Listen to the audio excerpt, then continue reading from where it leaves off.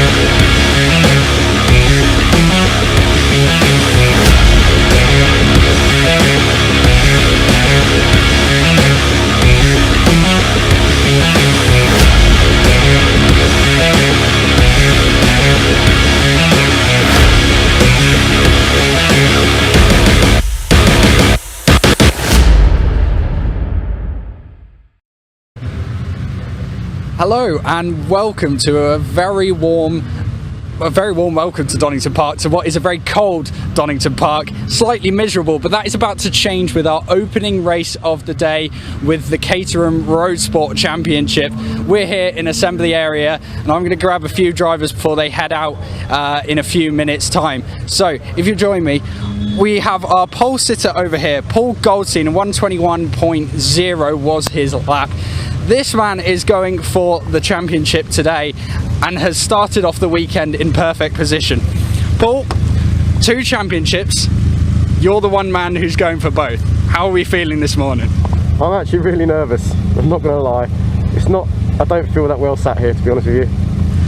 Is anything causing that? Maybe the weather, obviously wet again today, looking like it might dry up later. The changeable conditions good for you, or something that you're concerned about? I'm happy with the weather, I'm confident in the wet. I've done enough practice in the wet, so it's not the weather, it's just the pre-quali, pre-race nerves. They get me, so yeah. Do you have anything that you do to try and settle those nerves, particularly with, you know, I don't want to big it up for you, but 2 championships, it is a lot of pressure, but how do you deal with that pressure once you're out there? As soon as the lights go out, it kind of goes. It's definitely so as soon as the lights go out, I'm too busy focused on what I'm doing to worry about the fact that I still feel sick. But no, nerves right now, right here, I feel sick. Okay, well, I hope it does clear up for you as it normally does. So, as I say, with the championship, is that something you consider, or is it a lap by lap, corner by corner basis you're taking the races today? No, I need to beat the man behind me. So as long as I'm ahead of the man in purple, that's the job done really. His aim is to get past me, I need to stay ahead of him. So that's the aim for this race. All right, well, a very good luck to you. Hope it goes well, and enjoy turn 1. Thank you. Cheers. So that is your pole sitter, Paul Goldstein, and clearly very nervous at the moment, but with a clear plan in their head for what they want to do for turn 1. Still in assembly at the moment, but the qualifying session before has just finished. But I'm just going to grab a quick word with Jono Emery, man second in the championship. Jono, very quickly, second in the championship, the man you need to beat is directly in front of you. Is that the primary goal, or are you just trying to take it how it comes? Yeah, absolutely. In these conditions, you just take it as it comes, you go to your natural reactions and instincts, and hopefully we get it over the line in front of him. Do you have a set play plan, or are you just going to go for it? No, you just send it. All right, good luck.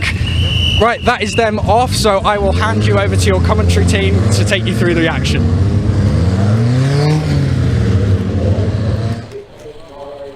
Thank you, Mitch. And well, ladies and gentlemen, we arrived then for the second day of racing here at the Donington Park National Circuit, the wonderful circuit located just off of East Midlands Airport. You may every so often hear the rumble of a plane flyover, but more importantly, you're going to hear the rumble of engines. And with 12 races on your schedule today, all of the racing action is going to be brought to you live from circuit side. And in the commentary booth, you have myself, Paul Walsh, and also you have joining me the man who lives and breathes Caterhams. He's none other than Chris Hutchinson. Good morning to you, Chris. How are you feeling for today on our action-packed schedule? Absolutely. Look at the schedule up here on screen already. Yeah, Chris Hutchinson here in the commentary box as well. Looking forward to bringing all the final action of the Caterham Motorsport ladders for 2024. Before then, we do it all again next year. But Bill Steen's Caterham Motorsport are the drivers out on track at the moment. And looks like we're running slightly ahead of schedule, so keep it in mind as you're sitting at home watching all of this action. But we've got all of the cars that we saw yesterday, plus the road sports, plus a whole lot more, including the Academy Trophy race, which is a little bit later, which is exciting. We'll talk about that a little bit later on. But yep, we are ready to go then with the road sport race, and here is the start grid. And our grid for our first of two races today for the Bilstein Caterham Road Sport Championship, their final round of the season, sees Paul Goldstein on pole, that 121.02, a phenomenal pole lap, and Henry Morris joins him on the front row of the grid. Behind is the second of our two championship contenders. Goldstein is the leader, Jonathan Emery the chaser, and he starts P3 with his target man right in his sights. Harvey Ashmore starts P4 with Henry Speaks line up on row number 3 in the company of Django Jones. Monty Hinds starts P7 with Will Jarvis alongside P8, and we have Patrick Cunningham and Nick Hyton completing your top 10. But you can see how close they all are in qualifying there. Only 7/10 separating the top 10, and that flow continues onto the 6th row of the grid with Bruno Van Dijk starting P11 best to rest. Jack English starts P12 then number 13. On row number 7 you've got the company of Barry Hanif and Miles Enyon, and then we do see on row number 8 David Jarvis and Istvan Demez, and then we do have on row number 9 starting P17 Giles Hansen and Tim Payne P18, and then P19 P20 to complete your top 20 it's Brian Joyce and Graham Handy.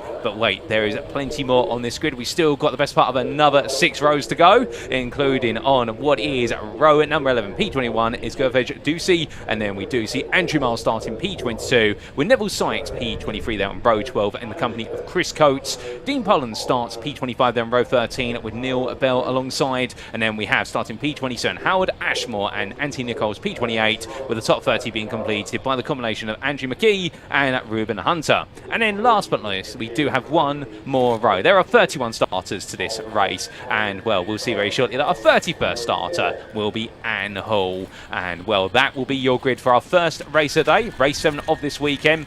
And of course, keeping in mind that all of our races over the course of this weekend are to wrap up all of our championship series. There is the grid. I do believe we are just waiting for the green flag lap to get underway, and there our drivers do go, pulling away. And Chris, treacherous conditions, much like yesterday morning, but the difference is yesterday morning it was all about qualifying. Today, it's all about race. And also in the qualifying, the road sports were last up qualifying yesterday. They haven't had a race yet, so they have their conditions were quite dry by the time they got out on track. So this really will be a voyage of discovery. We should watch out in case they do get 2 laps of green flag laps because of conditions changing. But we'll just see whether they get pulled up on the line or do get followed. But yeah, you can see how damp it is out on track, and also you can't really see on the camera at the moment, but how gusty the wind is.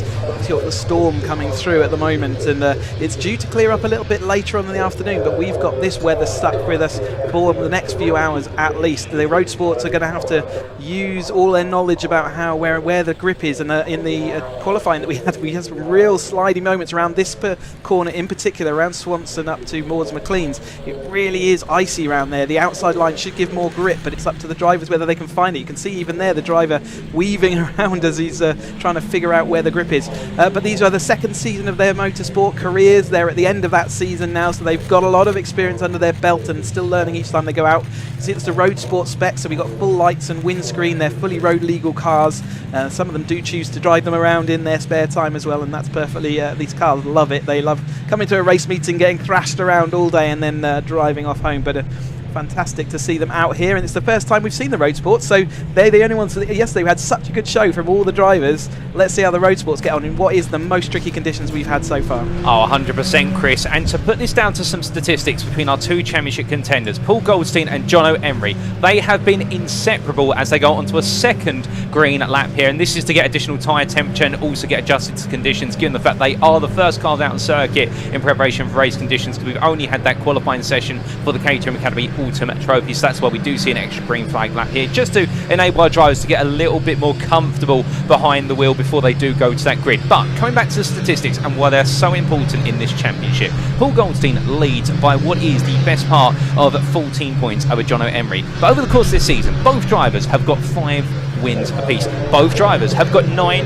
podiums apiece, and I do believe it's an equal split of first and second places between them. They've also both had 10 top 5s. The only difference has come down to fastest lap, so it's been 4 in the case of Jono Emery versus the 1 of Paul Goldstein, and in terms of top 10s, it's been 12 top 10s for Paul Goldstein versus 10 for Jono Emery, and that is what has led to the points difference when you factor in the drop scores. I mean, Chris, we have got very close championships across the board going into this weekend, but this arguably is the closest when it comes down to driver statistics. These two have been inseparable, and Paul Goldstein, of course, going for a first in the history of the Caterham Motorsport ladder in trying to seal both the Road Sport Championship and also the Graduate Sigma 135s later today on the same day. It's never been done before. Yeah, like you say, Goldstein's got that very slight advantage heading into the weekend, and actually that's going to see him in good stead. In fact, if he gets 2 second places over the course of this weekend, he does do enough to seal that. He can't do anything, he can't seal it in this first race though, so it is going to go to the final round, and as Goldstein alluded to there, he really just needs to finish ahead of Emery to guarantee it, and Emery desperately needs to get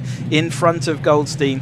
So it's it's about seeing what happens later on, and a little bit further back then we got Monty Hind and Morris and various other drivers all in the scope for having that top 3 position, and they'll be fighting it out just as hard for those positions. But yeah, Goldstein comes in here with the advantage, and actually the race tally is slightly different because of fastest laps. It sometimes makes the results look slightly different, but actually Goldstein comes in with 6 wins to his name to date, whereas Emery only has 4. So that's where that advantage comes from as they head into this final round. But Emery is certainly capable, and with these conditions so changeable and gusty especially, and they don't know what all the lines are going to give them as far as grip yet. So there really is throws.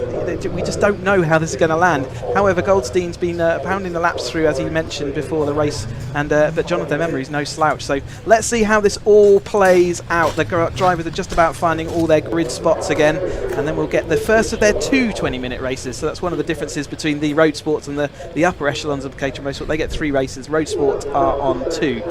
But let's see what Goldstein in the gold car on the left of your car, and the purple car of Emery, you can see lined up just to his right, but on the row behind. They're the 2 drivers that are protagonists in this. Yeah, you can see how windy it is out there as the camera wobbles, and we are getting sort of 60-mile-an-hour winds at gusts at the moment, so it's worth keeping in mind. That will affect these Caterhams. They're only half a ton. We're about to get that action underway though, thanks to all the cameramen and all the marshals out there in this horrible weather. There goes the green flag. And as the green flag waves, the lights will very shortly go on in a very windy day at Donington Park National. But as we wait for those red lights up in the top right corner of your screen, you're tuning live via BARC TV or the Caterham YouTube channels. Well, welcome to you all. And the lights go on for the first time today. And without further ado, it is going to be lights out and away we go for the Road Sport Championship race 1 or 2 here at Donington Park. Goldstein has a slow start. It's a good start from Henry Morris, who pulls up alongside. Morris starting getting Goldstein trying to fight to inside, but has to back out immediately. Meanwhile, look further back, you'll see Will Jarvis trying to take a sneak peek around, and also Harvey Ashmore. But as they make the way through turn 1, everyone very tentatively creeping through Redgate Corner here. You can see the spray coming up. There's a lot of standing water out there on the circuit at the moment as they make the way down into Hollywood, and then the crane occurs. That lovely long distance shot there showing all the drivers making the way on through snake training, and nobody wants to be off of where the dry line is at the moment, where the water's been shifted. But as they come in towards the old hairpin, they're occluded for a brief moment, but now they'll start to make the way back up the rise here and through the old Starkeys Bridge corner, but going through the left-hander. And as we can see, still a lot of changes on the grip there, but it looks so we've had quite a shuffle already, Chris, and in fact I think one of the drivers in the second row may have made it into the lead. Yeah, I think so. It's hard to pick out in this at the moment which driver that is. It was looking like it was either Ashmore maybe or Morris moving through, but Goldstein was still in that second place. But job one done by all the drivers, getting around at least half a lap now and through the tricky, really slippy phase around Swans Corner. So yeah, they're all keeping it under control, knowing that this is a 20-minute race and therefore they don't have, you know, they've got plenty of time to figure out the conditions before they can really start getting. Here's Goldstein though, down the inside Emery. You can see the two championship protagonists then in second and third as we head into the chicane for the first time. And as we come across the line, I think it might be Morris out front at the moment, but as they come across the line, we will see which order they have finished lap one in. They're all just about making it through the chicane. Some of them slipping onto the green, really slippy through that part of the track as well. But let's get lap one in the book.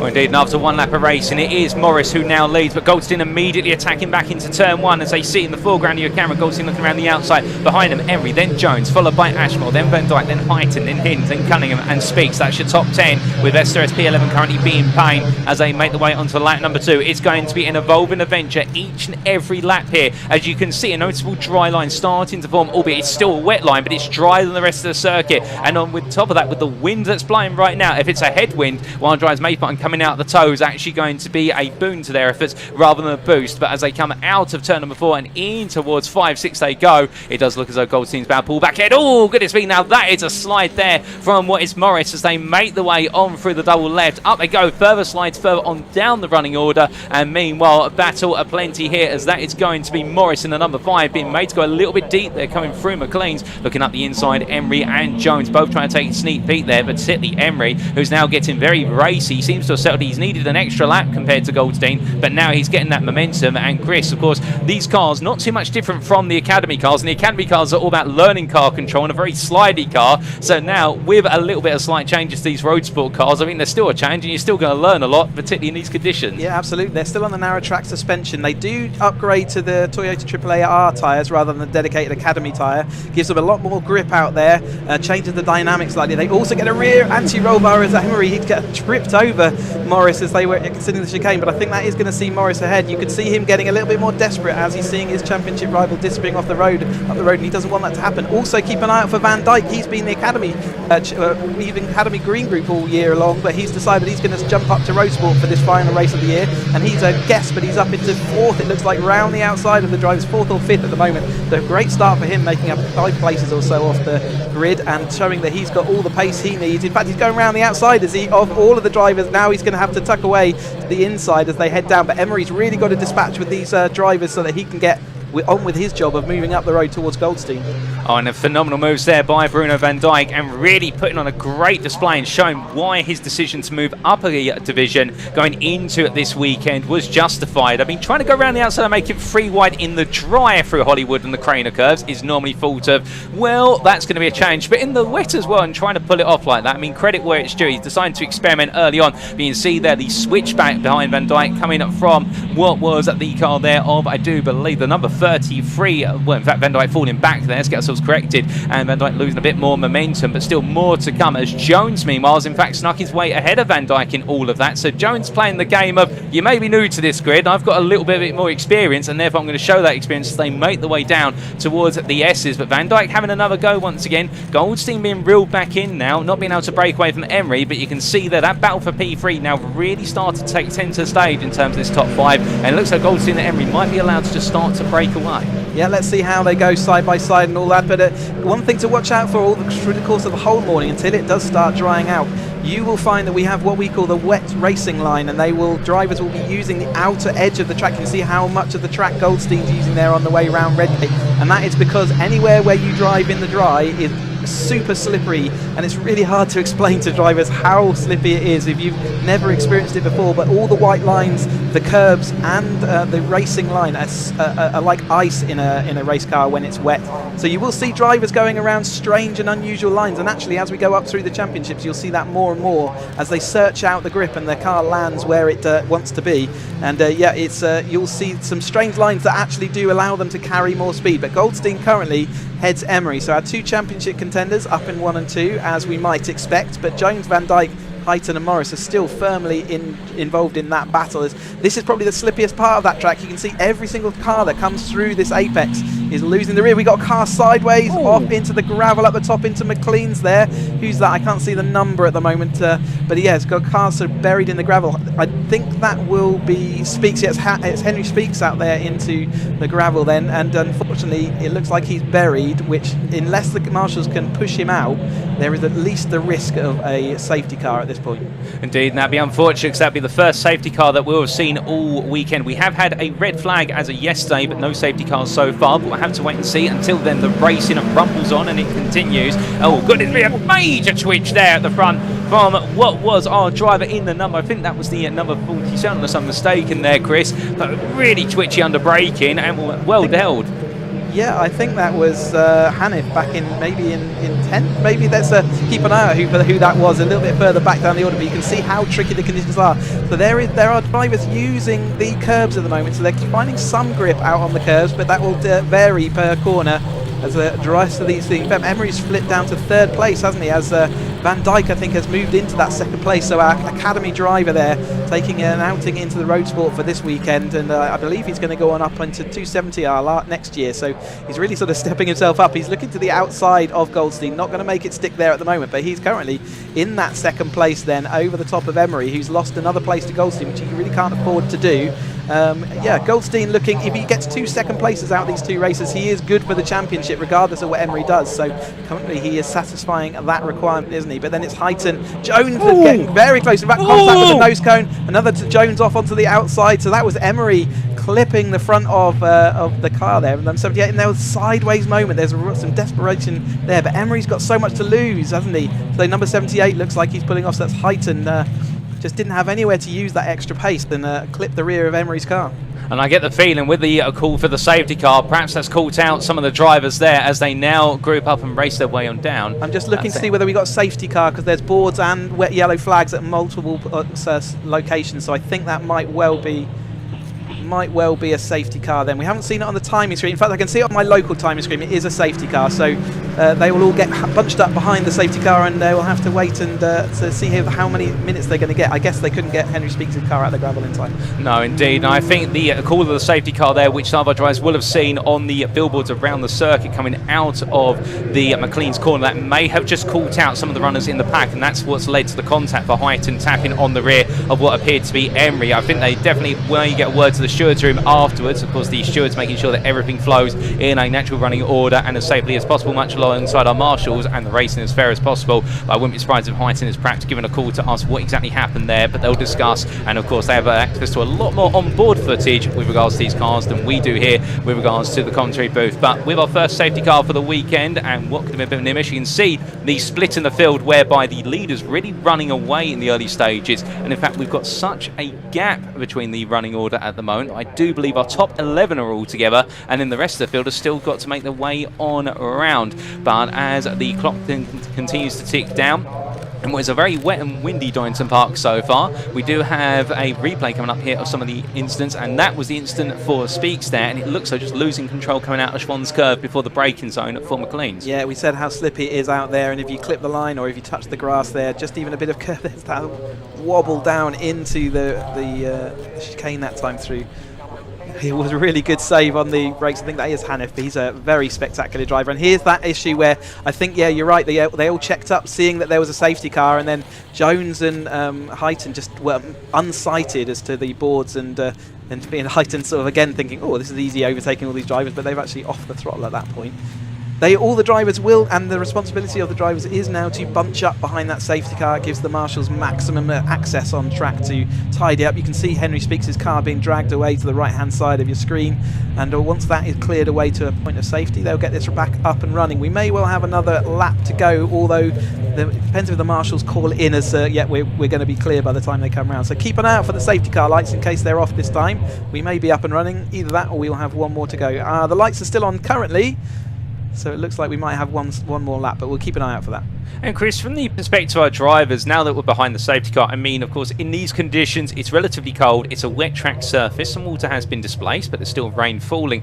What do our drivers have to do with regards to imagine tyre temperatures? Does it become a noticeable thing whereby, because you're not running at full pace, you're not braking as hard anymore, you're losing a drastic amount of temperature, and therefore you've got to try and get it back as soon as possible when you go racing? Or are these tyres quite good at perhaps maintaining temperature, or that it's not as noticeable perhaps? I think you're more in a situation if you never really get temperature into the tyres, they stay a bit cold in these kind of weather conditions, so it doesn't make too much difference from the tyres perspective, but the brakes is where it really, you do lose a lot of temperature in the brakes, and you may well see drivers snatching a wheel because of that and causing a lock-up, and in the wet conditions that can often mean the car just plows on straight, so keep an eye out for that on this restart. So you'll find that the more experienced drivers, the ones that are a bit more clued up, will be accelerating and then using their brakes, maybe riding their brakes just a touch to make sure they're nice, clean and kept warm for the restart, but it is a snatch brake more than the temperature in the tyres that you have to watch out for. I see, and thank you for those insights there with regards to how drivers will gradually mitigate what will be the safety car period and get themselves back up to speed as soon as possible. But as our drivers do make their way on around, we do have now, I believe that's the car of Highton that has been repaired and making its way out of the pit lane. It will join the back of the field. In fact, that's not Highton. I think that might indeed be it. I think it was Jones. Jones, yes. Had to go into the pits. I wonder whether he needed to check out his car, or maybe maybe he just felt that there was something wrong or needed to be looked at. But yeah, he was running way up in the list, wasn't he? And 4th or 5th, and now he finds himself down. In fact, yeah, he was in 5th place, and so everyone's moved up a place because Jones went off into the pits. And I do believe Jones was the one who had to take the rallycross line around Highton when they all checked up. So Pratt's just going that outside line and a bit of bounce and travel on the suspension. He decided, you know what, something's not quite right here. I need to get it checked. But thankfully, back out there, the only driver we have lost since the start of this race, I do believe, is Speak. So we've got 30 runners and now down to 29. So we might be missing a driver on the grid in the first instance. But as they all crawl on around here, well, we still see the clock ticking down in the top left corner of your screen, and the safety car is starting to speed up. So it looks like we're going to be going green flag racing once again. A bit of reduction in race time, albeit to be fair for our drivers, they're not going to be focused too much on that. The only time they'll stop the racing is when they do see the checkered flag in the end, or they do see a safety car, albeit hopefully we won't see another one. And the lights are out on the safety car. Paul Goldstein already started the bunch to fill up, and you can see behind how eager it is for Van Dijk and also Emery. I mean, for Jono Emery, he wants to get past Van Dijk. Meanwhile, Van Dijk's just there having a good time by the looks of things and wanting to get stuck in and take a feather out the cap of his rivals here. It's an interesting dynamic. Meanwhile, Paul Goldstein, all he's got to do is get them to fight and run away. Yeah, no points for Van Dijk though, so he's not stealing points away from Emery, but he is going to steal a trophy, and obviously he acts as a blocker for him getting to where he wants to do. Goldstein holding them all back low. It's up to him to make that pace, and no one can overlap until they get past the control line, which is the first line. They're going to come up here next to the flags. Goldstein holding them slow. Now he puts his foot down and does get a little bit of a break, so it kind of worked for him. He's got a tiny bit of a gap over the top of Van Dijk as they get up to racing speed once more. Emery following along nicely. Highton was a little bit slower off the line that time, and he's going to have to look out for Ashmore, who's looking to see whether he can go around the outside. Morris has slipped all the way down to 6th at this stage. He's going to see whether he can do some recovery. And as they make their way through Red Gate Corner now, everybody back up to full attacking pace once again with 6 minutes left on the clock, and that does mean approximately what will be about another 4 laps after this one, was they tumble their way down through Hollywood and into the Craner Curves via the old hairpin. Well, you can see that Goldstein under pressure from Van Dijk, and as they wrap their way around for the old hairpin and head up towards what will be at Starkeys and Schwann's very shortly, well, we do have to wait a bit of a period of time, but here they come, and as they roar their way on for a left-hander, we can see there Van Dijk putting the pressure on Emery, falling back a little bit. In fact, Bruno Van Dijk absolutely going in the attack here. I don't know what he's had for breakfast this morning, but it's definitely giving him some energy. And well, they make the way on through McLean's corner for Goldstein here, who wants to try and keep Van Dijk as a bit of a buffer between himself and Emery. But I do wonder as well whether he finds himself getting entangled in bigger and bigger battle with Van Dijk, whether he decides to let Van Dijk go and instead just focus on running away. But scratch that thought for a moment, because it looks so now Emery's coming on the attack, and Van Dijk in fact slipping away a little bit as they make the way out of Coppice Bend. And on the back of all this is Highton, and it's slightly weight reduced car there, you can see, breaking away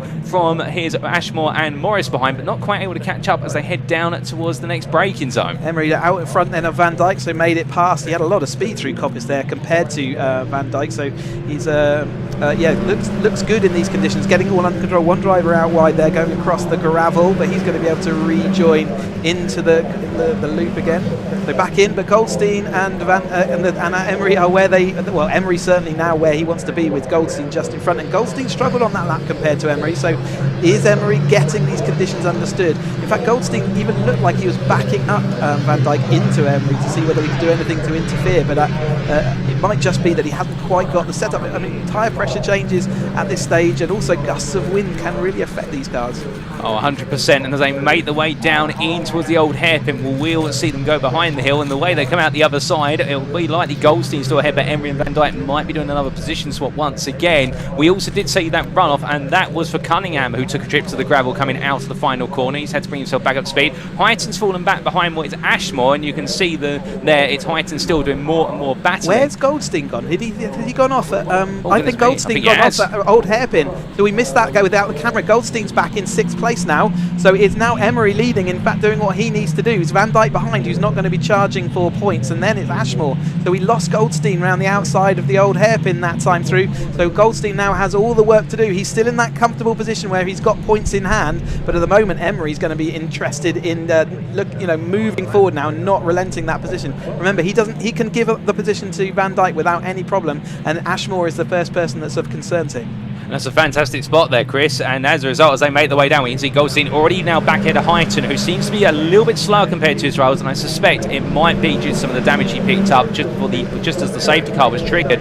He's not quite on the pace he was earlier on, but meanwhile the top three are starting to break away, with Goldstein still having to give the chase with 3 minutes left on this race, and now he's got work to do. It'll be this lap plus potentially 2 more, depending on how quickly they get around, but meanwhile Hyton just trying to keep everybody else behind, including the number 5 of Morris and also the number 76 of Hind, as they make the way down the hill once again. But as they do, you can see Goldstein already tearing off at a pace, trying to run away, and meanwhile this battle for what is P5 through to P9, absolutely brilliant as they weave and wind. And well, we now do have our old hairpin camera up, ladies and gentlemen. A number of you were asking about it in the YouTube chat, but it's finally made its way together. Of course, bear with us, we do have the little technical gremlins that do sneak their way in, but also sneaking their way in there is going to be Morris, looking for a potential move once again. Swings from one side to the other, but he can't find it on Hyton. Oh, and that is the number 40 there, parked up, and that's a difficult end to the day for our driver there. Where is that? Dean Pollen, and a moment. That's coming out of old hairpin, is it? Onto, are we going up to McLean's? Yep, out of old hairpin. So, in fact, oh no, it's out of McLean's corner, yeah, at the top of the hill. So again, very slippy up there, and if you grab a wheel, then it does plough you on. It is Emery, though, out front. He's got 2 cars in between him, but only 1 car of those is counting for points. So it's looking close. The lead has been reduced by Goldstein, but he's still probably the favourite going into the last round. If it stays like it's going to, if it is now, but with 2 laps to go, I don't think that's going to happen. I mean, they do say miracles can happen, but Goldstein's going to have to pull off an absolute lion's drive in order to try and sneak the win back in this one, as they make the way on to what will be the penultimate. It will be very close to see if we get an extra lap in this one. Whether it gets called with 3 or 4 seconds to go, we'll have to wait and see. But let's just roll with the laps as they come. You can see Goldstein absolutely flying on the attack. Meanwhile, Hyton losing out there, is up the inside of him in the battle for P5. Goes Hind, and as they make the way on through what is turn number 1, well, now it is going to be the number 76 that makes the progress. Albeit Hyton looking around the outside, so Hyton not giving up. I hope he hasn't punctured his radiator. In these conditions, you wouldn't know. Normally you'd see, because it would be leaking fluid, but in these conditions you wouldn't get that. I can see some damage to the radiator, the lower right-hand corner of it. So I really hope he's not reducing his pace because his engine's about to fail. Let's hope that. But the lead battle with 54 seconds to go, like you say, it's going to be close as they go across the line, doing 1:34-second lap. So really is going to be tight, and depends how they're going. But Van Dijk is now in the lead over the top of Emery, and it looks like Goldstein's going to see whether he can do anything about Ashmore in front of him. Certainly he's looking to recover that position and get that extra point that it will pay him. At the moment, the fastest lap is by Goldstein, so that gives him another extra point. So he's clawing it all back after what was a disaster around that old hairpin. Oh, 100%. And Goldstein right now knowing that if he can't win this race, or he can't finish ahead of his rivals, he'll get as many points as possible in order to keep 1 step ahead. But as they roar their way down, 20 seconds left on the clock as they head into the S's. Is this for the final time? Well, Goldstein up the inside there of Ashmore, making a quick dive to the inside. Ashmore doesn't want any part in this. He wants to steer clear of it, as we've got 10 seconds left on the clock. We will get another lap in by looks as they make the way to the line. And now Van Dijk is going to lead this race, but importantly, Emery leading in the championship race. But Emery looking looking to the inside as they make the way towards Redgate corner. Emery 9 now, he's got to put the buffer back between himself and Goldstein, because Goldstein is hot on his heels. They roar the way through, goes very deep, however, at Redgate corner. That's going to open that door for Van Dijk. Meanwhile, Goldstein now getting the traction, getting them to look on the outside here as they make the way towards Hollywood corner, and as they make the way down, snaking every which way, and Goldstein absolutely giving it everything here. Even though he's got one more race, he wants to try and step ahead, and Emery in response, sliding about here. They're slithering left, right and centre, and behind Ashmore right now. Well, I'm a bit jealous of him, Chris, because I can tell you one thing, he's in the popcorn seat, you getting to watch the drama. He's also watching a championship trophy disappearing off up the road, isn't he? So he'll be wanting to get that third place. He'll certainly be looking to pick up the pieces if anything does happen. Van Dijk doing what he needs to do out front as jumping up from Academy into Road Sport and looking like he might well take this. Emery and Goldstein going hammer and tong, and in fact they're tucked up the inside with that extra fastest lap from Goldstein. That is going to put him again losing out only no, in fact he's not losing any points to Emery this time out, so that's really going to be good and strong for his championship. We'll work out the points as we get to the end of this race, but Emery currently in the lead, Van Dijk out in front as far as the trophies go, but Emery in the lead as far as points go, over the top of Goldstein. Goldstein looking to see if there's anything he can do. Doesn't look like it at this stage. It'd have to be a really late lunge, and I don't think that's going to happen into the chicane, but we are going to have a look for Ashmore down the inside. Doesn't make it stick, but he gave it his all. Goldstein all over the curve trying to get the move and the run on Emery, but the line's going to come too soon, so Goldstein will take that third place, but with fastest lap that gives him equal points to our Emery, and that's going to be good for his championship. So as the checkered flag waves, Bruno Van Dijk takes victory ahead of Jono Emery with Paul Goldstein P3. It'll then be Ashwell People ahead of Highton, then Hind,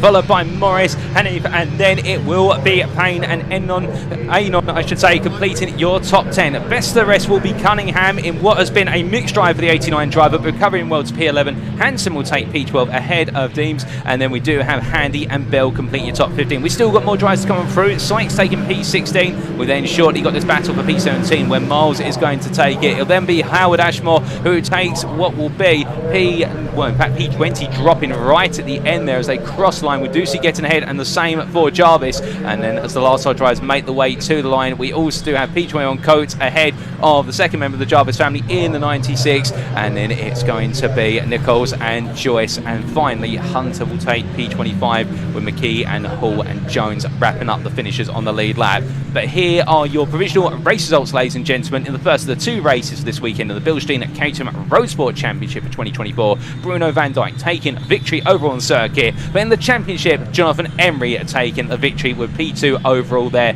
and as we can see Paul Goldstein at P3, Harvey Ashwell P4 ahead of Nick Highton completing the top 5, Monty Hind P6 ahead of Henry Morris, and then we see Barry Henny, Tim Payne and Miles Anon completing at the top 10. Patrick Cunningham, best of the rest P11 ahead of Giles Hanson, with Stan Demez and Graham Handy completing your top 14. Fastest lap of the race, set on lap 10 at 1:32.93 by Paul Goldstein. And that means in the battle between Jonathan Emery and Paul Goldstein, it goes to a final race of the season for later on today, and well, neither driver will gain or lose on the other. Paul Goldstein takes the advantage into that race, but he knows it's not just as simple as getting to the checker flag if this race is any evidence of it. What a race, Chris. I mean, it's just incredible, and what way to set the tempo. I'm just looking at the points, and it does look like Goldstein would have to get at least a 4th place at the moment to still guarantee it if Emery'd got the win in the fastest lap. So it really is going to go down to the final points. They are very, very tight, but it's still the slight advantage to Goldstein then, with Emery recovering that 1 point there in that battle. But yeah, great opening round. You can see how tricky the conditions were out there. All the tricky conditions, and hopefully the drivers will be getting to Parc Fermé and we'll be able to catch up with them in a second. But yep, great opening round, and I'm thirsty for more. We've got the 7 Championship UK coming up next as well. Oh, 100%. It's going to be a situation whereby I think as the racing goes on all the way throughout the day, it's only going to get better and better. And well, to say it's going to be better than what we just seen, I think it's unfair to what is the performances of our Road Sport Championship drivers. But as we do wait for our drivers to make their way into Parc Fermé and get the thoughts on our podium finishers, well, we can see the marshals there doing some work. And we are, in fact, I believe, going to come down to the pit lane and to Sam Parker, who is going to get a word in with our drivers, ladies and gentlemen. Wow, what an incredible first race for today. Like, amazing battle between these 3 guys and Harvey Ashmore. But Bruno, who has done another lap after the checker flag, so he's not here yet to take his first spot. But we're going to come on down to Jono Emery. Jono, wow, And you've got an academy driver in the mix as well. We were playing together in testing the other day. It's quite good fun. I was hoping he was going to have a go at Paul, but he didn't want to, so that's cool. I went for him instead. And yeah, I saw Paul come off. Django hit me under a safety car. I hope the car's all right. It took a hell of a whack. I think Nick hit me, Django hit me, but yeah, just trying to stay on the track. You know, Paul fell off. I nearly came off exactly the same place. Could have been anybody's race, and I mean, Bruno was awesome in the race. I think he come down the outside of me in one of them, so I thought, right, I'm going to copy that line.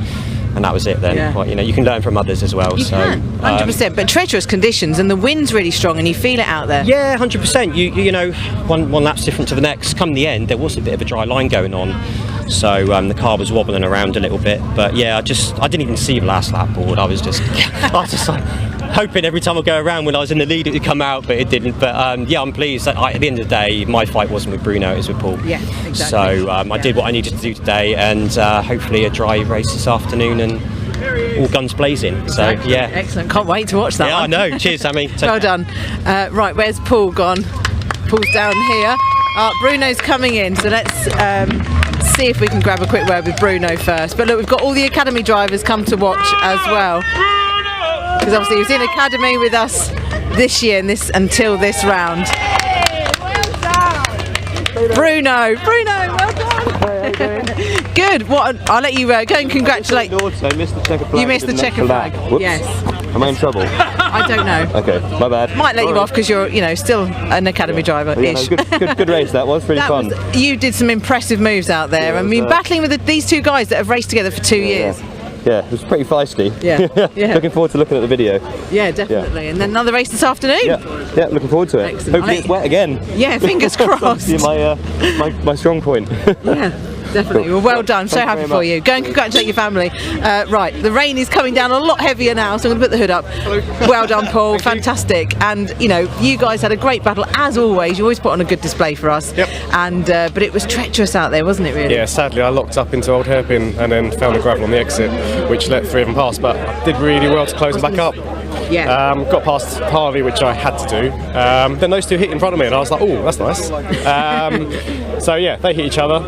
Didn't do enough damage to each other, and I was right on the tail end. So no, it was a good finish. No, I can't complain. Got fastest lap. Still puts me in advantageous position for championship. Yeah. So yeah, no, good. It comes down to the last race this afternoon. And obviously you're racing in the graduates as well, and there's a championship that could be on the cards for you there as well. There is. I might not need to race it, so it depends on what happens in race 1 with them. If my closest rival doesn't win and doesn't get fastest lap, I've won it. So there's a chance I might not race that one at the end of the day, but we'll see. So no, it's a busy day. Very busy day, yeah, but amazing. You're doing so well, so yeah, it's brilliant to see. Quick shout out to my mum who's watching, my grandmother who's watching down in Brighton, and my dad and grandfather are both watching from France. So hi to all of you. There you go. Hello guys. Brilliant. Well, good luck for later. There we go. First fantastic race for the Road Sport Championship, and now we have the CSC UK cars. So it's going to be on wets for them, no slicks in sight on this very grey wet day. So I'll hand back to the comms box.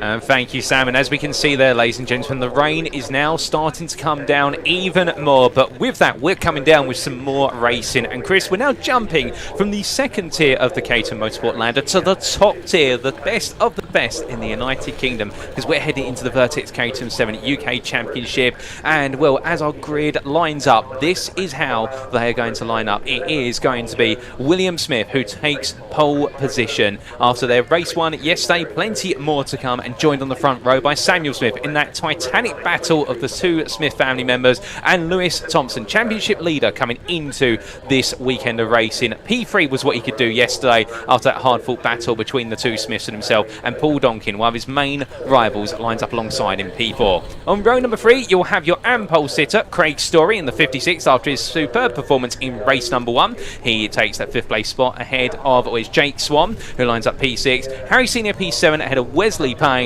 and then completing the top 10, Matthew Armstrong and Mike Evans. And keep your eyes out for Matthew Armstrong. He went quite well yesterday, albeit fell back a little bit, but still plenty more to come from him.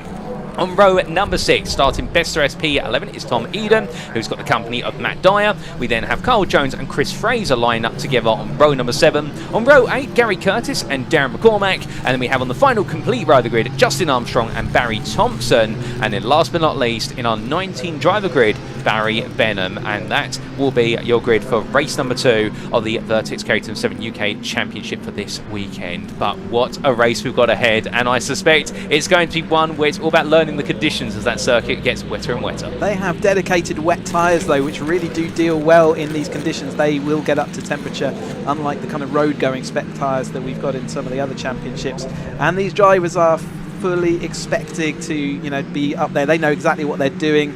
Yeah, they've got all they'll have all their preparation done on all their cars, and the race visors, they'll put their sort of anti-water so to try and repel all the water. And with the wind blowing in their faces, as it is, it's really, really gusty. And as we said before the race, there's a massive line of rain just absolutely dumping itself onto the circuit right now. So the conditions are going to be changing every single lap to what is going to be pretty poor. You will have zero visibility coming around Hollywood. They may well get 2 green flag laps again, because they were on slick tyres yesterday, and therefore they may well get that second green flag lap to adjudge conditions. And you can see that these drivers actually pushing quite a lot harder on this green flag lap to understand what's going to be underneath them.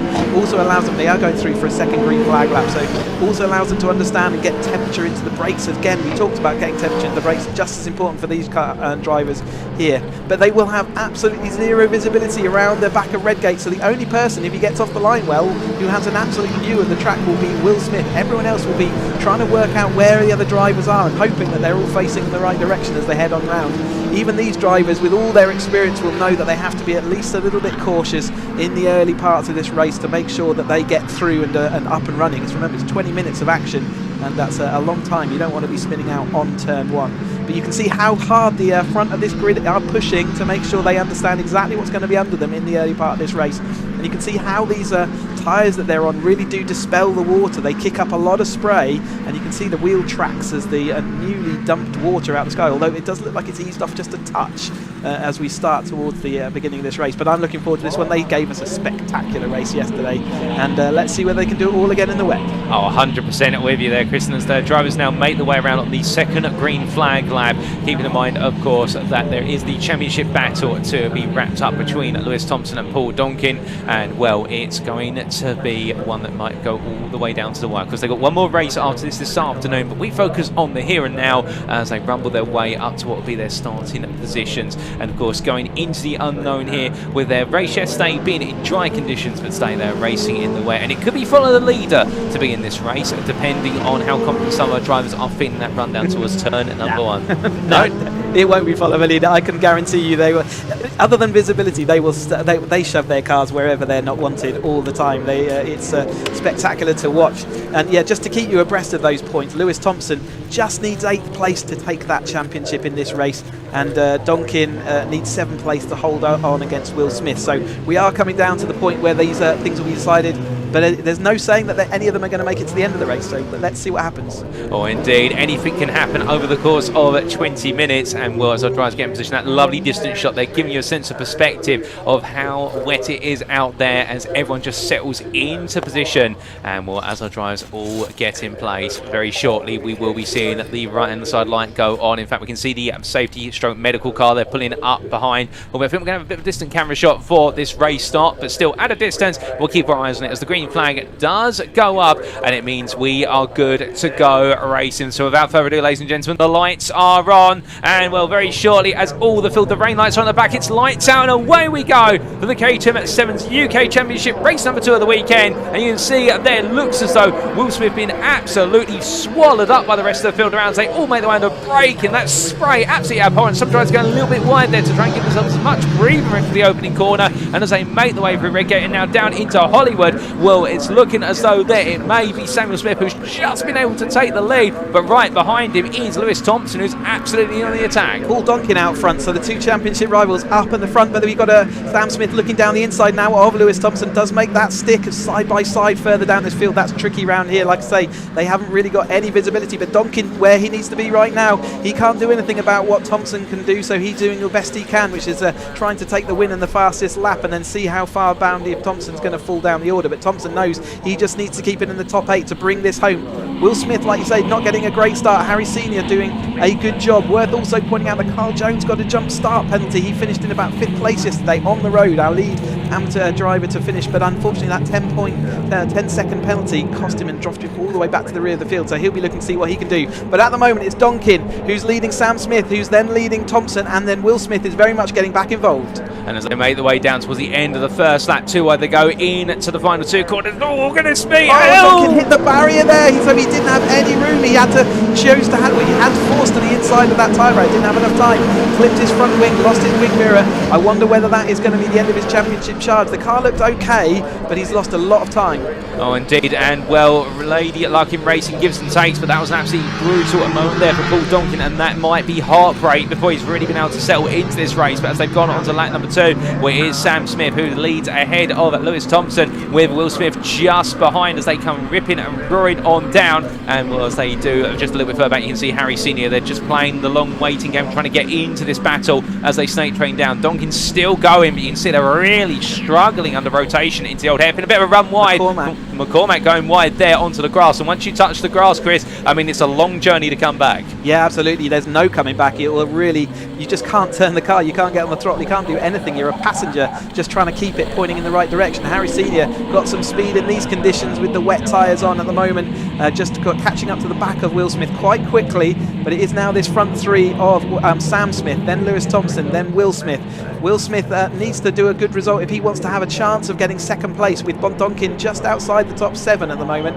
It looks like he will have to do the extra work. He won't get that second place guaranteed until race 3, but there's still plenty of time for anything to change. Sam Smith, though, who had that incident with Donkin that last time through, he is still in that lead of the race. Donkin now fighting with Craig Story, and Story sideways all the way out of that chicane. That's not the quickest way to do it. It looks spectacular, but it's not the fastest way to pedal these cars around. Oh, indeed. I thought they were trying to go for awards for synchronised drifting then, given the way they both made their way out, Donkin and Story. But as they make their way down onto another lap, 3 wide as they come through. Oh, going straight on there. That looks to be one of the drivers just getting a bit of long under braking, and in the end deciding just to let it go and roll onto the runoff tarmac. But looking to the front of the field as they come down here, and well, it is line astern for now, with Sam Smith still ahead of Thompson, with Wills behind, and then Senior really closing up now and starting to build a degree of confidence. Further back there, we can see was the battle between that Matthew Armstrong and Mike Evans. And as they make their way out of the old hairpin, and it looks as though they're enabling Story just to slowly break away. Further down the order, we have had what is a jump start penalty applied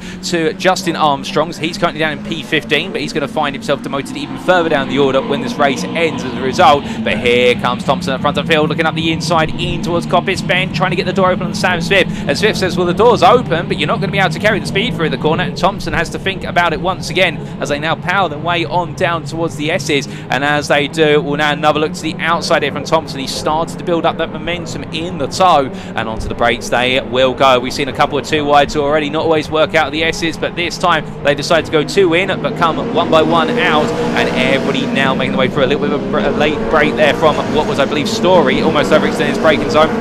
And then we do have some of our drivers further down the order called in a long train here, and I believe that may have been the car of what was, unless I'm very much mistaken, that was the car of Armstrong, just starting to form a cube as they come in towards Redgate Corner. And it's going to be absolutely brilliant racing all the way up and down the field here. There's places to be made or lost, and I think a number of drivers here enjoying these conditions and the challenge it presents. And of course, because it's going to end up shuffling the order to a degree, because there'll be some drivers here who prefer the drier conditions compared to the wet, so therefore they'll just feel as though they can be the rain maestros for today. Yeah, even the Story again wobbling behind Matt Armstrong's car there. Matt Armstrong is making his way through the field, but Story having a run. This is the first time out into this 420R. What a journey that's been. It's definitely a leap of faith to jump into these cars and try and compete, and he's certainly doing well. Sam Smith up in the lead, but yes, it's some of the drivers do prefer wet and dry, but by the time they have the experience of these most of these drivers have anyway, they will have laid bare to their demons if they didn't like the wet when they first started. And certainly with these tyres, and they can adjust the setup of these cars to cater for this wet weather, they'll certainly know exactly what they're doing. But it is this front 4 that broken away. Donkin has forced his way through back to 5th place, so he is recovering the situation, certainly protecting 2nd place in his champion. That's Jake Swan just behind him. Here's that Story and Matt Armstrong. I think Story's gone straight on. Mike Evans, and then Eden comes along as well. There's Justin Armstrong. The Story having to take to the recovery to get back to the track there, the long way around, and Justin Armstrong also having to do the same thing. So Those drivers finding the braking limit as they go into the chicane now. Indeed, every lap the circumstances and the braking zones will change as that rain continues to mix things up. But as the drivers make their way onto their next lap, well, here we can see it's a continued charge from Will Smith behind Thompson, and meanwhile Harry Senior has found his way up into P2 in all this Acedia, gradually pulling his way through the field and chasing after that overall win. But as our drivers come on down in towards the old hairpin, one thing that is definitely noticeable is now that our top 8 is entirely the Pro-Am class drivers and the rest being AMs, well, it's now the case that we're seeing that experience of our Primes really shine through, not to be unfair to our AMs, but it's just that amount of time and the confidence they have in these conditions. Yeah, and the margins are tiny and the cars are absolutely sliding at every single moment. You're on the absolute limit. If you brake a meter too late, that's going to be an absolute lock-up and ploughing off into the gravel. So it really always has seen it really sideways. Cop is one of the most difficult corners to get in the wet because probably in UK motorsport, because there's so many different dry lines that most of the track is just slippy. You're desperately wanting to get on the power, but you just can't do it, and the car just wants to go sideways at all opportunities. Having to defend now, Will Smith trying to get past Thompson, and that's allowing Donkin now to fully catch up. There's Mike Evans and Matt Armstrong with their story now demoted a little bit further back down. You can see Tom Eden here coming through, and Carl Jones making his way back through ahead of Justin Armstrong. So Carl Jones doing a good job to fight his way back up through the field, up into third place in that amateur class. He's looking like he's going to win that amateur championship, but as we watch the rain still coming down here, so the conditions still changing lap by lap. Indeed, but whilst the conditions may be changing, one thing that definitely is not changing up the front is that Harry Senior's confidence only continues to grow. The gap that time around being 3/10 across the line and trying to peel away. But as we look a little bit further down the order here to the AMPAC battle, which absolutely brilliant racing between our AM drivers here. In the top 5 of the AM class separated by 3 seconds in totality, well, as they come down in towards the old hairpin, and there we can see under braking the number 50 of Payne trying to find a way past Dyer. Gets a really good run. Dyer, I think, missing his exit as a result and losing the speed, and a very nice sweep around the outside to the inside of Starkeys. But as they head up the hill as well, Benham's going to be looking at the back of that battle thinking, can I get involved as Curtis? And also further down the order we do have the other members of the Thompson family also looking to get involved a little bit later on, but still we'll keep our eyes peeled on that as we are seeing Payne now starting to pull away from Dyer, who just seems to be trying to refine his momentum. But now it's for Payne to try and chase after Justin Armstrong, who is 1 second or so up the road, but coming up towards the S's, and as we can see under braking, Matt Armstrong, his son, his younger son, outpacing his dad at the moment.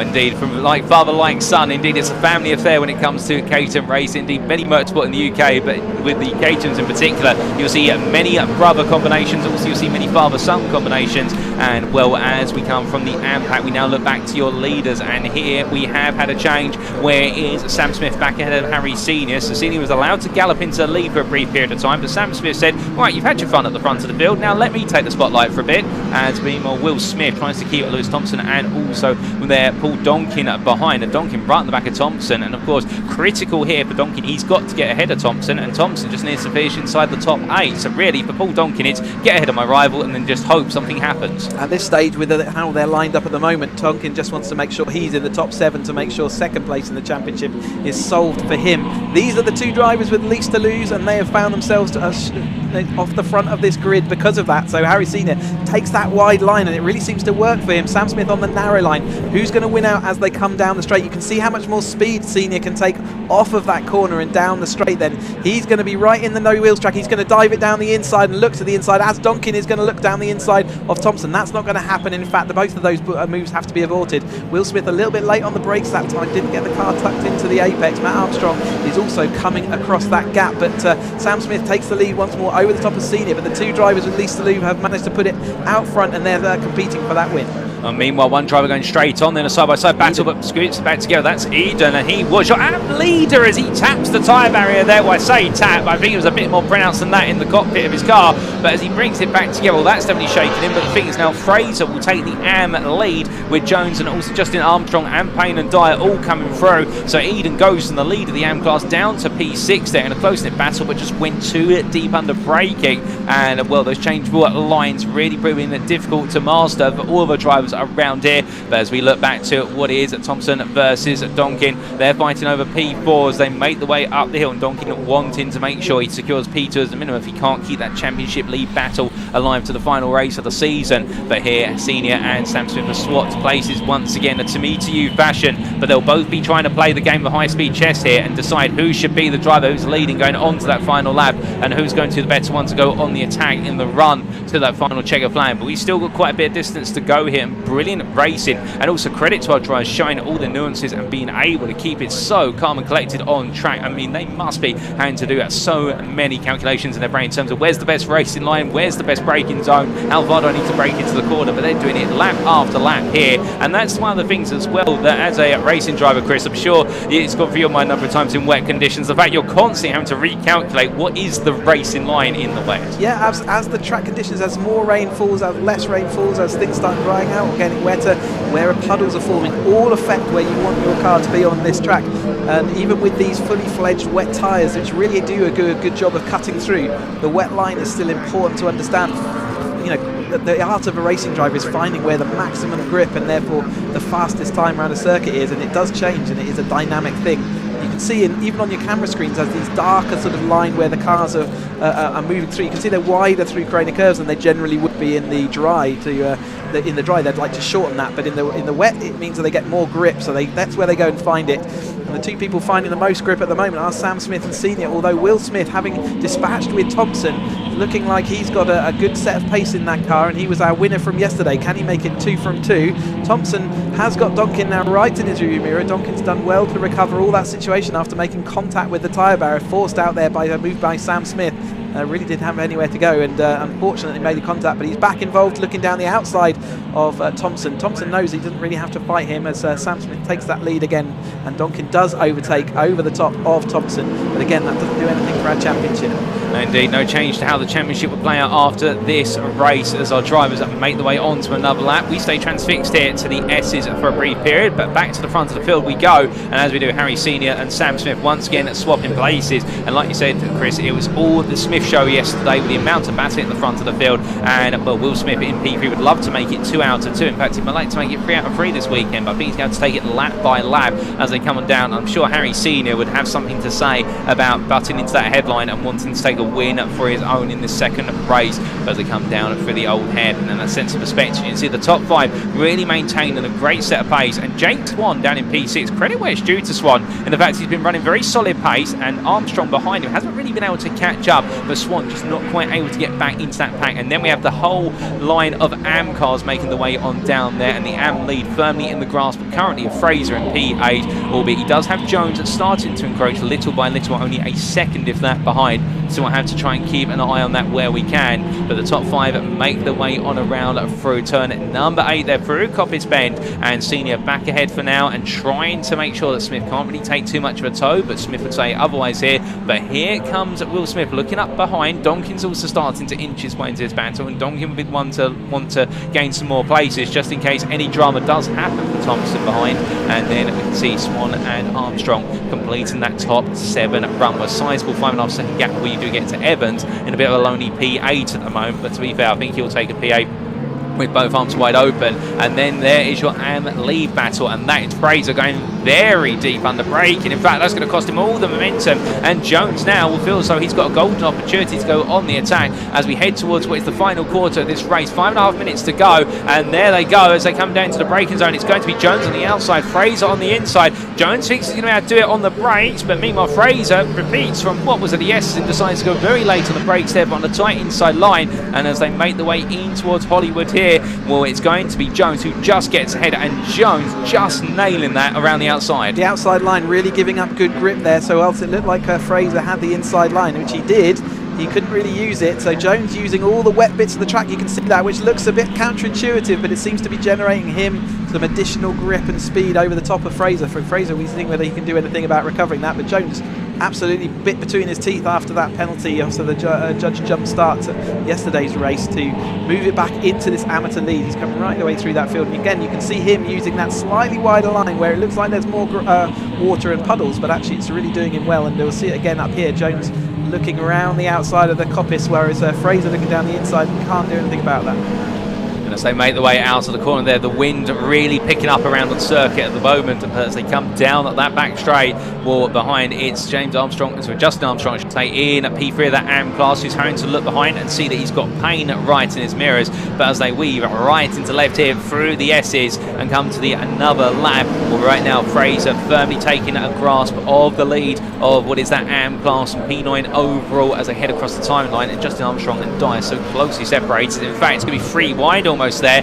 as they head in towards Redgate. In the end, it'll be a defense from Payne on the inside as they make the way on around, but that is going to completely shuffle the field. And then we come back to the front of the field. It's all happening wherever you look, and these are your Pro-Am drivers leading the way, and it is Harry Senior currently holding on to that lead, but Sam Smith and Will Smith now both firmly on his heels, and Senior knowing that he's going to deal with it. Oh, goodness me, as that's a bit of a run wide there, but collects to go and finds more grip for Will Smith, and then Sam Smith just staying right there in the 42, looks the inside in towards Coppitt's corner. Senior says, well, I can find all the speed around the outside, and right now they've got about 2-3 more laps to go, and we could be building up to a bit of a Titanic end here, Chris, with the 2 Smiths right now, I think, waiting and timing it right. Same protagonist from yesterday, isn't it? They haven't got the chasing pack quite so close to them. They've got a bit of distance now between that chasing pack, so they've got a bit of comfort. But Thompson drifting away there, he kind of knows he doesn't have to do anything. It might be that it's not quite set up to his liking, and he's spinning the car around and flinging it. You can see with that clear visor on as well, quite a lot of them will run a tinted visor in the sun, but in this wet weather you want as clear a view as possible, maximise your chances of being able to see. And he's watching this front 4 go ahead, and they're really probably quite calmly doing so. He knows exactly what he's got to do. But Matt Armstrong has overtaken Jake Swan then, so Matt Armstrong with that speed in the pack, and in fact it's Donkin with the fastest lap of the race in his recovery back to this front group, so he's helping himself. But at the moment Thompson's doing enough and Donkin's doing enough to hold first and second, so I think by the end of this race, unless anything really does change around, we're going to see the front 3 of this the championship decided today. Oh, indeed, and unless we have some sort of that Glock style moment here in the wet conditions, I think it will be the status quo for the championship. But that was Matt Dyer, I think, and maybe he was straight with Story. Was that his car? Anyway, the 2 cars off at the top of Hollywood. That is going to be. In fact, we got a red flag. So the 2 cars up there at Hollywood. Looks like that's caused a red flag immediately. And with only 2 minutes to go, that will be a full point result called. So that does mean that I think. That will be all our championship positions sorted. They'll go back a couple of laps, and I think it was Harry Senior who was in the lead when a couple of laps back. So we will have to check back. We'll be a little bit of a delay before we get the official results come through. But I think from a championship standing position, that means Lewis Thompson is our 7 championship UK champion. It means Paul Donkin is a runner-up, and in 3rd place will be Will Smith. You can see the medical cars going out there to check on all the cars as they did clatter the barriers at the top of Hollywood. As we'll get all those results ordered, but at the moment that's how it looks like it will be. But it'll be maybe a lap before, or a little bit of time before we get an official provisional result. Well, indeed, and we talked about drama just before the race ended, and as soon as we say that, it does happen. But first and foremost, hopefully our drivers are all okay, and we'll give you an update when we can on that, ladies and gentlemen. But if the results do finish as they currently stand, it does mean provisionally, like you say, Chris, that Lewis Thompson does become champion for the 2024 Vertex Caterham 7 Championship UK, and he becomes a 2-time champion, back-to-back titles from 2023, and it means he joins a limited Hall of Fame with other 2-time champions of John Byrne from 2020 and 2019 and Danny Winstanley from 2018 and 2017, and the only driver who has gone even higher than that, I do believe, is Aaron Head with 3 titles, 1 in 2022, 1 in 2016 and 1 in 2014. So therefore Lewis Thompson does become an increasingly established household name to add to all the drivers who have become 1-time champions as well in this series. It's not an easy thing to do, and he's done a spectacular job throughout the course of last year and then into this year. Here Donkin was the man who took the run and actually was early championship leader going through the first sort of 2/3 of this season, but Thompson has been carefully clawing his way back until the last a real dominant run of race victories and real solid performances have moved him into the lead and allowed him to take the championship with 1 race to go. All provisional at the moment, but that's how it looks like it's going to land. Which means for race number 3 of the day later on, with no championship on the line, at least in the Pro-Am class, I would imagine that it becomes a bit of a race which is more of an end-of-season bash, if you will. Obviously our drivers will keep it all fair on circuit. With nothing to lose, they may just feel a little bit more motivation in general. You know what, let's have one last crack of it and have a laugh at the end of the season. It could go 2 ways, either that or Lewis Thompson and Paul Donkin and maybe even Will Smith will decide they don't want to take part, because actually all they're doing is risking their championship, because if they get penalties then we will be. We can go down to Sam, who's got the cars down in the pit lane.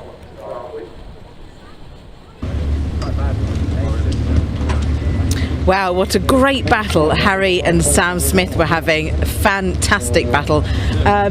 But yes, we've provisionally got first is Harry Senior, second is Sam Smith, and third Will Smith.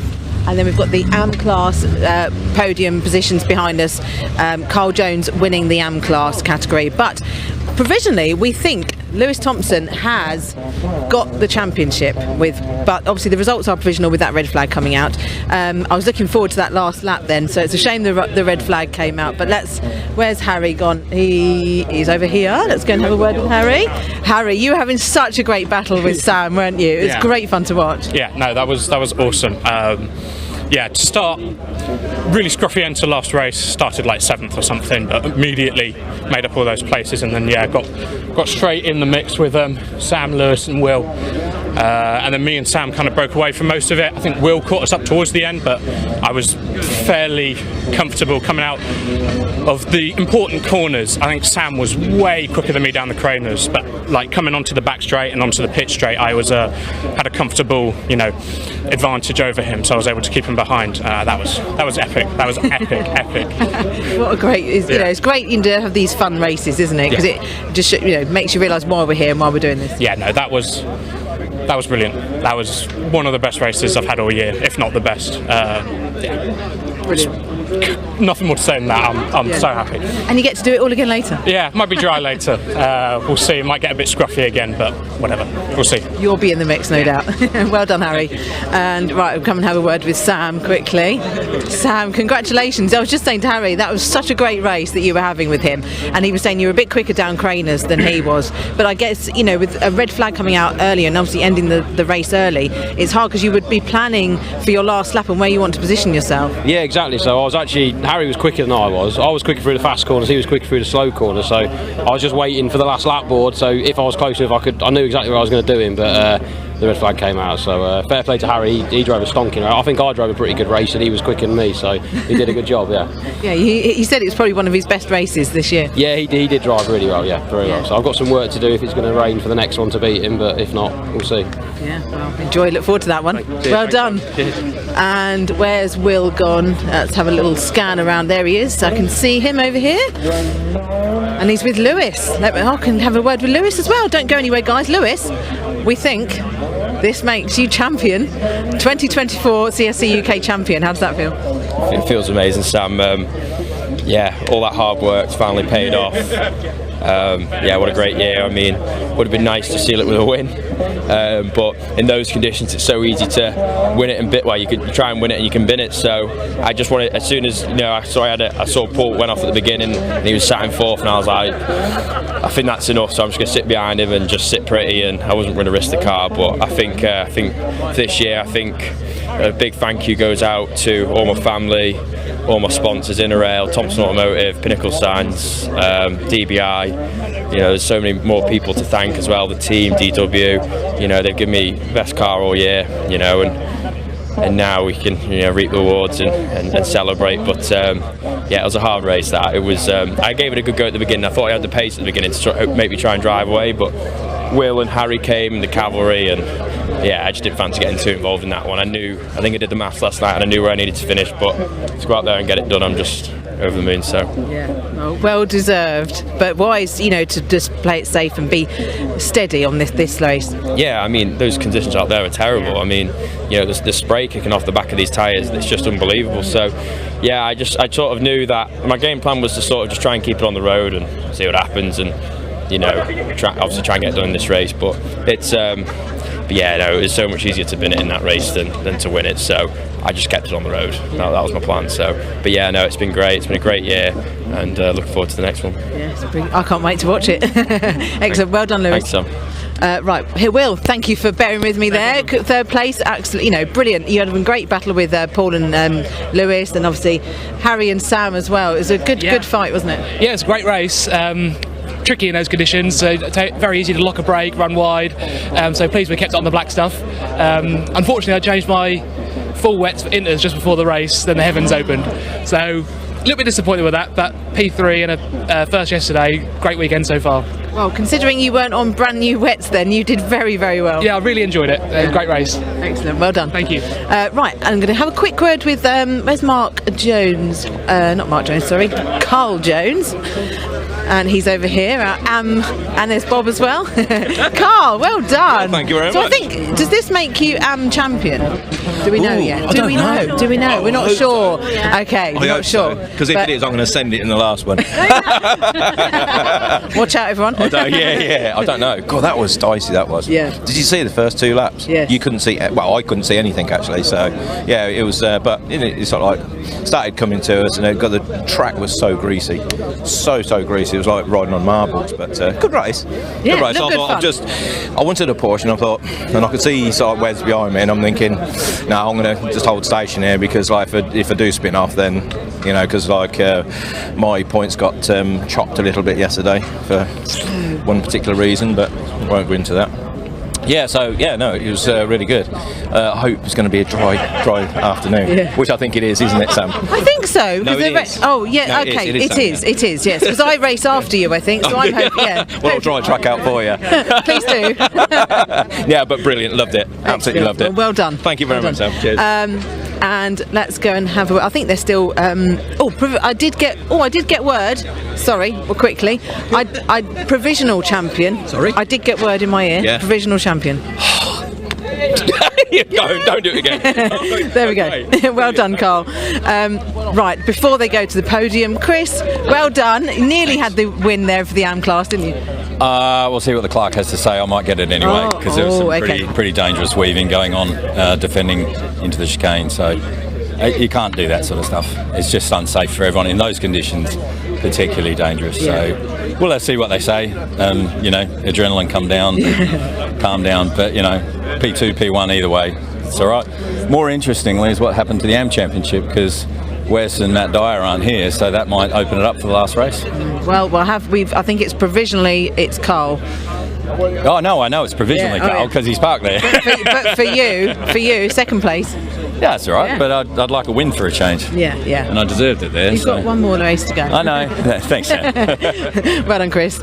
Right, they're all being called to the podium. I think we've still got some clear up going on track. So, but something that, like Chris said, when you get out the car, you're all pumped up with adrenaline, and you think something happened in the race, and it's good to let that adrenaline calm down. Watch your footage before making any accusations. But but it can be quite.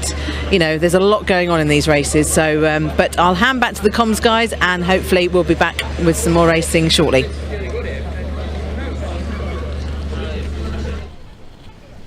Oh, thank you, Sam. And well, with that race complete, ladies and gentlemen, we do have a little bit of time whilst the clean-up operation is ongoing after the Vertex 7's UK Championship race. So what we're going to do is we're going to make our way down into the paddock, and we're going to be catching up with Mitch, who's had the opportunity to catch up with some of our drivers in preparation for our next race on the schedule today, and I mean the first of the 2 Sim Motorsport Caterham Graduates Championship Sigma 135 races. We'll brief you on what that's all about, but first, let's hear from Mitch down in the paddock.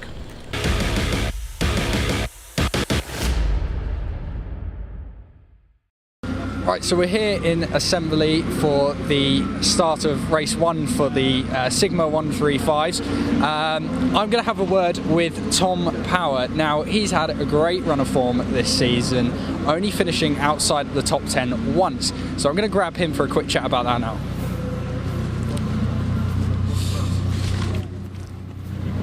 Hi Tom, have time for a quick chat.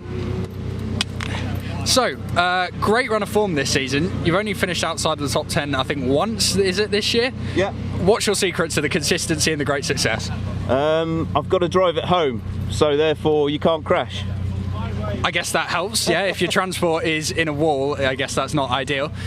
Plans for today, changeable conditions. Do you like the rain? Is that something you're excited about? I actually quite like the slippery conditions. What I don't like is spray. So if you're up the front, hopefully there shouldn't be too much spray. So yeah, I'm looking forward to it. Well, you're not too far back on the grid, so hopefully you will get the visibility you want. Donington Park in the wet, what's your advice to anyone at home watching for what it's like to drive around here in a Caterham in the wet? You just got to be really gentle on the throttle, really. Feed in the power gently. It's easy to lock up under the brakes, so if you lock up, there's no ABS, you'll slide into someone, so you've got to be just gentle all round, really. And I can do it. Well, very good luck for you today. Hope you can keep up that run of top 10s, and I will leave it to it. So keep an eye out for the number 70 car in this next one, and I'll hand over to the commentary team now to take you through the action.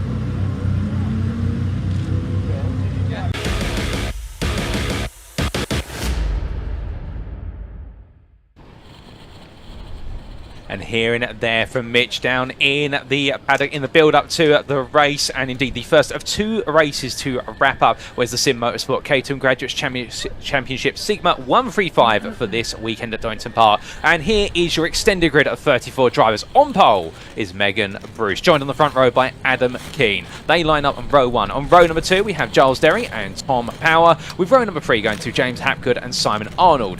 Jamie Elwood and Rob Gregor line up on row number 4, with Thomas Gunter and Kevin Turner completing your top 10. And well, as our drivers are getting away past the commentary booth onto the green flag lap, we'll shortly move on to the next 5 rows of the grid and to complete that top 20 in what is a absolutely mixed field of drivers here, and we'll take you through all the different class classifications shortly. But as we do wait for the grid to continue to load up there on screen for you to take you through the next 10 positions, well, here we go then, coming on to row number 6, and it's going to be best of the rest P11. Orlando Morris joined there by Oliver Kibblewhite, and then we do have Sean Cronin and Andrew Sagar who line up on row number 7. They then do have what is Michael Munns and Simon Nicholas on row number 8, with P17 going to Alan Bateman and P18 to Richard Hoare just behind.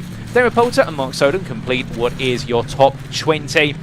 And we've still got even more drivers after that, as you can see them all there in the rear of the picture making their way on through. We then come on to what is the run to the end of the top 30. On row 11 is Paul Farrell and Chris Griffith, with John Vincent and Simon Martin line up on row number 12. Row 13 will be contested by Liam Baslington and what is Russell Gunter, with Neil Perry and Paul Vokes on row number 14, and then Mike Waitman and David Tonge on row number 15 to complete your top 30. But that's not all. We've still got 2 more rows to go, and they include Stephen Trinder, who lines up P31, Simon White P32, and then Darren Butler and Jamie Winrow line up in row 17. And interestingly, Jamie Winrow starts last but not least, not setting a qualifying time. And keep in mind that in the 2 championships that are on offer today, the overall championship will Paul Goldstein, who's not racing in this race but will be in race number 2 later on today. All he needs to do is finish a race and he'll get the points that he needs. He just needs 2 points to wrap up the Sigma 135 overall championship. And meanwhile, in the trophy, where they have to declare the 3 rounds they're going to compete in before the start of the season,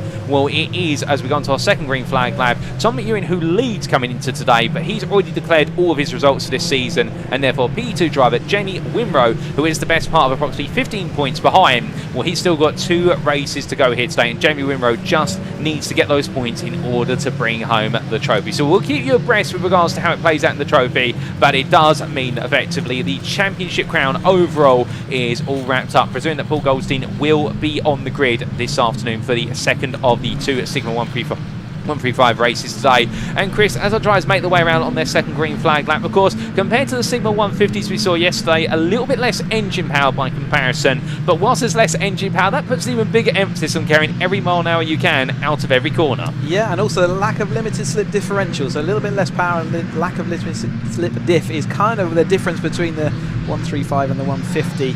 But the drivers here, you can see how big this grid is. There's plenty of guest drivers in the field as well, with Megan Bruce, you saw her in the 270 in the official championship yesterday, and Adam Keane as well. So the top 2 of the grid are from guesting this weekend, and Giles Derry is in the championship, Tom Power, the kind of next 2 up on the grid, and they, as they were alluding to in the pre-races, they're going to have spray in their face, and let's see where that all kind of lines itself up. But exciting to see how these drivers get on, especially in these tricky conditions. Oh, 100%. And of course, this being our 9th race of the weekend, and we are heading towards the halfway point of all of our races of the week. In fact, we have just marched beyond it, I should say, after this race, with 18 races on our schedule. But still, we're not counting down the races because we've got plenty of Caterham racing action to go. And as our drivers come towards the end of their second green flag lap, and they'll be parking on the grid very shortly to get ready ready to go racing. Well, in terms of the different classifications, when you do see on the timing screen, those who've got the purple coloration behind what is their position, those are the ones racing in the trophy series. I do believe those with the light blue coloration, they're the ones racing the Oval Championship, and those with the yellow coloration, they are effectively guest drivers for today. So as Chris was saying, plenty of guest drivers on this grid, plus also championship and trophy competitors. It's an absolute mix, but the thing is, when it comes down to it, and I've spoken to a number of drivers in the build-up to this weekend, they are saying to me they are aware of some drivers they're competing against, but otherwise it's literally take one place at a time and get as many places and see where you finish come the checker flag. Because it's too many drivers to try and keep account of, bar perhaps one or two, if you know you're in a key championship battle with them as we come towards the tail end of the season. That long line of cars finally comes to its conclusion with a 34 car win row, and as they all get themselves into position on the grid, you can see up there at the distant view, everyone just gradually crawling to a stop. The grid almost coming to what is the exit, what the S is there, given its scale, and well, as all the drivers get themselves in position. The marshals doing a fantastic job in clearing up after the incident in our previous race, and credit to the Orange Army where it's due in the rapid response there. But there we can see all the grid in position, the medical car pulls up behind, and our marshal with the green flag begins to wave, which means for the Sim Motorsport Caterham Graduates Championship Sigma 135, it is about time to get ready. The lights go on, and without further ado, it's going to be 2 red lights.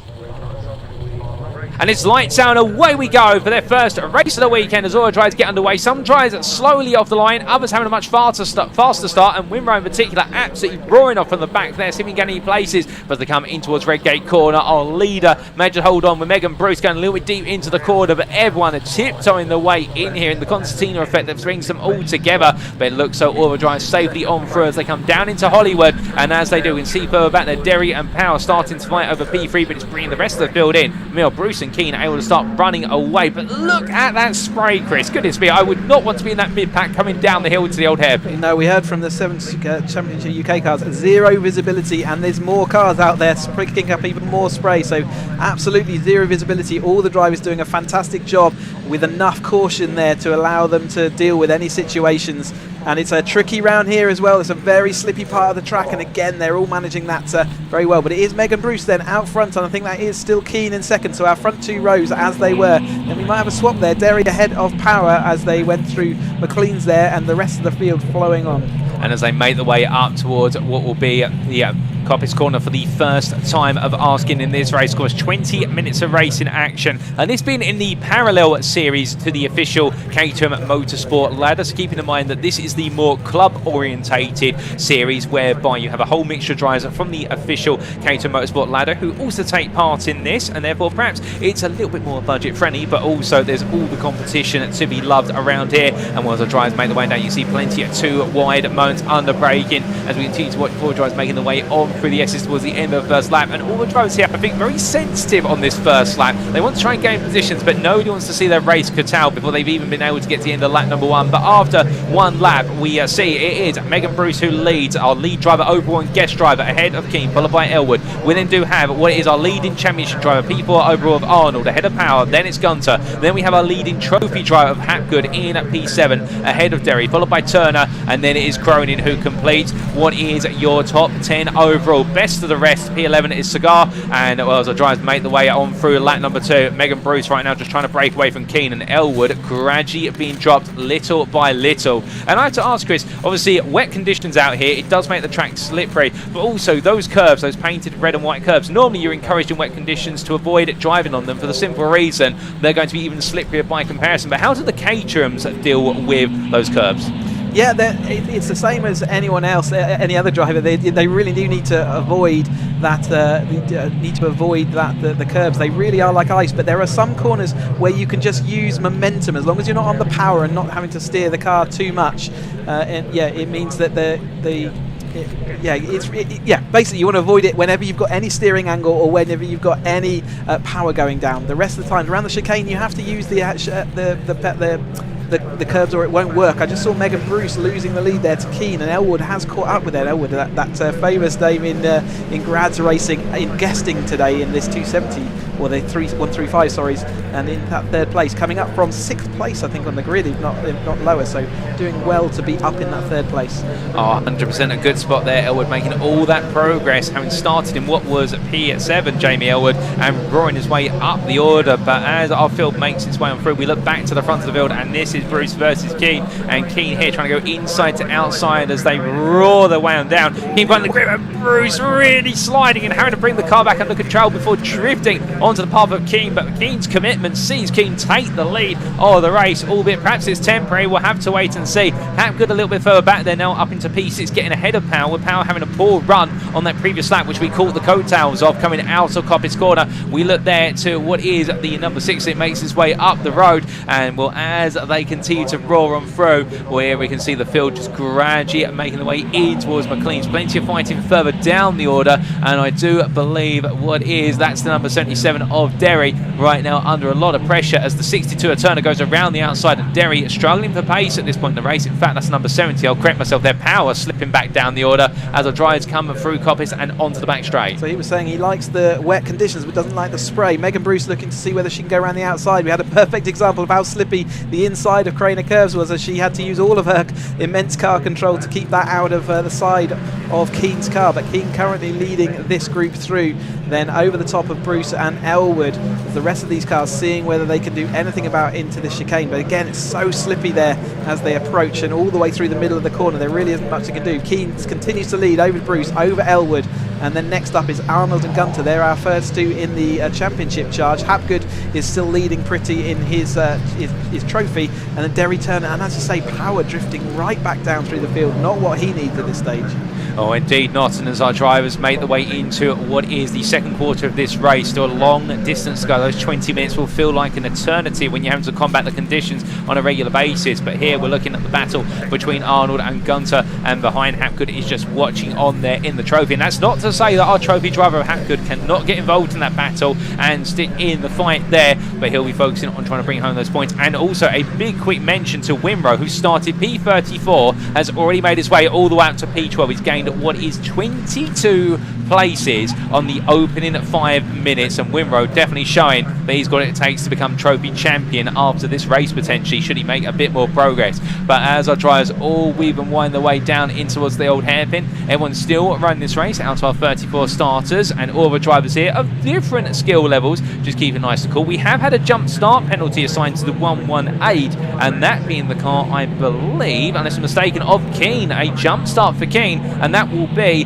what is a penalty, a time penalty applied after the race. So Keane may be leading up front, but if he's not aware of it, he will have that lead taken away from him come the end, unless he can pull out an insatiable gab. We'll have to wait and see, but we continue to focus here on the battling further down in the order. And as our drivers roar their way down towards the S's, well, a bit of a pull out there, looking to the other side now, but you can see everyone now starting to get a little bit more racy as the temperature of the tyres is starting to pick up to a degree, or at least the water's being displaced enough for our drivers to feel as though, you know what, we can now not worry a little bit less about the spray. And as the field, oh goodness, there's a bit of contact there, and as the drivers make the way off the left-hander, that was the battle between Nicholas Gunter and Poulter further on down. But looking back up to the front of the field, Keane and Bruce with Elwood behind then, Elwood just staying within arm's grasp of that battle, and Gunter and Arnold there now starting to split from each other, and it looks like Gunter's starting to build up a bit of momentum as Hapgood getting closer. Derry there as well, falling away from the top 6 with Turner and Power not too far off, and as they come through the right-hander here of McLean's, now it's going to be Bruce looking around the outside. That's going to be a brave move, but trying to get the message through to Keane, which is whatever you can do, I can do it faster, as they head up the hill, and the number 90, the 194, absolutely on the attack here, Chris. Yeah, absolutely, and Bruce doesn't know it necessarily because she won't have seen those boards, but yeah, with Keane with a 10-second jump start penalty means he's going to slip down the order, as it is because it's wet. It actually means he's only going to slip down to 6th place or thereabouts at the moment. In fact, could progress that further if they continue to pull away. Elwood struggling to keep up with this lead too, though. He's get that little safety gap over the last couple of laps, but hasn't managed to close in just yet. but as Keane will slip behind him, that does mean Bruce and Elwood are currently in lead and second place, but we'll continue to call the action as it is, because Bruce is having great fun trying to chase that toe as she heads into Redgate this time through, looking just tucked to the inside. She is taking that more natural racing line, which is wider than Keane is on the course, and that generally will give her extra speed down the next straight, so she's doing what she needs to do right now to head for that overall victory here. Gunter and Arnold still the same order as they come across, and Derry Turner Power I think making up a place over Sagar that time through. Indeed, good spot there, and in fact Kibblewhite losing 2 places over the course of that lap, so Sagar and Winrow both moving up as well. Here comes Bruce Howard looking around the outside, a good run and good traction over the old hairpin, and meanwhile Keane tucks back in behind, looks at the switch back there coming through Starkeys, and as we look back towards the front of the lap in terms of turn number 1, well there we can see even more fighting on with this elongated pattern, as that's Butler defending versus Poulter, with Nicholas looking close behind, but as the drivers make the way on through, we come back to the leading drivers in the field, and that's Bruce now starting to just extend a little bit for a brief moment. Yellow flag, however, out of the corner of our eye coming out into Coppice Corner, and well, you may just see it there's make a way round, although not sure what the yellow flag's for. It may have in fact just gone, so perhaps the driver had a run wide at the end of the previous lap and they've just been able to clear themselves away. You'll see Elwood's close up as an off there at the old hairpin. That is the number 54 that's taken a trip to the gravel. That's Munns, who's going to fall a long way down from P17. Perhaps he falls to the back of the pack, but well done to Munns to keep it going, given the fact you can very quickly end up playing sandcastles in that gravel, but not so today, albeit some very soggy sandcastles, it would be said, Chris, but at the same time the gravel takes some drivers, and that's why you never want to step into it. And the wet actually helps you in the gravel. It sort of compacts it and solidifies it, and means that sometimes you can get away with it as long as you don't stop and bog down. Wet gravel actually gives you a lot more grip than dry gravel does. As we watch this field coming through, Bruce and Keane heading the field over Elwood, Gunter and Arnold still the same order, Derry Turner Power still the same order, so it's sort of like slightly settling down, spreading out as we head into the middle part of the race. And as we cross over the threshold now, 10 minutes complete, still 10 to go. Well, as our drivers weave and wind their way on through, we're focusing here on what is the number, as I discern the number 95, and that being the car of, that's the 59 of Gunter as he makes his way on around, and well, just keeping it nice and calm there. And well, as the number 95 of Gunter in P4, and well, what is the championship leader in terms of leading the championship class. So Gunter not really minding right now, just enjoying the driving. Meanwhile, Bruce there at the front, the leading one of our guest drivers, will absolutely charging off, an overall leader as well, with Elwood still in eye shot of this top 2, but Bruce and Keane enjoying an absolutely brilliant ding-dong battle. Meanwhile, they're coming towards the end of the lap. We come back to the very start of the lap, and here is a long line of cars. And if you're wondering who exactly is in this long line of cars, well, that will be the 163 of Gunter, so another member of the Gunter family, the championship driver down in P18, who right now has got a pack of 10 cars all chasing after him, and they're all fighting over what is effectively P9 in the championship class. And then we come here as well to some further battling towards the end of the current lap, and that is going to be what is our drivers there, in the battle between Arnold and Hapgood. And Hapgood, the leading trophy driver, now looking to make a move on Arnold in towards turn number 1, looking up the inside, and well, it won't be worth the points between them, but both drivers absolutely enjoying a bit of a ding-dong battle between them. And then Derry and Turner a bit further behind, also getting close, but you can see 2 wide there between what is Power and Sagar as they come across line. The gap between the 2 of them as they came on through, in fact that's Winrow and Power, I should say, and Winrow getting up the inside there as he continues to crusade his way from the back of the field. But we come back to Arnold versus Hapgood in the battle for what is P5 overall, and it looks as though they're a bit of a deep run, but the 51 of Arnold holding on for now, and Hapgood continue to try and chisel away at his P5 position. And where he's not aware of the fact that Winrow has come all the way from the back of the field and is closing fast, he will do shortly, as there you can see what is Derry and Turner together, and then Winrow's only further 5 seconds off of that as they come out of McLean's corner. It's close between the 2 of them as they head in towards Coppice Bend, and both drivers here just pacing out this race at the moment. But I suspect Hapgood is going to be looking for a move shortly as they head on through it. And then we come all the way towards the back of the field and to the starter lap as they've got onto it, and we continue to see an exchange of places there, and that being what is Cronin making a move on Nicholas, I do believe, as they made the way on down through Hollywood and into the crane occurs. And well, they may be going a bit slower, Chris, but to be fair, they're enjoying themselves out there and having a great little bit of battling. Yeah, you can see there's battles all the way up and down this field. everyone's sort of 2 by 2. There's very few people actually just left all on their lonesome. There are some significant gaps though that have developed over the course of the race. You can see that they're interested in their own battles, and I can see Trinder coming through the pack there, but Bruce and Keane continue their battle out in front, and Keane now is in front of Bruce. Bruce still looking to see what she can do, but again, she's using the good momentum out of the old hairpin last time through. Can she do anything about it this time? You can have a look to the inside of Schwantz, but that is really slippy down there, and actually Keane denies that move by just chopping slightly across. Unfortunately, we lost our camera up into McLean, so we'll have to wait for them to come out and see how that battle developed, as the rest of this field, like you say, the opposite side of the the wind is so gusty out there at the moment that it blew camera off at the mountain, so we will get that sorted as soon as we can. But it really is a gusting, an absolute gale out there, and it's changeable each time we go through a lap. So we watch this pack coming down then towards us. Oh, indeed, and as the racing continues to march its way towards the final 5 minutes, well, as our drivers roar their way on down in towards the old hairpin. Keep in mind, of course, that in the Sigma 135 category of the Sim Motorsport Caterham Graduates Championship, whilst all these cars are running at the same power, they're cars that have come from a number of different specifications in the what is the Caterham Motorsport ladder, ranging from what is the array of the Academy Road Sport and 270R cars from 2008 onwards, and also the 310R, well, in fact, not the 310R cars, it's just purely the three I've just mentioned, as I do almost jump ahead to talk about the Sigma 150s, but we're here for the Sigma 135s currently. But as our leaders make their way past the camera shot there and through a red gate, we come back to the Keane-Bruce battle. It is still Keane ahead of Bruce at the moment, and it looks as though neither driver is aware of the fact that Keane does have a penalty that's going to be applied after this race, but to be fair, we love to see them batting hard. Oh, goodness me, that is the 119 there, just creeping along, and that's Sagar, who has had a bit of an instant, and I think it's going to pull off. Front right is a bit damaged there, so he's definitely made contact with the barrier. Is that out of the chicane maybe? But yeah, tucking behind, so not going to have an effect on the race, but in a position of safety. But he was doing quite nicely, and now will drift away from 6th place in championship class.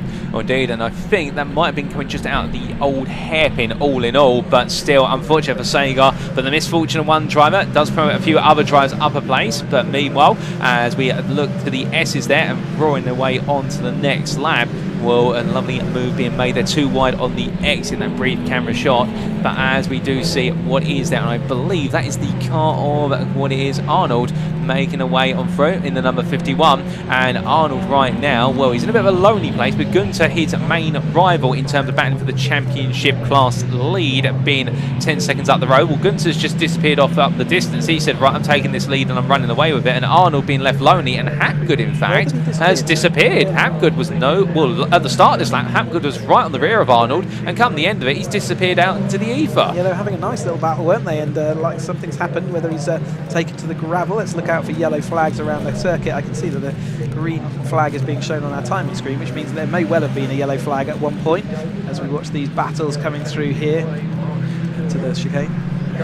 Oh, this is a busy and back markers. Megan Bruce making a better deal of that back marker traffic. In fact, Winrose now, Elwood's managed to get through over the top of Keane as well, hasn't he? So Keane losing out to all those back markers. He would have been the first to cross them, and that's cost him. And that's often the ways where the back markers aren't necessarily aware that the leaders are coming through. Elwood using all his experience there to see what he can do. Got a car off on the gravel. Who is that? It's not Keane, is it? I think that's Hapgood, is it? No, it's not. That's Keane. It's Keane. So our race leader had absolutely shuffled down the order, not only by the jump start penalty, but now because he got out by these back markers and wasn't able to deal with them as well as the other drivers. Well, indeed, unfortunate there for Keane. Back markers and then a spin coming out the old hairpin. May have been given a bit of a nudge as part of that, but we can't quite tell you the full story, but he'll know that one, or at least his side of it. But what we can tell you is that with that, Bruce now taking the lead of this overall, and Elwood will be given the chase. And here they are on the foreground of your camera as they make their way down towards the S's. 3 minutes to go, and as they head on through, we've had a few localised yellow flags and a couple more drivers heading off onto the gravel from what we're hearing in our ears. So therefore, we'll try and keep you updated where we can. But Megan Bruce right now absolutely running rampant in this race, it must be said. Yellow flag there going into turn 1, so it looks like we might have someone go straight on. In fact, I can see tram lines there on the bottom right corner of the picture, which seems to suggest that somebody may have gone straight on into the gravel there under brake, and the car's seizing. So it is ending up to be a little bit of a dramatic race at the end, and the rain does seem to have calmed down a little bit, but still, this circuit it may not be being pelted by the clouds as much as previously as they make the way through. And in fact, was that in the foreground? They're making his way through the camera shot. That was Hapgood, who was leading the trophy class and has fallen almost a lap down, likely from a mistake earlier on. Yeah, maybe did just go into that gravel, like you say, and then nowhere to go. But Bruce now, Elwood's come alive, hasn't he, in the tail end of this race? He got a bit of a taste of it with the back markers going through, and he was absolutely fighting for this this guest lead, as it were. Gunter still taking that lead in the championship battle. Keane finds himself in 4th place on the road. Still got work to do. We've got drivers sort of having their own mini battles all the way through, and that's a tricky situation for the leaders to come across. But it's Arnold and Derry. Winrow now does find himself over the top of Power, so Power's not had the greatest race for him, has he?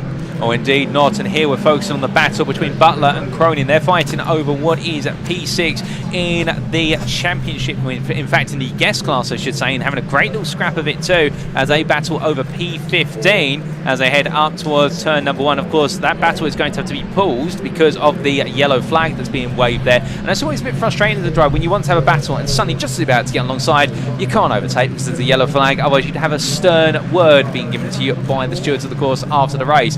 But as they continue to make their way on down the hill, they can go racing once again because they're back under green flag conditions. We're in the way on through, but coming down into the braking zone there of the old hairpin, it looks as though it's a degree of trepidation as they all come onto the anchors, and nobody wanting to run too deep at the moment because the water there. But coming back to the front of the field in terms of the overall leader, Bruce making their way onto the braking zone now, I do believe, and everyone just stacking the way in front. In fact, that's not Megan Bruce there. So where is Megan Bruce? The big question. Have we had another off? We'll have to wait and see, as that was, I think, a bit of a pack further on down. And as our drivers come on through, there is definitely Arnold making his way on round.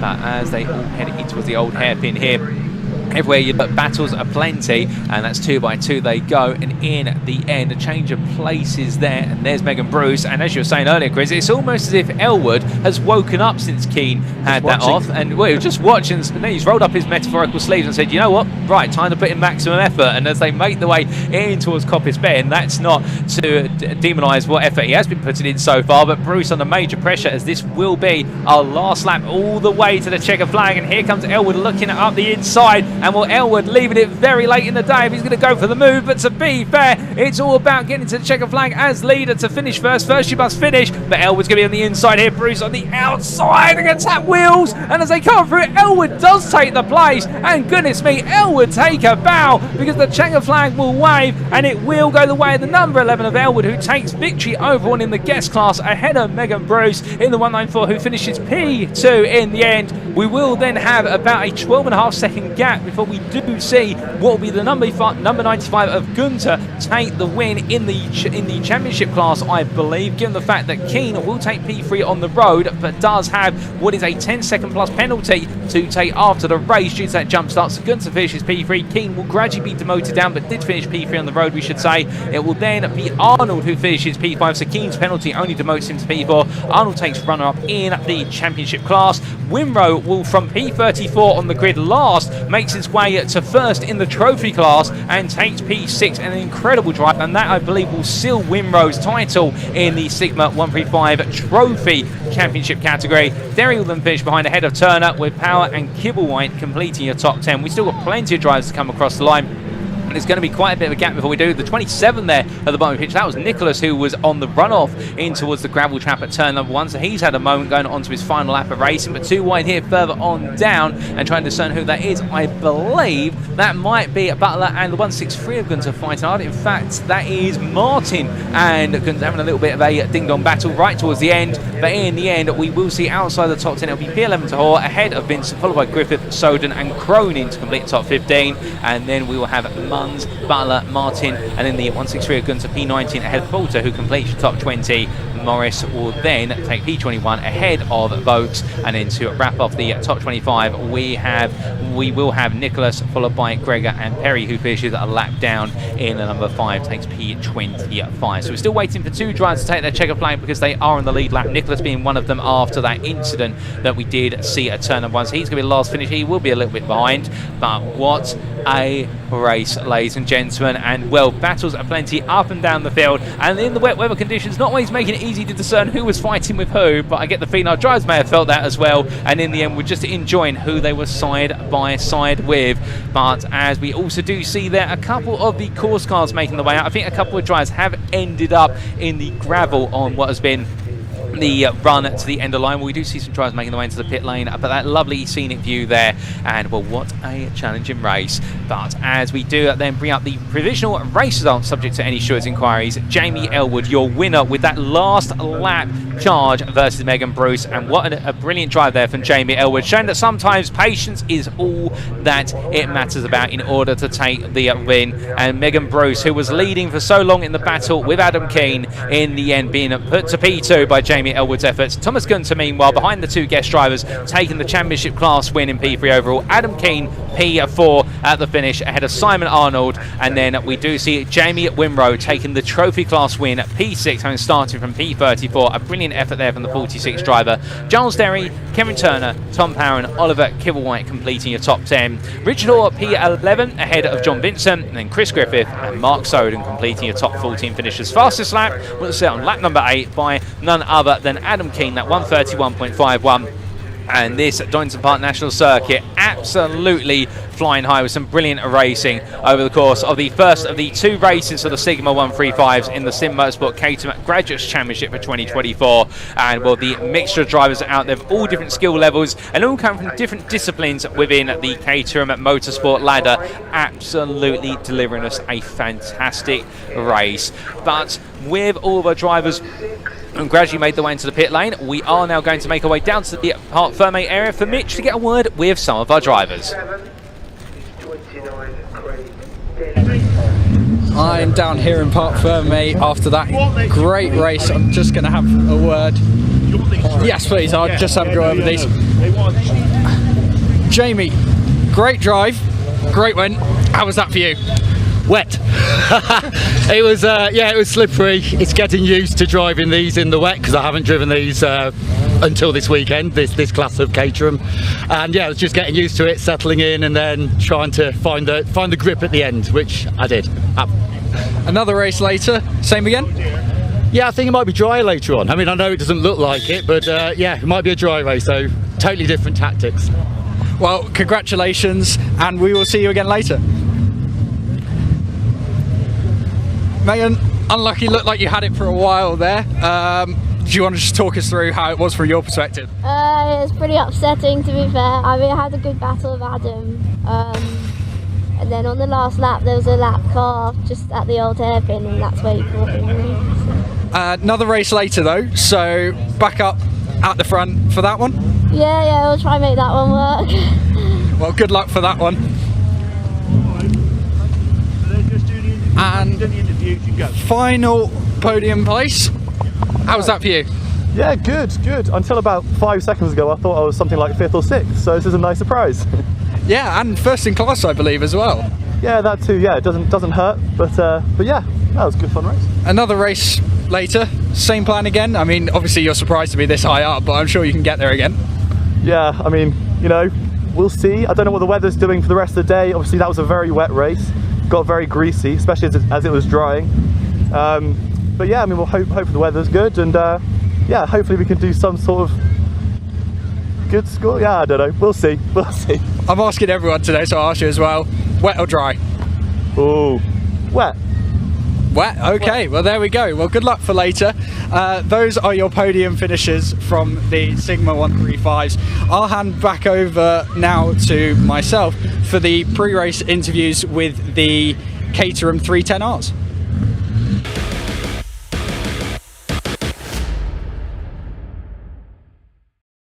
Hi, we're in assembly area for the Caterham 310R race that is about to get going. I'm going to grab a word with David Yates. Now, David yesterday had a great race, went from 12th on the grid to finishing 6th. Starts 6th today. David. Hello. Yeah, from under the brolly. It is still raining, isn't it? So horrible. Good job to have that brolly. Great race for you yesterday. How was it? Did you enjoy it? Yeah, it was a great race. It had a disappointing qualifying and wasn't really where I felt I should be.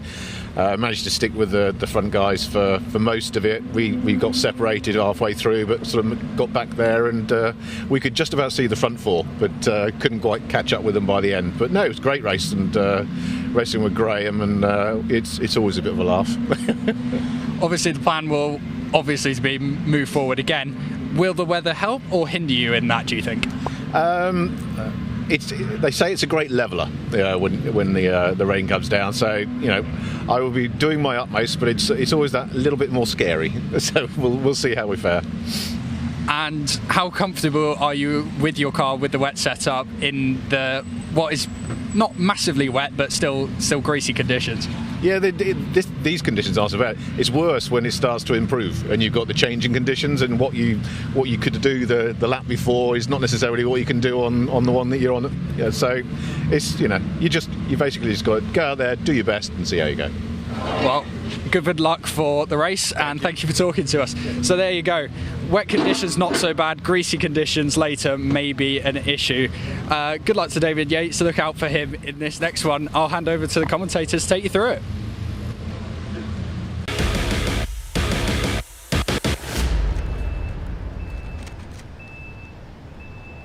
Thank you, Mitch. Well, we charge our way now into what is our next race of the day, and that is going to be our second of the 3 races for this weekend in the Motul Caterham 7 310R Championship. And, well, we went into this weekend with 5 championship contenders. Taylor O'Flanagan, Harry Cook, Lars Hoffman, Hugo Busch and Tom Willis.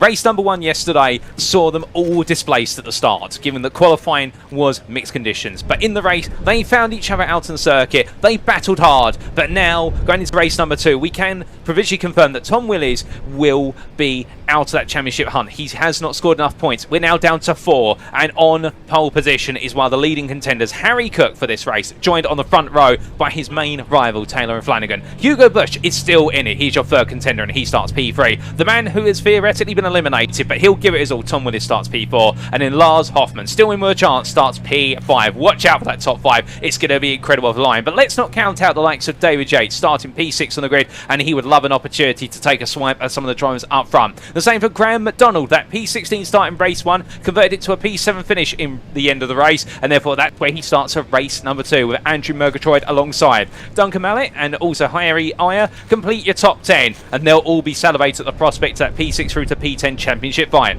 We then come to the 6th row of the grid, and best of the rest will be Freddie Shillings, who went forward a lot in race 1 but also fell backwards to a degree, and the same story for Philip Bianchi, who joins him on that 6th row. Craig Demon begins the race at P13 on row 7 with Alex Vincent alongside, and then we have Gareth Lucas and Jeff Price on row number 8. Starting P17, Stephen Lancaster had a brilliant set of battles with Ronald Mounsey in race number 1 yesterday, and he continues there with him on the 9th row of the grid, and your top 20 is completed by the combination of Christopher Welch and Stephen Metcalf.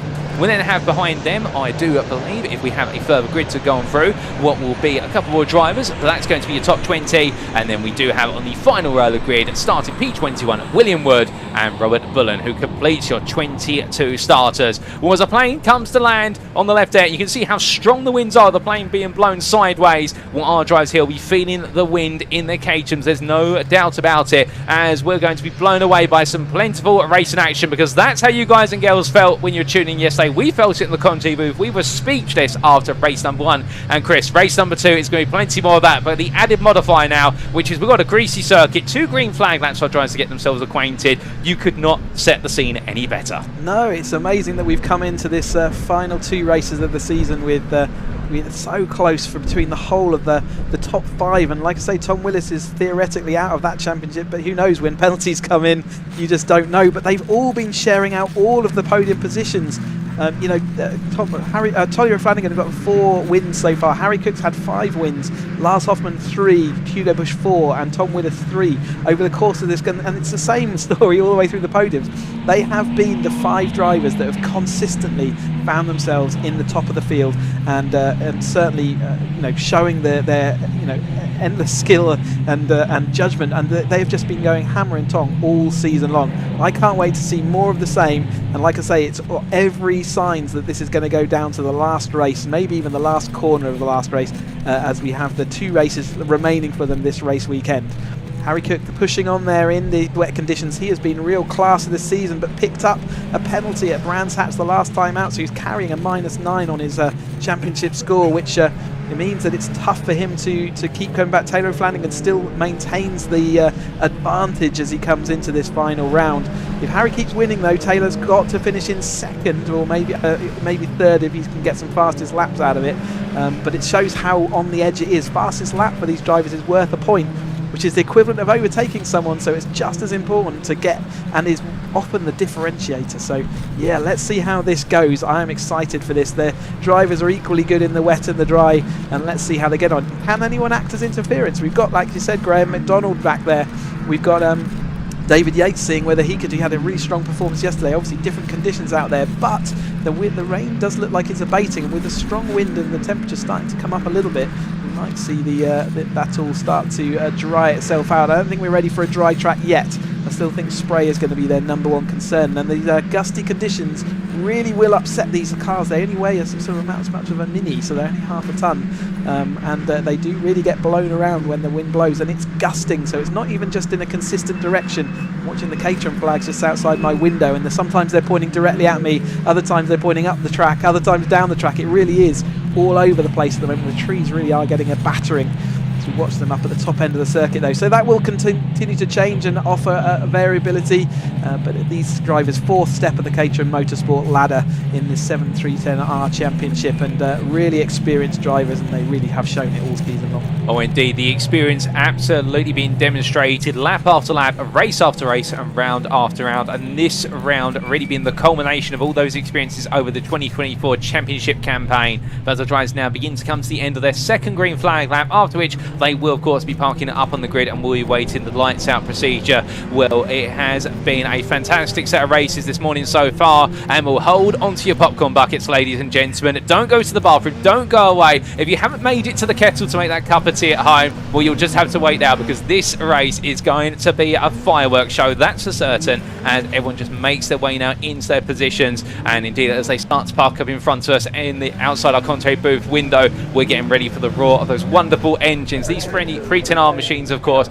being absolutely potent and flying high with an incredible power to weight ratio, and hence the 310 number in the championship name. But with all the drivers now finally settling down, just a couple more to take their spots on the grid. You can see where the circuit is drying up because the rain has stopped falling for a period of time. Forecast is expecting there to be a huge wave of rain to come back within approximately the next hour and a half, but we may have a circuit that is going to keep on drying here, and it's all going to be about trying to find the right time to be on that right line as all the drivers get into position. The medical cars parked up behind. Our marshal with the green flag begins to move across there and wave it. We look towards the back of the grid. The lights are going on. Our drivers' eyes will be looked upwards to see those red lights go on, and now we're only moments away from going racing. And it's lights out and away we go for their 2nd race this weekend. And as our drivers make the way up towards turn #1, it looks like it may have been a good start from Taylor Flanagan. In fact, has launched it ahead of Harry Cook. Cook falling back in to the miasma cars as they roll their way into Redgate Corner. Further on down as well, we've got plenty of battling there between the likes of Christopher Welch. Oh, goodness me, as a Lancaster's nose cone.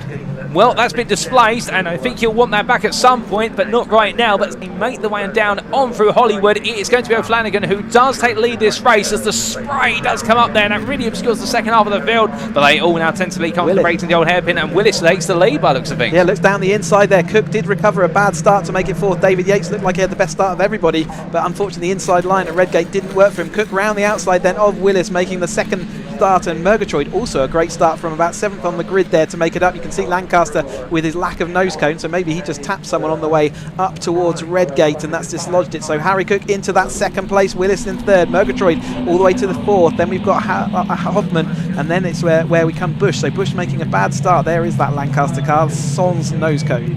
Well, indeed, without that nose cone, and Lancaster there will be wondering, okay, where's that gone? But he'll think about that later. Meanwhile, at the front of the field, as they all now bob and weave for the first time down the back straight, and O'Flanagan will want to try and put a little bit of space between, and you can imagine the lead pack of cars now will all want to try and break the toe from the field behind. They'll want to try and make it a bit more of a confined battle of their own, but as they go right into left, complete the opening lap of the race. It It is going to be line-by-line formation here as O'Flanagan and Cook now cross that timing line, but we're looking a bit further back. You can see how close it is wherever you look, but they roar their way down towards turn at number 1. O'Flanagan holds off Cook then with Willies, Murgatroyd, Hoffman, McDonald, Chiddick, Bush, Yates, and then Bianchi completing your top 10. Aya falling back to P11 and Mallet down to P12, and therefore we have had a big shuffle at the start of this race already. Not an easy start for many a driver, and O'Flanagan wide, a bit of a tap there, and it looks as though they bounce, survive it, but going a bit deep, it's going to be Willis in turn, and Cook also getting stuck back into this, and Murgatroyd right now, because he's just looking at this and thinking, okay, when can I seize one of these places? He's certainly looking to pick up those pieces. Bush is the person who's lost out most in that from our championship battle, slipping all the way from 3rd down to 8th. He got caught up with David Yates, and that's what I think they both slid back down the field. But Mallet's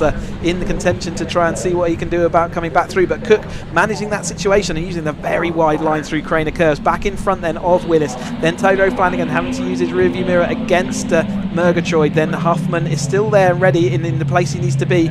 Next up is McDonald, who's going down that tight inside line. Saw that a couple of laps back. He was squirrely and sliding that car, but he loves it when the conditions get a bit tricky. As he said to us yesterday, Bush is in front of Chiddicks once more, so he is recovering what he needs to, but 17 minutes is loads of this race left to go, but he's got an awful lot of cars between him and the front of the field where he wants to be, and Harry Cook is exactly where he wants to be and where he has been for most of this season, out front in front of his competitors. He's trying to overtake O'Flanagan in the championship. O'Flanagan has those couple of points comfort gap, but it's not going to be comfortable if Cook finishes here and Taylor O'Flanagan finishes in that 3rd place. Oh indeed, and as they head on to another lap, we can see that whilst the top two are starting to pull away, it's 3 wide on a break in there as Hoffman and McDonald get stuck in. A Bush also trying to get involved, and we'll have to wait and see exactly how that's unfolded as they head into Hollywood. But as the top 10 continue to fight hard, also further on down there, we did have a bit of a scrap going on between Lucas and Mounsey, with Welch watching in the wings. They were fighting over what was P19, and we can see that here as they weave and wind their way on down the hill,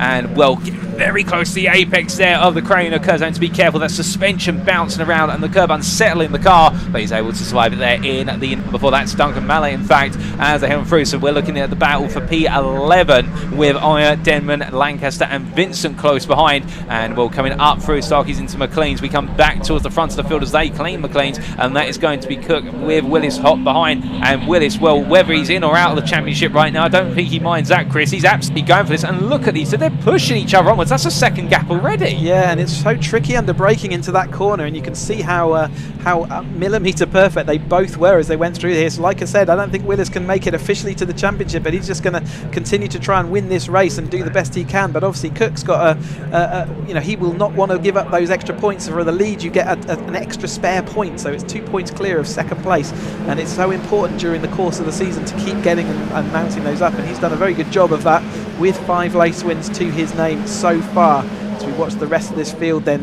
heading through the chicane, and everyone being relatively calm into that chicane right now. It clearly is still very greasy and slippy. Taylor O'Flanagan is dropping back into Murgatroyd and Hoffman, falling away, like you say, from those first few drivers. David Yates has not had the opening of the race that he wanted, falling all the way back at the moment down to 11th place, so just not having the same feel of the car that he did yesterday when it was drier conditions. Here's now McDonald though, looking at the rear end of Hoffman, seeing whether he can demote one of our championship rivals another place. Hoffman didn't have the best race yesterday, finishing 6th, and he desperately needs to be up there. He's still in contention, but he is losing advantage lap by lap.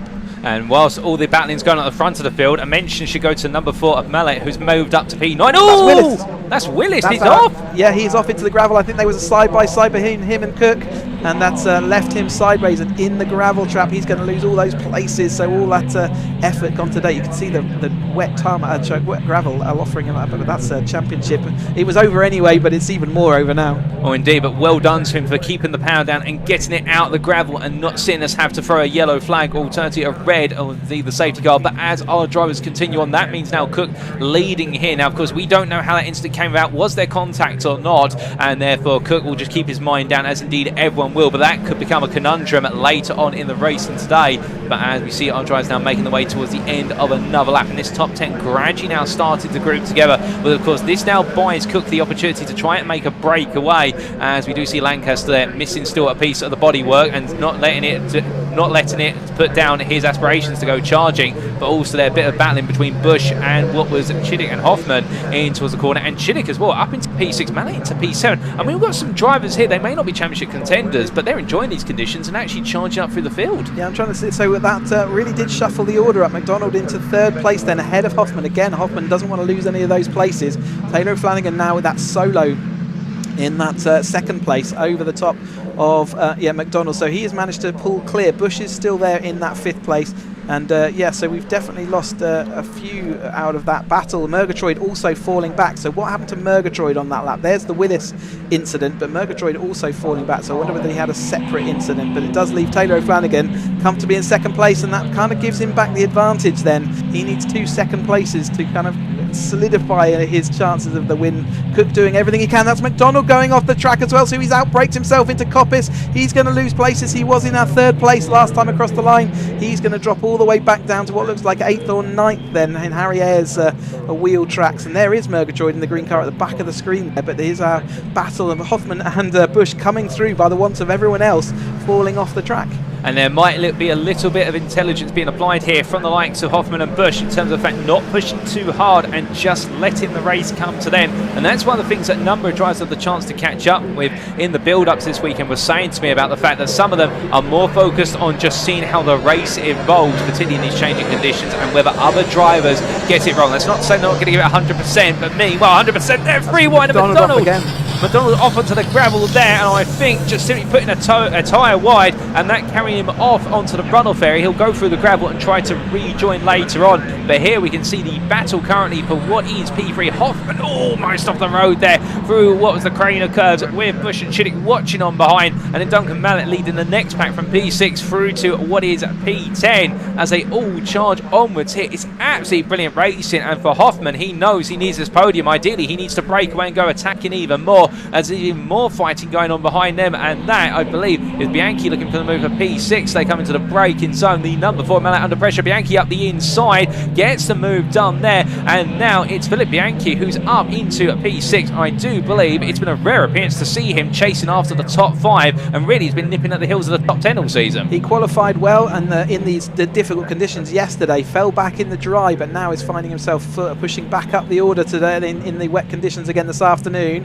Bush having to defend a little bit from Chiddick, and we saw from Hoffman how brave he is and how the experience allows him to use the absolute edge of the track where he knows that grip is, and in the earlier in Road Sports and Academy you can see they didn't quite have the bravery to use the absolute outside of the line, but Hoffman showing how it's done. But no matter, O'Flanagan and Cook are still pulling away from those two out front as we see side by side then Hugo Bush looking like he's making up a place over Hoffman that time through. So Hugo Bush in the championship battle is moving himself up into 3rd place on the road. Hoffman demoted to 4th. Chiddick is still there, one of our previous champions in Academy and 270, so a driver with plenty of experience there also in the battle, but he's not had all the testing he wanted this year and only done a few rounds, so it's good to see him out there battling away. But Hugo Bush, Hoffman and Chiddick are there in that 3rd, 4th and 5th place battle.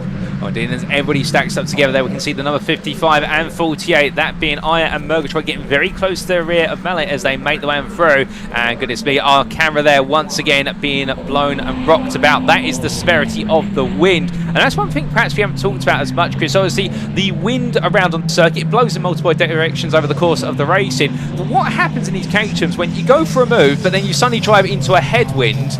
Do you lose all the momentum you've gained? Yeah, absolutely. You can absolutely feel it because the Caterham generates all its speed because it's lightweight and it's not particularly aerodynamic, and it means as soon as the headwind blows, you can really feel it in the car. You may well be in a situation where you can sometimes use 5th if it's got a tailwind. You'll be absolutely using 4th gear in the headwind. Hugo Bush absolutely on the limit. There's dust and dirt on the outside of that where people have clipped the corner as well. Another thing to watch out for in the changing dynamics of this track. But not only that, if you get a gust of wind halfway through a corner, it can can move your car half a metre offline, and that can be the difference between making a corner and not making it. So really is a tricky situation for them, as I see all the trees being buffeted around. And Harry Cook, though, seems to be managing this situation incredibly well. Out front by 3.5 seconds last time across, and he's got a comfortable back. Taylor Flanagan, who's second up, has got a comfortable gap down to Bush. So at the moment he is dealing with this situation, but it only takes one lack of bit of concentration, one little bit of mistake, and it can drop you back. But we watch him going on his way up through Schwantz Curve. It looks like it is drying out as this race goes on. The wind and the conditions, we see the wind again having a real big effect on our cameras out there. It's really a good indication of just how windy it is as they head up here towards the camera. Oh, indeed. And whilst Cook may be gone like the wind and O'Flanagan is trying to follow him, meanwhile, that battle for P3 is absolutely intensifying as Bush trying to hold on. Chiddix, meanwhile, on the attack, but losing out as Hoffman goes around the outside there. But Chiddix isn't going to give up anytime soon. And you've, of course, got Bianchi, Mallet, Aya. Everybody is literally queuing up right now to have a pop at Bush. And Bush is refusing to budge here. And if he can hold on for another 8 minutes, well, I think he's going to feel as though he's won the race. Even though it's only for P3, he'll feel as though this is the ultimate race victory. But as they charge away and down in towards turns 9 and 10, everybody tucking in right now. That wind is building up more and more, and therefore no one's coming out. They're driving into a headwind, it would seem, and everyone wants to be in the toe there. But as they now make the way on towards turn number 1, charging down towards Redgate, look at how that gap is building to the top two. The top two are gone, and therefore the bigger emphasis comes on the battle for P3 and everything else after it. As we can see, 2 by 2, they almost go in the middle of that group. Chiddix now holding off Bianchi there in the fight for P5, with Bush and Hoffman settling down. And well, this is going to take centre stage all the way to the end, as we can see 2 wide there still for Chiddix and Bianchi coming on through Hollywood. In towards Craner they go, and in the end it looks like Mallet just squeezing ahead there. Brilliant manoeuvring, and now here comes a return move from what is Murgatroyd further back, but he decides to back out a bit. He doesn't want to lose the rest of the pack. Yeah, it really is. Everyone knows how important every single point is here. The lead 2 here, so Hugo Bush and Hoffman absolutely know that they need every single point. And out front, our leader Harry Cook has also set fastest lap, and we know how important that's going to be. He's doing everything he can to claw the points back over Taylor O'Flanagan. Taylor O'Flanagan's in second place, only 4/10 slower on that lap. So as this race develops, that fastest lap is going to be crucial in this championship. But I think it is coming down to between those two. Bush alluding to the absolute edge, but Mallet's got a firing up the inside. Can he get the grip on the inside? He should lose momentum as we go down the straight, but he's got a different line going on. A little bit of bargee there, just trying to make sure that Hoffman didn't get in his way as they're going to go 3 wide into chicane. Bush braking late, but it is going to be Mallet down the inside. He has got control of his car in these drying conditions. I say that, and he is fully sideways through the middle of that chicane and losing the momentum that he had. But nevertheless, maybe his car is set up more for the dry, and as these conditions are drying out, it's coming to him. Oh, indeed. And if he's gone that way and just waiting for things to come his way in terms of those conditions, then it could be a gamble that pays off in the end. And as they come into Redgate Corner once again, well, right now, we'd like to say that the camera's shaking is due to the ferocity of the race in here, but that is the wind. And as our drivers roar their way on down through Hollywood once again, well, right now, it's anybody's guess who'll be leading this battle for P3 come the end of lap, although noticeably, Bush has started to open up a bit of a gap over Hoffman. I think he's been able to just to settle down a little bit, but you can see there on the back of this battle, Aya and Murgatroyd fighting, and Willie's close on behind, and Denman getting involved. And then we do have a 7-second gap to Yates, who you saw briefly in the rear of the camera shot, but we do have 8 cars competing over the final spot on the podium here. Everybody absolutely itching for it, and given the fact that podiums have practically been dominated by the top 5 in the championship all season, a lot of these drivers right now will be salivating at the prospect of wanting to be on that podium. Of course, one of whom, he's picked up 1 podium this season, I do believe, is none other than Philip Bianchi, who would like to make it another podium if he can and really butt the trend, because he's had many a top 10 finish, but top 5s and podiums have been quite rare. But as they come out of what is their the Coppice Bend, 5 minutes to go, and less than that by the time they get to the start-finish line. But it seems though this time around, at least, everyone's settling in. Although as soon as I say that, we see Willis pulling it into the inside there, makes the move and wants to be Aya to go up into P9, and will Murgatroyd just watching from behind in the 48, slipping backwards a little bit as Willis just trying to hold on to that position as they make their way down towards turn number 1, and as they roar their way in towards turn number 1. Well, this time another exchange of places up towards the front of it, as it's going to be Mallet and Chiddix who fight over the P5, but Bush and Hoffman being allowed a bit of a breather here, and that may just potentially give Hoffman the opportunity to start to build up a bit more of an attack as they make the way on down. But still, as we get towards the closing stages, We can see in the slide down to the Craner curves, the drivers there missing that apex curve, still letting the car run out wide to a degree. Finding there's more grip on the outside run rather than keeping it too tight, and also just not enough grip to be able to hold that tight line. We have also got some battles a little bit further down the order outside of the top 10, but we're staying with this leader battle for now.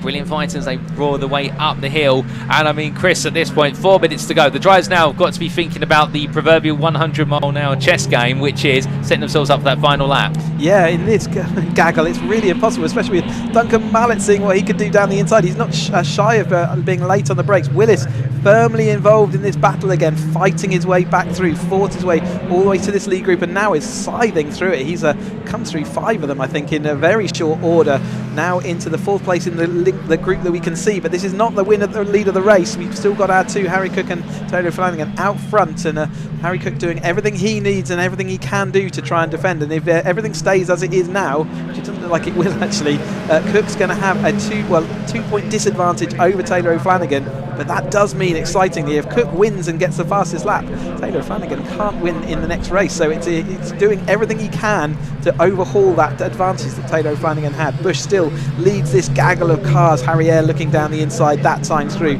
on Murgatroyd. Didn't have a chance to do anything. So Bush leads Hoffman. These are our 2 champion contenders, but I think they're now going to be fighting for that 3rd place championship trophy. Sideways there, Mallet Willis pulling his car where he's not wanted. Mallet's actually lost out in that middle phase. He's gone backwards through the order, but it is Bush leading Hoffman, leading Willis. So again, our championship rivals moving to the front of this group. But remember, our 2 championship leaders, Cook and Flanagan, are up the road. Well, as the drivers continue to roar on here, and we did see some tentative moves there and a little bit of a rub potentially, and now we are heading towards the very end of this race. The checkered flag will be only a couple of laps away. They all go deep there, all of them trying to outbrake each other, and this is becoming a game of who's the last of late breakers and who can find the grip. As Bush continues to make himself wide, but looking up the inside there, that's Willis trying to go for the move here in towards Coppice Bend, and Willis has had enough of being at the back of this group. He now wants to lead the charge, or at least put his contribution as they make the way down the back straight. Bush still holding on for now in P3, but Hoffman under major pressure. Willis now absolutely on fire here with Chinnix, Bianchi and Murgatroyd all watching on behind, and then you've got Iron Mallet. Oh, goodness me, straight on, that's Hoffman gone, and meanwhile Bush goes wide, and that's going to cost him all the momentum. He'll come back on, but Willis now will absolutely attack, and Hoffman, that could be huge. Hoffman's championship aspirations, they make the way onto the penultimate lap here, and where it only takes a spark to ignite, Chris, as they make the way down towards Redgate Corner, and Murgatroyd now coming in on the inside. No idea how Bush carried the momentum. Oh, got contact there. Harry Air and Bianchi made contact. Wings go flying, but the cars carry on. A little bit of a bollard there, sat in the middle of the road as well. But yeah, drama there late on. Willis now is in front of Bush, so he did manage to minimise that by going across the gravel, but somehow managed to do it. Both of them absolutely on the raggedy edge. Here comes Duncan Mallet again, seeing what he can do. 1 minute 11 of this race to go, and the 1 minute 29 laps that they're doing. Have they got enough time to get around to the lap? Obviously, the 2 leaders are significantly up the road, so I think we're on our penultimate lap of this 3-10R, the second race of them. The championship is in absolute balance. Hoffman now behind Bush where he needs to be, so he's losing out in that 3rd place battle. Willis is off again. Is that Willis on, or is that Bianchi? I can't work out. I think it is Tom Willis. It's Willis. It's the 2nd time he's been in that gravel trap, and that's going to cost all that time he made up. Oh, indeed, and as he brings it back together, very well held there to get it to the grass, which offers just a little bit more fluidity in terms of bringing it on. Of course, getting it off the grass onto the gravel is going to be a bit of a challenge in its own, but he'll recover. But he falls out of this battle now as the drivers make the way down towards what will be the S's. But goodness me, over the course of the lap, and that's not even the final lap, and we have had a Bianchi in 3rd. I think it's Bianchi in 3rd now. Goodness me, I mean, I'd say he's in 3rd, and we've got bits of the car hanging off there, I think, of a Chinnix as well. But it could all happen again on the final lap as Murgatroyd. They're going sideways out the final corner, but here we go, ladies and gentlemen, final lap, a bit of a bollard hanging in the middle of the road as well. So as they make the way on down, that is Bianchi who's defending with Duncan Mallet, who's made his way up to P4, takes a bit of the bollard with him there. He doesn't mind it as he's got a bit of car hanging off of him, and as they head in towards Redgate Corner, and it's anybody's game. Yeah, they were pushing as hard as they could into the chicane last time through and found out that there really wasn't any more grip. So it is Bianchi and Mallet who find themselves, Mallet having that flapping rear wheel arch. That's not going to cause him any problems at this stage of the race, especially in these conditions, but the drivers showing that they are absolutely pushing to every millimetre that they can, and on the braking and all the track limits. But Hoffman having a bit of a disaster late on, and it's going to mean that Bush loses out points, as well as the wind again continues to push our camera around as we look down towards that Starkey's area. But yeah, Bianchi here, so it's not going to be too long before our leaders are heading into the chicane for the last time, with Cook still holding that fastest lap, so doing everything he can. O'Flanagan doing everything to minimise that battle and that battle issue. Can he take that fastest lap away? Mallet seeing whether he can get that podium, but Bianchi is absolutely resolute there. Here is our leader, Cook, coming through the final chicane then. And as he does so, it's been a controlled race from what is Harry Cook, and the checker flag will wave, and he will take victory here in race number 2 of the Donington Park National. And then it will be Taylor O'Flanagan who finishes runner-up P2. Meanwhile, in this fight for P3, well, it's going to be between Bianchi and Duncan Mallet at the finish, but will it be Philip Bianchi or will it Duncan Mallet who moved from 1 podium finish to 2?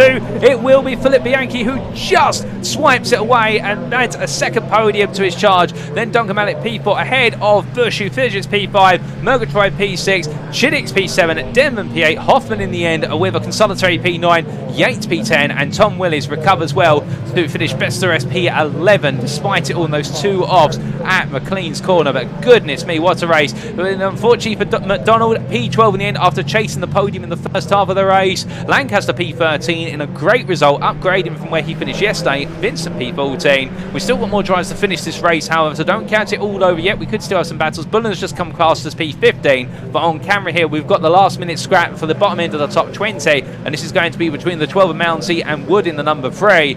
In the end, it'll be Price P16, Lucas P17, Metcalf P18, Mounsey P19, and Wood completes your top 20 with Christopher Welch P21. And we've had 1 retirement from this race, and that was Aya on the early stages with 2 laps to go. But goodness me, what a race. We've had drama, we had championship battles aplenty, and battles even outside our championship contenders, but the main point being here, carrying on from where they left off yesterday, it was not a race without excitement, and that was race number 2 of the Motor Caterham 7 310R Championship season finale here at Donington Park. We've got 1 more race to go, but in this second race, provisionally, Harry Cook, your winner in the number line on 14 lap by 4 seconds over Taylor O'Flanagan. Philip Bianchi at P3 there, making it his 2nd podium of the season, ahead of Duncan Mallet, who would have liked to have made it a 2nd podium of the season, but just missed out by what was 500ths at the finish line. Hugo Bush, P5 then, that could be a huge dent in his championship campaign in number 22. Andrew Murgatroyd in a valiant P6, ahead of Freddie Chiddix,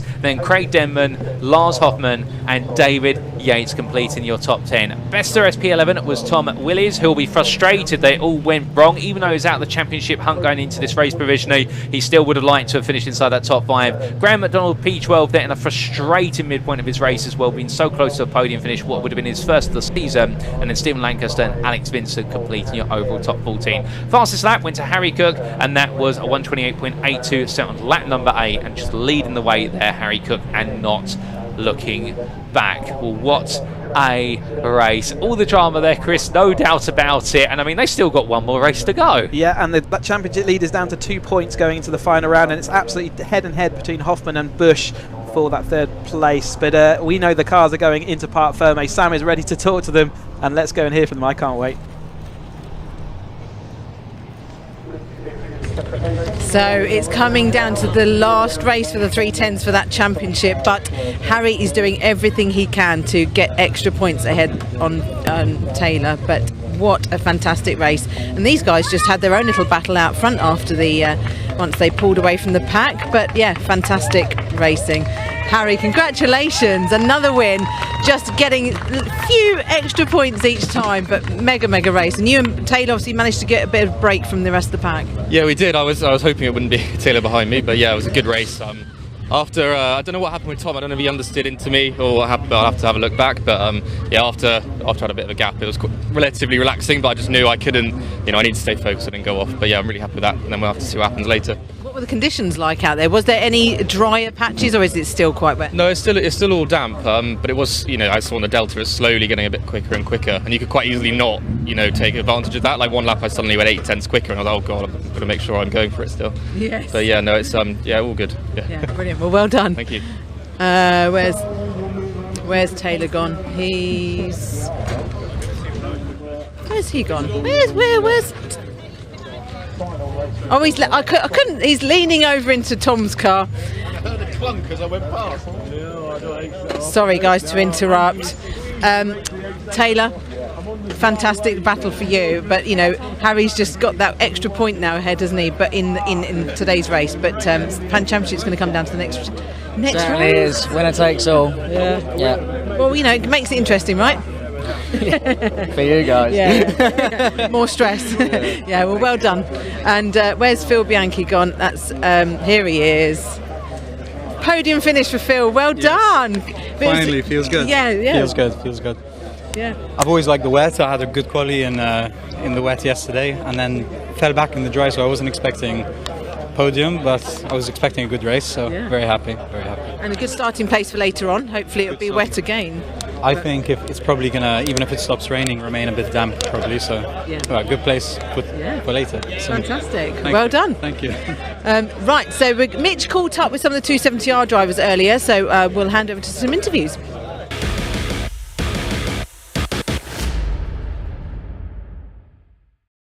I'm here in the assembly area for the second race of the weekend, first race of the day for the Caterham 270R Championship, and I'm stood in front of Toby Boyes' car. Toby yesterday had an incredible drive, went from 19th on the grid, gained 11 places, starts on row 4 for this one. So I'm going to have a word with him now, see what he's thinking ahead of this mixed greasy condition race. Time for a quick chat. How you doing? All good, mate. How are you? Yeah, brilliant.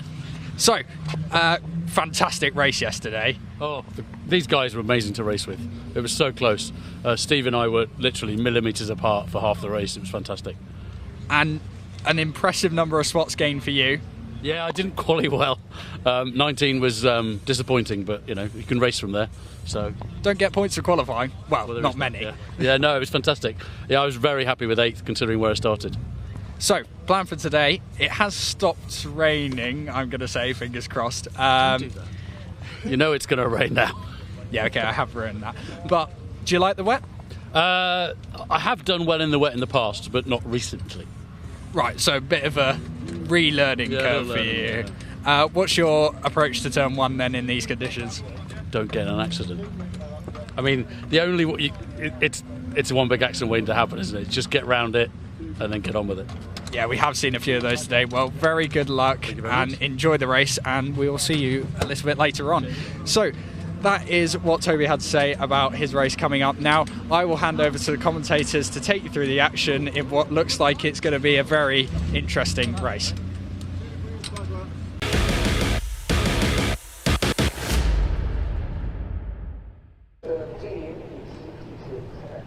And thank you, Mitch. Well, without further ado, ladies and gentlemen, we now move on to the Mission Motorsport Caterham 7 270R Championship, second race of this weekend over the course of our Caterham Racing Festival here at Donington Park National. And as we can see, here is your grid. Charlie Lower lines up on pole position, joined on the front row by Adam Keane. We then do have Rob Kenley and Matt Larby on row number 2, with Daniel Hope and Nick Bryan on row number 3. Stephen Merritt and Toby Boyes line up on row 4, with Henry Littlejohn and Ryan will be completing that top 10 of the grid. Keep in mind, of course, Ryan will be one of our 2 contenders in the second place championship battle, and he's battling with Nick Bryant, and they're practically even currently going into this second race of the weekend, and therefore it's all about who finishes ahead of the other, but more on that in a second. That's your top 10. We're now going to move on to the rest of the top 20 very shortly, and well, when we do so, we'll bring it up to speed there. And keep in mind, of course, Charlie Lowe and Adam Keane really the runaway leaders as of yesterday.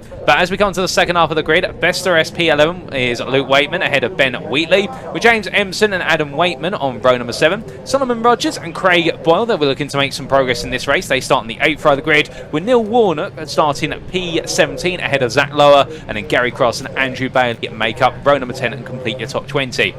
But wait, there's more, and we've got more drivers on this grid, plenty of drivers, and as we can see, line up on row number 11, we've got Guy Crossman and Graham Finlayson, with Robert Lowe starting P23 ahead of Rob Gregor. We then do have on what is the next row of the grid, Oliver Kibblewhite and Mark Soden, with James McCullough and Megan Bruce on row 14, and then your top 30 completed by Lionel Tolomash and James Moon. And then we do have just 2 more rows to go through. We've got 33 starters on this grid, ladies and gentlemen, and Richard Coob and Andy Palmer will make up the final complete row 16, and P33 Lewis Deason, who starts there. But join us in the commentary booth once again. He joined us yesterday. He is your champion for this season, and he's decided to, instead of being out there in the wet, but instead decide to join us in the commentary booth, and we're glad to have him. It's none other than Ben Timmons. Welcome again, Ben. And well, I mean, firstly, how are you feeling given the fact it's wet out there today, and I believe you haven't competed in a wet weather race in a long time, if not at all, this season? No, that's great. Good morning, and thank you for allowing me back again today. It's a stark contrast from yesterday. We had a beautiful day here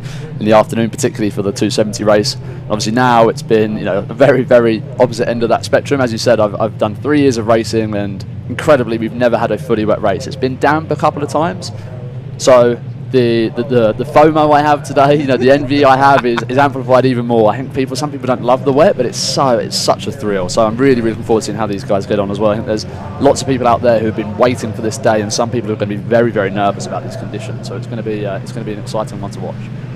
Brilliant. And well, to be fair, as we get ready, a second green flag lap going out there as well, so a little bit more track time for all of our drivers. And if you were preparing for this race, Ben, I mean, what would be your focus given the fact we had a lot of rain this morning? We've got more rain that may come at some point in this race, depending on which way the wind blows. And also add to that, perhaps we haven't talked about the heavy wind as well. I mean, we've got 25-mile-an-hour winds at the moment. They're going to go up to 40 in about an hour's time. It's so many variables for you to deal with as a driver, not just in terms of when you're in the car, but also setting up the car. Absolutely. I think those green flag laps, of course, we have 2 of them. Those will probably be the most important laps these guys do right now, because it's all about getting temperature into those tyres. That's going to be crucial, particularly for the start of these races. And it's also going to be understanding where is the grip, where do I really want to be positioning my cars, particularly in the early start of these races again. You know, we've just seen in the 310 race and also the grads race earlier, lots of cars, you can see the track beginning to dry, but the lap time's still a long way away from where they need to be. So it's all going to be about gaining knowledge. You can see cars here taking different lines as well, really trying to see where do I have grip, where do I have opportunities to pass. So these laps are going to be absolutely crucial. Do your research before you go racing, and that may just benefit you over the race distance as they come towards what is the midpoint of their second green flag lap. Chris, from your perspective, of course, the championship itself may be complete. The battle for second, however, is still as intense as ever, and there's still plenty up for grabs further on down the order. Yeah, Nick Bryant and Ryan Wilby are the 2 drivers we want to really keep an eye on. They're fighting for that second and third in the championship, and they're going to want to outdo each other in this race. Nick Bryant is in the shiny blue car, Ryan Wilby in the grey with the orange roll cage. So Nick's got quite a few places on Ryan, a couple of cars between the 2 of them. They're just coming through the chicane now. So here comes Nick in the blue car, and then Ryan in this grey with the orange roll cage just coming through now. So keep an eye on those 2 cars. It's going to be whoever finishes above the other is going to be taking the advantage towards them. It's ever so close. It's going to go down to, could even go down to sort of tiebreakers, but as long as neither of them have a disaster, just watch out for who's going to outdo who.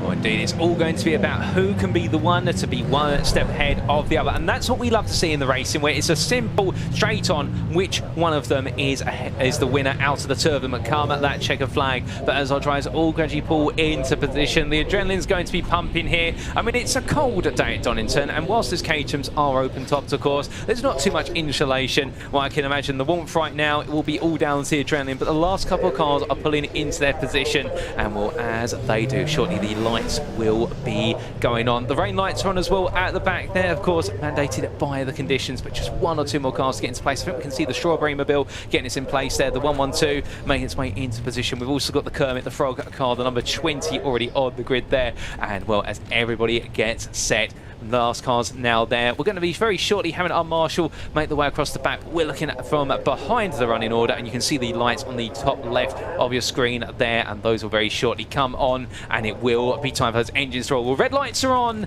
and without further ado, ladies and gentlemen, it is going to be 3, 2, 1. We are green flag, and away we go for the second race of the 270Rs for this weekend. They roar their way up towards turn number 1, and as they do, looks like Lower getting a good start with Keane trying to put some pressure on, but Keane and Lard pulling away as they started. Kenley, meanwhile, Larby absolutely getting stuck into each other. The rest of the field now comes in a bit of a slow start there further down the order from last place starter of what was, I do believe, decent, but just taking it nice and patiently and looking to pick up the pieces. But they roar their way now down through Hollywood in towards the Craner curves, and already Lower flying away. I think that man's had plenty for breakfast days. That is Weetabix, no doubt about it. Oh, goodness me, how it's getting very close there in the mid-pack. Yeah, that was a heroic bit of car saving. He was on the edge of the track there on the curbing, and actually sideways when he went onto it, and it just got worse. Epic car control to get that under. Keane's dropped about a place. I think is that Kenley or is that Larby up into second place? We've got cars damaged though. That's the number 40 car there, so that's up at Hollywood, isn't it? 2 drivers off. We've got safety car already deployed, so it's going to take a little while for them to recover those 2 cars, and the drivers are being spoken to by the marshals. Is that Sol Rogers, did you say? Yeah, Sol Rogers and Rob Gregor, it looks like. So yeah, the safety car. It's going to be interesting to see how the restart plays out here. I think you saw some drivers slightly further back off the line there. Steve Merritt from outside our commentary box with an absolute rocket ship start. I know he's probably been doing his rain dance all week. He absolutely loves these conditions, so he's one that we'll keep an eye on how he comes through the pack later on. Yeah, okay, watch out for Merritt then as they weaving their way down, just trying to do anything they can to keep some temperature in here, and obviously brake temperature is important as well as this safety car progresses. It does look like, and again as a driver, when you go past an incident you get a judgment whether it's going to be, well, that's probably a 1 lap issue, that's going to be probably a 2 lap, and I think I'd give myself a 2 lap issue here, but you've got to remain aware at all times, even behind the safety car, because you have to just make sure you can see that safety car light, as I can see them being picked up by that. The driver's still in the car, but the marshals I think are happy that they're going to be extracting them soon, but they'll let them do their work. And again, another chance for me to say on behalf of all the drivers here, thank you ever so much. A bit of a replay coming on then. They're going to be a bit deeper in your field, so watch top left to see the cars coming into contact. There we are. We've already got Sol Rogers spinning, and I think he might get, in fact we can see the 2 cars already collected as they head to the outside. Another car off further back as well. That looks like the Graham Finlayson car 49, so it looks like he's had maybe taken evasive action there and had to move, go into the grass to avoid that. Certainly when we saw them coming into the screen, it was Sol Rogers sideways, so whether he'd been helped into that position by one of the other drivers, but not the way that Sol would have wanted that race to start, and I'm sure we'll certainly see them again later on today. Oh, definitely, fingers crossed we will get to see them for race. I'm afraid they do have some time, and as we've seen and heard about over the course of this weekend so far, as we do have a red flag, so it looks like there's going to be some extra work required in order to extricate those cars from the gravel and therefore give ourselves an opportunity to go racing. So we will be having a brief pause to the racing, ladies and gentlemen, but to be fair, it does mean with the fact we didn't quite even complete 1 lap and we're only 3 minutes in, we'll likely be getting perhaps a full restart of the race, albeit we'll wait for confirmation with regards to whether it is a full restart or not, but our drivers are just now being escorted back into the pit lane. And Ben, from your perspective as a driver, and also Chris, looking at some of your experience here, of course, red flag comes in, conditions keep changing. I mean, anybody who's gambled on it being a relatively damp track and staying that way, they might now be thinking, well, come on guys, we need to go racing because this circuit is getting dry. You can see how the track is gradually drying up out there. Others might be doing the rain dance inside the cockpits right now, hoping some rain comes in the intervening period. Definitely, and it's incredible how much of that decision before the race will impact the overall results. Again, as you say, these cars, they don't necessarily seem it. They are very setup dependent, and there's a real stark contrast between how that car will perform in the wet versus the dry. So as you say, as you're sat on a drying track, you mentioned earlier, Paul, as well, the wind. We've got tremendous amounts of wind. That will be really helping to dry that track quickly as well. So you'll be sat there thinking, what did I learn from those few corners I had? Where do I know I can push a little bit harder? Maybe where's my setup going to compromise me a bit, and where do I need to know that I'm faster than the drivers around me? Where can I make passes? Because it's going to be all about applying that knowledge that you've just built. Oh, 100%, and that knowledge being critical as you go deeper and deeper into the racing. It may be the difference between victory or finish in last place, you never know. But as they come on down here, well, it will be a bit of a suspension of the racing in the meantime. And that gives us an opportunity to talk a little bit about the 270Rs and where they sit in the Caterham Motorsport Championship ladder. Of course, this being the 3rd rung, so it's the natural evolution coming out of what is Road Sport, and a step up as well. I do believe not too much of a change from the Road Sport car, Chris, but just in terms of some slight refinements in order to make the cars even racier, if you will. So we removed the headlights, we removed the windscreen. They are much more race focused, and whilst you can drive them on the road, you do have to sort of make some amends before you can do that. So they're not officially road legal in their racing form. We also strap on wider track front suspension and upgrade the dampers all around. So again, each step of the Caterham Motorsport ladder is really carefully judged to give you a nice progression all the way up through. Maybe about 1 to 2 seconds per lap difference between each of the steps up until the 7 Championship UK, which is a bit more of a jump. So yeah, each year gives you something new to play with, new to experience, and they've only got one step of the upgrade path left to go into the 310s when they get limited slip rear differential and a bit more power again. So they all have their own character and their own difference, but they're all part of the same DNA. So you still learn and progress as you go through, and each year the car gets better and better. And 270 is great, 310 is a brilliant car, and the Lunatic 7 Championship UK is brilliant and awesome to drive. I'm just going to load up this. Just a weather update. It looks like we're going to have another big band of rain flowing on through imminently. So if anyone is doing the rain dance, they might get their wishes, but it depends in the next sort of 20 minutes or so whether that will happen. And also just to say that if they'd completed 2 laps, it would have been a safety car restart as the procedure, but because they only completed 1 lap before the red flag was thrown, it will be a complete restart, a full 20-minute restart on the grid.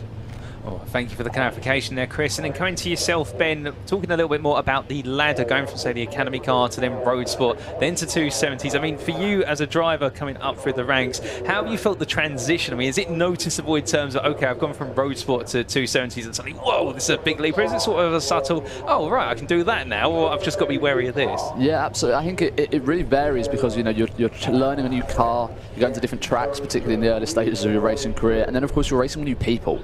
So you have all those variables come together, and I think the Academy is a fantastic environment to really earn your stripes. And, you know, learning. I myself, I'd never done a track day before Academy, so it was a great opportunity to come in and really learn the ropes, understand the basics of things like car control and racing lines and the rest of the foundational knowledge.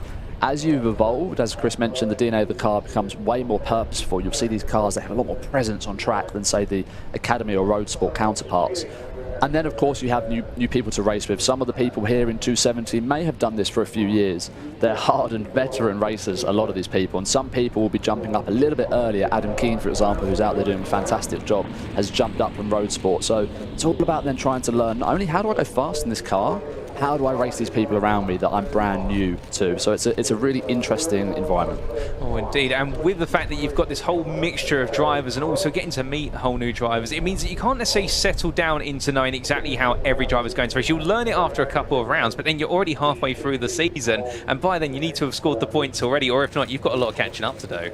Precisely that, exactly. And I think it's a long season. You know, each race, as we talked about it yesterday, it's 20 minutes. That can feel like a long time, but we have 21 races over a season. You know, this season alone in 270 is the same number of races that you would do in the Academy and Road Sport combined. So the experience and the ramp-up curve that you have is massive.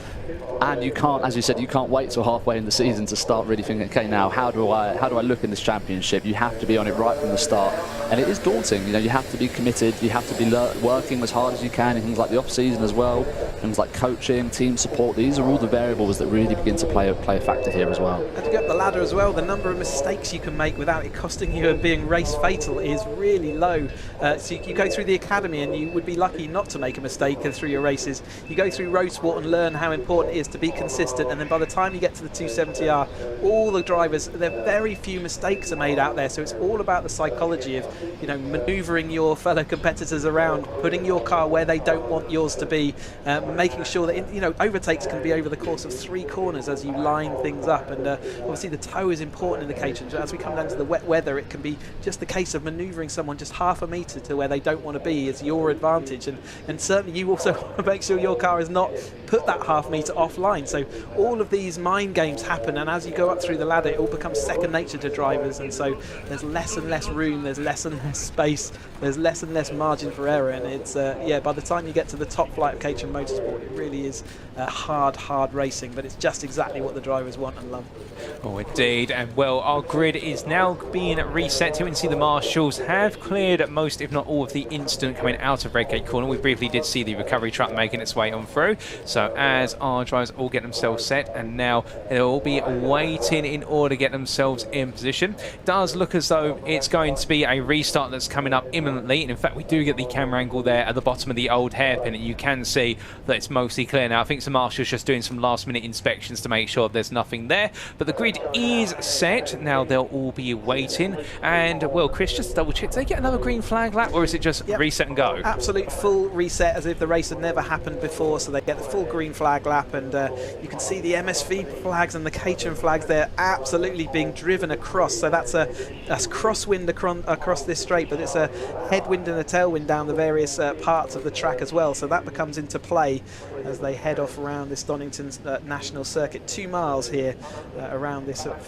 very, very famous bit of tarmac, and one of the bucket list tracks, and one of a driver's favourites as well to actually just go and drive around. But this national circuit with the chicane and Redgate really does get interesting, and you've seen so much good action over the course of this race weekend, and the rain really hasn't dampened affairs, has it? Oh no, not at all. And the funny thing about the Donington Park circuit is many will go, well, why are we not racing the Grand Prix circuit, which adds on 2 extra corners because it's a deviation off of the Goddard's S's and takes you down to the Melbourne hairpin and wraps back around onto the start-finish straight. However, from speaking to a multitude of drivers over the years about the Donington Park circuit, they don't say that you're missing corners here, and I think, Ben, from your experience as well, but it's a different style of circuit. It's not as though you're losing the soul by not racing the Grand Prix circuit, because the National has its own enchanting flavour. If anything, it's perhaps the faster paced circuit because you don't have any low speed corners here.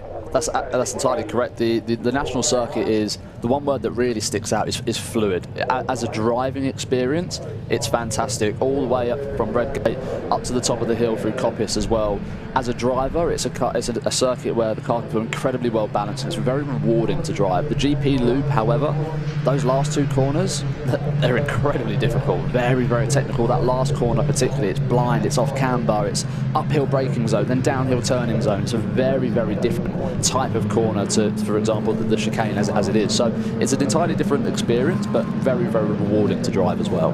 And those differences in experience are really making it a challenge each in its own right every time drivers visit this circuit, including the National here today. And of course, you're tuning in, ladies and gentlemen, for what will very shortly be the restarted Mission Motorsport Caterham 7 at 270R Championship race number 2. And well, it will be race number 20 of the entire calendar season. But as our drivers just make the way on down through what is the Craner curves into the old hairpin, that's the back end of the pattern. They're on the green flag lap, the additional green flag lap. And well, did I just notice a little bit of sunshine coming out? It feels brighter all of a sudden, doesn't it? Say that rain that's imminent. I wonder if we were able to look behind our commentary box, I think we might have a different view of it. But yes, I said it was going to be a complete restart as if it had never happened, but they will only get 1 green flag lap because they've now seen the conditions and understand them, so they won't have the 2nd green flag lap this time through. Charlie Lower, though, got off the line absolutely like a rocket ship last time. Adam Keane will be glad it's restarted because he lost a couple of places, and then it was next up Kennelly, wasn't it, who again just didn't have quite the start that he would have wanted. So all those drivers can reset and put themselves back and know what it's now like to pull off this grid with the grip levels and see what they can do round turn 1. I'm pretty sure Charlie Lowe will be avoiding the curve on the outside of the old hairpin because that looks scary. I mean, unless he feels as though he wants to give us even more entertainment at this time around, you never know. But that was, in a way, you could say it was a bit of a rehearsal for what is to come when we get this race restarted. Drivers now pitch into their last places on the grid. In fact, we just got the front row line up, and then it'll be at the middle portion. But we're not too far away from the restart. It does mean running a little bit behind schedule now, approximately 10 minutes behind our schedule for the day. But given the efficiency that we've seen from our marshals all the way through this morning, I'm sure we'll gain that time back over the course of the racing weekend, and indeed we'll get all of our races in this fine Sunday afternoon. But as the wind blows and the last couple of cars just now peel into position, we are not more than about 30 seconds away from lights out, and away we go once again as the last car does take position, that being the car, of course, of Louise Deason. And well, now, ladies and gentlemen, we are just awaiting at those lights. You can see on the left hand side of your camera shot behind the Caterham flag, albeit as our drivers get themselves set, they'll be ready to go once again for the 2nd time for this race. The red lights go on, and without further ado, it is going to be lights out and away we go here for the 270Rs. They roar off the line, and this time it looks like Charlie Dyer perhaps not getting as much of a start of the light as Adam Keenan, essentially keeping him honest into turn 1. But also look at that, Rob Kennelly and Matt Larby all going in on the battling. I think Larby having the best start of everybody in the front 2 rows as they roar their way on through turn 1 and down towards turns 2 and 3 they go. And as they do, we'll come roaring on down now through Hollywood. It looks so in fact Lara has got back ahead, and this time he's going to keep it a bit more settled.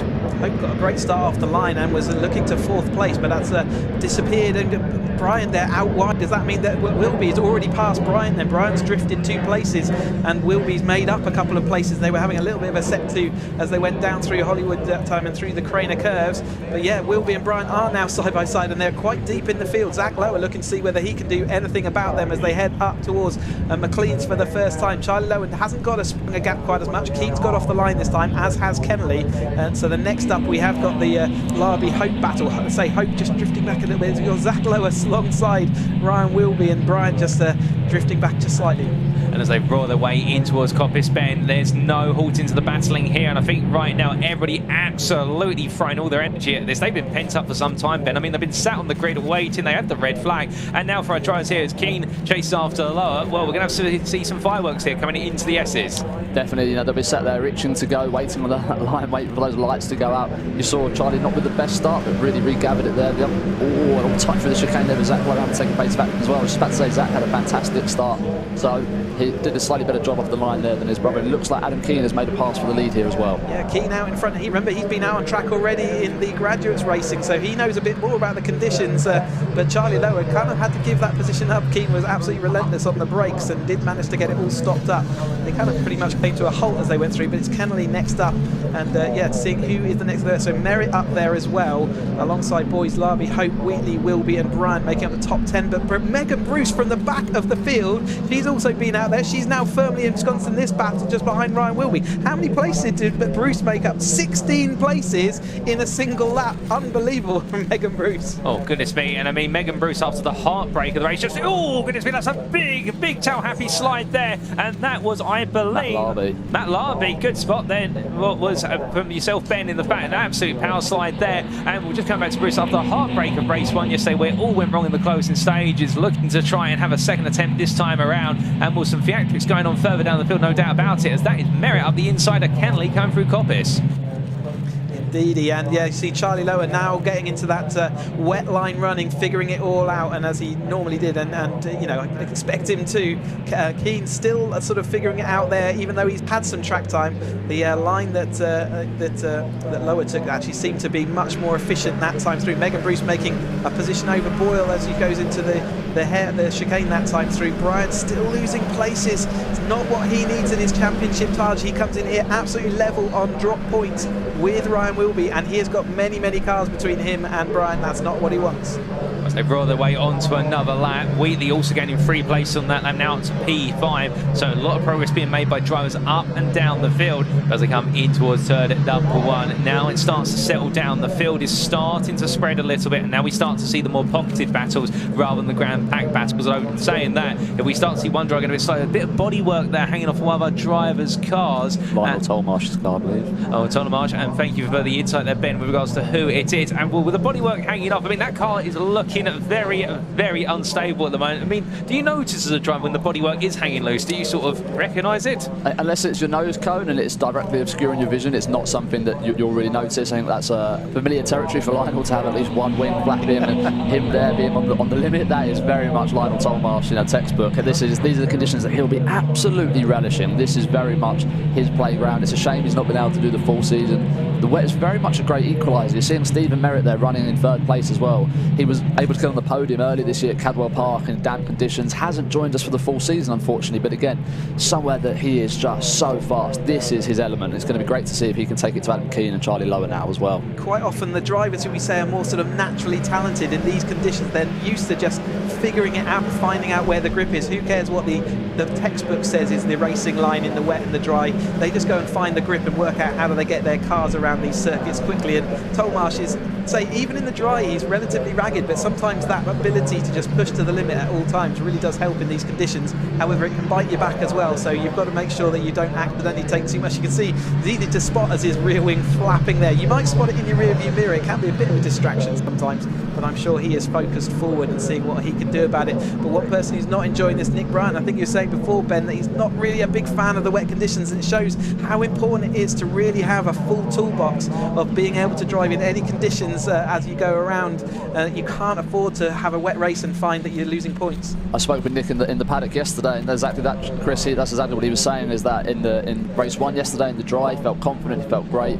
He's been very nervous about today, looking at that forecast. So hopefully, for him, he's going to be praying that it dries out. But now it's all going to be about damage limitation in that battle with Ryan Wilby, and thinking, how do I really get over those nerves? How do I focus on performance here and get my way back to the front? Well, as we look to our drivers making their way through Coppice, this is the battle for P4 between Merritt and Kenley, and Merritt has just got ahead for a move around the outside, and Kenley starting to run out a little bit of steam initially, but then again might be playing the game of, you know what, I've got to work with Merritt in order to chase down Wheatley and the top 3 as our drivers roar their way towards the end of this lap. As we can see the long line of cars, and Tolomash meanwhile with both Brian and also Waitman right behind as the bodywork finally falls off the car from the rear left hand side from the driver's perspective, and as they come on through too wide, they're further back, a bit of a squeeze there, but just about making it on through to our drivers, and everyone testing right now the patience of each other under braking as they all come on to what is lap number 5, and there we can see the battle for people makes its way past our camera, but further on back we've got 2 wide there, and that is going to be the engrossing fight between Waitman and Brian, as meanwhile we've got some nose cone damage a little bit further down there as well, but all the drivers still side by side, but roaring the way on through here, and this is absolutely brilliant to see coming through Hollywood. 2 wide they come, but in the end that nose cone damage, goodness me. That is Nick Ryan as well, our championship rival, so in second place. So he has had an incident. He's dropped back down to meet Zach Lowe, who went across the line. He can't really see where he's going. That really will be distracting. Oh God, that's Larby spun in the middle of the exit of Old Hairpin. That was incredibly close. It was almost like the car sweeped out his way. Remember, he's not going to be able to see much with that nose cone up in the air. They avoided that. Well done, everyone. Just wanted also to mention that Wheatley's made his way all the way from 12th up to 3rd place. Bruce now makes her way up into 6th place from the rear of the field. Brian is still fighting that nose cone. He might be better to get in the slipstream of someone, see whether the slipstream will knock that nose back down. But at the moment, he has lost places. He is down, where is he last time? 14th across the line, and that's Louis Deason sideways. I think that might be, is that Old Hairpin? But unfortunately, Louis Deason in the gravel, she's going to extract herself and move on.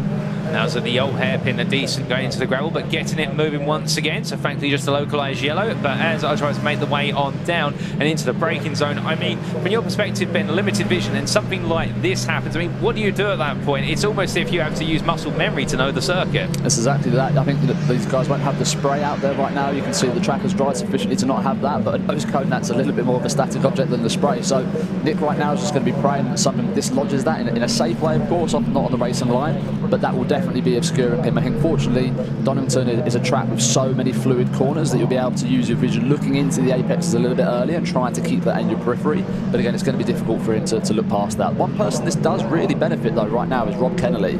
He is very much a bit of a dark horse in this championship battle, has an opportunity really to get into the top 3.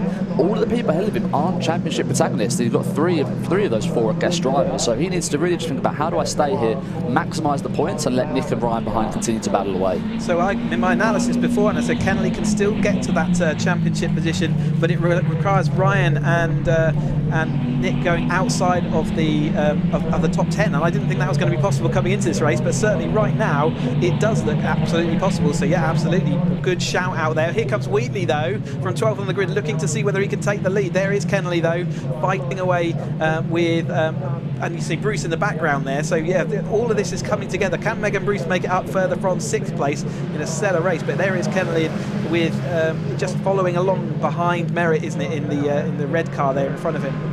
They make their way towards the end of this lap, and they get towards the halfway point of this race. But look back to the front, and it's 2 wide here as they come in towards turn number 1. It's going to be on your left there, Lower. Well, in fact, that's going to be Wheatley versus Lower on the outside, but it cuts back to the inside. Brilliant race between them, and Lower really showing there the smarts to just simply think about, okay, I'll let him take the inside and I'll just cut it back. But Wheatley getting it stopped in time, and now Lower starting to tuck back in. Keen's not too far out of this either. Keep your eyes out for that P3 car at the rear of your camera shot. He's watching the distance, and perhaps he's just saving up towards the very end of the race. We see Wheatley going very deep down to the old hairpin. One thing you don't necessarily want to do. Behind, we've also got the battle for P4 between Merritt and Kenley. Kenley just waiting behind Merritt and letting himself being pulled along here. But the leaders once again going too wide through Schwann's and in towards what will be McLean's. And you can see Lower has got back ahead after that brief understeer moment, coming in towards the old hairpin for Wheatley. But Wheatley is not going to give up here as he switches from one side to the other. He looks the outside, looks the inside, and well, in the end he decides to stay behind, but trying to keep Lower guessing every which way as possible.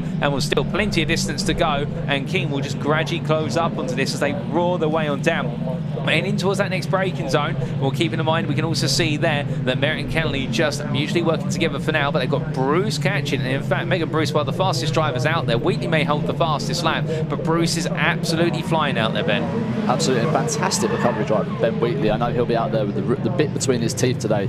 Disappointed with his performance yesterday when I caught up with him in Park Burmay. Oh, and Adam Keener spun as well. Yeah, that's from our third place driver, so there's another place lost. Merritt and Kenley do move up another place. Bruce also, I think, will make that position up. When Ben Wheatley, really hard charger, gets it earlier on in the season, and you'll know firsthand, Ben, how hard he was charging. He didn't let you have your own way down at Caterham Park. Very much so. He's a fantastic driver, very, very clean, very fair, gave each other the right amount of racing room. But he was absolutely rapid right out the gates, and I think he had been in the car for something like 4 or 5 months, came into a championship that he's never raced with these people before, and really did a fantastic job. So great to see him out there doing well, back at the front as well, where he deserves to be. Well, as our drives make their way down, you can see Merritt, they're going extremely defensive into the old hairpin, and that's caused him to go overly deep. Kenley now is going to make the move, but the speed this is costing both of them, and Kenley will sweep around the outside. Bruce now practically halving the delta between those two and herself as they make the way up the rise. And you can see once again Merritt now trying to look for a move, but gets very adventurous on the outside line. Kenley, I don't think has as much confidence perhaps in these conditions, but the thing is Kenley just being smart and safe, and it is Merritt who's really making the errors or just pushing himself to the absolute limit. I mean, from your perspective, Ben, of course, you want to keep pushing it to the limit, but there's a point where you go from being confident to perhaps being overconfident in the car. Absolutely. In these cars, it's all about keeping it on a knife edge the entire time. Very difficult to drive them on the limit consistently for the full 20 minutes. Again, no aids, no assists, so it's just driver inputs. What you'll see there as well is Steve Merritt ran a little bit wide, got onto the red and white curb as well. Now, whilst the track may be looking like it's beginning to dry, that red and white curb will not be drying, and it will cause massive issues with traction. That's why you'll see a lot of drivers spinning that. Oh, as we see Toby Boys, it looks like they're running wide into the gravel as well. Is that low? So 3 of them trying to get through 2 and not working. Oh, indeed, and well, we normally say that 3 does not go into 2 and 2 does not go into 1, but they proved you could get 2 cars side by side through there, albeit a bit of a shake-up, and I think the drivers might be able to word with one another after the races to that one, but still as they roar on through. That was the battle for what was P9 through to P11 between Boyle, Tomash and Lower, and well, looking all the way back to P4 here, well, in fact the battle for P3 I should say, it's been escalated upwards, and in the rear of the picture now Bruce firmly there. This is going to lead to a very tasty battle between the trio, but Kenley still just keeping his head down, taking it corner by corner and not pushing it too hard. And meanwhile Merritt behind, where he's trying to cut as much as he can of Stark. He's there pushing it to the limit. You can see just a bit further back also will be Keen, Hope and Boyle now starting to come together. Some more battles on the cards here. We've still got plenty of time in this race as they come up towards what will be Coppice Bend in the battle for P3. And keep in mind that Lower and Wheatley have already torn off into the distance, albeit is that some more spots of rain I'm seeing on the camera there? Might well be. We said we was due some rain. Our commentary box window still looking quite bright and clear. Certainly no spray reappearing off these wheels yet, which is the first sign that things are starting to get done. But Keane still holding on over the top of Wilby then, so Wilby still needs those positions. He's still got 3 cars between him and Bryant, so doing what he needs to do. Bryant's still outside of the top 10 right now, so he's out of the action and does still give Kenley that sniff, but with Wilby still there in 6th, I think that means Kenley spun out of the chicane. That was Kenley. That's disaster for his and his championship. He's dropping down the order, currently just ahead of Tolmarsh, but I think Tolmarsh might even get him by the time we get into Redgate. That is the end of, I think, would say, with 5 minutes or 6 minutes left to go. It's hard to see him getting back involved in that battle.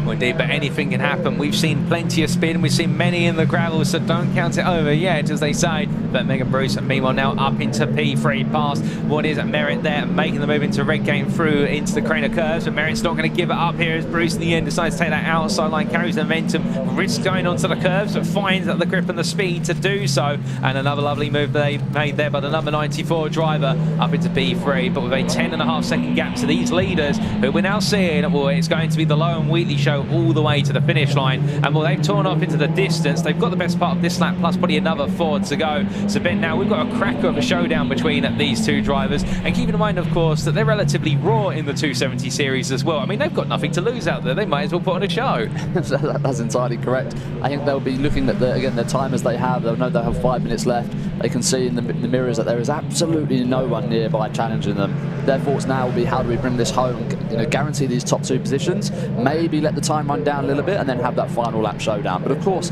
conditions like this, anything could happen. The race could still be stopped. It could be red flag, could be safety car. We're seeing cars spin, and it looks like Nick Bryan's nose cone's even worse now, so he'll really be struggling with visibility there as he gets taken up the inside as well.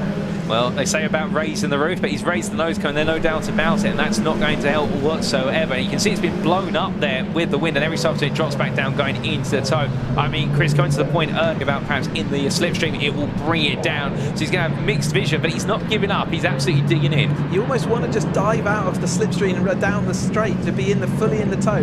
Dive out and see whether that will rip the nose cone clear in the middle, or have all the issues removed. Ryan will be fighting with Hope there, and Boyle just behind as well, so still firmly in that battle. This time though, he has moved up to 6th place, so made up a couple of places after Kenley's spin out of the chicane, so that's helped him out quite a lot. And it does look like that it does look like that he's getting back together. Brian is starting to get things back under control, trying to look round and see whether he can make any positions up sideways there by Tolmarsh. I don't think we ever see him going in a straight line. It's either sideways or backwards off into the gravel, one of the two. Amazingly entertaining to watch him race, and being on track with him as well. That's very much a view that you see. His car is at all sorts of angles. Incredible car control from him to be able to drive it on the edge like that at all times. Oh, indeed, a 100 or nothing driver, and that is a mentality which many would love to chase, but Tolmarsh definitely demonstrating it. But as we look here to Bruce and Merritt, still playing the game of cat and mouse with Bruce right now, just gradually sneak up into the distance in P3. The gap now moving up from what was half a second on the previous lap to approximately what looks to be now the best part there of about 7 attempts a second, if not a bit more, as they come on through. Meanwhile, looking at back to leaders, they've got a little bit of traffic in front of them, and that could play a conundrum, albeit the gap between Lowe and Wheatley going on to this lap was 9 tenths, but the driver who is a lap down stepping aside there and deciding not to play an intervening fact, and doing so in a very smart manner in order to neutralise any time lost or gain between the two rivals as they continue on their journey. But whether it be the lead battle or in terms of the battle for P3 or even further down the battle for P6 through to P10, still plenty to unfold here. We've got some battles even further down the order, but here we do look back to what is the battle between Wilby, Hope and Boyle, and it looks like Wilby holding on for now, but it's Hope who's not giving up, and indeed Boyle just watching once again, Chris. Yeah, Hope had a great race yesterday, fully in that battle for the lead. Kind of didn't make his way through the field, which is why we didn't get to call him out too much, but I know he was enjoying the racing yesterday, and looks like he's really enjoying the wet weather here as well. He's just absolutely nailed to the back of Wilby's car there. Ryan doing a bit of a defensive move. He's really squeezing Hope onto the inside, and we know the outside of Coppice works, so I think Wilby's going to hold on once more. That would have felt like a bit of an uncomfortable place for Hope, and he's now got the attentions of Boyle to deal with behind. You see Keane is still pulling away then. He's got extra speed over Ryan Wilby and is safe up there into that 5th place as it's supposed to. Again, a massively defensive move by Wilby coming into the chicane this time, but he's doing what he needs to hold on to that position, hold on to those points. But Brian is getting slowly back at him, so he's going to be watching in his rearview mirrors and hoping that Brian doesn't recover anymore.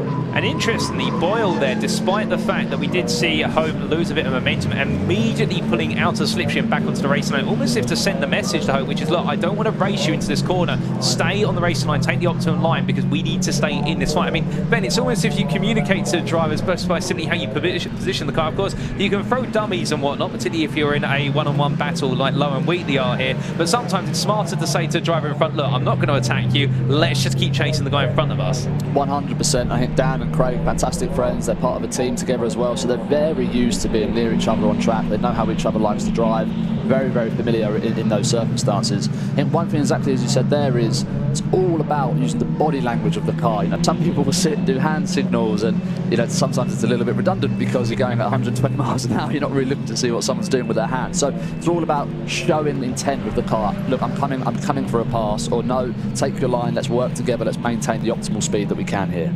Well, optimum performances going on as we head towards the final lap, and Lowe and Wheatley continue to have their brilliant battle, but it is Lowe Lower who's been able to put a bit more of a gap, but they have passed another driver who is heading towards a lap down. And well, as the rest of the field makes its way on through, still more fighting further on down here, including that raised nose cone that we did see earlier. But it looks as though that's not stopping our drivers, even though we're heading towards the checkered flag. We've got one more lap after this, however, and there we do see the ongoing fight between Wilby, Hope and Boyle for P6. And multiple fights, but we come from the battle just outside the top 5 to the battle at the front of the field. I mean, Chris, at this point, Lower does have a sizable gap, but he put the hammer down about a lap ago. His car was absolutely singing on the edge of adhesion, and Wheatley just dropped away those few car lengths. He absolutely knew the timing. He wanted to do that, and Charlie's one of those people that is willing to absolutely put it on the edge. He's used to that car absolutely on the raggedy edge of adhesion, and it's really worked out for him. He looks like he's got the protection distance back to Wheatley that he's going to need. Bruce is not able to do anything about them in front. You can see Wheatley trying everything he can to absolutely fling it to the outside, but I think that's probably cost him more than it's gained him, and that might be the final nail in that coffin. Charlie Lower looks like he's going to take 2 out races away from 2. Well, indeed, and as they make their way towards the final backstretch, Wheatley experimenting with every bit of road in the end. I think trying to pick up the award for the most tarmac explored in this race. Credit where it's due, but it's going to be Lower, Charlie Lower here, who just runs at a canter to the final 2 corners. And whether it's been rain, whether it's been red flags, one thing that has been said is the fact that he was unstoppable in race number 1, and he proves to be unstoppable in race number 2. And as he weaves from side to side, the checkered flag waves. It's risky, but for Charlie Lower, it's victory number 2 of the weekend ahead of Ben Wheatley by 12.75 seconds. The 2 leaders will come across the line. We've got a bit of time, but Megan Bruce will be on her way. But we've still got some more battling here further down, and that is Kelly still trying to hold on for P9 with Lower all over the back of him. But Bruce has just crossed the line. P3, that being Megan Bruce in 94. Then it will be Merritt P4 ahead of Keane. Adam Keane recovering well to P5 when it's all come to a conclusion. Ryan will be P6 ahead of Lower, followed by Kelly, then Boyle, and then I believe we may have lost Hope right at the end. And we're talking about down the order, isn't he? He's dropping a long way down, so something's perhaps happened to the car, but it means it will be Waitman P10 ahead of Larby, best of rest, then Bryant, then Tolomash with his Theatrics P13, Empson P14 ahead of Boyers, and then it will be the number 21 of Waitman, P16 ahead of Moon. Hope finishes P18 in the end, and then it will be Warnock and Cross to wrap up your top 20, with Soden being P21 last of our lead lap finishers. But goodness me, what a race. And as the last couple of drivers now make the way to the close on their respective laps, being slightly a lap down or 2, I do believe we've got a few drivers who are coming to the end a lap down, and that's going to be Lowe and Crossman, P24, P25 respectively. There's Lowe crossing the line, you can just see in the rear of the picture, and we are expecting Crossman in due time in a few seconds. Well, it's definitely been a challenging second of the 270R races. I mean, Ben, race number 1, of course, full of absolute drama in a relatively dry race, but this one mixed up with the damp there, definitely being something that outfoxed a few drivers. Definitely, I think one thing that this grid's going to need to work on is opening laps. That's 2 races in a row where haven't really made it through turn 2, incident free yet. So the drivers will after that, they'll probably be exhausted. You know, there'll be a fantastic mixture of sweat, rain, and just be looking forward to getting in, drying off, and having a reset before going into the final one. I think, you know, what we'll probably see is those first 2 races, although they don't look it, they've probably been a little bit more conservative, knowing that, look, it's a war of attrition. I've got a whole weekend to get through. We're going to go into the final weekend as Cheesy's doing the maths here and working out what do I need to do to finish where I need. And we're not just talking top 3 in terms of championship, we're also talking the mini battles that everyone has. You know, every position, everyone's out there really fighting for the best scenario. So we might see that it's kind of, you know, throwing everything in the kitchen sink in the last race. So I think maybe you expect fireworks to come. Oh, we would love to see them. But there's your provisional top 14 results on screen. And Charlie Lowe, your winner by 1.2 seconds over Ben Wheatley, with Megan Bruce wrapping up the overall podium, Stephen Merritt P4, Adam Keane P5, and then Ryan Wilby, Zach Lower, Rob Kenley, Craig Boyle, and Luke Waitman complete your top 10. Matt Larby, best rest P11 ahead of Nick Bryant, and then Lionel Tolomash, P13, James Empson, 14th place there. And the fastest lap set by second place finisher Ben Wheatley on lap number 3, a 1:29.82. Goodness me, ladies and gentlemen, what a race. But I think we're going to be getting some word from some of our drivers in due course, and once we do down in Park Ferme, of course, we head into our lunch break with this race now concluded. And well, we've got 6 more races this afternoon, an absolute mixture of racing. But that's enough from us in the commentary booth. Let's head down into Park Ferme to Sam Parker, who's going to tell us all about the story from our drivers' perspectives. Well, Charlie Lower has done it again. He's just proving his pace in this championship. fantastic. And to see him come across the line weaving in these conditions, but he is the drift king. Weaving across the line, well, not weaving, but a little wiggle across the line there, and I was like, he's brave, but you've got so much car control. But what a fantastic race. I think you're enjoying that one, weren't you? Yeah, that was wicked. Ben was obviously a lot faster than me. I managed just to literally hold on to it, and yeah, we did enough, and it paid off, so I'm really happy. Yeah, absolutely brilliant. It was great to watch, and yeah, Ben, you know, he dropped. It was down to 8th, I think, wasn't he? Yes. So it was, but he Out made of nowhere, it was just right on my bumper, and I was like, right, I know this is going to be a difficult race from now to finish, but we managed to like place him in places where we wanted to put him. The curbs are really slippery, so if you could put people on the curbs, then exit speeds are down. You can run away. So that was basically my aim. He had the pace over me completely, but no, it's definitely a good race. Yeah, excellent, brilliant, well done. It's great to watch. And let's go and see Ben. Ben, let's have a quick word. Well done, fantastic. What a drive, yeah. But you know, it's just showing you've got the pace, haven't you? Look, I hold my hands up yesterday. It was all my fault. I was just over eager, trying to make up. You can't win a race on the first couple of laps, and unfortunately, I forgot to remind myself of that yesterday. So anyway, today's a bit of redemption. I was a bit annoyed after obviously the red flag came out, and I was like, got 5 places at the first start, and I was like, right, I'm gonna have to redo it all over again. But yeah, managed to get there. I think we had the pace today, to be honest. So I'm praying for a few rain clouds this afternoon because I want it to be really wet. But yeah, look, the team did a phenomenal job, and I just want to say thank you to the team. Apologies for yesterday, as they said it, let myself down, my family down, the team down. They were very considerate, obviously. That's very harsh, isn't it? Yeah, very harsh. But yeah, hopefully I've made up for it today. So yeah, glad to be back on the podium. Yeah, brilliant, fantastic. Thanks, good to see you up there. And let's go and have a word with Megan. What a drive from Megan. Fantastic. Megan, what a drive. Like, honestly, to come from the back of the grid to 3rd is incredible achievement. Yeah, I wasn't quite expecting that. I mean, I did not kill from 14th, but I was kind of hoping top 15, top 10 would be good, but yeah, I'll take it. And here you are on the podium. Fantastic. You had such good pace. Do you like the wet? Yeah, the wet's really fun. I mean, it's just moving around constantly, so yeah, it's good fun and it makes up for yesterday. Yeah, absolutely. Yeah, DNF was, with your good qualifying as well. Yeah, it's unfortunate, but yeah. These things happen, don't they? But yeah, it's, tests the car control, doesn't it, in these conditions? Yeah, I like the wet in this and like the GB4 car. I like the wet, so and the drive, but yeah, it was good fun. Excellent. Well done. Good luck for later on. Right, so that's it for the racing. It is lunch break here, but Ian and I recorded something yesterday, so just keep watching and hope you enjoy it.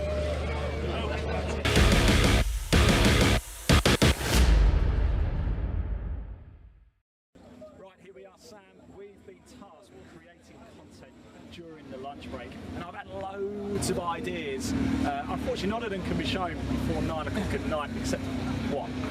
Now, of course, we actually filmed this on Saturday, didn't we? So I just want to say congratulations on your race win or podium, or mid-table finish, or retirement. so well done. Anyway, right, we're going to do a 5-second challenge. Now, as we know, motorsport is all about time. It's all about judging distances and judging time and that type of thing. So I've got the iPad over there, and I'm going to task people with stopping the stopwatch at 5 seconds. Okay, now they're going to get 3 attempts at this. If you go over 5 seconds, you are out. They are not going to be able to see it either, so they're going to have to use their brain matter for this one.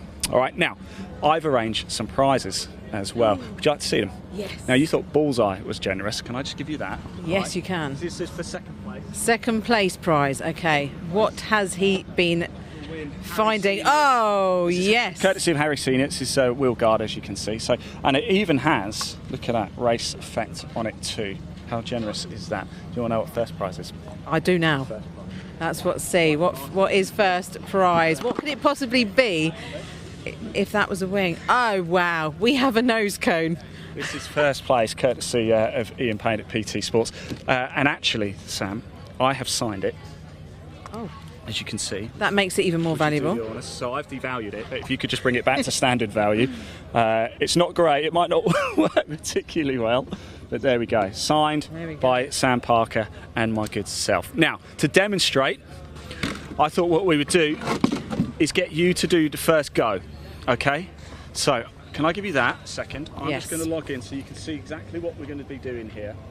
how it's going to work, and you watching at home will see exactly what we are going to do. So, I feel like this might be harder than it looks. no. Well, it is. I've seen you have a go at it already. So, in fact, you hold that, if that's okay. Okay. So can you see that on the camera? I will press start, and you will tell me when to stop. I've got to tell you when I... Get it to 5 seconds close. If you're over, you are out. So from over 5 seconds, I'm disqualified. You're disqualified. Okay. Here we go. We're going to start with Sam Parker up first. Sam, are you ready? I'm ready. Go. Stop. Okay. 3 seconds 49. Oh. Now you've got a choice here. You've got a choice. You can bank that time. I'm going to bank that. You really? Yes. Right, for the purpose of the game, let's go again. Sorry, I'm too excited. Just so people can see. We can do another one. So you can bank that time if you want. Remember that though, 3:49. But you do get title 3 goes if you want it. So Okay. We're going to go again. We're going to go so again. You can get closer. Yeah, Okay, let's Sam go Parker. again. Go. Stop. Okay. 3.63. Ooh, Do you want to keep that? I'm getting better at this. Do you wanna have Yes. One more go? One more go One more then. go. Remember, if Okay. you're over, you're Ah, I know. Okay. But we'll keep banking. Okay. Okay, here we go. Sam Parker. Go. Stop. 3.82. Ooh. 3.82. There we go. That is the marker to beat. Right, we've got Okay. some people in here who promised me they would have a go. So here we go. Here is our first willing suspect. For the camera, would you please give us your name? Emma Foster. Emma Foster. Can I give you Can that? hand that to me? Yes. You know the rules, don't you? Here we go. Emma knows the rules. Okay. Right, so am I saying go or you're I will say go. You tell us when to stop. Okay. Emma Foster. Go. Stop. Oh, that's a very good. That's really good. I got 4:45 before. Right, so Emma Foster, would you like to bank that? Yeah. Or would you like to go again? Remember, if you go over 5 seconds, you are out, and that is the leading score. So, I mean, it's only Sam who had a go, but that's the leading score so far. I'll go again. She's going again. She's going again. Okay. Emma Foster. Go. Stop. I'm over. Oh my! No one is going to beat that. Emma, well done. Thank you so much. Would you like to bank that, or would you like to go again? I will bank that. Thank Okay, you. Emma Foster, 4 There we seconds, go. 4.59. What did you get? I got. Well, we're going to find out. Okay, let's. Because we've got our. Lucy. Lucy, you're going to have a go. Okay. Okay, Lucy. Okay. Full name for the camera. Lucy Toner. All the way from Seattle, minus. Yeah. Well, really, I'm from Macclesfield. But Macclesfield. yeah, it doesn't sound. Macclesfield. Macclesfield, yes. Macclesfield in America or Macclesfield like Manchester way? Okay, so here we go. Right, Lucy. You know the rules? Yes, I I will do. say go, you will say stop. Okay. Go. Stop. Okay. 2.7. So Lucy, it's okay. 2.7. Oh my You gosh. get Okay. 3 goes in total. Would you like to bank that time? No. Because you ain't going to win with that. No. Absolutely not. Okay, here we go. Go. Stop. Better. Ooh. Okay. 3.84. So would you like to bank? You can still come second. Go again. Yeah. Yeah. Okay. You're Oh. over 5 seconds. Okay. Go. Stop. Oh, well done. 4.55. What was There Emma's? we What was go. Emma's? 4:59. Oh, so you are current leader. Well done, girls. Well done. Sam, who else are we going to tell? So we're going to go and see some academy drivers. By Yes. the way, before we go, Yes. you know what we always do? We always do hospitality Ooh, awards. let's see go and what's have a on the look. menu today, shall we? It smells good. I have had a I'm little really bit already. hungry. So. Last time I broke this. So today we've got steak, pie, mashed peas, and red wine gravy. There is a vegetarian option, but we don't need to worry about that. And there's also a gluten-free option. And there is, and they've just taken it off for us as well. Oh, look at that. That looks delish. Save me one, please. Lovely boys. We get these handmade by a butcher in the Black Country, Scrivens and Thorntons. So they're proper butchers made pies. So 370 we've got today. Wow. Lots of people coming. After I'm done. Thank you very much. And some nice desserts as well. Look, red velvet cake. I noticed the brownies have gone, guys. Double chocolate. They're not all for me, don't worry. That's before you go. Would either of you like to be on the live stream? I can be, yeah. Would you like to do a little pit stop challenge? Okay. Go for it. What you've got to do, you've got to try and stop this as close to 5 seconds as possible. You won't be able to see it. Right. I will say start. You will say stop. If you're over 5 seconds, there is prizes up for grabs as well. If you're over 5 seconds, don't get excited for it. Is it another brownie? It's not that good. What brownies cook? If it's over 5 seconds, you're out, and you do get 3 goes until. So if the first one's really rubbish, like 2 seconds, you can go again. So it needs to be under 5 It seconds. needs to be under. What's your name? Danny. Danny. Okay, Danny. Here we go. Are you ready? Yeah. Go. Stop. 3.32. Now you can bank that time if you want, or you can go again. If I'll have you think another you can go do with that. better. I'll have another go. Okay, Danny. Go. Stop. Very good. I'll go with that. You want to bank I'll that? go with that. Do you want to have a go? Yeah, sure. Great. What's your name, buddy? Arthur. Arthur. Okay, Arthur. So I will say start, you will say stop. Okay. Go. Stop. Good first Not time. bad. Do you want to bank that, or do you want to keep going? I'll go again. You better not beat me. Okay, Arthur. Go. Stop. You're out. Great effort, though. That's actually, Thank you. despite being over, that's the closest we've had. Right, well done, though, guys. Fantastic, well done. Thank you very much. Unfortunately, you won't be winning any of our prizes. They're garbage. They are garbage. Right, let's move on over to. We've got some academy drivers down here who are going to have a go. Oh, they're having a bit of a chat, so I was going to speak to these guys, but we'll come to Scott. Hello. Scott, hello. Would you like to have a go at our challenge? You've got to. You don't have a choice now, Scott. So you kind of got to do it. Okay, the rules are this. You've got to try and stop the stopwatch at 5 seconds. You can't see it. Okay. I will start it when I tell you, and you will tell me when to stop. Now, if you go over 5 seconds, you are out. Right. If you're under, so let's say you do rubbish and you do 2 seconds, you can either bank that 2 seconds, you can have another go. But if you go over 5, there are prizes up for grabs as well, and they are pretty. Well, they're prizes. Anyway. Okay, Scott. Right. Are you ready? Yep. Go. Now. 3.46. Whoa! Rubbish, that. That was, wasn't it?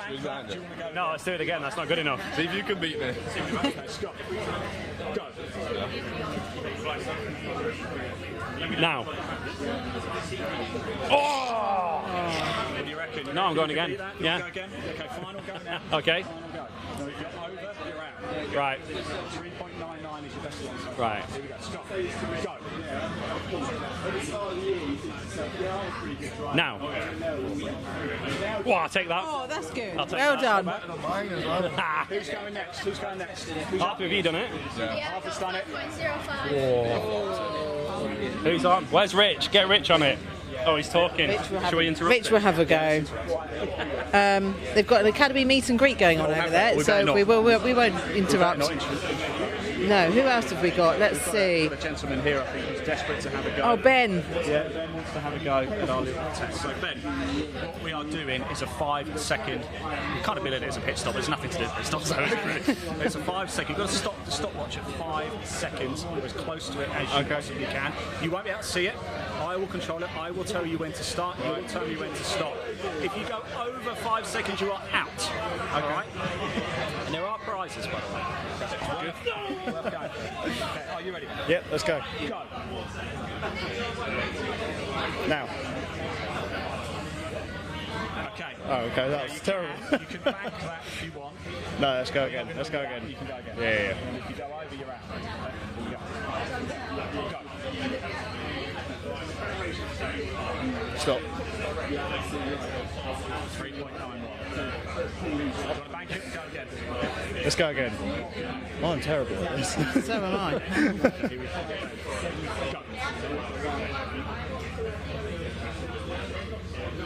Stop.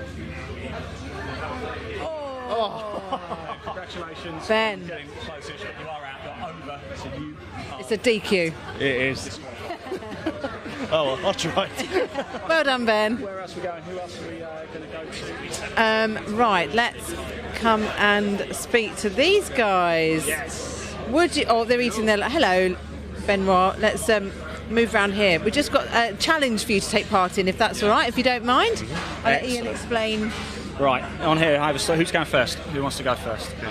Okay, on here I've got a stopwatch. You've got to try and you've got to stop this at 5 seconds or as close to it as you possibly can. All right, you can't see it though. All right, I will start it. You will tell me when to stop it. There are prizes up for grabs as well, and they're pretty nifty prizes, I've got to say. Think Caribbean. Well, no, actually don't. I mean, come round. If you go over, you're out. So if you're over 5 seconds, you're out. So you were going to say, and then I just say stop. Right, okay. Right, okay. Now, you get 3 chances in total. So if you do really rubbish to start off with and want to have another go, you can, just as long as you're under 5 seconds. Okay, yeah. Are you ready? Yeah. Go. Stop. 5 seconds, not 0.5. Right. 0.7. Okay. I will start. Yeah. Count to 5, stop. Are you ready? Yeah. Go. Stop. Wait, am I doing it wrong? You've got to count to 5. Oh, I missed that bit. I thought we might have got to do it within 5. Oh, no. That's too easy. Okay, right, yeah. No, I was going to say that's too easy. Okay, yeah. All right, I'll get it now. Stop. 2.5 seconds. Oh. So, do you want to bank that or do you want to go again? I'll go again. Go.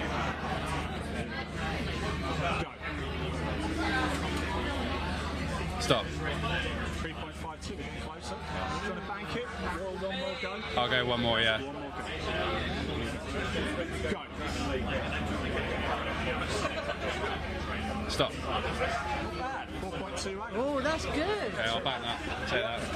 Or should we go with the original 0.7? Is that 4th place or 3rd place now? I think it could be 4th place. 4th place. 3rd place is a trip to the Caribbean. Oh, never mind. Next time. Yeah, next time. Okay, here we go. Name, please. Piers.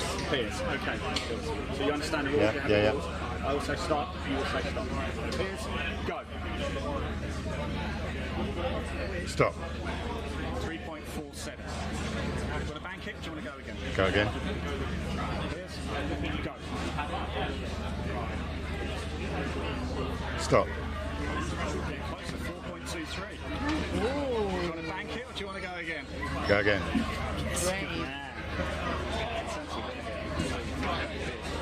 Go. Stop. Oh, very good. Well done. Thank you. Thank you very much. Who are we going to now? Well, I've spotted. We could ask some more drivers if you wish. Should we ask the Absolutely. drivers? Yeah, They might get quite competitive. I think so. Yes. Hello, guys. We've got a little quiz that we'd like you to take part in, if that's all right. It's not a quiz; it's a challenge. It's a reaction. Are you up for it? Sort of Reactions. Judging time. Yeah. Judging time. All right. So who's going first? Who's going first? You're all going at some point. So this is what we're going to do. You've got to try and stop the stopwatch at 5 seconds or as close to it as you possibly can. Okay. You can't see it though. I will tell you when to start. You will tell me when to stop. If you go over 5 seconds, you are out. 3 attempts in total. One at a time. We're not doing like the group round. We can do a group round if you want. We go one at one and then we keep going. You're first. Okay. What's your name? Cal. Okay, are you ready? Go. Stop. First one is pretty good. That is first place overall so far. Okay, so well done. Do you want to bank that or do you want to go again? No, I'll bank it. I would bank it. Boys, move. Okay. Let's come round. Around the table. Come on in. Easy. Okay. Right. Are we ready? Yep. Go. Stop. Good one, Mark. Watch it all go downhill now. It's better than me racing. No, I'll go again. I'm going again. We've got 4.88 to beat. So.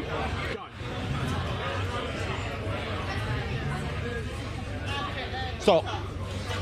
I knew. Oh, I went the other way. Nodding. Yeah, yeah. And I was like, stop, Mark. Yeah. No. Oh, well, good. Well done. Oh well. Right, here we go. Next. Okay. Are you ready? Yes, sir. Here we go. Go. Stop.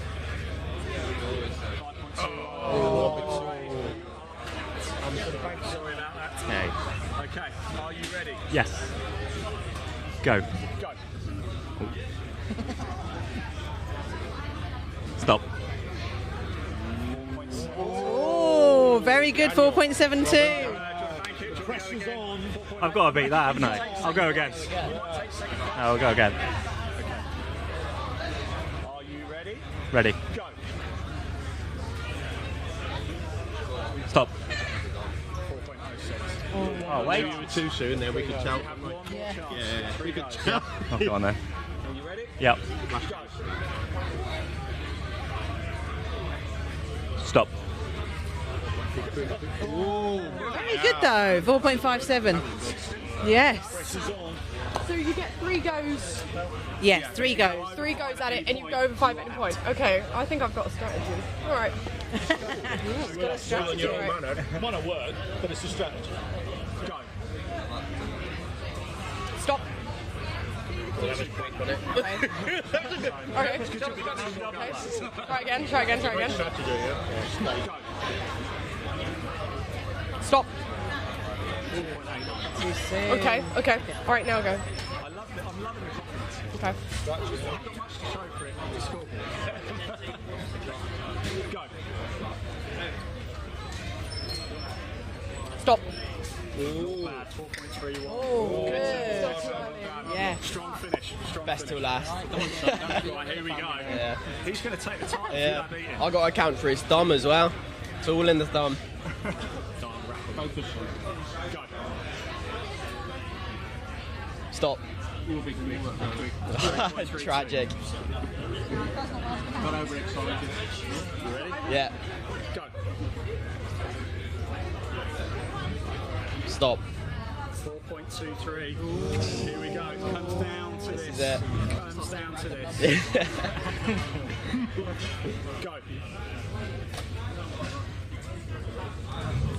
Stop.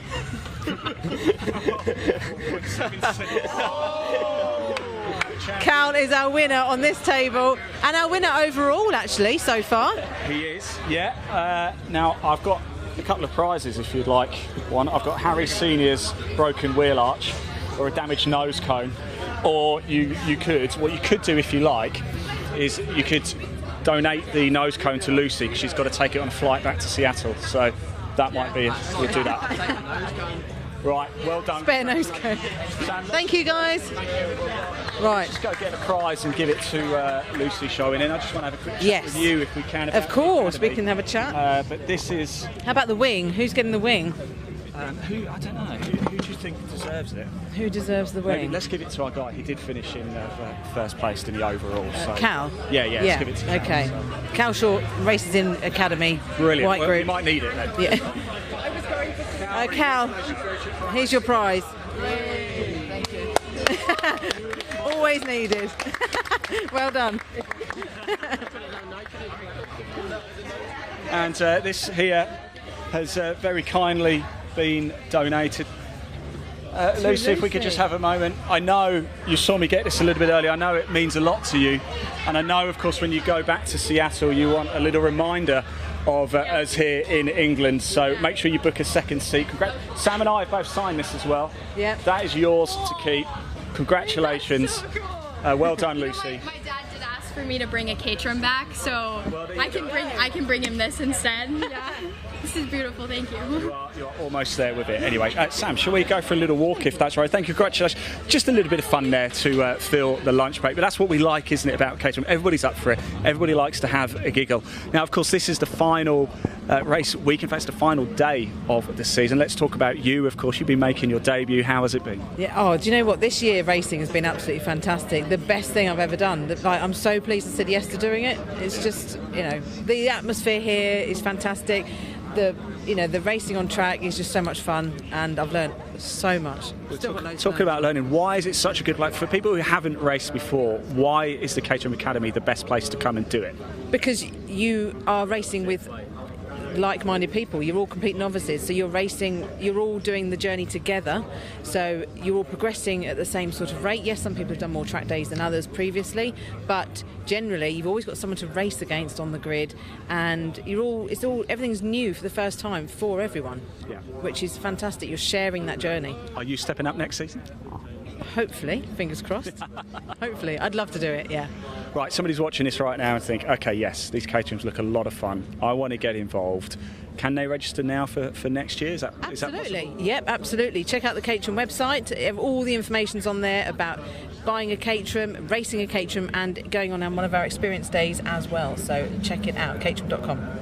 Excellent. Well, Sam, look, it's been a real pleasure working with you this season. There's still obviously more races to come this afternoon, but thank you as well. It's been a great year. It really, really has. But I think it's time to go racing again, is it? People have had enough of us by now. They want to see the on-track stuff. I want to go get some food as well. So we're going to hand back to your commentary team. We're going to get some food, and you guys can watch some more racing action. It's all happening here at Donington Park. Thanks for tuning in. We'll see you in a bit.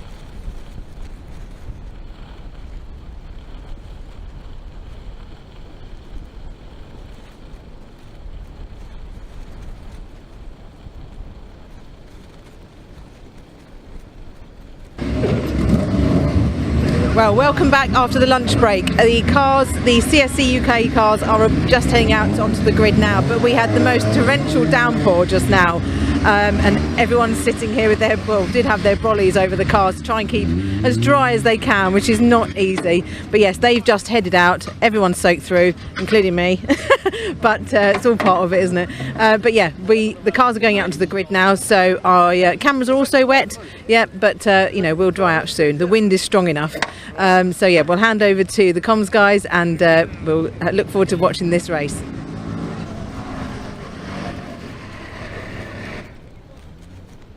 And without further ado, ladies and gentlemen, we return then from our lunch break to a much wetter Donington Park circuit. I mean, we left it mostly dry or drying, but we've come back and there's been a huge downpour of rain in the space of the best part of the last 30 minutes, and how the weather can change. And like they say in the United Kingdom, when it rains, it pours. But here is your grid for the final race of the season for the Vertex Caterham 7 Championship UK 2024. Harry Senior, I should say, lines up on pole position with Samuel Smith alongside. William Smith starts P3 in the company of Paul Donkin P4.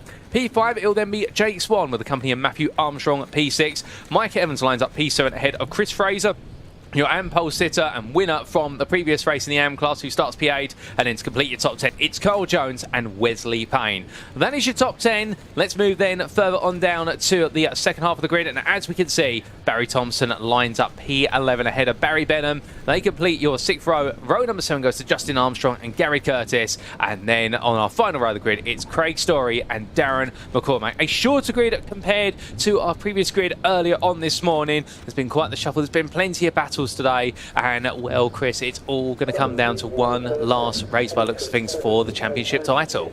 Yep, so Lewis Thompson deciding to sit out this one, got nothing to gain, everything to lose, so he's not out there. But I know that Will Smith and Paul Donkin, it looks like Paul Donkin is out there in these very soggy conditions. A massive wave of rain just passed through. It looks like that has abated, but the track is absolutely soaking wet. There are definitely going to be some puddles and rivers that weren't there earlier on today. You can see looking down the start-finish straight, they're just getting ready to send them off on their green flag lap. Remember, these 7 Championship UK cars have full wet tyres available to them, which are very good at dispelling water, but that does mean that the spray that there's going to be thrown up by these cars is even increased over the other championships. And we heard earlier on how there was virtually zero visibility around the opening corners until it sort of spread out slightly, but the front of the field didn't really spread out that much. The battles were intense. Harry Senior coming good though, taking that victory, delighted to take that victory over the top of Sam Smith. Then it was Will Smith and Paul Donkin, and then we had Lewis Thompson sealing his champion, so his back-to-back British Caterham champion is his title, and he will carry that through into next year. Plenty of other drivers involved in the championship. Will Smith absolutely delighted to be getting out there in the wet and really looking to see whether he can take home that lap to win as they pull away then onto their green flag lap. Brave souls out there in these conditions, and I'd say I don't want to be out there, but I really do. Goodness me, indeed, that fear of missing out always flows. Once you've been on the grid once, you're never going to forget about it, and you want to be back out there again. And while I can't say I have any experience as a racing driver myself, but just being out on circuit and track days, I get that vibe, so I can only imagine what the racer's spirit is like for you, Chris. But as our drivers make the way on what is likely to be at least the first of perhaps 2 green flag laps, we'll have to wait and see as they make the way on round. We can see there that run of water down the hill towards the old hairpin, and well, 1 green flag lap. Yeah, because they've already experienced the conditions now. It was wet this morning. It's only when there's a change of conditions between the previous session or one that they haven't had throughout the course of the race weekend, so it will be a single green flag lap. Oh, a single green flag lap there, so no time to be able to get clocked back into what is perhaps an even wetter circuit compared to what they experienced this morning. That's going to add to even more of the drama and the excitement as our drivers do get set and ready to go, and well, making the way on through. And if you are looking at the schedule for this afternoon, well, you may notice that we are just running exactly on time. We've recovered the time that we lost with the red flags earlier on today, and things being made to move absolutely smoothly. And there you can see an actual exhibit of how wet it is and how the rain rain has come down on our camera going in towards McLean's corner. I'm sure some of that rain or that standing water on the camera might be wiped away in due course. Of course, credit to our cameramen and women out there doing the hard work and in those absolutely horrific conditions for them, and indeed doing everything much alongside our marshals. There you can see many of the marshals in the post coming down into the S's, but we are only 2 corners and a grid away now from getting the final race, the 21st out of 21 race of the season for the Caterham 7 Championship UK, title sponsored by Vertex, underway. 20 minutes to decide not the championship crown. Of course, that has fallen to Lewis Thompson after that brilliant performance in race number 2. So he's not going out there to gamble. He doesn't want any potential penalties or pesky penalties, we say. And indeed, it seems to be a running theme with the UK, particularly with football. Then comes down to penalties, and you don't want that in motorsport. But the one thing right now is, whilst we might be missing some of the big names on the field, those who are here are going to give it everything. And the ones perhaps to watch out for is the man starting on pole, Harry Senior, who looks to try and charge away to the finish. Of course, taking the win earlier on, and the results carrying over from race 2 into race number 3. But the last couple of cars now pulling into their positions on the grid, and well, as they do so, it is going to be a nail-biter, no doubt about it, ladies and gentlemen. And we're grateful to have you tuning in wherever you are in the world. Of course, this broadcast being brought live to you from circuit side, whether it be on the British Automobile Racing Club, the BARC TV channel on YouTube, alternatively the Caterham, the official Caterham YouTube channel. You can be tuning on either of them, and as you tune in, set your eyes forward, because there we can see the green flag is being waved off in the distance, and it does mean the lights are about to go on. Our 16 drivers are about to be in their final journey of the season. It's red light, and without further ado, for the final time today for the Vertex 7s, it is going to be lights out and away we go as they roar off the line there. Some getting much better starts than others, finding the traction, feeling out the grip, and as they roar their way down in towards turn number 1, Harry Senior having a very slow start by looks things, Chris, but look at the spray as they make the way through, and everyone right now tiptoed for a few bumps and scrapes there on the tyres, no doubt about it, but looks like most of our drivers are away cleanly. Donkin takes the lead then from the second row of the grid over the top of Sam Smith. Then it comes Will Smith. Chris Fraser, it looks like, maybe up there into the battle. What a great start if that is. Harry Senior as well, just ahead of him. And it looks like Jake Swan trying to go right around the outside. There's zero visibility. As I said, you can see even from this angle that there's absolutely nothing to be seen down here. McCormack and it looks like Gary Curtis trailing out. But there is Donkin then out in the lead ahead of Sam Smith, Will Smith, then Harry Senior. Fraser, after that sort of good start, has dropped back a couple of places, maybe lost a bit of traction. Jake Swan is absolutely flying in these wet conditions. He also drives a powerboat, and it feels like maybe he's using that weather experience there as he's out there. You can see the wind as well is whipping that spray across the track. Well, he won't be rowing his boat gently up the stream here. Instead, he'll be absolutely charging as much as he can, and as they roar their way down the back straight, you can see Donkin right now absolutely trying to break the toe as he heads down in towards the final 2 corners, and as they make the way under braking, well, the battle for P3 as Harry Senior tries to come back, can't find it this time, and instead tucks in behind, and they run line astern for now as the drivers make the way on through a couple of small little slides there as they exit the final 2 corners. Onto one lap of racing, it is going to be Donkin who leads ahead of Sam Smith, followed by Will Smith. Then we do have Harry Senior in at P4. Then we've got Swan, P5, ahead of Armstrong in the number 19. Then we have Fraser, then Justin Armstrong in the number 23, and followed up by Story and then Jones. Leading AM driver being Fraser. Somebody goes straight on there. Was that Barry Benham? I think it was. Yeah, he got caught out by someone out misbraking their point, and he had to take avoiding action, which just sent him out onto the tarmac. Hopefully he's got back before the gravel starts. Donkin's car attitude, he's really pushing in these early grounds. Oh, he's pushed onto the ground, to the green. He may well be losing that place then as we go up to Swanson. A sideways cars from McCormack out there. Donkin does indeed lose that. He just pushed a little bit too hard. Harry Senior also going through, so Donkin's going to find himself down into 4th place. Will Smith is there just ahead of him on the field. Sam Smith then takes the lead, and then Senior, then Donkin, then Jake Swan, and then Mike Evans also having a great start. And it is again the top 7 are the Pro-Ams, and we've got the Ams just leading behind. So yeah, showing again their skill and experience out front.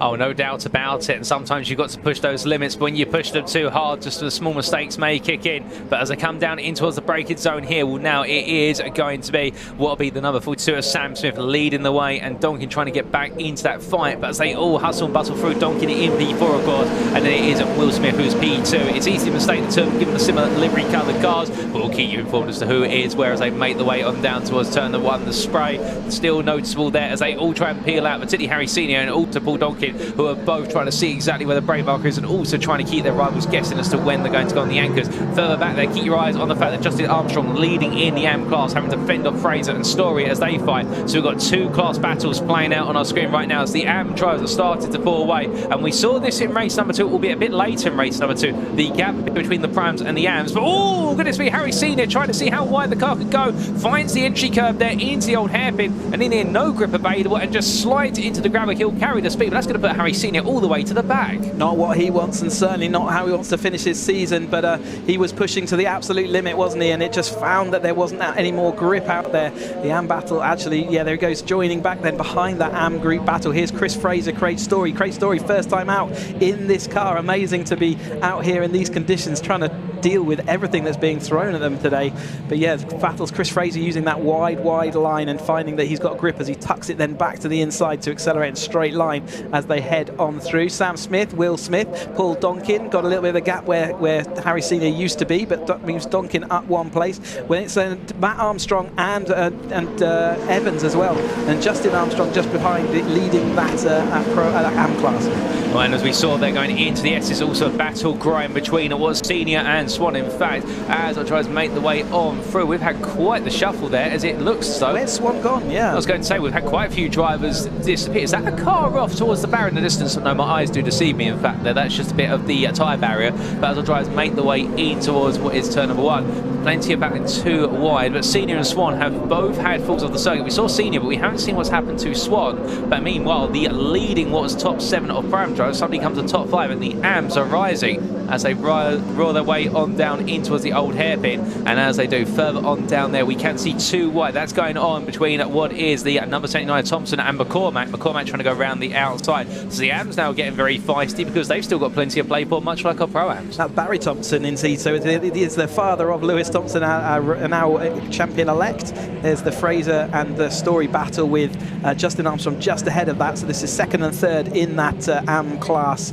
But yeah, absolutely throwing everything at it, and worth calling out the McCormack has not been out here, and Barry Thompson is his first time out, I think, in the 420 as well. So great stuff to be flinging the car around. There's Mike Evans and Matt Armstrong coming through your screen. They are closing in, and Justin Armstrong is being pulled back. You can see the family resemblance to the cars there. Justin with the yellow stripes, Matt has got the orange stripes on those cars. And here is that Craig Story in the DPR Motorsport guest car this weekend, pedaling it very well and has been fast all weekend. But Sam Smith broken away a little bit of a gap over Will Smith. Will Smith in the orange car and then Donkin in the red car, although you wouldn't necessarily know those colours by looking through all this rain. And it is Matt Armstrong who seems to be the man on the move right now. Oh, indeed, and meanwhile all the way towards the back of the field and making progress after that off, of course, the old hairpin is Harry Senior, fastest lap of 124.29, and absolutely trying to roar and run his way around the circuit. But like you say, Chris, it's Sam Smith who's running away at the front, and he really pushes the limits there where the adhesion is, and we're running out onto that green tarmac. Not the best place to go. There's no grip there, but he manages to keep it pointed in the right direction just about. But as they roar their way up through the double left there and head in toward McLean's, and for what will be the 5th time of asking, well, now we can start to see further on down how the fact that as the primes calm down, the battle for the lead of the AM class is not going anywhere. Justin Armstrong holding off Fraser by 2 attempts going on to this lap, but the gap staying at exactly that distance as they make their way through Coppice Corner. And then we do have Story, what is the best part of half a second behind as they come through the right-hander and now down the back straight. But meanwhile, coming back up towards the battle for P2, well, this is going to be Smith versus Donkin. That's Will Smith who's on the left of your picture, Donkin on the right of your picture. They go onto the brakes. Keep your eyes out for Armstrong just behind in the number 19, and as they exit the corner, well, Will Smith has to go more and more defensive each and every time now because Donkin seems to have the pace, but the problem is, as much as he'd like to huff and puff, it's not going to be good enough if he can't find his way through, but it's going to be 3 wide here as Will Smith is going to be sandwiched by the 2 cars, always Armstrong and Donkin. It's going to be reverse Moses manoeuvre into turn 1 as the proverbial seas part with the water, and in the end it is going to be Will Smith who's swallowed up there in that battle, albeit as they make the way on around now, it looks as though it's going to be Armstrong who makes a 2-for-1 special through Redgate. What a move, Chris. He was definitely the man on the move that time, wasn't he? He put it to the inside, was brave and trusted it, and he's using all the wet lines nicely out there and showing the progress he made in the other races where it kept getting abated by hitting the gravel every now and again. He's got that under control this time and looking like He's brave out there in these really soggy conditions. This sheer amount of water being ploughed off the bottom. These tyres can cope with an awful lot, and luckily they're coping okay. But I imagine aquaplaning is really a thing, and you can tell by the way that Donkin's car is sort of weaving and bobbing on the circuit that I think it is picking up in traction and losing it occasionally, and there's only so much water these tyres can do. But it looks like from the fact that the rain has stopped now, and in fact the wind's abated as well, it's changed conditions completely. This will dry out as we're going towards the end of this race. This is as bad as the weather's going to be for the rest of this race. Oh indeed, and well, from sideways planes landing earlier on to sideways Caterhams on the circuit right now as the wind gradually starts to settle down. The one thing is right now is that our drivers are flying high here as they head towards the second half of this race, and as they roar their way in towards turn number 1, we can see that Sam Smith continue to break away with a gap now of almost 2 seconds. But meanwhile, it's Armstrong just behind there in P2, keeping Donkin and Will Smith at bay, with Evans also trying to stay onto the back of that battle. Further back, we also saw there was Fraser having to try and keep Story behind in the battle for P2 in the AM class. Fraser doing a good job at the moment, but Story really started to settle himself into that car right now. And Justin Armstrong, meanwhile, just been allowed to run away there in the blue and yellow machine. Well, he's just been allowed to run away the AM lead, but he's away with the back of Evans, it would seem. And Evans, in fact, having a very scrappy start to this lap, and that's going to make him vulnerable here as they come through Starkeys and out towards Schwann's curve. Albeit I don't think he's going to be too vulnerable here into McLean's, but the problem, of course, will be that if Justin Armstrong thinks so he's being held up, he'll need to make the pass, because otherwise he may be pushed back towards Fraser and Story, and with them having their brilliant ding-dong battle, it may just end up being the case we suddenly have a three-way fight for the AM win. Yeah, he'll be certainly looking in, well, not wanting that gap to reduce. He's just worked hard to make it extend. I'm not sure whether that was a scrappy first part of the lap by Mike Evans or just a really good first part of the lap by Justin Armstrong. He's caught up a lot of gap, and in fact I think he was the fastest man on the track other than Senior, who's obviously on his fight back through. Mike Evans and Justin Armstrong have been fighting together for many years. They've been on track a lot of times together before, but they know each other and know how each other's ticks and operates. Sideways as they go out of the chicane, they're just avoiding that chicane, the curb on the exit of that chicane there. You can see earlier on in the day they're all running out onto that, but now they're avoiding it with all they can, so tucking it to the inside, otherwise they are losing traction too much there. And it is Mike Evans slipping into the clutches of Justin Armstrong, and Fraser and Story not too far behind. Here comes the recovering Senior as well, but he's still got some work to do before he can get to the front of this grid, and it's going to be tough. They're not leaving a lot of time out there on the track. Oh, most definitely. But speaking of time, one thing to note, 1.5 tenths gained on the previous lap by what was Matt Armstrong in the chase of Sam Smith. Could we potentially see Armstrong get closer to Smith in the closing stages to try and fight for the overall win? And if so, that means we would have a father-son combination in terms of wins in both classes, which I don't think ever has happened statistically in what is this series. You can correct me if I'm wrong, Chris, but that would be something special for the final race of the season as the rain starts to fall a little bit more again. Yeah, so I was saying that's as bad as it's going to get, and then suddenly I am called a liar by the weather outside of our window. And again, you can see just how wet and soggy it is. I don't recall in my decade or so having seen a father and son take 2 class wins, so there we go. I think you might be right statistically there, but it's Donkin trying to deny Matt Armstrong of that opportunity. But Matt really late on the brakes there. Can he get it all stopped up? Yes, he can. He had to clobber the inside very close to that tyre barrier that time. You don't want to take those risks too many times, otherwise you will be rolling the dice and potentially losing your front left tyre. But it's Sam Smith who looks really comfortable out front at the moment. I say really comfortable, 1.5 seconds isn't really a great margin, but in Caterham terms it's quite a lifetime. Oh indeed, and another temp gains there by Matt Armstrong and Sam Smith, but actually having to push it to the limit and having Paul Donkin put him under continuous pressure as we see them make the way through Hollywood. And I'm not going to lie, I thought he had put that front right tyre into the barrier. It made my heart skip a beat as he drifts his way down through the crane of curves, and as they roar their way into the old hairpin, we can see there with the reapplication of the rain now really starting to sap the pace out of the race rod drivers as they all have to try and come to the terms of the fact they're coming down into the wettest parts of the circuit, and as the cars slide their way and through, well, meanwhile that Amley battle between Justin Armstrong and Fraser, well, that continues on, albeit that gap has expanded up to 2 seconds, and it's more Fraser and Story, which is the big story there in the fight for P2 in said class. Quick update on Harry Senior. He's now progressed his way up into P9. He is running the fastest of everybody. He's the only driver in the 23s, whereas everybody else is in the 24s or higher. So keep your eyes out for him. He could still be a player in terms of trying to creep his way into the top 5 for all is said and done, but he's got the best part of 7 seconds to go code to do so, but we'll keep you updated on him when we can. But as we focus back down to the lead battle here, well, you can see now how it's going to be Will Smith chasing after Donkin. And in fact, it looks like Donkin now having to play the game of looking a bit more in his rear view mirrors rather than forward. Yeah, I know just how keen Will Smith was to finish off this season with a win, and he's going to have to start making his move now, isn't he? 7 minutes to go and several cars in front of him to get that happening.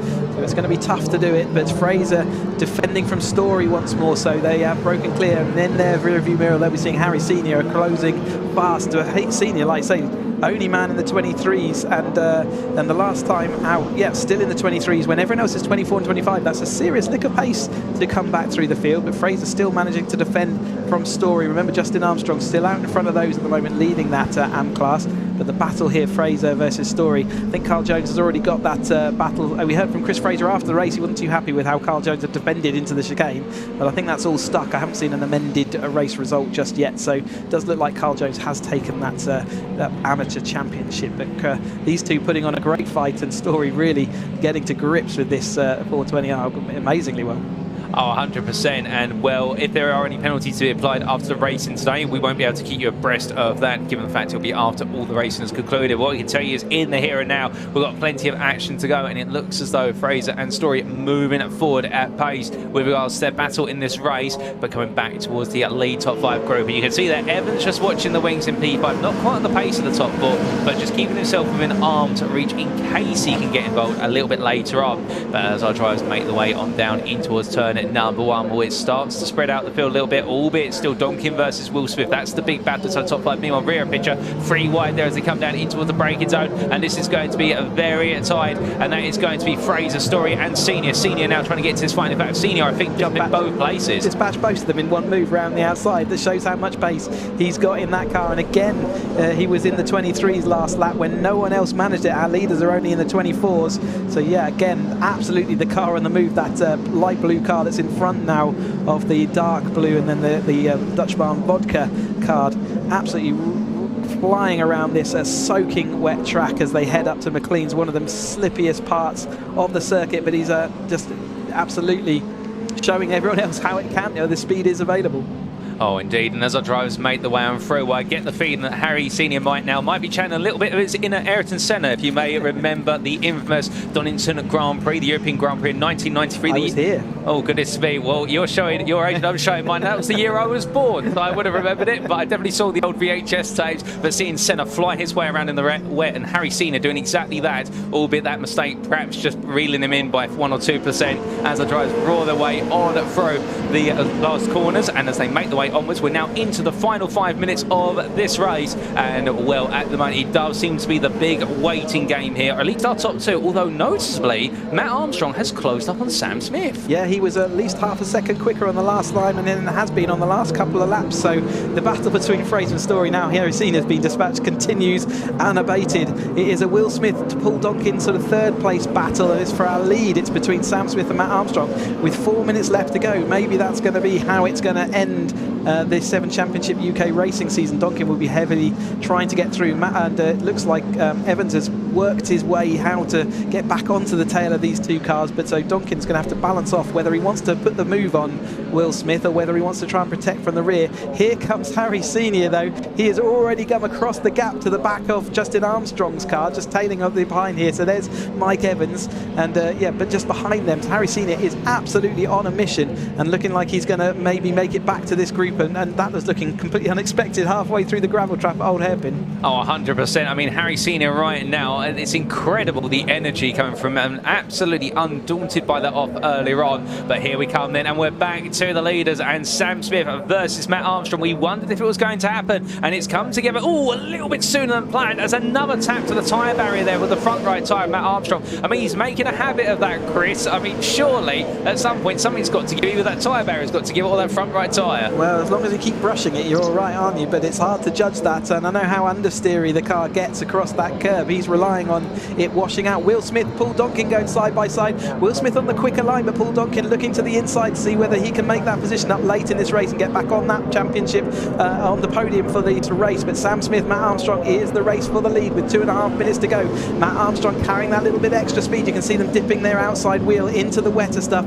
Tuck into the inside there though, not using the outside corners around the old hairpin, which is maybe where Harry Senior's making up some time on them through this slippy patch up Swan's curve, through up into McLean's, and Will Smith is still just about ahead of Donkin. Just managed to happen. Here comes Harry Senior though onto the rear panel of Evans out front. Sam Smith though, Matt Armstrong continue their battle as they head him to Coppice. And well, after this lap, depending on when they cross the line, they may have one, they may have two more laps, and we will understand that when we do see them coming through. But right now, Matt Armstrong is going at a pace whereby he thinks there's no laps remaining, because he is absolutely on the charge here as he comes on down, glued to his rival. And Smith, they're doing a little bit of a weave and a wobble, trying to get Armstrong to guess which way to go. And in the end, Armstrong's going to look round the outside. There's a lot on the line here as they head right into the left, and there's a mistake from Smith. Just gets a little bit too tight, slides out, and Armstrong plays the game of weight to pounce on the final corner. And as they make the way on through, well, we will get two more laps given they cross the line with 1 minute 30 to go. Their average pace is 1 minute 24, and as they head in towards turn at number 1, the wind picks up, and that is going to be Armstrong, who looks up the inside of Smith into turn 1. And meanwhile behind, that's going to be Will Smith and Donkin. They've all decided, you know what, we've got 2 laps to go, let's absolutely go hammer and tongs here. And well, in the end, Armstrong does lose out as they come out of Redgate Corner, and Sam Smith is not going to have an easy cruise to the finish. They were still side by side for the battle behind as well, but Matt Armstrong having to pull back into that, so Sam Smith getting his elbows out nice and wide again. I think it maybe will still Will Smith ahead, so the defence in front is easier in this wet weather than it is in the dry. It's hard for the driver following. In fact, it is Donkin ahead of Will Smith, so he has made that position up. And here comes Harry Senior onto the back of Mike Evans then late in this race. Can he make any more places up? You say we've been on our penultimate lap right now. Sam Smith in the number 42 ahead of the number 19 of Matt Armstrong. Can Matt Armstrong end this season with a win? I know he'd dearly love that in the Team Parker Motorsport racing machinery out there. Can he do anything about Sam Smith in front? It looked like he'd got it done the previous lap. He's right in the tow. Again, he's going to pull to the inside. This time he's going to look to the inside. He's going to keep persevering. He's going to take to the grass to make that stick. It didn't work, so he has to back away. Sam Smith showed him the edge of the track there, and Matt had to back away from it and just get back in. Then the battle behind is still fierce with Donkin heading Will Smith. Then it's Mike Evans, then Harry Senior. Can he do anything? Justin Armstrong also catching up from behind. Well, it's absolutely incredible, and we will go to one more lap. We'll just squeeze in a 15th tour of the circuit for the final race of their season, as they brawl their way down towards turn number 1. And as they do, keep in mind that Matt Armstrong has had 4 podiums this season, multiple second places, 1 third, but he's never been on the top step. So right now chasing that 1 win for this season, if he can make it happen. But as they brawl their way down on through Hollywood into Craner Curves. Meanwhile behind, you can see there how Donkin right now just trying to make himself as wide as possible for Will Smith into Matt Evans, and also into Mike Evans I should say, and also Harry Senior, who goes up the inside. Senior looking for the move on Evans into the old hairpin, gets it nicely clocked in. Evans tries to get the cutback momentum, but it's not enough. And as they come up the rise now, well, that is going to be a swap for P5, and Harry Senior makes his way back into that battle. Here comes meanwhile Matt Armstrong, looks up the inside versus Smith, takes a quick sneak peek. It's not enough, gets a little bit squirrely on exit, and as a result Sam Smith holds on, but there's still 1 more run. There's still 2 more corners to go out of Coppice Corner, and Matt Armstrong is not going to give this up. He's going to throw everything at this right now. I wouldn't be surprised if he's ducking down slightly in that cockpit, worried about wind resistance. But they make the way down towards the final 2 corners. You can see Sam Smith defends, puts it right on the inside centre of the road, and as they head onto the brakes, Armstrong thinks about it, but decides not to. I think in the end, Sam Smith just making himself a little bit less predictable on the braking, and as the checker flag waves, Sam Smith will take victory for the final race of the season, just ahead of Matt Armstrong, who takes another P2. It'll be then Paul Donkin P3 ahead of Will Smith. Harry Senior will have recovered to P5, and then it will be Mike Evans P6 in the AM class, P7 overall, but winner in class will be Justin Armstrong ahead of Story and Fraser, and it will be Jones who in the end will complete your top 10 after a 15-second gap. But goodness me, in the end our top 7 finishing within 5 seconds of each other.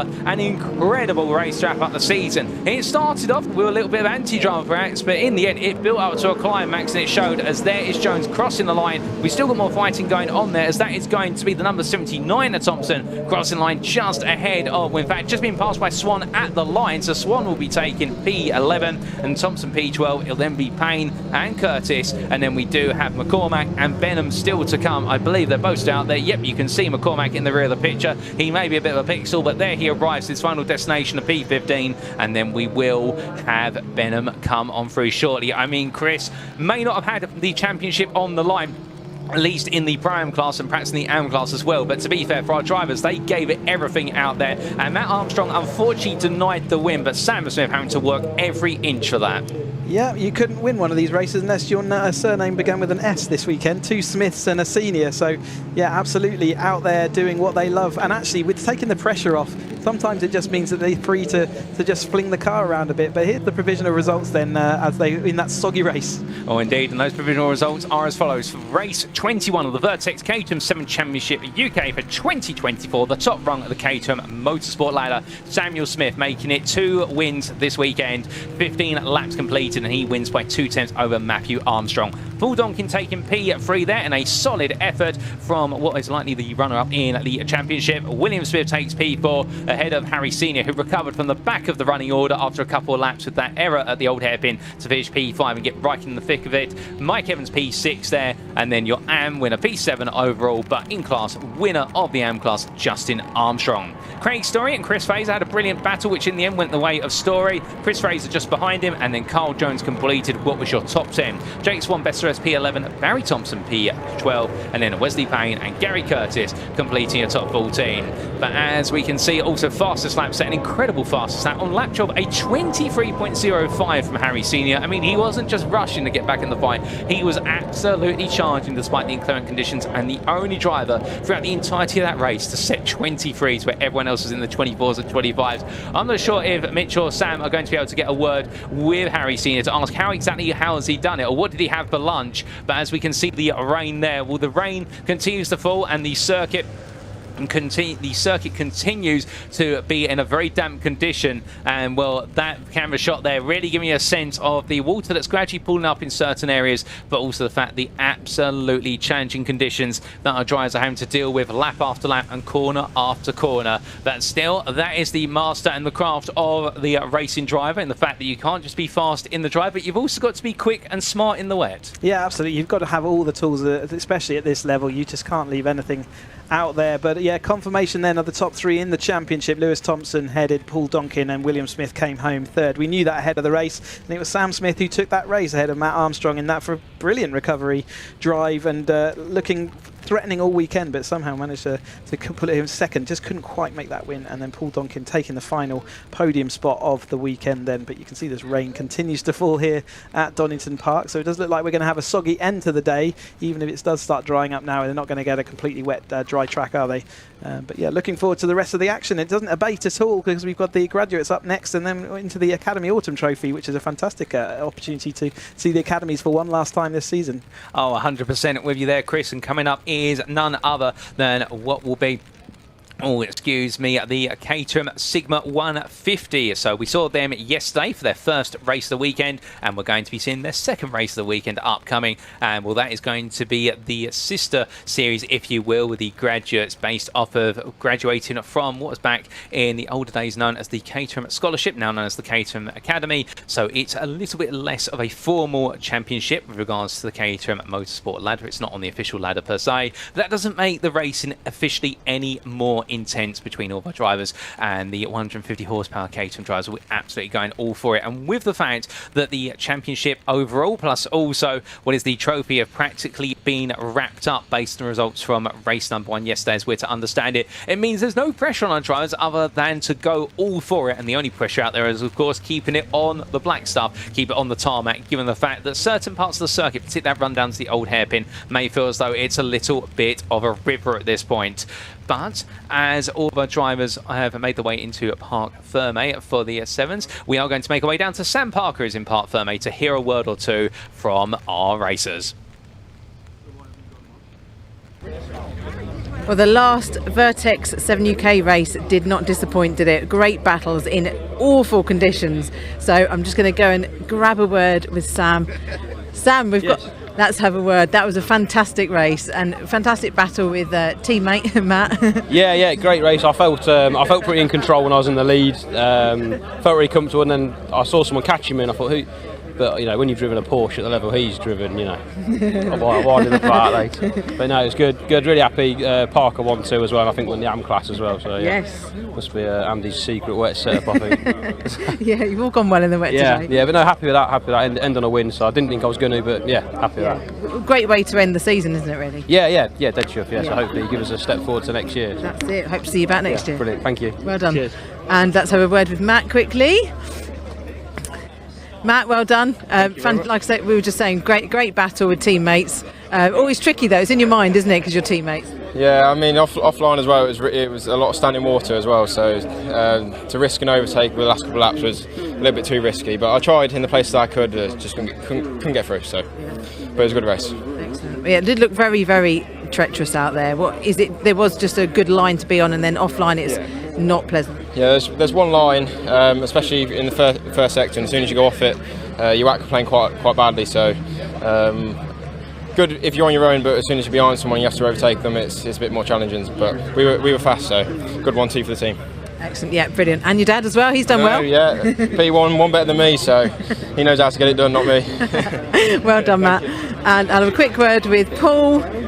Yeah, good lads. Got my microphone now. All right, fantastic. Third place and second in the championship. Fantastic season. What a year. I mean, obviously Lewis, all credit to him, big congrats. He deserved it. I think, I mean, that's two champs for him. We give it our best this year. We really took it to him, took it to the last round. Couldn't do any better, really, so I'm quite happy with P2. It is painful, but you still got to look at the positives, of which there's many, so yeah. Well done, well deserved. Thank you. Right, because the next race they've gone out into their green flag lap, so I'll hand back to the guys in the comms box. It is the graduates next.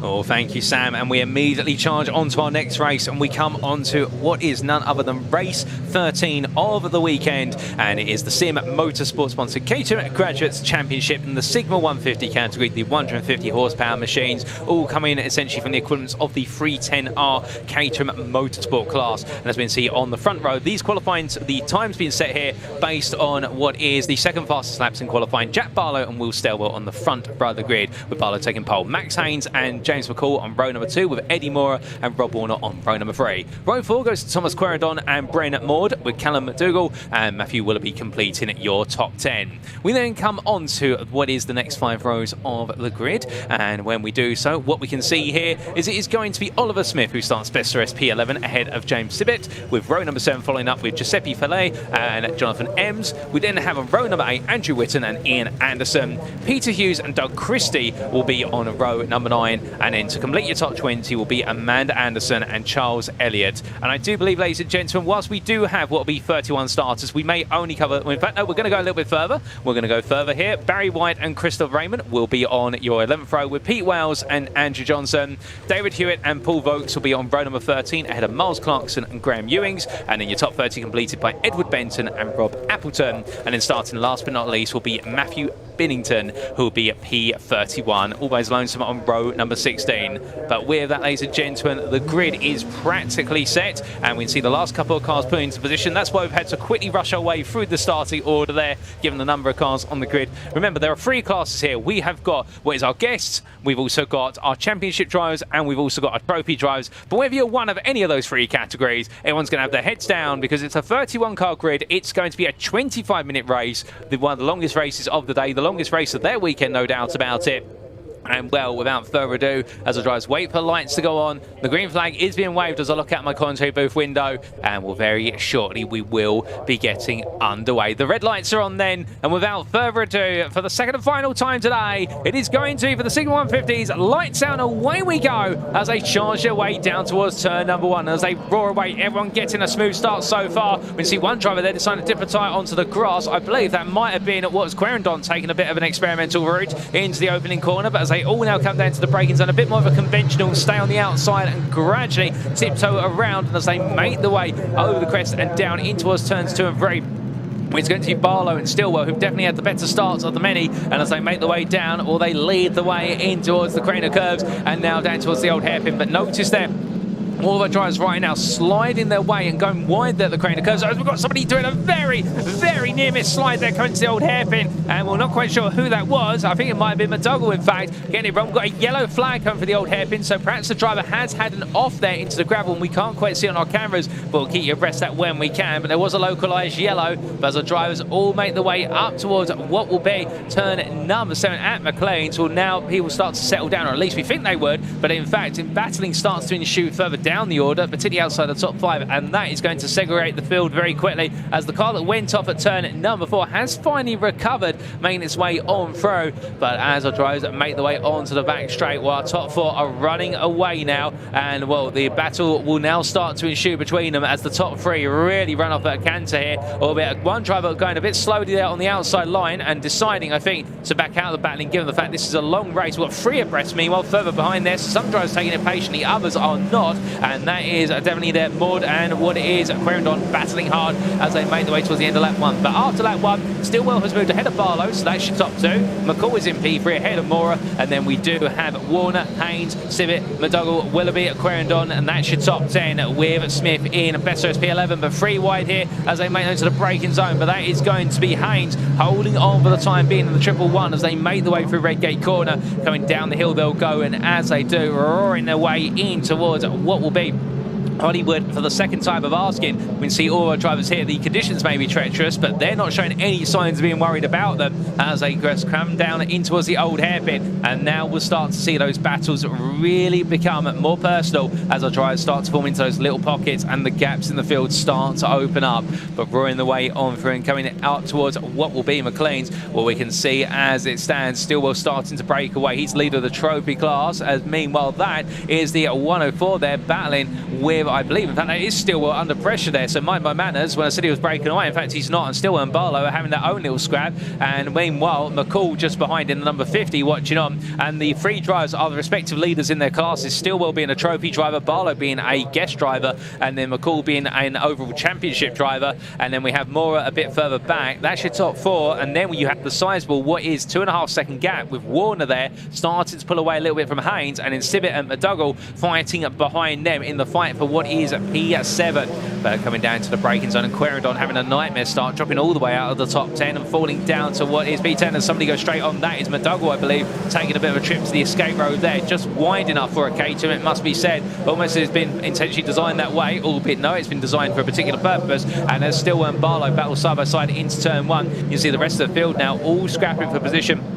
Albeit we stay transfixed on the lead battle, and it is still these 2 all rolling on down. And meanwhile, the driver behind of what is McCall just watching at a distance here, and then there's no real pressure on unless Warner can catch up to Mora, who is in P4 behind him, and that gap is growing to 4 seconds now, as we can see there. Haynes and what is McDougall both going too wide as they break the way down in towards the apex, and that is very close. A bit of a tank slapper there, and Querendon falling back behind Sibbett a bit more and going very deep as they make the way out of turn number 4.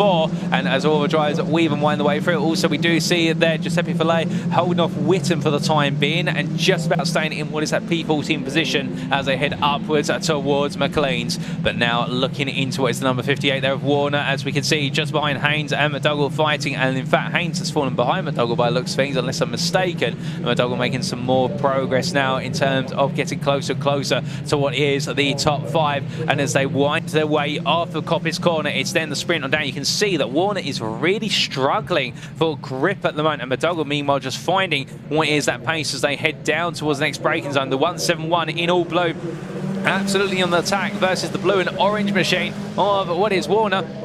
Another place gained there for McDougall as he makes his way through the final 2 corners and now up another position and moving his way in towards what is P5. 2 places gained there. The leaders meanwhile still scrapping, Barlow and Stillwell. They can't seem to decide who wants to lead that battle after each and every lap is complete, but to be fair, we're not complaining. Multiple cars coming into the pits noticeably there, so we have had, it looks as though at least 1 retirement going into the garage. We'll see if it's coming back out a bit later, but I suspect that may be a premature retirement. And as we see there, Barlow taking a bit too much apex first curve at what was the crane of curves, and the car being escorted wide. He's really struggling to wrestle it back under control. Gets it stopped in the end, literally on the edge of the circuit. And well, goodness me, what an opening couple of laps so far. And Chris, it's been absolutely exciting, and there's still plenty of distance in this one. Yeah, Barlow kind of ran away with it a bit yesterday, didn't he? But he's not got it all his own way. Stillwell does lose that place out to him, but it does look like Stillwell has still got the pace to keep up. Only 2/10 last time across the line, and they were closer than that as they went down. McCall, Moore and McDougall up there and fighting. Oh, we got a car 111. Ooh. That's a 111. That's Haynes, Max Haynes, who we saw having that battle yesterday, and he's not going to make it back to the podium, is he? As he's deep in that gravel, he looks like you're going to be able to keep your foot in and get it back to the tarmac, but he's going to have lost an awful lot of places in between. Oh, indeed, an unfortunate error there, and just signalling his way back onto the circuit now. And well, as he does so, very tentatively rejoining on what is the exit curve in there, and well, makes his way back up to speed. That's going to reset him all the way down the order. In fact, might even put him outside the top 15. So now he's got his work cut out for him, given the fact he was P2 in trophy going off the circuit, but he's going to rejoin, I suspect, down in P4 in class behind Fillet, and also what is Anderson. But meanwhile, as Ian Anderson will continue to chase after Giuseppe Fillet, we look to what is just further up the road here, the ongoing battle and endeavour, if you will, between the likes of what is Willoughby and Maud, with Sibbett not too far behind in that fight. And all the drivers here still pressing on, and well, as they head in towards the Redgate corner, this time we look further up the road, and as we can see, the top four continuing to fight as they're a little bit of a slide coming on through for Mora as he chases after McCall, getting a bit closer to McCall. In fact, it looks like McCall, who was breaking away earlier, now seems to have got out of his rhythm, and well, Mora meanwhile is now finding a rhythm. And Chris, with regards to these Caterhams, of course, in the dry, in their own, you probably have to find a sense of rhythm within them, and that helps. But in the wet as well, find a sense of rhythm. It is quite pivotal, and it helps you settle down as a driver. It really is. You can see them all losing that grip at the apex here again once more. It's turned into an absolute ice rink. We're just at that weird in-between phase where the grip hasn't quite come back. But yeah, a rhythm in the wet is absolutely essential. You don't want to do anything too suddenly. If you do, you will lock up or you will understeer away. So yeah, everything has to happen quite smoothly, otherwise you will lose control of that car pretty quickly as they head up here into Coppice. And yeah, there's a yellow flag up into Coppice. I'm not sure what that's for. Maybe one car off in the gravel. We're seeing a green flag on the exit there. So keeping an eye out there. I think that's all cleared itself nicely. So someone was in the gravel. Let's hope it wasn't one of our lead group as this squabble of cars comes down the back straight. And again, you can start seeing that slightly darker line of the tarmac where some of the spray is being lifted away and removed from the circuit and getting blown by this still quite blustery, although it has calmed down quite a lot as they head into the chicane this time. And we'll just update on that yellow flag. We have had a change for position for P3 overall, and we have had Mora move ahead of McCall, and I suspect McCall might have had a brief trip to the gravel coming on through Coppice, and that's why it was a temporary yellow being thrown. But still a change for P3, and still more change further down the running order. And we do see all the drivers here now starting to run behind the leader or chase the leader in terms of the pack, and nobody wanting to experiment with looking up the inside. But there we see Querendon still nipping at the heels of Warner as they come on down. Maud not too far behind either as they weave and wind their way out of Hollywood into the crane of curves, and those curves proving ever so challenging every time. But Querendon, to be fair, one thing that has to be said about Querendon this weekend, Chris, he's been getting absolutely stuck into the fight. It doesn't matter who he's racing around, and the same for Sibbett, who also in that hunt. They've been enjoying the race, and I think they're less concerned about the places and just enjoying the fighting. Yeah, their cars have been absolutely on the edge, haven't they, all the time, and like I say, fully having a nice battle as they head on through into this race. And fourth in class currently for Corendor, so he's doing nicely, thank you very much. Barlow continues to hold, in fact increasing his gap at the front there over Stillwell, but they're not in the same class. Moyer is the next person in his class, 2.5 seconds back from Stillwell, so nice little 3.5 second gap for him out front, and maybe looking to make it 2 from 2. Oh, indeed, and if he can, that'd be a great achievement as the drivers roar along. And as we can see here, this is at McDougall, making his way in towards turns at 9 and 10. And as he does so, he still does have what's the pressure of Warner, but more important, it's the 142 of Querendon that he'll be worried about, because they are both competing in what will be that guest class. And as they head onwards towards another lap, and while they continue to charge towards the halfway point of this race, we've still got some distance to go. And well, the extra 5 minutes could make the difference, particularly if we've got some tired arms and legs from our drivers. Albeit it's the only one race for them today, so therefore they shouldn't feel too tired after this race. But then again, driving these conditions can take a lot more energy compared to the dry, for some at least. And as the drivers make their way on down, well, we do see here what is that growing battle in the mid-pack. And indeed right now, oh goodness me, as the 112 there, Yeah, that's the front bumper of, and unfortunately the Strawberry Mobile has lost some body parts. They're trying to get it rear fixed, albeit a bit of a frustrating moment. Yeah, as a driver you just want to get on going again, and the Marshal trying to do his best to trying to push him out of the, it doesn't look like he's necessarily made contact, well maybe the nose cone did make contact with the barrier, so his front tyre's in alignment. That's the next question. Still not an easy job, but Andy Witten joins back up again, and he takes his Strawberry up and at full speed. I think it looks like he is tracking a bit strange, maybe the front wheel. He might have to pull into the pits. Oh, indeed. Looks like he's having to go there rather gradually. So he's got a 90-degree to the left steering angle there to keep him, so he will be pulling back to the pits for sure. And one unfortunate place to rejoin, have all the lead pack coming on through a lap up as well, but doing very well there just to keep his cool and stay on the inside and try not to impede anybody as best as possible, and everyone making the way around what is a very difficult and heavily stricken driver there with regards to that steering damage and whatnot. It's a shame for Witten because it's been great to see him out there all weekend, but his journey may have just come to an end for the Donington Park National Circuit. But meanwhile, very close there, and well, I wouldn't be surprised if it was got a tiny little bit of a rub between the two of them as they make their way across that timing line, and that was absolutely brilliant driving. Warner and Maud, and also just behind there we got to see what was Querendon all over the back of Maud in particular, and well, it's going to be Querendon and taking a look for a potential move, but can he find it or not? That will be the question, as Willoughby on the Civet also enjoying the fight with Smith also on the back, and there you can see the green and purple car of Civet holding off with Smith just about at the moment, as Willoughby is being allowed to run away a little bit more,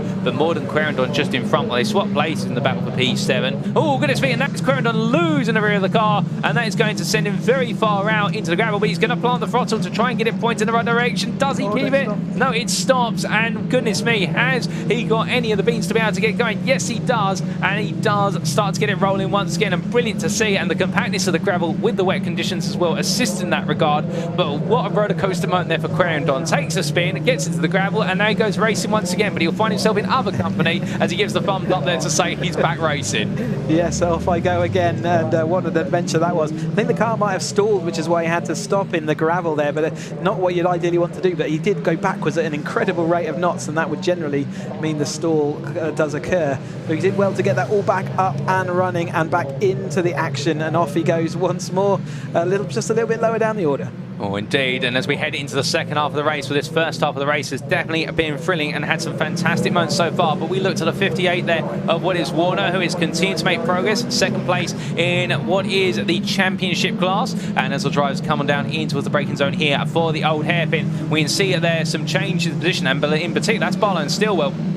Not to confuse things, fighting side by side. The yellow roll cage there of Barlow just continues to charge them through. Plenty of traffic ahead of them as well. And this traffic is only going to make things more challenging for the 104 and the 118. And well, Chris, in your experience as a racing driver, when you come up behind drivers who are lapped down, do you want to be the lead car meeting them, or do you want to be the guy just behind? It's often just pot luck, and it depends whether they're ready for you to come up. Sometimes they're sort of in a battle of their own and they really aren't paying attention, and it's a shock for them that you're coming up behind them. So generally speaking, you want to be in second place meeting those back markers, but equally that means you're in second place, and that's no good, is it? So yeah, it's one of those things where you just have to hope that the driver is paying attention and isn't just fully involved in their own race. There is that leader then, Barlow, as he comes down into the chicane this time. He's dealt with those back markers pretty well. Has he lost any time to Stillwell? He was a second down, second ahead of Stillwell over the last time through. The gap still looks pretty much the same, so Stillwell managing to hold on in there. In fact, the gap might have extended this time, and he did, because Stillwell's lap time was slower than Barlow. So he's done 9 laps complete then for our leader. 2.5 seconds now the gap between him and Stillwell. So turns out that time it was good to come across the back markers first. He got the job done. Oh, indeed he did. And Jack Barlow there showing some great tactical nuance to make that progress as the leader passed the drivers who are lapped down. But meanwhile, still plenty of fighting going on towards the bottom end of the top 10. And again, we're looking back to what is there, the 86 of Smith chasing after Sibet in the 175. They're fighting over 4th place in the guest class, but also chasing after P9 overall. And well, M's is not too far off the back of that as they all start to take little quick peeks inside. And it's already noticeable the fact we haven't had any rainfall now for probably the last 15 minutes. Already that dry line is starting to form out on the circuit. I mean, it's not a dry circuit by any means, but at least we are starting to see those dry patches. Should we call it a drier line? Not yes. a dry line at all. Yeah, it's absolutely, you can still see it's throwing up spray. So if you're out there watching this, trying to figure out what you're going to do as part of your race? Well, you just consider this a fully wet track at this point. It truly was sodden for the first race after a race, and that you can see now that the Donington Park circuit is slowly coming back to them, but the puddles are still there and heavy on the outside of the track. You can see how the variance of lines now as well from the drivers as the tram lines sort of show how different lines are being taken by the different drivers. And as the track comes back to them, the dry line will start becoming an option as there's Fillet going side by side as he comes up the hill then. But the dry line becomes more of an option, but it's still not there yet, and they still will find the wet lines are still the quicker ones right now. Oh, indeed. And meanwhile, the 164 there looks to try and hold on. Fillet doing everything he can to keep Haynes behind, but Haynes is throwing everything at this in return as they head in towards turn number 8, going to Coppice Corner. Haynes, of course, in the all-black machine, and meanwhile, Fillet in the combined, what is their pink and blue machine. Just in front of meanwhile, Sibbett still holding off Smith for now as they head in towards the S's. And well, these brilliant battles towards the bottom end of the top 10, all fighting hard. Sibbett gets it very loose coming out of the chicane, and well, in the end, takes the trip to the grass. He rejoins safely, but he'll lose out as Smith will get ahead, and they roll the way on down. And well, goodness me, brilliant car control there from Giuseppe Fillet to make sure the car didn't go any further to the grass. That could have been hazardous, but meanwhile, Sibbett's still fighting hard as he looks around the outside of Smith. Smith on the inside of him, and further behind we do see Ems, and Haynes in fact has got ahead of Giuseppe Fillet and is now making progress. In fact, Haynes gaining what was the best part of 2 places on that lap, roaring his way up, and also Elliott making some progress. Meanwhile, Fillet and Anderson have dropped down there, so I think there might have been a bit more to that pass than meets the eye. Perhaps a couple of off-tracks from our drivers there, but as we continue to see, where's the fight inside the top 10 or bottom end of the top 10? Well, now it's going to be Sibbett chasing after Smith once more, but now Sibbett is the chaser rather than the one being chased. And well, perhaps he'll prefer to be the hunter rather than the hunted at this point. Yeah, sometimes it's easier to judge your pace against other people and seeing how they're managing the situation. And yeah, it gives you a confidence to see another car can make it around a corner at that angle and that speed. Well, it means that you can as well. Whereas if you're out in front or in front of a pack, you're the one trying to work out how does it all under, how much can you push before you run out of grip. And we've seen what happens when you do push it a little bit too far. You end up on the gravel and onto the tarmac and onto the slippy curves. The battle then here in 7 minutes 50 to go. You can see how the rear of that car stepping out there in the 181 car there, so deep in that field. Oh, indeed, in the 181 belonging to none other than Benton down in P26, but P5 in the trophy class and still pushing on. He's trying to keep Appleton and Ewings behind him, as you can see them there, all making the way on through. And of course, now we do have what is one half of the field that is on the lead lap, the other half a lap down or grind to a lap down. So it is definitely a bit of a mix and medley here in terms of who you're racing against and who you're dealing with traffic. And I can imagine the marshals may have their work cut out for them in terms of waving some blue flags as well to signal that a faster car is coming up behind on the lead lap. But as we have that lovely shot of our drivers making the way through what is Starkeys and up towards Fons, well, we look to what is the 1.5, didn't quite see the other number, I think that's the 150 there of Hewitt, and Hewitt right now is still in P9 in what is there the guest class, and as he makes his way on through, well, Hewitt just trying to hold off Wales, who's a bit further back to be fair, the gap being 14 seconds, so Hewitt running in a bit of a lonely place all the way down in P24, but still enjoying being out. Then it's not just about the drivers up the front, Chris, is it? It's also about the drivers further down the order, because everyone makes up the grid at the end of the day, and they all have their own stories to tell. Yeah, if you go and ever watch Parc Ferme in a race meeting, you'll see how many stories all the drivers got to tell off, and they'll have their own interpretation of some of those stories as well, as our lead car goes through there goes through. But yeah, the buzz and activity, say it's not always the leader group that give the best battles either, but obviously as watching them on TV, we do like to follow the lead battles, because that's obviously where the championship lies. But equally, yeah, the battles are up and down this grid. Oh, 100%. And as we look to our 104 driver, Barlow, with 6 minutes left on the clock, absolutely pinning it right now. And, well, you'd think, despite the fact he's opened the 2-second gap, he's not taking his foot off the gas whatsoever, unless he absolutely has to for those braking zones.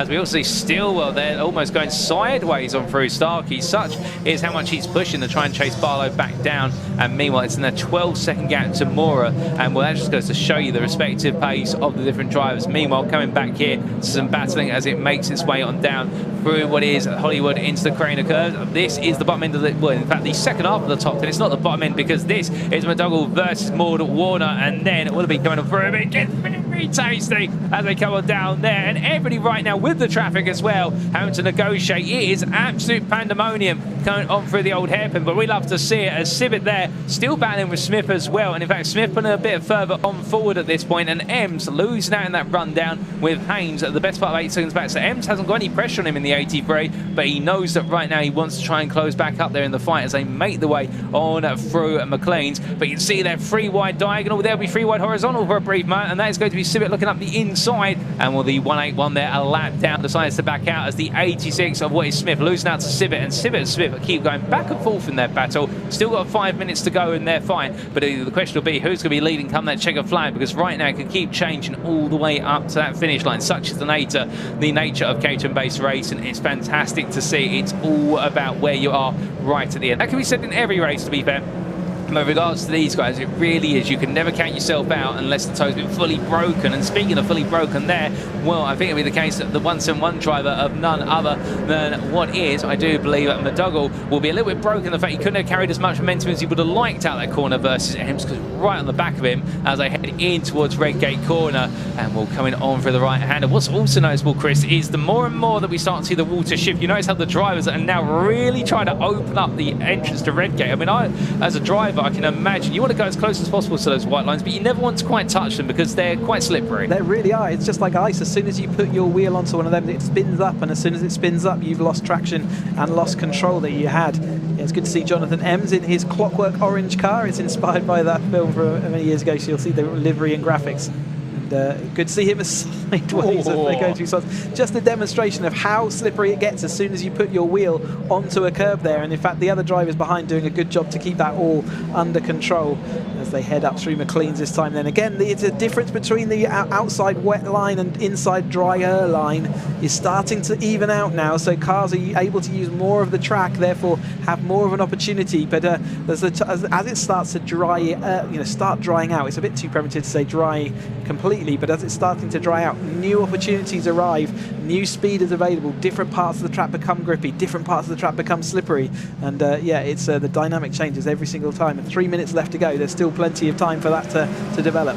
Oh, indeed, and Willoughby right now still right in the thick of that battle with Sibbett hot on his heels. Of course, they're in 2 different racing classes, if you will, but they're enjoying the battle, so I don't think they care about class at this point. All they care about is who is leading in that battle the way to the end. As meanwhile at the front, we do see there the 2-wide battle between what is Maud and Warner as they come through into the braking zone, and then we have the next pack, and I believe that was a change of place. Warner getting ahead of Maud for a brief moment as they roll the way through. Meanwhile behind McDougall and still fighting with Ems as they roll on through and coming on down the hill in towards what is the Craner curves this time around. Well, after this lap, we'll likely have 2 more laps to go, so our leaders are a long way up the road at this point, so therefore they'll extend this race out a little bit longer. And speaking of our leaders, perfect timing there as we do come to Barlow as he makes his way on through the right into the left, and with 2 minutes and 10 seconds left on the clock, it will be the case that we'll get 2 more laps in before this is all said and done. But the lap times are evolving upwards here, and we're now into the 29s for our race leaders. Rest of the field running 31s or lower here, so we are seeing our 2 leaders running 2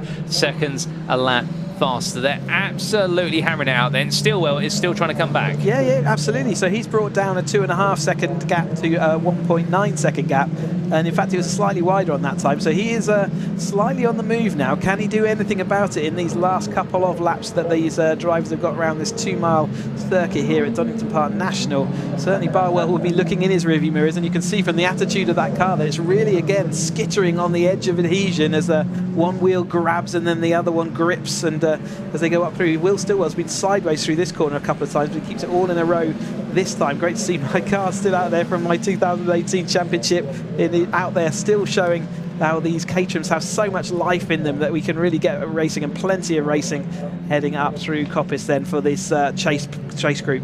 And as the drivers make the way on down, plenty of spirit being shown at left, right and centre, up and down this running order, no doubt about it. More fighting still to come, as we do see there what is the number 95 trying to fend off its row. In fact, that's the number 99. Let me get my numbers corrected there, and will that be in a battle much further down the order? But meanwhile, coming down for the Craner curves, now this is going to get very tasty. That is Sibbett trying to keep what is Ems behind him as they head into the braking zone. Civic gets in ahead, but gets way too close to the back of Willoughby and therefore losing some momentum. But as they make the way on for a double left-hander now, you can see how it is getting so close between all four of the drivers then, all itching to scrap all the way to the finish. But meanwhile, our leaders go on to the final lap, then they'll go on to a 17th and final tour of the circuit, and it'll be at the final lap of the Sigma 150 Championship for this year. And Will Barlow right now still leading, and Stillwell in fact losing out a bit now, the gap back up to 3 seconds. I suspect Chris Stillwell might have decided, you know, it's time for me to back off. Or he pushed too hard at one corner and dropped his wheel on.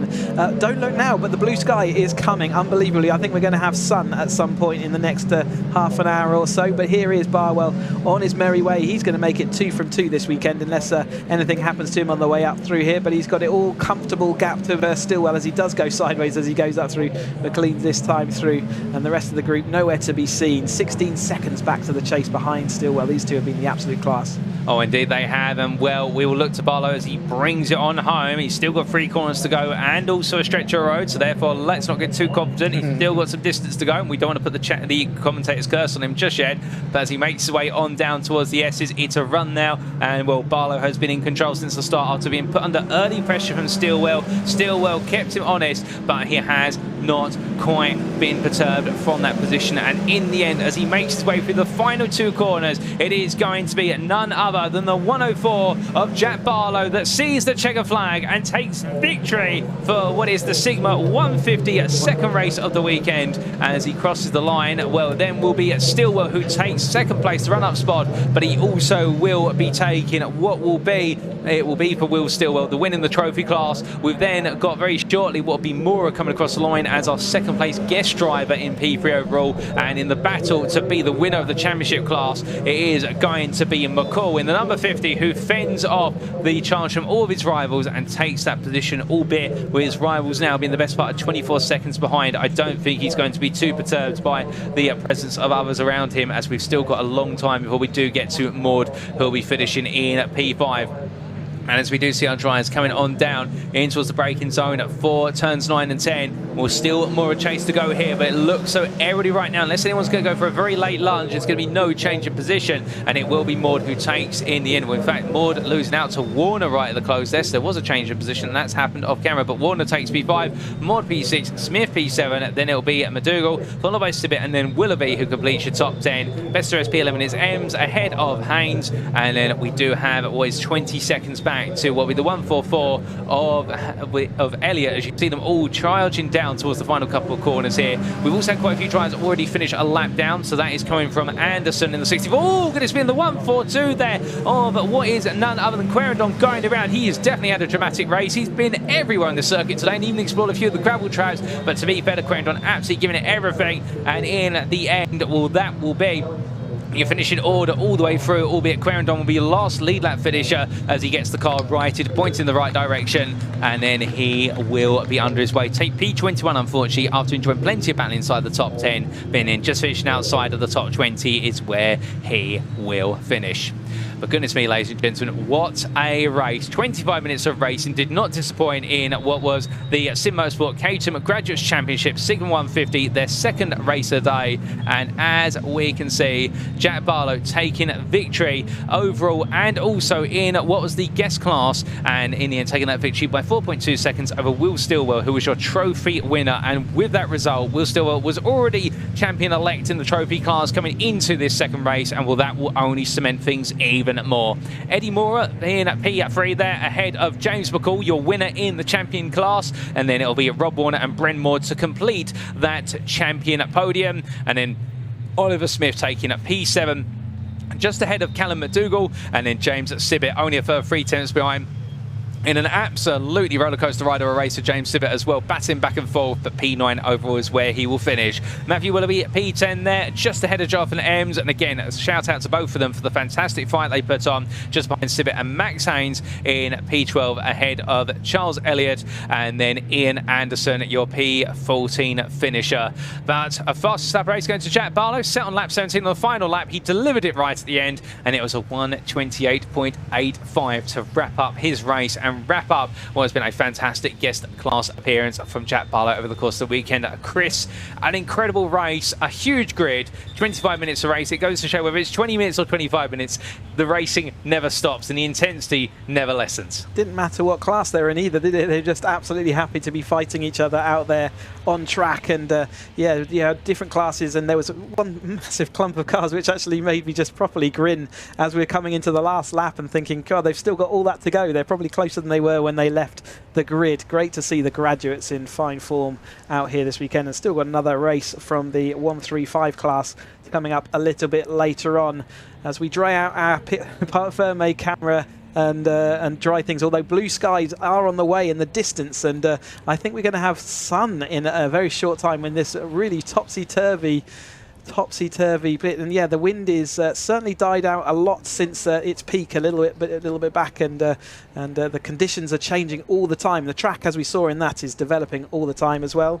But we have the Caterham Academy Autumn Trophy coming up, so we've seen all the academies doing their championship racing yesterday, and they have now get another chance to get out on track today, and this is quite exciting for them in that we run a double grid for the Caterham Academy, so they race in 2 different championships throughout the championship season, and this is the final race of the season for them. They don't have to do it, it's a voluntary race, and they all mix together, so all of the green and white group drivers are all on the same grid together. So this is a battle for honours, and we had qualifying this morning, and it's actually green group who's come out on top. It's got a massive grid of cars. Remember, they all started this year with no experience. They're not even allowed to have had a kart or a driving license, a race driving license ahead of the season. Otherwise they cannot enter the academy. They must enter at a higher level.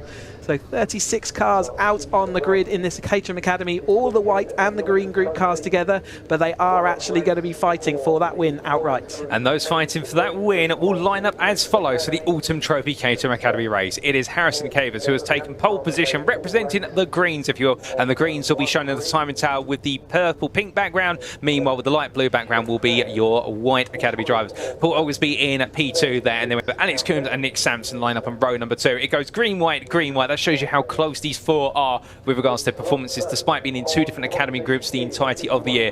Brian Thornton and Dean Burden lined up on row number 3 ahead of Scott Helm and Sam Parker, and of course keep your eyes out for Sam in the number 7, and she's been doing multiple tasks over the course of this weekend, jumping from being what is Parc Fermé interviewer and also presenter into the car and back and forth. James Hall and Charlie Noon will complete your top 10 on row number 5. Well, as we then move on to what is the next 10 spots in the grid, starting at P11, best of rest is Luciano Caruso ahead of William Harris, and then Craig Evans and Lewis Starling complete your 7th row. Charles Harris and Alistair Morton complete row number 8, and then David Hall and Oliver White line up P17, P18 on row number 9. It's then Jimmy White and William Coop who complete your top 20, and keep your eyes out for the number 38 driver of Jimmy White, in the fact that he's had some great performances, not quite able to perhaps finish as high as he would like to over the course of what is this weekend so far, but he'll be looking to go all in at the end. Then starting P21 is James Platt ahead of Eduardo Pontes, ahead of Steve Lorryman and Greg Van der Gast, who line up on row number 12, P23, P24. Ivan Searle and Alistair Kinnear are on row 13, just ahead of Ben Arcon and what is Andrew Davison, and then Chris Morning and Gary Fry complete your top 30 on row number 15. And we still got more of a grid to go as we look out at commentary booth window, and the green flag lap is getting underway, and I can tell you that for our final 3 rows of the grid, row 16 will go to Stephen Harris, P31, and Mark Stance, P32. Charles Chapman starts P33, just ahead of Oliver Plunkett, and on the final row of the grid, Zena Al-Jalili and Scott Darling complete our 36 car grid. And I'll catch a point there you mentioned only moments ago, Chris, with regards to the fact that the grin hasn't left your face with regards to the graduates race. And I can tell you one thing, when I was down in the canteen, I had one of what was the ladies there behind the counter ask, why am I sulking? I said, I've got to sulk because I've been grinning non-stop for the last 2 days and my cheeks are hurting for enjoying the Caterham racing. So if you guys and girls do see me around at all sulking, it's not because I'm upset, I'm just trying to rest my cheek muscles here, because the racing has been absolutely top-notch, and we could have an even bigger and even more top-notch race now. And the fact that there's nothing to play for other than pride in this Caterham Academy race, albeit I suspect our drivers will want to keep it clean, because at the end of the day they want to leave here with their race licenses in good check. Well, they want to refill with their car so they can take it on into road sport next year. You've seen how epic the road sport racing has been already this weekend, and we've got the next race up is them. So the Caterham finishes for this season will turn into the road sport drivers for next season. and no one else can join them unless they're also without any particular race experience. So it's a one-time affair again when you get into road sports, and this is the first time they're going to get to fight against some of their competitors that they haven't thought about through the rest of the year. They were all on one grid at Silverstone, but they were fighting for completely independent championships at that point. Yeah, this is the first time they've gone wheel to wheel for position with every single driver, and it just unlocks that feel of what it's going to be like next year in road sport. Not all the drivers will go up, but we have a significant proportion who do, and it's fun. I personally love the road sports season even more, I think, than the academy season, just because of that whole bringing everyone together into one paddock. But as we see these drivers then heading up, still very low experience in a motorsport world, but we saw from their first 2 races they are not shy or unconfident in their cars, are they? It's brilliant to see. And now they've got some more tricky conditions, so that's going to favour some other people along the way. And I know, speaking to Sam Parker a little bit before, she was really looking forward to these kind of weird in-between inclement and wet conditions. So let's see how she gets on from, I think it's 7th place, isn't it, on the grid? So great qualifying for that, given that it was 36 cars, I think it was, in qualifying. So it's a massive number of cars, and 7th place is nothing to be ashamed of at all, is it? Oh, not at all. And sometimes it's those changeable conditions that can bring out the best in a driver. And well, ladies and gentlemen, do let us know in the respective chat whether you're cheering on what is the White Academy drivers or the Green Academy drivers, or if you're focusing on a particular driver who you're cheering on. Indeed, it is all going to be a back and forth battle. Remember, this is a one-off race. There's no championship points on the line. It's all about wanting to win the Autumn Trophy, which is its own little trophy, which will be presented after this race to the top 3 finishers overall. And whilst you will see classes in the Tyrant Tower, remember, that is just to show whether they're a Green or a White Academy driver, but they are all fighting for position. But as the last few drivers pull their way into position, and we've got about 20 cars in position already, and now we've got the last couple of drivers to make the way into position. And well, as the last couple of cars pull into position here, it is our biggest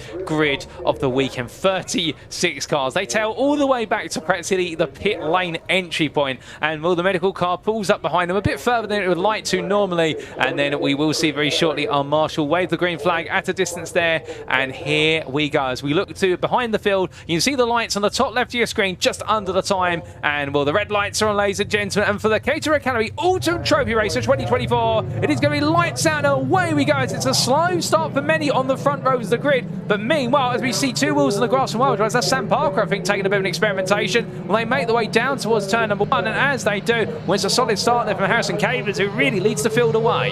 Sam Parker on the outside there, so it's another turquoise car. There's quite a few of those this year. This colourful grid of cars is going to be hard to pick. We've got one driver out into the gravel. In fact, several drivers out into the gravel as the rest of them head round Hollywood this time. They have to be careful rejoining with this big group of cars. They're going to experience zero visibility probably for the first time in their racing career. How are they going to cope with that? Some people coping with that better. One touch of the grass is not going to help as they head down. Caver's got the best of everyone though, and he's flown off into this, as Sam Parker has, but dropped quite a long way deep into the field there. The rest of them are rejoining, and job 1 done is that most of them got another couple of cars off, up onto the grass, then out of the old hairpin. Very easy to get onto the slippery part. Must be really careful rejoining down here. It's not easy, and you can see his car may not actually make it. We may have an issue with the car up the inside, but as the Cavers is absolutely flown off. He's the man on the form at the tail end of this season, got that 3rd place in the championship, and now looking to see what he can do about moving up into this awesome trophy. In the moment, showing them a clean pair of heels. Oh, indeed. And well, with regards to those 2 cars off, we saw on the exit of the old hairpin, I believe that was Charlie Nunn and Luciano Caruso who we saw there, and Caruso, I think, was the car that was practically towards the barrier that they're trying to get rolling. We will keep updated if that's just a localised yellow or whether it does end up becoming anything more severe. But meanwhile, speaking of severity of battling, we're already at the end of lap number 1. We've got 3 wide into the final corner, albeit not quite in the end, as they do tease out a difference. Oh, goodness me. And that was very close there, as we did see our 46 of Hall almost hitting the tyre barrier. One driver going very slowly there on the exit of the S's, almost crawling. And well, I wonder if that was just an error and they bring themselves back up to speed. We've got a spin there as well, and meanwhile the rest of the field with this car's off into the gravel, and well, nothing's done to dampen the enthusiasm even with the wet. That's the number 92. Vandergas now embedded in the gravel. He's trying to reverse it out, but unfortunately I don't think he wants to go into the front of Simpson. But they make the way on towards lap number 2. Well, we are 2 minutes in. We've got a long way to go, and there's battles that still to play out over the distance. Saw the safety car manoeuvring itself a little bit there, getting ready to be called. Certainly is Cavers ahead of Helm, out front then Hall, Coombs, Bird and Darling. White is next up, so one of the groups there dominating, I think that's the green group, isn't it, dominating the front of this grid right now as they head down then into Old Hairpin. Are they going to manage to clear those cars without a safety car? The sun is starting to shine through. You can see the sun reflecting off of the watery surface as Sam Parker comes up in the middle of your screen there. She's down in quite a little bit down, I think that's about 16th place or so on the field there as they're going up through the field there. But it's hard to pick out everyone in these conditions, but they're certainly not holding back, are they? No, they're not holding back at all. And as Parker there in P13 looks to battle away up the inside of the number 12 of Morton, goes all in, and Morton in the end gives the space, but finds himself running out a load of steam coming out of Coppice Corner. And you can see just behind us the 14 of Harris now trying to come back as Parker has really opened up a door there for Harris to go on the attack as well. But a lovely move there from Sam Parker. And well, further up the field we can see as our drivers all make the way down that lovely shot. It's going to be 3 wide there as they come down to the braking zone. I think Parker running out a bit of momentum, still fighting versus the number 12. And Morton coming back, and Parker, despite making the move in the end, now falls back into the order and loses the places gained. Meanwhile, through all of that, it is going to be 2 places gained for Harris, and Harris really being tactical there and just simply snatching away the places that his 2 rivals in front decided to fight over. But as our drivers come on to wait lap number 3, well, we had no safety car, and indeed only local yellow so far, and well, hopefully that's the way it remains. And as our drivers roll the way through, well, the blue skies are definitely open up to a degree. The sun is starting to shine, but you can see there the amount of spray that's coming up as they roll off, and well, lovely deft manoeuvre in there from the number 18 of Oglesby. That is Paul Oglesby right now, absolutely glide on through with the 25 of Darling behind, and well, Darling trying to go on the attack, but Oglesby has in fact got ahead at the start of this lap. And as our drivers make the way on through the double left complex, Oglesby on the attack here and trying to get a little bit of pride back for the Academy White group as they roar the way up the hill. And well, as they do, you can see that long line of cars which starts with Coupe and ends with what is Thornton, all chasing together. There's battles everywhere you look at the moment, and I think we're going to see another bit of a battle here as that is going to be the number 56 up the inside of 23. That's going to be a move being made there by Burden on what will be Hull, as meanwhile White has gone very deep there coming out of Coppice Corner. They'll be 3 wide on the exit, but we're looking a bit further up the road here, and this is the encroaching battle. Who's that? Yeah, it's a Helm versus Coombs versus Hall. They've seen that throughout the course of this season. Oglesby is our White champion, and he's just behind this group of cars. So as you say, he's trying to make his way through. Helm was in the podium for that White group as well, I think in the 2nd place. So Cavers, though, is the man on form and the man out front in these conditions. He has cleared off. He's got about 2.5 second gap over the rest of the field as this 3rd place battle barrels into Redgate this time through. And that really is, the positions are changing all the time. They really are trying out different things, but it is these Coombs, Hall, and in fact Oglesby is starting to get involved in that process as well over the line that time. But Hall losing the rear of his car through the middle of Craner curves that time. You can see the rear of these Academy cars are a lot more loose and leany than the other cars that we've seen out there today, as they don't have a rear anti-roll bar. And yeah, leany is a technical term for that. Certainly leaning around these corners. You can see the attitude of the cars, and they do work well in these wet conditions. And the soft compliant suspension over things like the chicane, the chicane blocks, actually means that they take those a lot better than some of the other series. Well, as our drivers continue to race on, I appreciate the technical insights there, Chris, as our drivers roar on. And Coombs and Hall right now, they may be in very similar colour cars, but they've got very different intentions about who's going to lead this battle. Oglesby, meanwhile, right behind them and just watching and waiting the wings right now as they roar their way down towards what will be the S's once again. Meanwhile, Cavers has run off into the distance. Helm's not going to be given any breathing room here as Helm defends to the inside, and you can see that Coombs looking around the outside now. Will Helm fight it hard, or will he go? He's going to fight it, albeit he doesn't. In fact, Hall, yes. And Coombs has fallen back there, so Hall gaining 2 places since the start of this lap, and he's going to now move up into P2. But will he be able to now run after Cavers? He's continuing to extract an advantage, albeit Hall on that lap 6 tenths faster than Cavers, albeit slipstream assisted most likely. But the flip side of the coin is, can Hall be the one to perhaps reel Cavers back in and draw that lead battle all the way to the finish? But we've got a two-way fight there in towards turn at number 1 between Helm and Coombs. They're still fighting over P3, and further on down there we can see a move being anticipated. That is going to be Morton looking up the inside of Thornton, and as they come in towards turn 1, side by side they go on through the right hander, and even further back there you can see even more 2 wide playing out, and that is going to be, I believe, unless I'm very much mistaken, it is going to be between the pair of drivers of what is Oh, excuse me, that's Platt and Davison, and well, in the end, Platt is going to try and go around the outside to get it done. We'll give you an update on whether that was successful a little bit later on. But meanwhile, here's the 33 of Wes Thornton, who right now still chasing after Harris, but he's got Morton very close behind. And then we come back to this battle for P2 that I think, by the looks of things, Chris, these guys, as much as Cavers is up the road, I think they're more interested in who's going to finish P2 here, or the Red Mist has just defended over. Yeah, well, absolutely. So it is back to, Helm has been reduced back down, so it's going to be a battle for green in the top 3 and a battle for white in the 4th and 5th places. We did briefly see Brian Thornton out there on circuit. He's the guy that denied Cavers 2nd place by stealing the fastest lap by 64 thousandths of a second on the last lap of the race in their Academy Championship. So Thornton and Cavers has absolutely taken that wound to heart, and he's disappeared, like we said, up the road. 2.6, let's keep an eye on that gap, see whether it reduces. 20 minutes. Coombs and Cavers, Coombs and Hall having an absolute battle of the turquoise cars there. And next up it is Oglesby and Helm, so the white group. Then we've got Burden and Darling. So Darling, one of those drivers, a bit like Lando Tolmarsh, we said earlier, he's really just feels out what the grip's like. He also drives a dark car, so they're kind of very similar, of the same ilk, shall we say. But there's Cavers, our leader. Nice drift as he goes round through Hollywood that time. He's not shy of getting his car standing out there as Oglesby makes a good move. In fact, Oglesby's going to make his way past Hall, so that's the white group champion now starting to move up as the sun comes out to greet us here at Donington Park.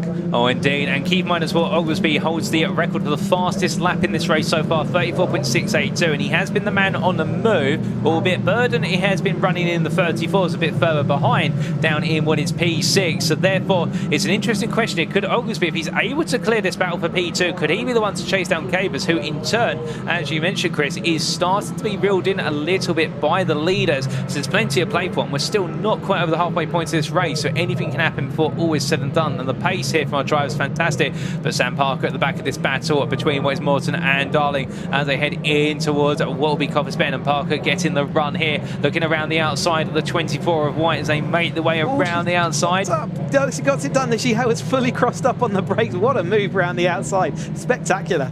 Oh, an absolutely spectacular move, even with a bit of locking, but meanwhile, that's a very deep run into the chicane from Wes Coombs there, and Oglesby has made his way past this whole pack. Oglesby is not waiting around here. He says, I've got a race to win. Absolutely. He is now carrying white group honours. He's into 2nd place. He's going to see whether he can chase down Cavers. There's quite a big gap, 2.6 seconds before he catches. You can see visibly on your screen there, but as Helm also tries to make his way back through to past Coombs and Hall there, so it's just absolutely to and fro.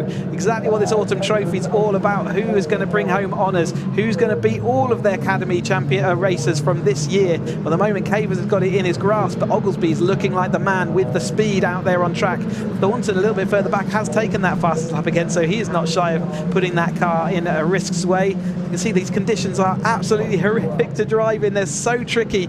Off the line, there's puddles. On the line, it's absolutely like ice. Where do you go? What's quick? What's slow? Well, they're all doing a fantastic job of working it out right now. Oh, indeed, and what adds even more change to the fact, yes, the sun's come out, and that is going to assist the circuit in trying to raise the track temperature, but on top of that, well, you then have the reflection of the sun off the wet racing surface, which means that suddenly identifying where those puddles are can just be a little bit more difficult, or even just seeing your brake marker that you may have been looking for. Yeah, and because it's a wet race, you would be wearing a clear visor, and so actually you don't have the tinted sort of sunglasses effect that you have with your other visors, and therefore it doubly amplifies the effect. You really can be having to squint a lot to actually see, and just like it is when it's a wet surface on a motorway and you can't really see the lines or the lights or the cat's eyes, it's the same thing. You really don't know exactly where you are on track. You just have to use muscle memory. As Sam Parker blasting down here up to the rear of Lewis Darling's car into the chicane this time through. She's already dispatched of those cars behind. Just going to be about, and we've got one of those cars locked up, and it was the one that she overtook before has just disappeared off into the escape road, and we'll have to recover back to the track, but we'll be losing time and spaces. Oh, indeed, and I believe going straight on there, that was none other than Morton taking a trip down the escape road, but hopefully we'll see Morton return in due course. And a quick update on the win. In fact, we'll come back to lead battle shortly, because it's 3 wide onwards as they come through Hollywood. Goodness me, 2 wide in the end as they weave and wind their way down through the Craner curves, and where you can see there that Hall right now is refusing to give an inch, let alone a mile to help, and then it's going to be Coombs watching up from behind. And well, the quick fault here is the fact that Cavers right now now is only 1 second ahead of Oglesby going onto this lap. And look at that, we just saw them. That's the swap for the lead. That was around the outside, and Oglesby has taken the lead this race. And well, we'll see them shortly as our cameraman's trying to sprint to catch up here. Credit to them where it's due. And as they roll through, Oglesby is into lead. You saw him quickly go through the camera shot there, and Cavers lapping about 1.7 seconds down that previous lap. Well, Cavers just not on the pace anymore, but meanwhile that means, could it be that Hall, Helm and Coombs are now going to be chasing after the runner-up spot, not necessarily P3? Did Cavers have a mistake on that lap? I can only imagine there must have been something. He had 2.6 seconds, unless his pace really is that. But Oglesby has been patient, hasn't he? He dropped down the order a little bit early on, and he sort of settled into the race before then pushing forward, making sure his car comes home in one piece, I guess, is a part of his mind. James Hall's lost part of his number plate, and then Coombs and then Helm as well. So Helm dropping away a little bit at this point, but he's going to fight back on the outside of Coombs this time then. They come across the line, but it is still the lead now then for Oglesby. The white group has taken over honours. Cavers is still losing a little bit of time and space, isn't he? And it does look like James Hall may well catch him up, and then he's bringing Helm and Burden and Coombs with him. Oh, indeed. And then if they continue to fight as much as they are, Burden is closing up on this in P6 at the moment. He is outside of Oglesby's pace. He is the second fastest driver outside at the moment, but here is your race leader. And Oglesby right now with White Academy Honours leading the way and flying the flag for the team as he makes his way down. You can see in that close-up there, absolutely steely confidence and determination from the driver, and nothing is going to stop him right now as he makes his way on around here with 6.5 minutes to go. But meanwhile, we can see that adrift, and I believe, has Cavers been passed there by Hull? No, he's still struggling big time. He's not able to get his car turned, or whether there is some sort of issue with his car at the moment. He was certainly flying a bit more. You can see Brian Thornton sideways there, and Cavers is still ahead of that battle, but they are closing in on him fast. They've also got a back marker in between, which is maybe where the confusion arrives. But Burden also, Helm ahead now of Coombs as well. So they are all getting back. You can see it was off. There was Cavers again off onto the gravel, off onto the tarmac, and he's not going to be carrying a lot of speed on. He's going to lose out to Hall this time through. Then he is really struggling to get that car turned and get it down the straights. Well, he's going to battle for it all the way, but it looks like there might be a bit of a steering issue, but Cavers is not going to give in. He says my brakes still work, even if something else may not be working on the car as much as you like, and this is where we'll start to see the concertina effect play out and the whole field behind start to group together. But as they exit, it's going to be a better run from what will be Hall charging down, as we can see they're practically side by side, nothing between them as they make the way in towards the braking zone here for turn one. Through Redgate corner they go, and Hall right now on the outside, Cavers defending on the inside and giving it everything with Coombs and Helm right there. Burden now only 1 second behind. He'll start to get a sniff of the slipstream as they make the way through, but there you can see Cavers inside line through Hollywood corner with Hall being made to go the long way around. He'll get the inside for what is the Ukrainer curves, and as he comes on down, he slices his way ahead, and Hall takes P2 there in an absolutely well-planned move. Albeit as they make the way out to the old hairpin, could we see a counter-attack? There was a car sideways backwards out of the old hairpin there. Who was that first spun, I think? I'm pretty sure I caught that out of the corner of my eye. It's flashed by. Maybe see where the one car is dropping down the order, but it may be one of the back markers because we're deep into that at the moment. Just mean there is that car. He's got a dangerous rejoin to do, so it's the number 29 car. Scott Darling is that, so that's Louis Darling's dad. That was an uncomfortable place to sit on the exit of that corner for a bit. Sam Parker, watch, she's up into 10th place. She's made up sort of 6 or 7 places since the beginning of this race, absolutely carving her way through, loving these conditions out there, into the top 10 on the last time across the line. But yeah, that was a scary bit for Scott there.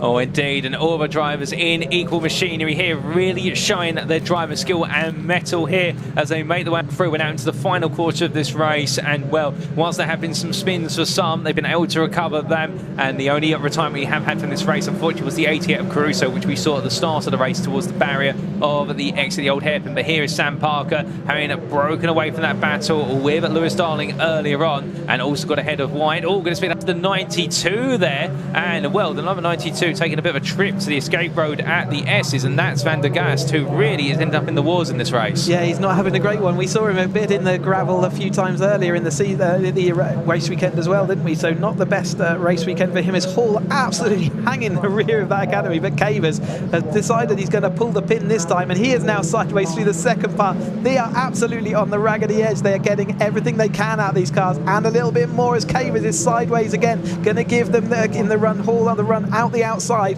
There's not really a place you can go and make use of that. You can see Cavers is sliding his car across the track. His car looks much more set up for the dry rather than the wet at the moment. But as they're coming up then into McLean's, it's still Cavers heads Hull, but Coombs is going to look around the outside. Will that wet line still work? Yes, it will. You can see how much grip he had around the outside. He's able to fire it straight up the inside of Cavers. So from one turquoise machine, the other one is now attacking him. So Coombs now takes over that. Hall's going to have to lick his wound, see what he can do. And his Burden is not really very, and Burden and Helm both not very far behind. Oh, indeed. And Cavers may be driving a car that's potentially wounded, but he's showing no signs of giving up his fighting spirit, showing as they make the way down. Is this going to be free wide as Hall's going to try and spread the road here? And indeed, it's going to be Hall in the middle, Cavers on the left, and then it'll be Coombs on the right. Coombs backs out. It'll be Cavers versus Hall. And meanwhile, looking at the cutback, it's Coombs. They bounced away over the blocks. Oh, a very slightly moment there from what's Cavers. That is going to release, I do believe, what will be the car of Coombs up into P2. And meanwhile, Cavers and Hall stay as they were battling, albeit not for too long, as Burden and Helm are now into the mix here. Oh, goodness, we've got the 58 getting itself redeemed after being pulled out the gravel. Yellow flags waving. Marshall's running clear. And as they make the way for a red gate corner, the racing continues there in the battle for P2. Well, Oglesby might already be 6 seconds clear, but to be fair, he'll be locked off and into the distance. And as they roar the way on down, well, now it is going to be all about Coombs trying to keep Cavers and Hall just ahead, well, just away from him for the time being. As there is a return move from what is their Cavers just holding on at versus Hall. But is that Burden that just made his way through? It could be Burden or Helm, one of the two. They absolutely came back involved. That movement, that slide from Cavers really held them all up, and it allows them all to come back through then.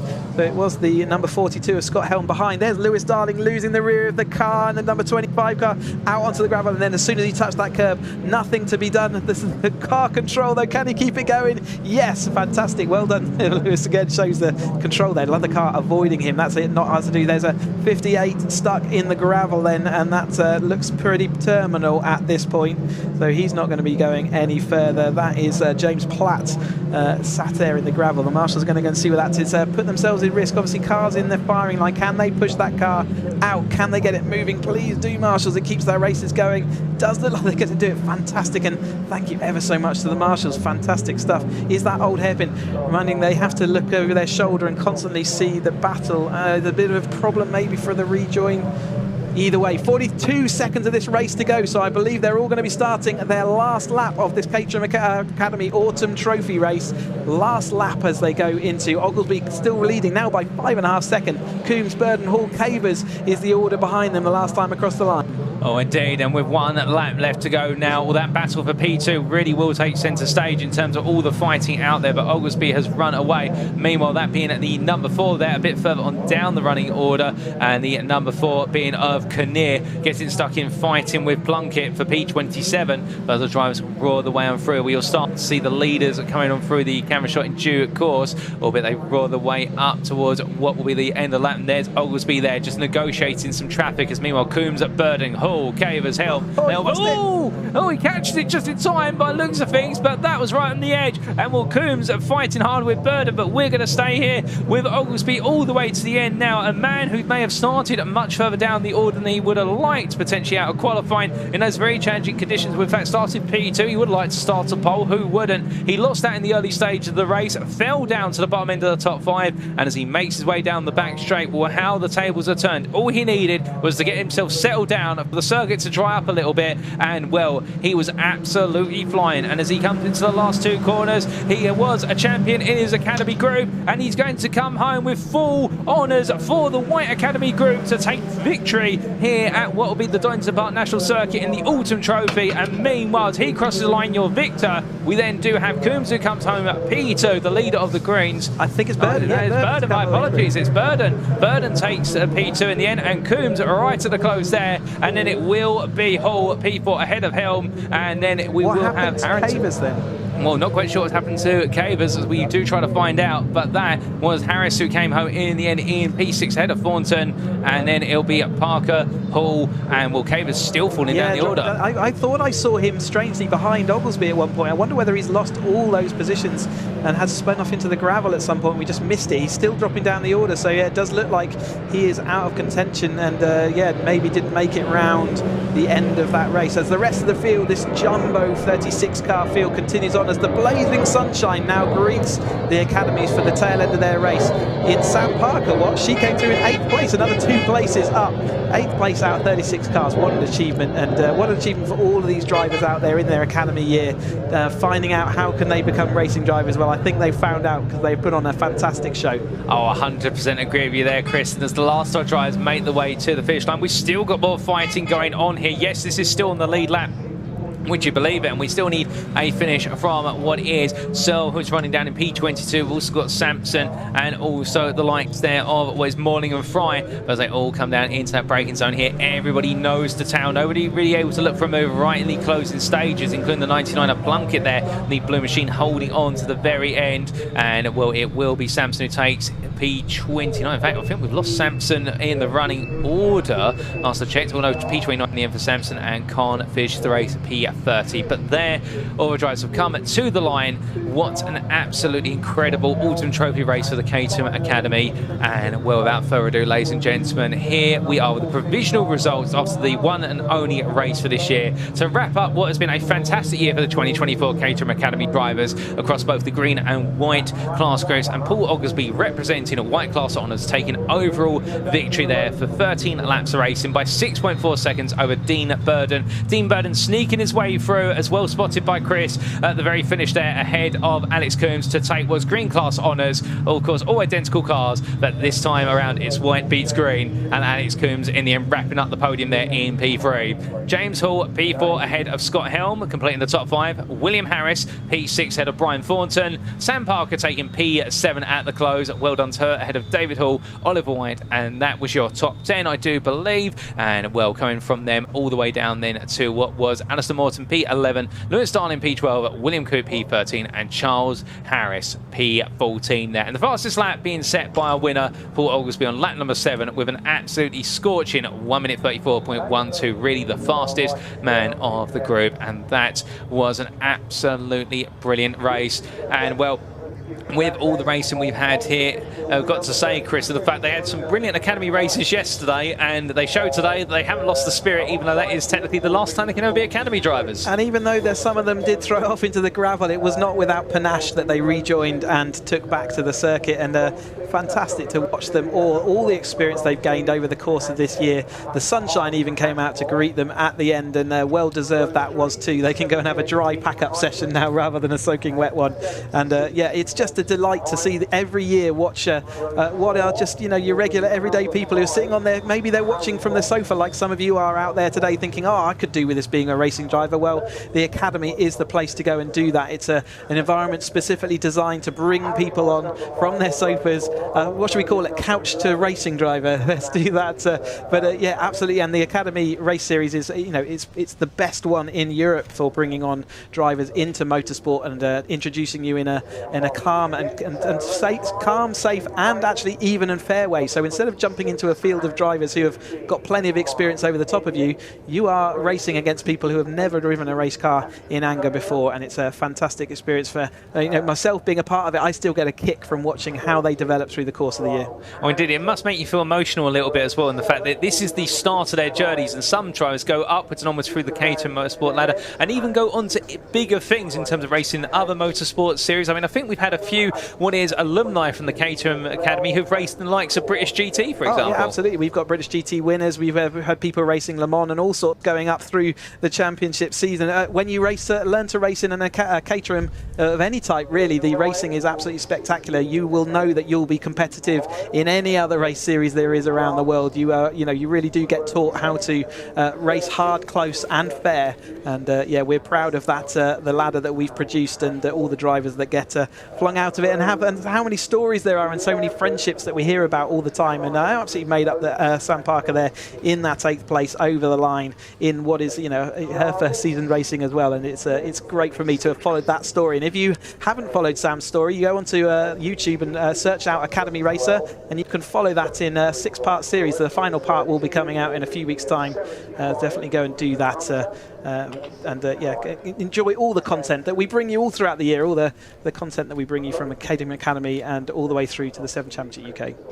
And well, ladies and gentlemen, as you tune in, unfortunately, we're not going to be bringing you any part firme into. Unfortunately, we still do have the hair dryers out on our paddock camera, which has got a little bit wet, but hopefully we'll be able to get it back in operational service before the end of the day. We can see so many of you tuning in, whether it be on the BARC TV YouTube channel, or alternatively on the official Caterham YouTube channel, where this broadcast is available completely free of charge. And well, indeed, all these broadcasts being absolutely free for you to enjoy an absolutely fantastic weekend of racing. And we wouldn't mind if you gave us also a freebie of a like and subscribe, of course, and that way you can stay up to date with all the latest racing action, whether you're all about Caterhams or whether you're all about anything British Automobile Racing Club. It's free to do so, and that way you stay up to date with all the latest racing action. It's great to see so many of you in our respective chats there. But as we do start to march away on to what is now going to be race number 15 of the weekend, we've got 4 more races to come, and this will be our second race of what will be the Bilstein Caterham Motorsport Championship, and this one is all about the championship on the line between the two big names, Paul Goldstein and Jono Emery. But here is the grid as they line up based on the results of race number 1 earlier today.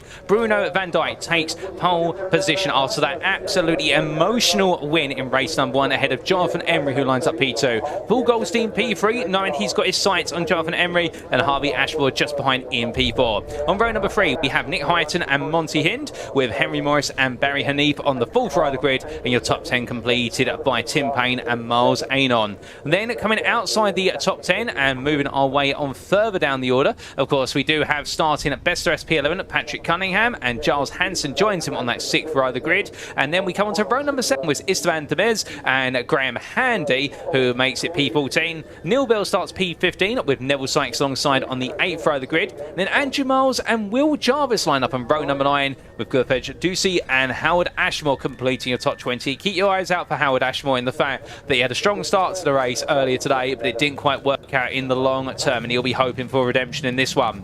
And then we do come to the very end of the grid, and well, as we see, in fact, we've got all the way to what is 30 cars on this grid. It'll be Chris Coates, who lines up P21 ahead of David Jarvis, and then on row number 12 it'll be Anthony Nichols and Brian Joyce, with Ruben Hunter and Andrew McKee on row number 13, Anna Hall and Django Jones line up on row 14. And then last but not least, on row 15 of 15, and for our 30 drivers, it's Dean Pollan and Henry Speaks. And Speaks having a nightmare race number 1 and hoping for it all in race number 2. Chris, a quick update on the championship. Of course, we left race number 1 feeling as though it was practically going to be level scores between Jono Emery and Paul Goldstein. But what does that mean going into this final race of the season? Emery did what he needed to do in race number 1 with that fat win, didn't he? But Goldstein actually ends up needing 4th place now to guarantee. If he comes 4th in this race, there's nothing Jonathan Emery can do, even if he gets the win and the fastest laps. So he's got everything to play for still, because that we've seen how variable this conditions can be, and how if one mistake can just drop you, plummet you down the order. Remember, these are the road sport drivers, and second step of our Caterham ladder. They were last year's academy, all now combined into the road sport grid.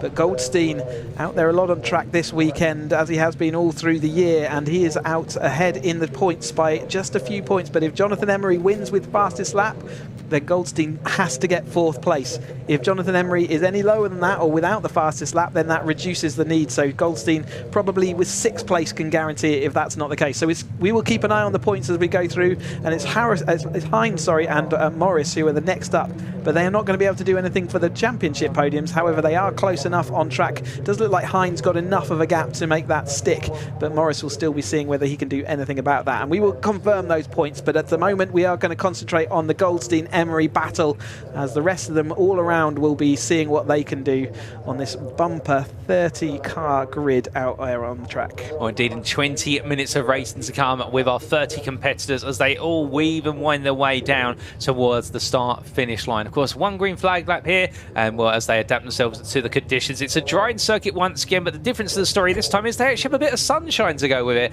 And well, as we talked about only moments ago in our previous race, the sun, whilst it will help the circuit dry up quite rapidly, happily, it also does have its downsides, particularly when it comes to reflection of the wet track surface, as we can see quite a bit of standing water there on the inside curbing going into the S's. But as our drivers now gradually settle themselves down, of course, Bruno van Dijk starting on pole. He'll be on the left of your picture, and well, he'll be feeling as though it's going to be a fantastic opportunity for him to make it 2 wins out. So the wind has died down as well for the most part, and that means you won't be seeing the cameras shake as much as they have previously. And indeed, we'd like to put it down to the frosted intensity of the racing, but the winds earlier on were hitting the best part of 30 to 40 miles an hour, but those winds seem to have gone away. And of course, with Donington Park being near an airfield in pretty open terrain, you would imagine the winds are pretty high here, but we did see some rather exaggerated winds this morning, no doubt about it. But the last couple of cars pulling their way into their grid positions. The medical car there made its way in behind, as it normally does, and well, that's always the sign that very shortly we're going to get our green flag marshal behind the grid.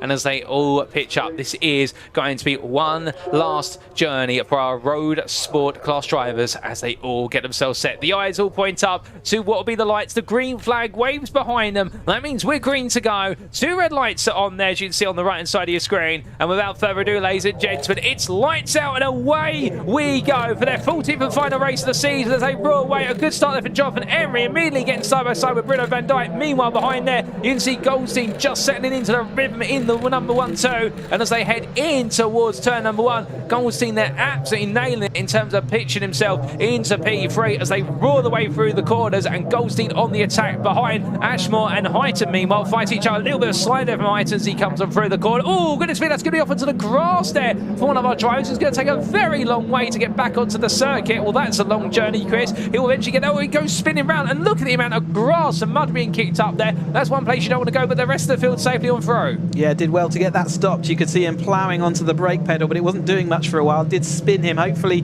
he hasn't embedded that car, gets it up and running, and off he goes once more. That would have been an exciting adventure down that. Well done for not hitting any of the barriers. Remember, Van Dijk is our academy driver who jumped up into road sport for this race, won the opening round. Can he do it again? He certainly looks like it. He's got a gap back to Emery and Goldstein. So purple car of Jonathan Emery, the gold car of Paul Goldstein are our championship contenders. They're in 2nd and 3rd as we watch the rest of this field flowing on through. Little bits of gaps appearing here, so you can see that they're all just taking it relatively cautiously in this early part of this race. Nick Heighton firmly ensconced in that battle as well, but it is Van Dijk who is pulling clear of Emery and Goldstein. They've got their own battle to be dealing with, though. Emery currently ahead of Goldstein, but he needs more cars between him and Goldstein, or at least fastest laps and the win, to make sure that he puts all the pressure on he can. Absolutely tiptoeing. One car having to go around the other side of the barrier there as they work out where the grip is. It's almost more difficult in these conditions because you're carrying more speed because the spray and the water's reducing, but the grip at certain parts of the track is still low. So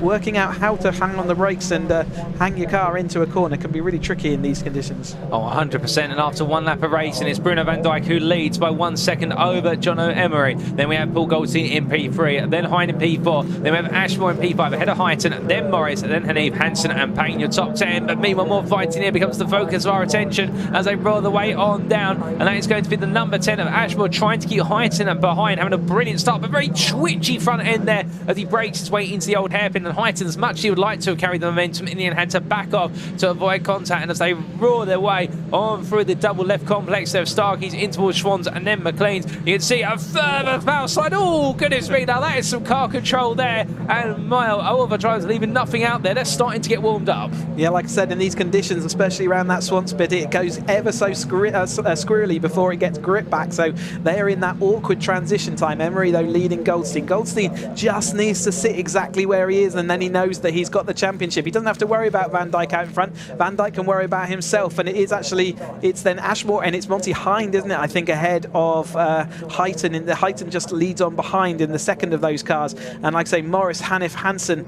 and Payne making up the top 10 as they crossed the line last time. And it looks like still really squirrely. That's Hanif. We saw him sideways into the chicane this morning, and he's got more of that sideways action underway in his green machine. Again, his car's another one that's rarely pointing all in the same direction as everybody else as he uses his flair and exuberance as Van Dijk shows his car control from the academy, jumping up into road sport. And it's still Emery, Goldstein. Then we got Ashmore, Hind, Heighton, Morris, Hanif, Payne, Ainan as the top of this 10 grid of this road sport. Well, as our drivers make their way onto their third lap of the circuit on this race, they roar through it, and everyone immediately now starting to fall into line formation for a brief period of time, and I suspect a number of drivers just getting themselves settled on down here. But in the Emery Goldstein battle, Goldstein going a little bit deep there, and Ashmore and Hind starting to close up a little bit. They might become key players in this. That's the number 62, meanwhile, just creeping its way on through, and that's the car that we did say take a trip to the mud earlier on. You could definitely sit around the side of the car. It's the Iron Man car, then he's unfortunately looks pretty muddy now. It's going to have to do a fair bit of cleaning, isn't he, to get that back shining again. Oh, indeed. And I don't remember an Iron Man ever getting rust in his suit, but that might be a bit of a difference here for our driver. Although, absolute credit, to be fair, as much as we do laugh, the fact that Handy was able to keep it together and get it rolling again is testament to Handy's calmness under what was a very challenging situation. And as our drivers make their way on towards the back straight, well, here we can see that lead battle still pushing onwards. Remember, this championship lead battle, Bruno Van Dijk just a little bit further up the road and creeping off, but now we do have Harvey Ashmore and also Hines started to close up. Huyton in the back of the picture, and Morris with him, and Hanif meanwhile in the car, never quite point straight. Well, he's definitely on the straight and narrow now, with a very close moment there in our battle between Jones and what was Hansen. Jones just holding on for now there to what is the best of the rest spot in P11, but Hansen trying to put the pressure on as soon as possible. And as our drivers come roaring down in towards Redgate corner for another time, well, meanwhile you can see there the battle that's going on behind. Too wide under the braking here. That's number 26 of Payne with Ainan looking around at the outside, but in the end cuts back to the inside there, getting the better momentum. And then we come back to the front, and Emery are now really being reeled in by Goldstein. And well, you have to imagine here, Chris, although all we need to do is finish behind his rival in order to win, if he makes mistakes like that, it's going to be a lot more pressure for Paul Goldstein. He'll still get away with it, I think, because the wet line will still operate out there, so I think he'll still have momentum up the hill. But Emery will certainly be looking in his rear view mirror going, I need those two cars, I need Ashmore and Hind to get in front of Goldstein. That will really start putting the pressure on, so Goldstein will also know that. But you know, you can start playing tactical manoeuvres, so Emery could start backing Goldstein up into the two cars following, and sort of hope that. And in fact, Goldstein's almost sort of saying, yeah, I can see that you might be looking to do that. I'm going to get Emery's out wide. That's really out there, outbrakes himself. He will still get some momentum back onto this circuit, and in fact, Goldstein's going to have to back away from that because he won't have the same grip. They are going to go absolutely side by side. Emery completely outbraked himself, but somehow the wet line rescued him there. He's had more grip on the extreme outside of the track. Can he be late on the brakes into the chicane? He knows he needs to keep Goldstein back. Goldstein knows that he just needs to get to follow on, so it does all sort of even itself out. He's going to lose the momentum. Goldstein is going to go through, and that's going to solidify his grasp of the championship at this stage of the race. But we've still got 13 minutes left, so certainly not going to be over and done with. And the two behind, Ashmore and Hind, and Huyton's not even that far behind either, are going to have a say in this as well. When as they go 2 by 2 in towards turn number 1, where it will be Emery gets back in, but look at that, a cheeky move to the inside from Hind, who gets to the inside of Goldstein, has a huge tank slapper on the rear there as they make the way down in towards turn number 2, going on through Hollywood. And as they make the way on through, we're now Goldstein firmly in the clutch of this battle. Emery had to gamble in the end in order to get the group to bunch back up, but it seems to have worked out, and Goldstein now, knowing what he's got to do and stay within a certain distance of Emery, well, he won't want to have Ashmore get too close and pass, because if Huyton also gets involved in the same behind, then it could all come out of Goldstein's hands right at the close. But as they make the way up the hill in towards what is the McLean's corner, once again further back there, we've also got where's the two-way fight starting to brew up between Hanif and Jones, with Morris just been a bit further up the road from them. Indeed, there's battles everywhere as we look to number 5 of Morris, that's also playing the game of chase. But then you can see running a little bit out there, the number 11 of Hanif, who's right now just experimenting with where exactly he can get the best traction from, indeed using all the circuit. And the number 8 of Jones closest. Hanif goes deep, Jones cuts the inside, the bollard gets wobbled a little bit, and well, I think there Jones right now feels like that title line's the better one for him, and it seems to be working out. Change of place up front, however. Well, I think that, yeah, we're going for a change of place between Emery and Hind there, but I thought Goldstein was going to lose out, and that was going to make things interesting for the championship, but actually Goldstein held on and Emery didn't, so they're back to the nose to tail. And in fact, I think Emery might have missed a gear there as Goldstein pulls alongside. A little bit of a jink from Emery's car as a signal that maybe he missed that gear change, and certainly with the momentum that Goldstein then was able to get, I think that is maybe what happened, as now Hind then is in into that second place. Goldstein hanging the rear of that car out. Emery's even more sideways as he heads down. This is a drift race. He's still got a tag slapper on as he goes into 100. That's going to put a little bit of a kibosh on his championship charge then. He was absolutely sideways, wouldn't let go of that throttle. Now it's going to be Heighton looking to see whether he can demote him any further down the order. Emery is going to lose out that place, millimetres between them. That's going to be frustrating in that car. Still got 10 minutes, still got plenty of time left to recover it back through, but it certainly makes that job harder. Oh, indeed. If you're John Emery right now, what you've got to be doing, you've got to take a breath and just simply calm down, regroup and go on the attacks. The race is not over, like you say, Chris. We've still got just over half the race to go, and we know that John Emery's got a lot of pace, but I'd imagine here as we continue to transition from wet to dry, whether perhaps there's been a bit of a setup on the car, perhaps they decide to set it up for slightly wetter conditions than this, because John Emery just does not look comfortable at this point, and knowing it's all slipping out of his grasp. Meanwhile, further back, that's number 26 taking a look to the inside. That's Payne on the inside of Hanif, but goes in very tight, and Hanif says, well, I've got the cutback run, I can swing the momentum back in my favour as they continue their little scrap. But looking back towards the front, it does look as though Emery now has got to really rebuild himself up here and start building that momentum as Heighton and Ashmore started to run away. And I do wonder whether Emery's potentially at risk here of being caught up by the likes of Morris and Jones behind. Yeah, like I say, just take that deep breath. Know in these conditions that if you try and panic and you know there is no more grip, so if you try and first press the brake harder or press the accelerator harder, it's not going to work. You've got to concentrate on being calm, got to take the momentum back again, get yourself recomposed and just find where that grip is and use it sensibly. You can see he's understeering quite badly out of their corner there, and so it's not quite found his regained composure. And meanwhile, Hind is now fully under attack from Goldstein. Goldstein knows that he has made a bit of a fatal blow there, and he's looking to finish the job off, isn't he? But it is unfortunate that Emery is now drifting into the clutches of Morris and Jones. Jones is absolutely on a tear after, I think he was out late in one of the races before, wasn't he? So he was competing. A little bit of bodywork flapping then as well, a little bit further back through the order. I think that's Mickey maybe with the bodywork flapping in the wind as they head round Hollywood on their merry journey and in their own battle, as their coats you can see there following on behind Miles. Oh, indeed, and as they continue to give chase of one another there, there's battles everywhere up and down the field, even though our focus is primarily up towards the front of the field because that's where the big championship contenders are. Let's not forget about the fact we do have this great little battle going on there for PE22 between Miles and Coates. But meanwhile, looking back towards the front, this is Bruno van Dijk, who, well, he's still in the race. Yeah, he's still here in the race. He decided to disappear off into the distance, running away with it, but credit where it's due. He took an absolutely emotional race 1 win, and this race 2 victory, which looks to be coming more and more towards his way, albeit we won't put the contact skirts on him, it seems to be at a very comfortable run right now. And indeed, he is lapping sensationally quickly, and an advantage that is expanded out all the way to the best part of almost 6 seconds. But meanwhile, coming back now to the reality of the championship, and as we can see, the 76 there of Hind getting back ahead of Goldstein in the number 12. And well, Goldstein won't feel too much pressure here, but I think he would like to perhaps take the win out of all the championship drivers if he could off of Hind, and that would be the best way to cement off his championship ground if it does fall his way. But Hind's got other ideas here. You've got to work it out, haven't you? What do you want more? Do you want the championship or do you want that place? And Hind will certainly be playing those mind games as well, positioning his car. And certainly towards the end of the season, it's really up to Goldstein to protect his championship, I would say, and not make any silly moves. But then again, there's people that have won more championships than I have in my life that would probably take a different opinion of that. So there's different versions of how you can go about racing, and different drivers have different mindsets, and that's what makes it so exciting to see them all get out here and see which mindset and see which skill level works out best in any situation. Here's that Hanif battle again with the green car following along behind Jones in the 8 and Morris just behind as well. So all moving forward, a few more wings being dispatched along the way. That is the 89 car of Cunningham, isn't it? So so he's lost his rear left wheel arch. Has Hanif dropped a couple of places on this lap, maybe in that time? But here's Emery then. He's having to defend, looking in his rear view mirror.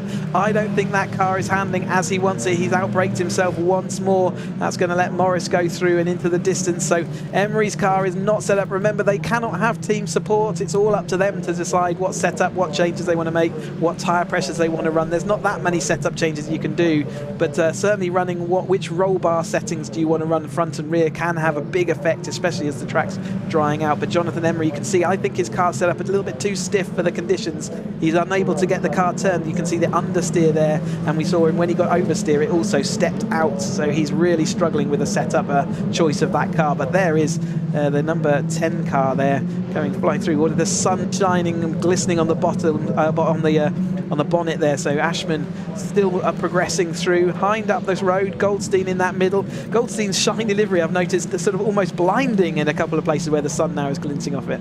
Oh, indeed, and well, it is a gold-class effort from Goldstein so far, and well, I think he knows that the writing's on the wall for this championship for himself to take it, albeit still 6 minutes to go, and well, it's not over until they cross the checkered flag line, and well, as you can see here, the car's sparkling in the sunshine, and that absolutely lovely livery, and well, he could be onto that gold star performance before all is said and done, but still chasing after Hind, and well, as they make the way on down the back straight here, we're starting to see a little bit of a pause in this lead battle, if you will, with Van Dijk 6 seconds up the road or so, and then the battle for P2 through to P4 overall. Now starting to just run out a little bit of steam at the moment, but you never know, it could come back together. So I've just noticed that Hind has his license plate on the front of the car, Ka-chow, in reference to Lightning McQueen from Cars, but coming up from the cars up front, so cars up further on down, and well, there you can see it's still one is Emery trying to make some progress, but Morris ahead of him. But now we're looking here to what is the number of the number 20, and this is Will Jarvis fighting hard with Demes in the hunt for what is then none other than P13, as they enjoy a little bit of a back and forth battle between each other, and Demes still holding on before we come back then to what is the fight for P2 through to P4. But as our drivers wave and wind the way through, well, again, it's all about these little battles each and everywhere you look, and into Redgate Corner, Demes still keeping what is Will Jarvis behind, and in front of him is Hansen, who is trying to run away from this battle, albeit I think he does feel as though he's been reeled in more and more here, and that's the annoying thing, of course, with these cases, is the fact only time you can really break off is if you get to a second or further away when the toe breaks, but until then, you're really at the victim of the mistakes of the drivers behind you. Yeah, absolutely. Esteban Demes had a bit of a topsy-turvy year this year, absolutely been up there involved in the lead battle, fighting for wins on occasion, but then at other times falling back. He has taken good podium victories, podium positions this season. So he has certainly been up there and there or thereabouts on the grid. But he's this time out at Donington in these wet conditions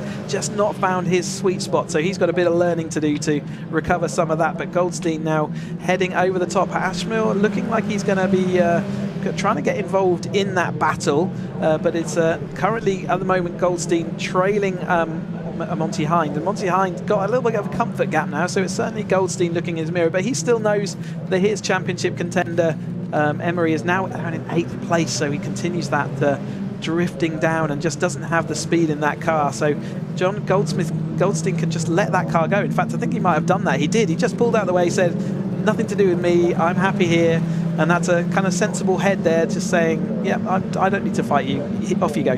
Oh, indeed. I think for Goldstein right now, it's all about just getting to that checker flag and making sure that nothing breaks on the car and he doesn't break it for himself. Meanwhile, John Emery hits pace 1 second a lap slower compared to what is the top 4 by comparison. So like you were saying, as he makes his way through the camera shot there, Emery just coming into this race. Perhaps not the right setup, or perhaps something's gone wrong over the race distance, but either way, all that momentum has just fallen out of his grasp as we look back here to Hind in the 76, and right now Hind just charging off of the wipers, going every so often just to clear a little bit of the spray off of the windshield. But to be fair, he's also probably trying to see whether he can see Van Dijk in the distance or not. Yeah, he's disappeared off 7.5 seconds out to the good, so he nearly will be going into the chicane, won't he? In fact, he probably is in the chicane by the time they get to here. So Monty Hind doing the best of everyone else. Goldstein still there looking, but not wanting to do anything, just ducking out to say, I'm not really here, just ignore me, I'm happy doing my own thing. You heard from him earlier in the race how he feels a bit ill as he's approaching the race, and he said, normally when I'm in the race I don't think about it. I'm exactly the same as him in that situation. However, I wonder whether he is now getting a little bit nervous as he comes towards the end of this. The driver's problem of, am I hearing a problem? Is my car going all right? Am I doing all right? Do I concentrate on just being slow, but then do I lose concentration by doing that? So it really does depend on where you are, but I'm sure he's feeling those. But Van Dijk is absolutely gone and disappeared. Bruno doing a fantastic race all the way through this Road Sport Championship. He's jumped up from the academy and just done this Road Sport for this final 2 races of the season, and he will go into 270 next year. Can't wait to see what he can do there. Oh, indeed, it'll be very impressive to see him leap his way all the way up to the 3rd tier of the Caterham Motorsport ladder. And, well, you come into that point there about the fact, is my car okay and whatnot. Paul Goldstein having that anxiety. I get enough of that alone when I hear a new noise in my car when I take it for a drive somewhere. So you can only imagine what the perspective of the drivers is here when they're with a championship on the line, something they've worked for all year, and it could all be taken away if something should happen in what is now less than 1 minute and 40 seconds. I mean, at this point, you're not even looking at the clock. You just want to see that checkered flag. But still, we don't want to see that checkered flag because we've still got plenty of battles out there that are being enjoyed by our drivers. And well, speaking of that, as we see a very deep run there from what is Hanif, and Hanif exploring every part of the circuit in the number 11, and well, that's going to give a little bit of motivation to the 26 of Payne, but these two enjoying an absolutely brilliant battle, and in fact, they swapped to P9 going on to the start of this lap, and now, well, Hanif is going to try and hold on here as he sees how far exactly he can stretch the car. Behind him is Cunningham, who would love an opportunity to get involved in this battle, to be inside the top 10 before all is said and done. And for Cunningham, which has had a good season, Paddy Cunningham, who P14 in the championship coming into this round, and in terms of his finishing positions over the course of this season, I do believe only picking up 2 top 10s, otherwise beyond that, no top 10s over the course of this year, so he'd like to add a 3rd to his grasp before all is said and done. Will he be able to do so? Well, we'll have to wait and find out, as meanwhile, Bruno van Dijk here, leader at the moment, gap now 8.5 seconds, and only what is 30 seconds left in this race, so this will be his final lap. We will get 13 laps in, but all is said and done. And meanwhile, on the rear of the pitch there, we can see a very close battle between Jones and Highton as they made their way into the old hairpin, and we'll find out how they emerged a bit later. But here, Bruno van Dijk having to do a little bit of exploring to find his way past number 75, who was going a bit slowly there, albeit a lap down. That's Hunter in number 75, who just steering clear of our leader, and well, as our leader makes his way now onto the back stretch, not too far away. His journey is almost complete, and well, after a race 1, we absolutely had to dig in and give it everything to take a victory on his debut in the Road Sport Championship as he makes his way down into the last 2 corners. It's been a much calmer race number 2. He's risen to the conditions, he's risen to the challenge, and Bruno van Dijk in the 33 will rise to take the checker flag in the final race of the season for the Bilstein Caterham Road Sport Championship for 2024. But as he makes his way across the line, we then have a 8.5 second gap to what will be Hind, who takes P2 ahead of Harvey Ashmore, and then Paul Goldstein with that P4 provisionally will be your 2024 champion, just ahead of Highton, who takes P5. And with that, no, it won't be. It'll be Jones who crosses the line just inched ahead. Highton missing out in the end by literally a sliver. And, well, the camera angle being deceiving there, but the time is doing it. And we've got the 25 off in the last gasp for the gravel at the old hairpin. But meanwhile, it will be then Highton, then Morris P7, Emery P8, Hanif P9, and then Payne will wrap up your top 10 just ahead of Cunningham, with Anon finishing P12 a bit further out of view.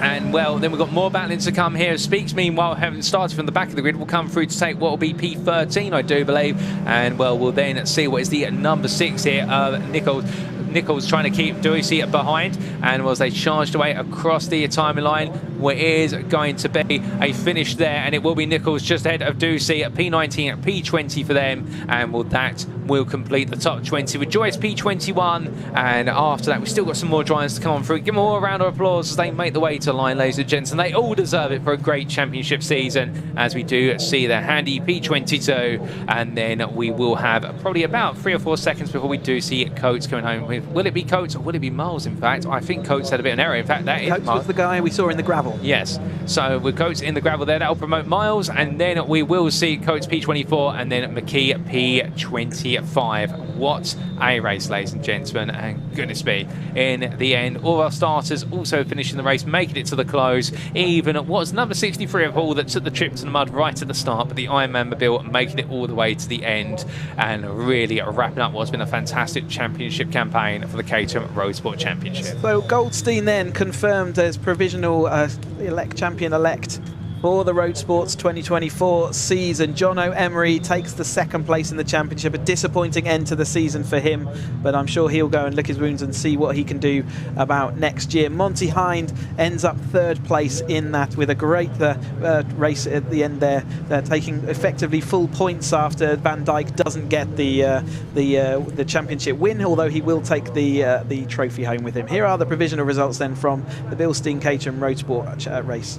And indeed, to wrap up the championship then, the final race of the season, and Bruno Van Dijk taking a back-to-back victory today, 13 laps and 9.2 seconds clear of Monty Hind, with Harvey Ashmore P3 ahead of Paul Goldstein, with that P4 doing enough to take what was the championship provisionally. Django Jones P5 there, sneaking his way up the order throughout. Nick Hyton P6, then Henry Morris, Jonathan Emery with that upsetting end for the 43 driver, and Barry Hanif and Tim Payne completing the top 10. Patrick Cunningham P11 at best of the rest, couldn't quite sliver his way past Payne or Hanif at the finish, but managed to keep ahead of Miles Anon, and then Henry Speaks and Esteban Demez completing your top 14 finishers. Fastest lap going to none other than Django Jones. That was set on the penultimate lap at 32.73, and a brilliant drive there from Django Jones. But goodness me, ladies and gentlemen, what a race. And in the end, the championship all coming down to Jono Emery just not quite having the right pace at the right time, and Paul Goldstein meanwhile keeping calm, cool and collected. And well, between them it was nothing over the course of the season, but it was Donington Park which did make the decider. And well, what a race. Now, we are in the process of what is still working at whether we can get our Parc Ferme camera back together. But in the meantime, we are going to get ourselves set for the next race that's coming up, because we still do have 3 more races to come over the course of this racing weekend. Goodness me, these races are absolutely flying by, it must be said, but we still got 3 more to come. And next up, of course, we go from the road sports to the next rung in the Caterham Motorsport ladder, and it will be to make our way to the Mission Motorsport Caterham 7 270R Championship, and that will be their final race of the season and their final race of the weekend. So absolutely brilliant racing still to come, and in that one I do believe, Chris, as well, there's still plenty to play for some of our drivers out there. Yeah, we're still concentrating on the battle between Ryan Wilby and Nick Bryant, so they're looking to see how many points they can get through between them. So Ryan Wilby comes in now with a little bit of a comfort gap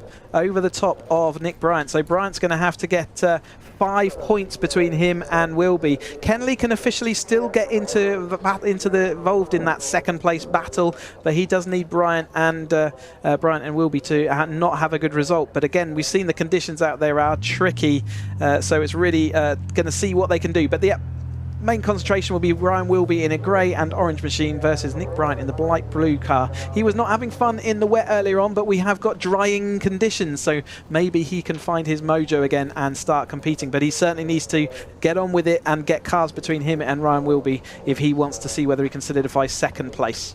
Oh, indeed. So plenty on the line over the course of what will be their final race of the season, the 270Rs. And, well, with that change and the sun coming out here, so it will be a dry circuit. The wind, in fact, has picked up a little bit as well, as we do look at the Union Jack outside of our commentary booth. That gives us a good wind gauge, and also the Caterham flags that are flapping around us. But with the wind picking up, it does mean that a lot of the surface water will be pushed alongside it being gradually evaporated by the sun. So this is a circuit that is very rapidly evolving. The only problem is, of course, and we did see that just now in the road sport races, if you dip a wheel or a toe onto the grass, you're going to find yourself very quickly taking a bit of an adventure, and that grass is incredibly damp. It is not easy to get out of, and it is going to be a very muddy journey. But we are going to be introducing once again to the commentary booth none other than Ben Timmons, who joins us, of course, a reigning champion for this year, but join us once more, as you can see there in the commentary booth. Good afternoon to you again, Ben, and well, one more race to go and plenty to look forward to. Absolutely, and thank you again so much for having me. This has been an incredible experience, and I have to say I have a totally newfound respect for what you guys and the team do here. It is incredible. The ability you have to manage all of the information, what's happening out there on track is sensational. So thank you so much for all the amazing work that you guys do as well for us. Yeah, excited to see what happens here. As Cheesy just said, it's going to go all down to how Ryan and Nick do here. The track, you know, I'm very glad I'm sat here and not out in the assembly area. Making that call now on what you do with setup is going to be really make or break. Time's still looking quite far away from a dry time. I think we saw there in road sport in the 32, so still a big gap from where the dry pace is. But as you said, the wind's picked up, the sun's out. There's going to be a lot of cars on track. It's now going to really come down to what setup do I want to commit to and what's going to be the right thing for the next 20 minutes. Oh, indeed. And well, our drivers will need to lock in their setups now, because this is how the grid will line up for the final race of the 270R Championship, sponsored by Mission Motorsport for the Caterham 7 season. It goes, and it is Charlie Lowe who lines up on the front row, carrying on from where he left off in race number 2. And Charlie Lowe will be the man to beat. Ben Wheatley would love to beat him after just missing out in race number 2 of the day. And well, the number 53 driver then being followed up by the combination on row 2, Megan Bruce, who recovered all the way through the field to finish P3 previously, and Stephen Merritt, who lines up P4. Adam Keane and Ryan Wilby are on row number 3, with Zach Lower and also Rob Kenley on row number 4. And then we do have Craig Boyle and Luke Waitman completing your top 10. And keep your eyes out for Craig Boyle as well, in the fact that he's been really battling hard there, and he'd love an opportunity to squeeze into the top 5 if he can. Matt Larby starts P11 ahead of Nick Bryant. And then we do have Lionel Tolomash, the man who can't keep it straight, but he'll explore every part of the circuit, and we love to see it full throttle all the way in the number 2.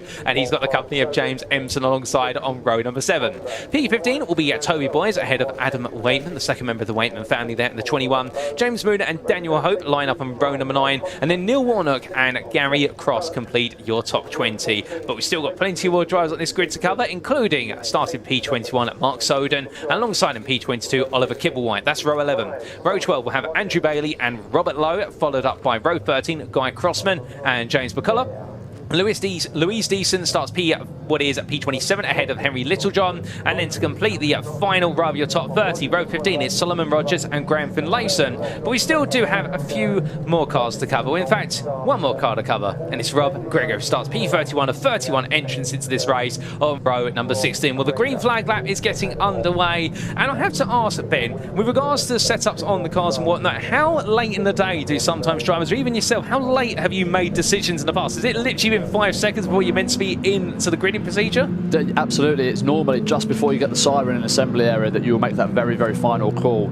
Particularly these cars are very, very quick to adjust those setups. I think the main things you're going to be looking at here now are tyre pressures, what do I want to run here, and also roll bars. You know, particularly do I want to change the roll bar on the front, settings on the rear. Those are changes that can be done very quickly, and you'll often see a state of real nervousness and chaos when the mechanics are running around the assembly area, you know, their tools in one hand, roll bars in another, whilst drivers frantically make that call. So those are the main things that they'll be making decisions on, but of course now those decisions are made, and it's all down to the driver's ability now. Not always mechanics as well, sometimes family members. I used to shove my dad left, right and centre, screaming at him in assembly about what I wanted with my little driver tantrums. But yeah, in these 270R you are allowed team support, so there are the teams out there doing what they do in the allowing drivers to make their decisions late in assembly area. But as we watch them come around, still plenty of spray coming up off these Toyo tyres as they headed around the circuit. So whilst the sun is out now and the wind is drying things as well, there's still pretty tricky conditions out there around this 2-mile circuit.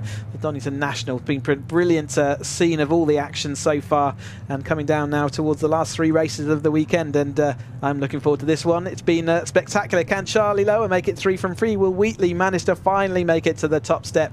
And how is our championship 2nd and 3rd place going to roll out between Ryan Wilby? He's certainly got one hand on that, but Nick Bryant's going to see whether he can do anything. He's just weaving that car in the blue with a bright yellow roll cage. He's got places to make up. He's got to get over the top of Wilby and put cars in between him and Wilby, so not an easy task. But we're going to find out what's going to happen in the 3rd of their 3 20-minute races then here at Donington. Oh, indeed, and as the wind picks up then we could see that briefly from our camera looking down the start-finish straight. And well, I first thought it was just the cameraman nodding to all of your observations there, to be fair, Chris, but indeed that wind really coming up, and that's going to be something our drivers will need to be aware of, as we talked about in race number 2. But last couple of cars now just settling into their positions, all getting themselves positioned, and indeed this grid all itching to go. There's been 20 races so far this season. They've got 21 on the calendar, and this is 21 of 21 here in the 3rd rung of the Caterham Motorsport ladder. And as the lights come on there, as you can see in the bottom right hand corner of your screen, fantastic there to see that, and also the front of the grid, where it is going to be a story to wrap up the season. Will it be Charlie Lowe, or will it be Ben Wheatley who takes victory overall in this race, or will it be another one of our drivers as the green flag waves and it's the P2 Championship battle that's going to be the big story? But the lights are on, and without further ado, it's go, go, go for the final time of the season for the 270Rs as they roar away, and already some drivers exploring those track limits on the outside there, but bringing it back to get a safe start from all the drivers up towards turn 1 they go. But it's Charlie Lowe who So he leads the way, and Ben Wheatley immediately under pressure from Megan Bruce. Those top three, of course, all trying to run off into distance as quickly as possible. But as the field all tiptoes their way on through Redgate Corner, I say tiptoes, it looks so. In fact, they're all absolutely going for it, and everyone's safely through turn one this time. Yep, job one done. As they stream down, you can see how wet it is down at this part of the track, though. Almost a dry line. In fact, I think there was a dry line. We've got a few cars, one sideways there, pinging out. Who is that? We'll try and pick out who that is. The number is not really visible. He's a bit bedded down. Is he going to get that out? Because I think if he doesn't, then we're going to have a safety car. It did look like it was moving as they all head up the hill. Then all job one done, getting around this. And again, we can see there is that car recovering back to the circuit. So that does save us a safety car. Charlie Lowe out front of Wheatley, Megan Bruce. Then we've got Ryan Wilby making up those few places there behind as well. So all going well for Wheatley at the moment. For Wilby at the moment. I wonder where Bryant is. I haven't caught sight of him yet.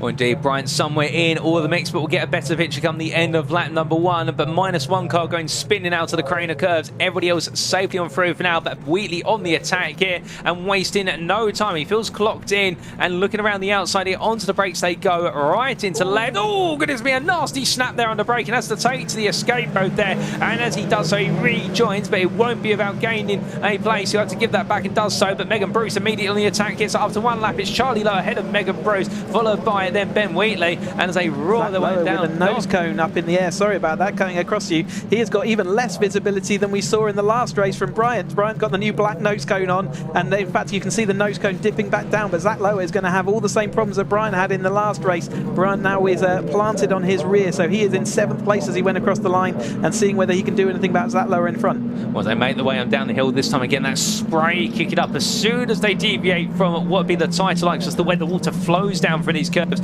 and as they all sweep on through and whatnot. I do have to ask, Ben, with the drivers, of course, these Caterhams being open there, being in the cockpit as well, it must become quite a soggy cockpit after a certain amount of time with the rain coming, or even just the spray kicking up into the car. Very much so, it very much does. And again, I think that these guys will not be thinking about that at all. It's incredible how all-consuming the experience of racing becomes, particularly in conditions like these, when you have just a swarm of cars around you. It's incredible how quick one position that you lose can turn into 3 or 4. It's a constant game of strategy and attack.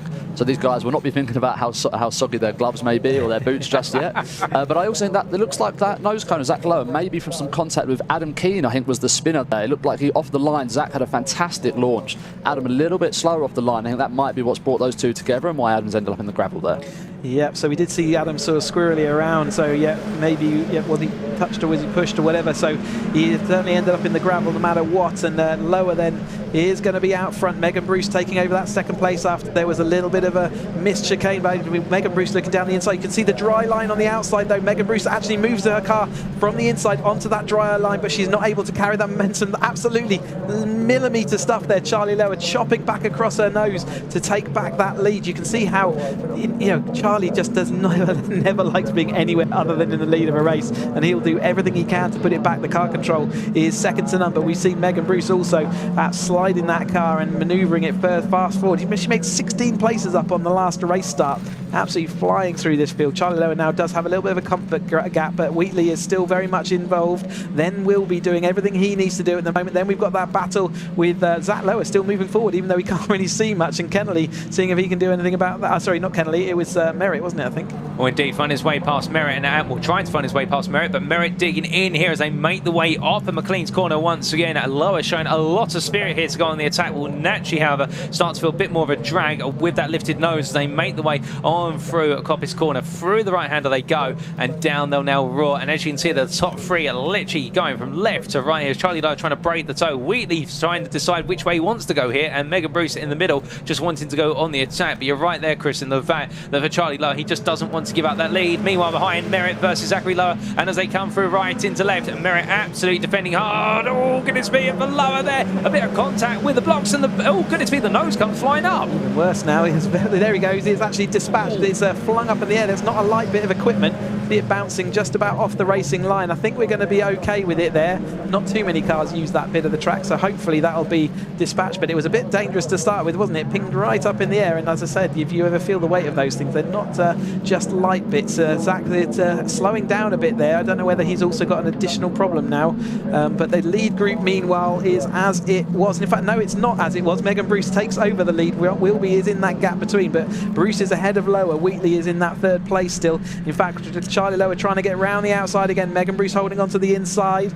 Are they going to make it up into McLean's this time? Ryan will be just comfortable where he is at the moment. In fact, Charlie Lower does make it through. The outside line still being quick up here at McLean's. Megan Bruce therefore can hold on against Wheatley. Wheatley's going to have to sink back into that third place just for now.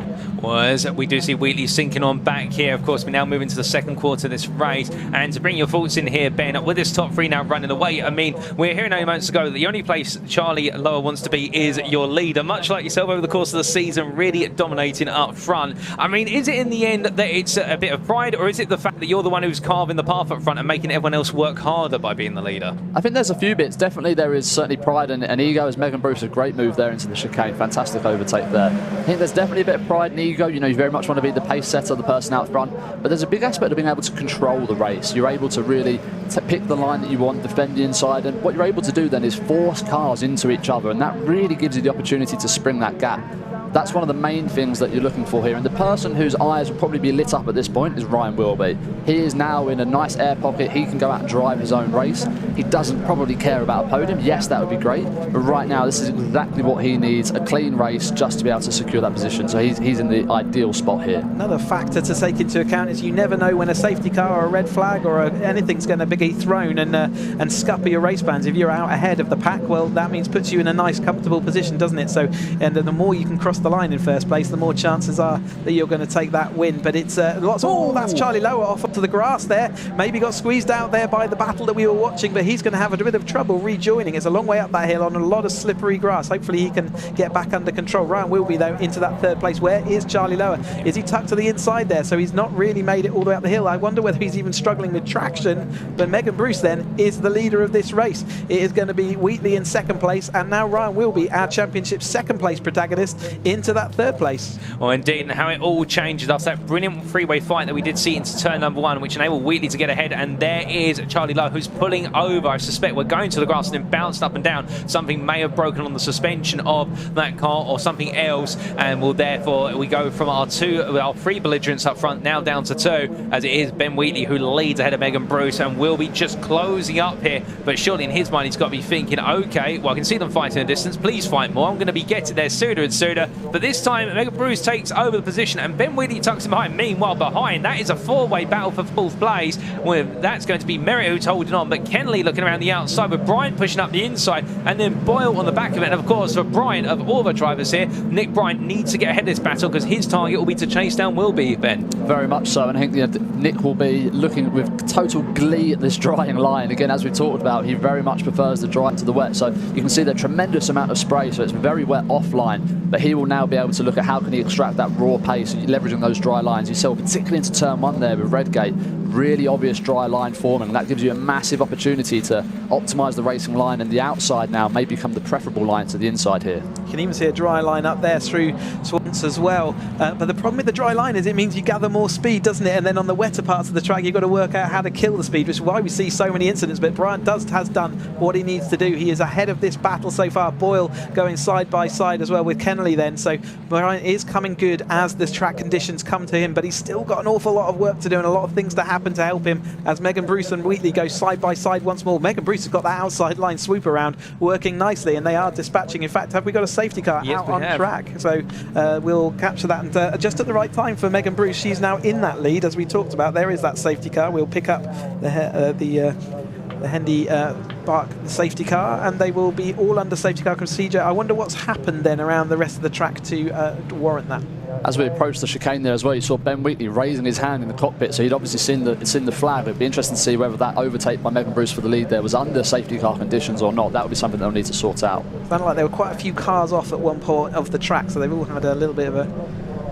Well, we have lost both Zach Lowe and also Charlie Lowe. Lowe, of course, Charlie Lowe, we did see making his way off circuit after that coming up through Starkeys in towards Schwann's. Meanwhile, not quite sure what's happened to Zach Lowe by comparison, but he's disappeared out of the hunt. So perhaps it's a case that he's perhaps parked up somewhere that we can't see. But in terms of other drivers making the way on through it, we're just double checking here in the commentary booth. Can't see anybody else who hasn't made it, so perhaps a bit of a precaution being thrown here. And well, this will shorten the race to the Greeks. The clock will continue to tick on down unless a red flag is thrown. But that does come full circle to a good question earlier. Where do you want to be? Do you want to be the lead or not? And well, all good. But yet we can see them there parked up, and I think that might be the car of Zachary Lower. Yeah, so Zach, we saw him slowing up after the nose cone raised up, but it looked like it didn't look like it would damage his car, but maybe it did damage the radiator or something similar. Is that Zach lower in the distance? And say again, I guess it's in a position of danger because it is. Yeah, you can see him he is out of the car, but his car is near a gap. I wonder whether the marshals can get it around the other side. They don't like leaving it anywhere where your car can make contact with another car. It's an incredibly dangerous situation. So the marshals will want to move that. But good to see Zach out of the car and to the other side. But I guess it looked like there might have been some pink fluid on the radiator, so maybe it did puncture that radiator, and that's why he had to stop.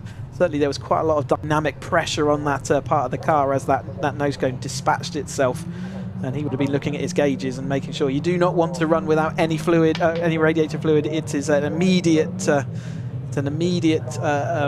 engine failure, so it's a very expensive thing to do. So all our drivers will stop as soon as they see any fluid. I can see the medical car driving around the circuit as well. So again, just checking that there's nothing else going on, overtaking the group of cars. And at the risk of curse of the commentator as well, Ryan will be with the person who is probably incensed by this. You know, obviously, most importantly, he'll be thinking that the fellow drivers out there are safe and well, but he was in the perfect spot with the perfect race. He's now going to look in his mirror and see that just 2 cars behind is Nick Bryant, his main championship rival here. So hopefully Ryan's going to be praying for a long safety car or a great restart from him, but it's going to be interesting to see. Again, Caterham Racing, you can just never count anything out. Going back to your question earlier, Paul, this is why it's so important to lead across the line. If the race now finishes under safety car conditions, every pass that you've made, every time you've crossed the line first, it's just so important. Oh, indeed. And well, as our drivers made their way onto the start-finish straight and doing quite a bit of going from side to side, we do believe that it might be the case that with regards to Charlie Lowe, perhaps something's happened as a result of that escapade across the grass, because we have seen the medical car going on around as well, but we won't say any more until we have any firm updates. Of course, we did see that off coming on through Schwann's curve earlier, and well then Zachary Lowe coming off at the Craner curves. It can also be if they can't see the driver to make sure the driver's okay, that they actually have to put precaution out there and go and check that the driver, if they can't get a signal to say he is okay, then it might be that's just out of abundance of caution, which you must do in these situations, because he's just had a rough ride over grass and who knows what else, and if they can't get confirmation that driver's okay, they will go and seek that confirmation by putting out the safety car. So maybe that's what's happened. Let's keep an eye on that. We'll keep an eye on our ears to see whether we get any updates, but at the moment the safety car's out. We've got 7 minutes of this race to go. That time will keep ticking down, and let's see what's going to happen. Oh, indeed, and we might end up, depending on how long we're behind the safety car, we may end up with a sprint to the finish, only 1 or 2 laps, and then it will be a question of who's been able to keep their car switched on for as long as possible and then just go chasing down. I mean, a 1 to 2 lap sprint race at the end of the season, it's going to be an absolute nail biter, and if you're Ryan Wilby at this point, you must be thinking to yourself, come on, make your minds up, either let me go racing again or end the race. Don't make it an absolute last dash sprint. Definitely, it's one of those things where sometimes less can be more. You have less opportunities, but that's also less opportunities to recover. If you're overtaken with 1 lap to go, you make an error, it's really easy, and suddenly those 2 minutes, those 1 or 2 laps that you have, it's just not enough time to recover that margin that you've lost. So again, it's going to be interesting now, as you said, that who's been able to keep themselves focused. It's very easy to switch off under a safety car or red flag conditions. Who's been able to keep temperature in their tyres? We're not seeing a tremendous amount of people out there weaving and working on that, so maybe anticipating a longer safety car. But again, it's going to be how quickly we can switch that back on. You'll also see different approaches to safety car restarts. It's going to be Megan Bruce who will lead us here in the safety car restart. We saw at Brands Hatch Charlie doing a phenomenal job here and caught people napping. That's going to be something that's going to be so important as well, is how quick are your reactions off the line to other people's movements here. So I'm hearing that Charlie is out of the car. He does look a bit in pain, so again he could have jolted his hand, it could have been anything, or bumped the knee over that really rough ride over the grass. But it does sound like he's out of the car now and walking around, so good news, and hopefully that does mean that we'll get some racing going. But we're wishes with Charlie at the moment, making sure he's okay.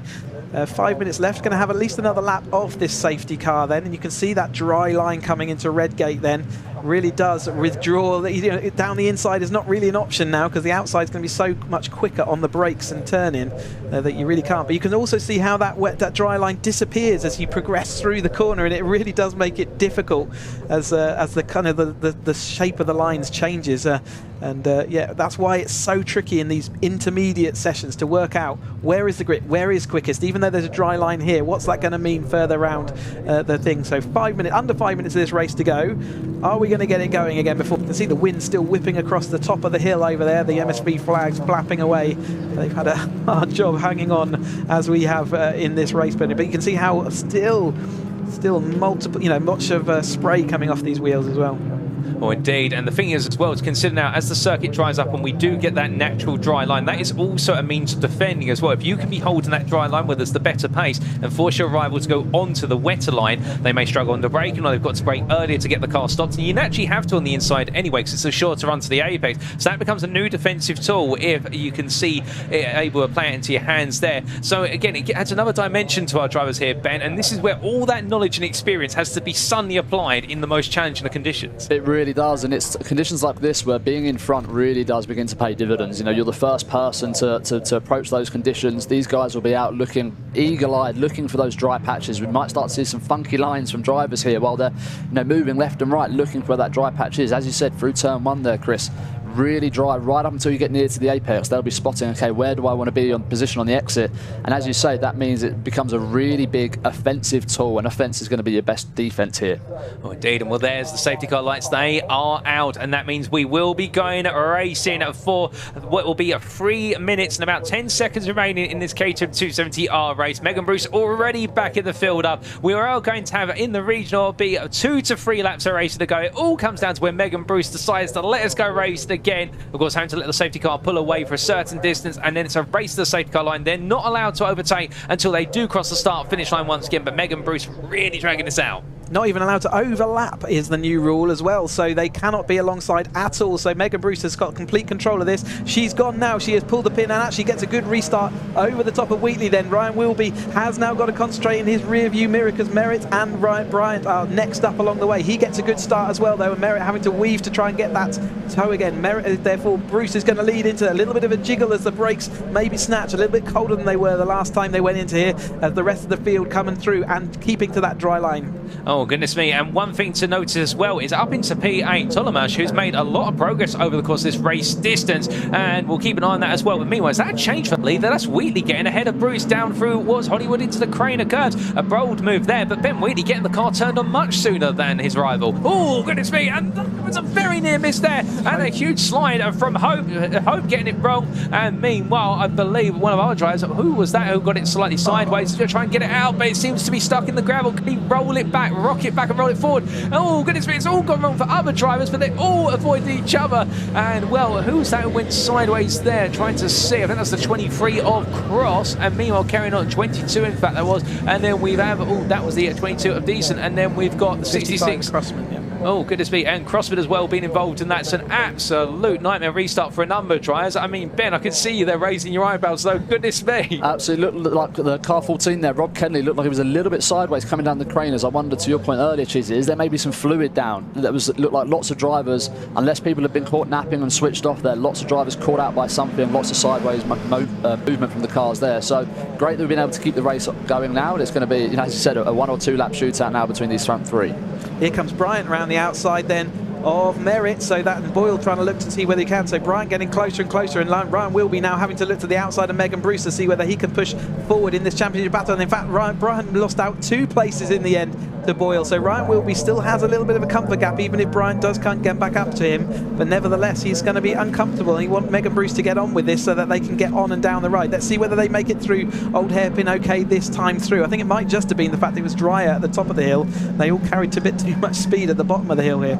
Then as they roar their way on through, no such spins or major moments this time. No drama as all tries to make the way on down. We will have one more lap after this. It'll be close, but they'll just squeeze another lap in, I do believe. But all the drivers are just keeping it together as they make the way onto the rise. They're going quite wide out, and Wheatley, they're using the full width of the road and trying to run away from Bruce, who's got Wilby in tow, and then Merritt in P4 trying to break away from Bryant and Boyle, with Tolomash also now 1.5 seconds back and focusing on just savouring what is that P7 position. You can see in there briefly through the camera shot at the bottom.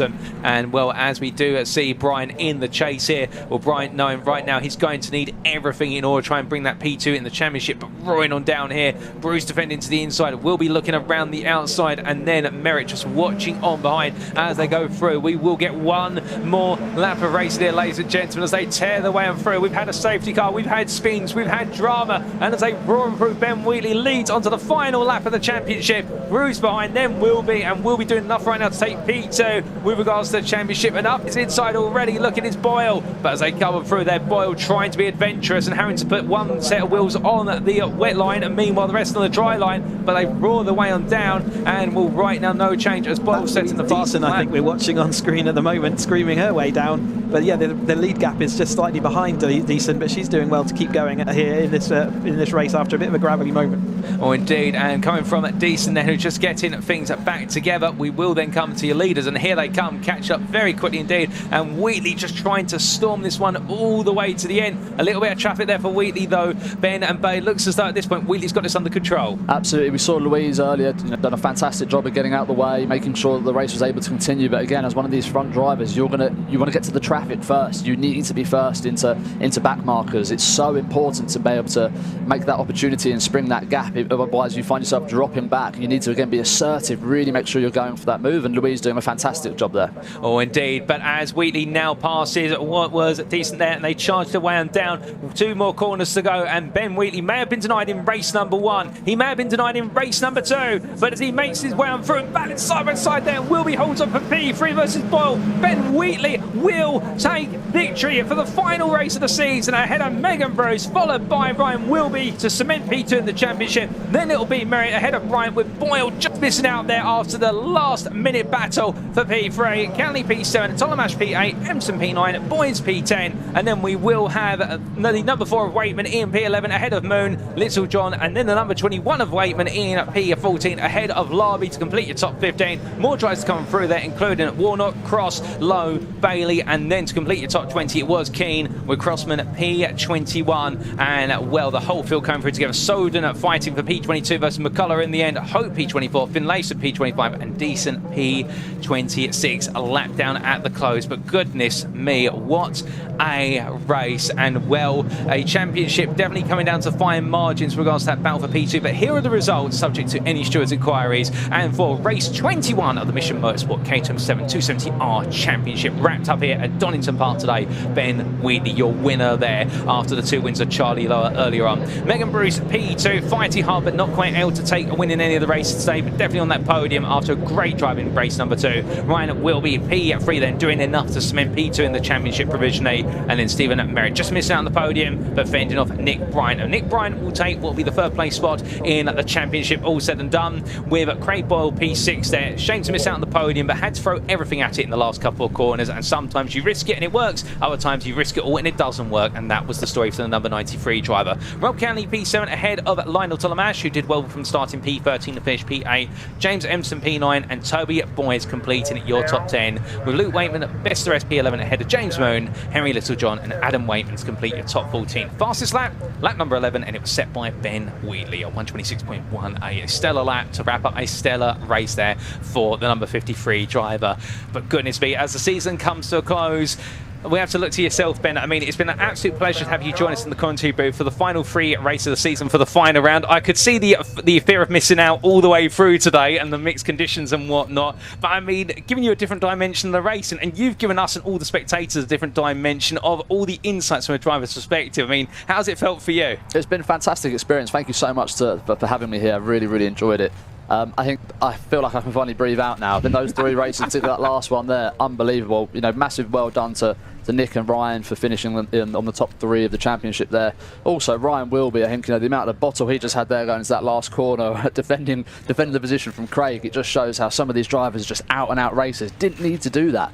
But, tremendous talent to hold that line on the inside and come across the line P3 there. So it's been an absolutely fantastic experience. I've been fortunate to have a great year, and it's been a fantastic way to top it off. Oh, indeed. And I think it's only fair of us to congratulate you on becoming the provisional champion, subject to all the final stewarding and whatnot, but champion for the Mission Motorsport 270R Championship for this season. And I guess the big question is now, if we're allowed to ask it, Chris, what's next for yourself, Ben? Are you jumping to the 310Rs, or are you taking other steps? Oh, that's a fantastic question, and one I probably don't really know myself just yet. As some people know, I don't have a car anymore. My car was sadly destroyed at the start of the year, so I'll take a year out unless something changes sponsorship-wise, but it's been a fantastic experience until now. Alrighty, and well, with that, we're going to go down to Parc Fermé to have a chat with Sam and our drivers as they have completed the race. That is the last Mission Motorsport 270R Championship race of the season, but what a fantastic race that was, and in really tricky conditions out there, but wow, I'm so chuffed for these guys, and a win for Ben Wheatley. So let's go and speak to Ben. You got the win, fantastic. Congratulations. Really tricky conditions though, right? Really tricky conditions because it wasn't wet and it wasn't dry. Look, first thing I want to say is apologies to Charlie. I missed a gear. We're going from third to fourth, and I tried to get off the racing line, and unfortunately I ended up pushing Charlie off wide, so I hold my hands up. Not how I want to win. I'd prefer a battle, but I'll take it nonetheless. But yeah, apologies to Charlie. It certainly wasn't intentional, but yeah, really tough race.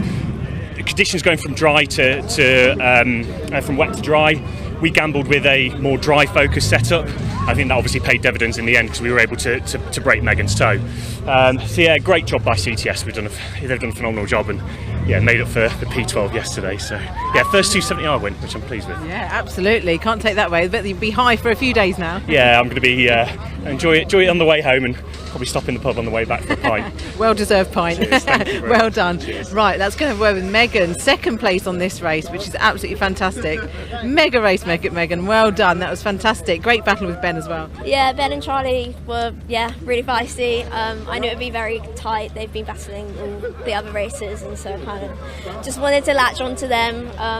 Had a good safety car restart, and then he just caught me. So, yeah, it's tricky. Yeah, but you managed that pack really well, but Ben, I think he was ready, wasn't he, to go? Yeah, he was definitely ready. It was kind of tough as well because the dry lines was forming, but you couldn't really tell if there was enough to use them. So. Yeah, but P2 is fine. Yeah, it's fantastic. Well done. And then we have Ryan. Oh, Ryan's over here.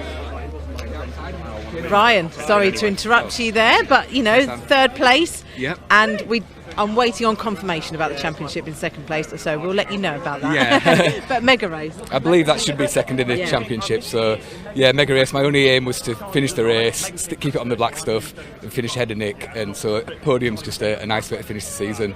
Mega. Yeah, absolutely brilliant. Well done. Thank you very much. Yeah, that was a bit carnage at the end of the race, wasn't it? A few people off in the gravel, but it's very, very tricky if you get on the slippery stuff when there was a dry line. But anyway, we now have the Motul 310R race up next, so I'll hand back to the comms box.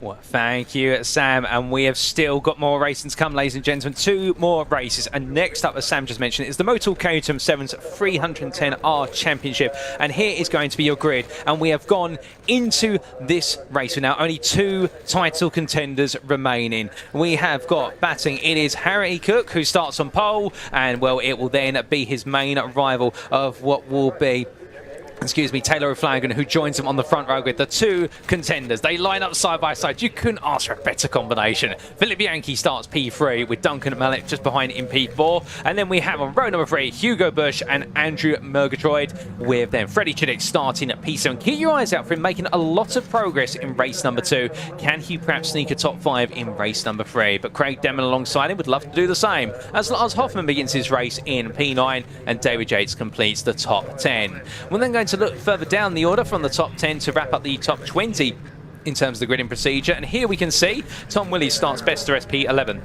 He has the company of Graham McDonald alongside at P12, and then we have Stephen Lancaster and Alex Vincent on row number 7. On row number 8, it's Robert Bullen and Jeff Price, with Gareth Lucas and Steve Metcalf on row number 9. And on row 10, to complete your top 20, it'll be Ronald Mounsey and William Wood. And then we have one more row to go after where's our top 20, because this is a 22-car grid. And on row number 11, Christopher Welch and Harry Ayer starting our order in that fashion. So 22 cars, the final race of the championship for the Motul Caterham 7 310Rs, and well, it is now all about that 2-way fight. We went into this weekend with a 3-way championship fight, and we gradually have dwindled them down to what is the final 2, and it is going to be all about the Cook versus O'Flanagan battle. But who is going to bring it on home? I mean, it's close, Chris, and they have put on an absolutely stellar show, and the say that we came into this weekend with 5 drivers all competing in it, and now only 2 remain. That is testament to how close the competition has been all season long. Yeah, and it's Taylor O'Flanagan and Harry Cook. Taylor O'Flanagan does carry a slender advantage of 2 points on drop scores ahead of Harry Cook. What does that mean for the race? Well, it means that if Harry Cook wins, then Taylor O'Flanagan not only needs to come second, he actually needs to get a fastest lap as well, because on the tie break, Harry Cook is actually beating him on wins, and therefore Harry Cook has a little bit of advantage if he does manage to stay in that lead. He's managed it so far this weekend, hasn't he? So he's taken a couple of wins already. It won't be enough for Taylor O'Flanagan to follow him home. He will need the fastest lap as well. And so if they're not in the lead 2 positions, then Taylor needs to get at least 1 car between him. If Cook is in front, he can't let more than 1 car go in front of him. Again, he will lose on any sort of tie-break scenario. Behind in those first 2, so they are guaranteed first or second.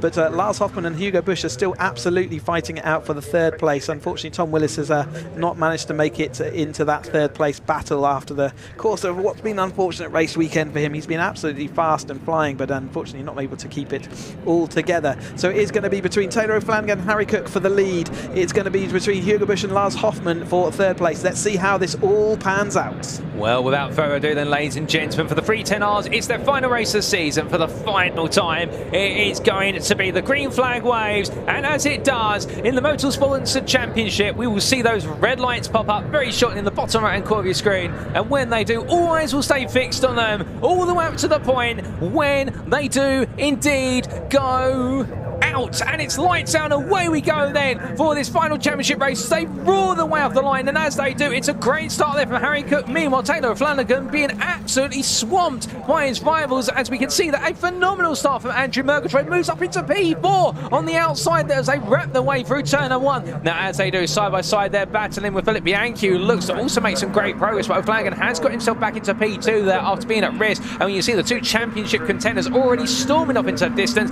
and they are not only anything back. Meanwhile, everyone else in the field seems to be struggling with the pace down for the opening curves, but not the top 2. They seem to have different ideas of where the pace lies. But as the drivers roar their way through the old hairpin, everyone's safely on through. 22 starters all safely onwards now towards McClinton. Up the rise they go, and as they do, well, right now, plenty of battling going down in amongst and outside the top 10. I mean, you'd imagine at this point with Harry Cook and Taylor O'Flanagan, I mean, goodness me, Chris, the fact they've already pulled over a second on the field, that just goes to show you how much this means to them and how they really have been up the front all season. They know exactly what they've got to do now, so if it stays in this order, Harry Cook does beat Taylor O'Flanagan, subject to fastest laps. Taylor O'Flanagan had a terrible start off the line and was rescued by that drier line on the outside. It meant he was able to get on the brakes really late compared to the drivers on the inside. So that rescued and actually flung those 2 drivers well clear of Andrew Murgatroyd. He's got a great start ahead of Hugo Busch. Hugo Busch is ahead of Lars Hoffmann at this stage, and that's where he needs to be if he wants to overturn. They come in here absolutely tied on points in the battle for 3rd place. So every time Hugo Busch is ahead of Hoffmann, that means he's going to be making that 2nd place into 3rd place in the championship. The Graham McDonald locked up around the outside there, 2 of them touching that white line and finding there was absolutely no grip. But here is our 2 leaders then, Harry Cook and ahead of Taylor O'Flanagan. We will start calling the championship a bit later. Let's see whether this race develops. You can see that dry ing line down the middle of the Craner curves, but Harry Cook sliding the rear of that car. Looks like he's willing to put it all on the line at the moment. Taylor O'Flanagan saying, you can go as fast as you like, I'm just going to sit right here. Oh, indeed, and that's a special kind of pressure when your main championship rival is literally hooked onto your ear and is not letting go, but also keeping in mind the Murgatroyd up into P3 with Busch and Mallet still battling hard for P4 just behind, and here you can see them right now as they all fight, all securing up. There is McDonald just a bit further back off the back of Hoffmann, and well, all these drivers of course having their own stories over the weekend, and perhaps the driver who's had the biggest story of them all is of course Graham McDonald, who started P12 in this race. He's already up to P7, and after running in what was for so long in P3 in the chase of P3 in race number 2, it was heartbreak there, and he doesn't want any further heartbreak in this race. But as our top 2 make their way through the S's, meanwhile we can see there Busch's Murgatroyd has been reeled back into the pack. In fact, he's lost multiple places there, a bit of a slow run perhaps, or perhaps not as quick as his rivals coming out of what was Coppice Corner, and that cost them a bit dear as they make their way across the line onto a third tour of the circuit they go. And as they do, everyone push each other to the maximum here as Mallet versus Murgatroyd takes another iteration as they head on through Redgate Corner. Also behind the 70 and 19 fight, that is Hoffman in the pink and white 70 battling with the blue car of what is there McDonald in the 19, and McDonald absolutely itching at the bit in order to be able to try and make a move here. But no, sometimes you've got to be patient, and we know that McDonald loves this circuit, and he's been absolutely feeling clocked in all weekend. And if it wasn't for a very nasty throttle pedal earlier on in the weekend, well, qualifying could have gone a lot differently, and perhaps the weekend could have, but still you've got to play. What you have, you've got a nasty lock up there, and I believe that might have been from Mounty. Oh, Ben Welch, in fact, yes. Yeah, so he's making his way back through the gravel. He will rejoin. You can see how the car tracks. There's other drivers who do exactly that same route, still looking feisty out front with Cook and O'Flanagan fighting.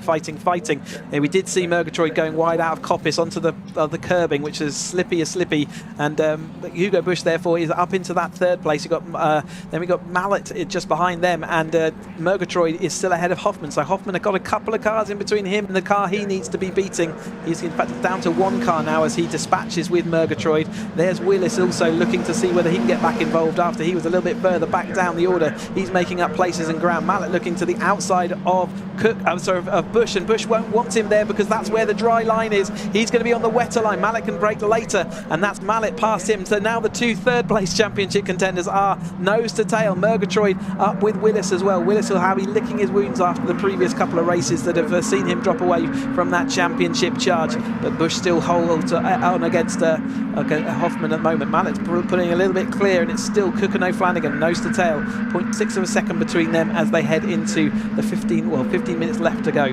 That's a good spot. Mallet already starting to pull away. Perhaps he's feeling a bit more confident in his conditions, or perhaps the setup of the car just being a bit more obliging compared to his rivals. Of course, many of them here having to make those last minute setup changes as the circuit continues to get faster and faster, and as the pace winds on. Well, I can tell you the leaders right now lapping in the 21s, everybody else lapping in the 22s, albeit Mallet lapping in the 21s as well, so he's flying out there. And could we potentially see Mallet encroach his way onto the back of the Cook O'Flanagan battle? If so, that will be one person who neither of them will want to technically get in the way of the championship fight, but we'd love to see them get stuck in there. And meanwhile, we look here to what is the run down towards the S's, and as they do, oh goodness me, Bush there, the car constantly snaking from left to right under braking, and we manages to get it stopped in the end, but that was definitely absolutely hair-raising as they roll the way through, and Bush moves back into P3, but Mallet now in P4 is going to be free wide here as Hoffman looks to make it to the inside. They all squeeze each other, and well, in the end, Bush decides, you know what, I don't want any part of this, I'll back it out of it before it's too late. But it's going to be Hoffman on the inside now,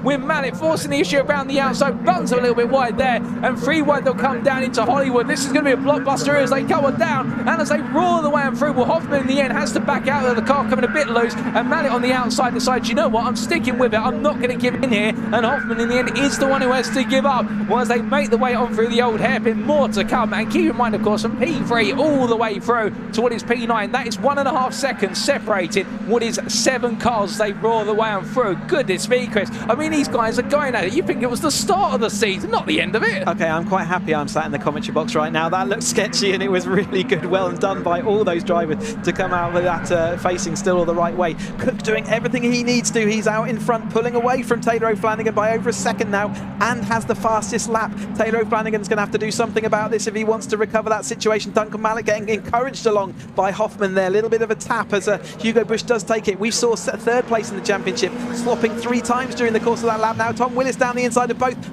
Hoffman and Mallet, and makes it up into that 4th place. So he is now acting interference. Hugo Bush has got now a nice little comfort gap, whereas a lap ago he had drifted to 4th place in the championship. It really is to and fro, and as you said, there's so many cars packed into such a short space. The outside line should work here for Hugo Bush, although Willis is really on it, moves around on the braking zone onto the dry line. Can he carry the momentum around the outside? Duncan Mallet is not willing to give up. Hoffman's got nothing to do and got nowhere to go. Willis though now leads, Bush leads Mallet, and then Hoffman. Oh, indeed, as they make the way down. A quick update as well at the front of the field. Cook versus O'Flanagan. Cook has opened up a 1.5 second gap going on to this lap, so it does seem to be space O'Flanagan, but then again, we're not even halfway through this race, but we'll keep you peeled where we can. But this P3 fight right now absolutely absorbing the spotlight. Who can blame it? It is phenomenal racing between our drivers. They make the way up the rise, and as they do, coming in towards turn number 7 once again, in towards McLean's, where you can see now Bush and what is Willys there starting to break away meanwhile, Mallet still keeping Hoffman at bay with Murgatroyd watching in the wings, and Yates behind has actually got ahead of McDonald in all of this. So Yates now making some progress, and McDonald's early start has now started to fall from a fast start. It's a bit of a slower middle pace race. But meanwhile, Chiddick and also Bianchi on the back of this as they all roll their way on down into the braking zone. And again, this time Willie's going defensive on the inside. Meanwhile, Bush looking around the outside to cut it back. But Willie's absolutely stamping his authority on the position here and saying, no, you don't. How about you go play with Mallet instead? But I don't think it's going to be Bush who wants to play for that long behind. He wants to go further and further forward. And look at Willis looking from left to right here. He wants this P3. He's had perhaps the worst luck in the top 5 championship contenders all the way through this weekend. And right now, he doesn't want to end on a bad spell. Yeah, your mum and dad tell you not to play with mallets, don't you? No, they're too dangerous. And here he comes up through the field then, definitely acting interference. He's nothing to do with the championship in this respect, but he's been fast all season long, but for a few mistakes and errors, he would be right up there in the championship fight as well. Oh, God, Willis has pushed it too far though, right out onto the gravel, he was really pushing the envelope there, got his wheels onto the wet stuff rather than the dry stuff, and that shows what happens there. That's probably the matter of a centimetre positional difference, and that is the result, and it shows you can hear the tyre squeal happening for other drivers as this drying line, even a dry line at times is really coming to the fore, and that will escalate really quickly. So has Cook still got it? In fact, he's extending that lead over the top of O'Flanagan. O'Flanagan's got nothing to do. He can't do anything about this, and then battle for third place, it's currently still Bush over the top of Hoffman. Hoffman's doing everything he can to come back, but David Yates is super fast in these drying conditions and looks like his car is ready to go. Murgatroyd just demoting him that position so far, but that Yates car in the blue and then the McDonald car behind, definitely looking to see what they can do in the latter part of this race. And as the group gets tighter and tighter, of course, we have lost Willis, who ran wide, but he is back on circuit and racing once again, but he's going to be a lot down further in the running order now as they make their way down to turn 1. I almost lose my grasp of grammatical English, but as they roar their way in towards the opening corner. Mallet right now absolutely running on the ragged edge there, and Bush is pushing him every step of the way. And keep in mind, of course, for Duncan Mallet over the course of this season, oh my goodness, and they get so close, and will they interrupt my train of thought there, as I was going to say, he has not had I think he's had the one podium, and he's looking to try and make it another after we did see a podium fall the way of Philip Bianchi in the previous race, if my memory serves me correctly. Yes, he didn't, and Duncan Mallet just missing out, so he doesn't want to miss out again. And well, as I try to all make the way down the hill, we've even got battles going on further. That briefly was Bullen versus Vincent and Aya, with Price and Metcalf getting involved in that one. We come back to the battle for P3 here as they make the way up the rise in towards Coppice Corner, and the number 4 of Mallet still holding on as they roll off the apex. And an update quickly with regards to the overall lead of this race. Cook is now 3 seconds clear of O'Flanagan, and it looks so more and more that right now Cook is potentially going to be taking that crown, and he's got the fastest lap as well, but pulls the fault there and hold the phone, because here we come with Bush now looking around the outside, and Mallet tucks back in. And as meanwhile we see that the battle for P5 wind its way through, side by side they go, and it is Hoffman who squeezes back ahead of Murgatroyd for now, but Murgatroyd not out of this yet, although behind him Yates now glued firmly on his 6. They make the way on through here, and as they all part, you see Murgatroyd there with the flapping rear wheel arch, the rear left tyre from the driver's perspective, rear right from where's our camera's perspective, and that just flapping little by little as the camera focuses in on it. And well, that's going to be something which Yates will be all too wary of as they make the way on through Hollywood Corner. But as they do, roaring the way on down the hill now, we move it into the second half of this race. The circuit is getting faster and faster. We're now into the 19s, Chris, and well, it gets to the point surely whereby you want to be on that dry line. As soon as you dip a toe onto the wet line, it's going to feel like you're driving on a completely different racing surface. It gets more and more and more risky as the race goes on. That drying line will eventually start widening, but until it does, you're carrying more and more speed, and there really is nowhere other than that drying line to use that speed. If you get off it, just like Willis we saw, it goes away. But I would say Cook has got more of a dry setup on board. He is now pulling away by about 0.7 of a second per lap. He's got everything he needs in his grasp. However, if O'Flanagan does take the fastest lap away from Cook, that will swing the championship back. It could be that close if O'Flanagan's got anything to do on that fastest lap, and it swings it back in his favour. If he doesn't get that fastest lap, he is not going to make it through. If someone else steals that fastest lap, it still leaves it in Harry Cook's favour, and therefore all the cards are in Cook's hand at the moment. He's only made up another 0.1 of a second that lap. Has O'Flanagan figured out how to stop the rot? Mallet going past Hugo Bush this time through, and then you've got Hoffman behind him. There, Bush is still firmly in contention. As long as he stays ahead of Hoffman, he will take that third place in the championship. It's all coming to a head. 7 minutes of this race left to go.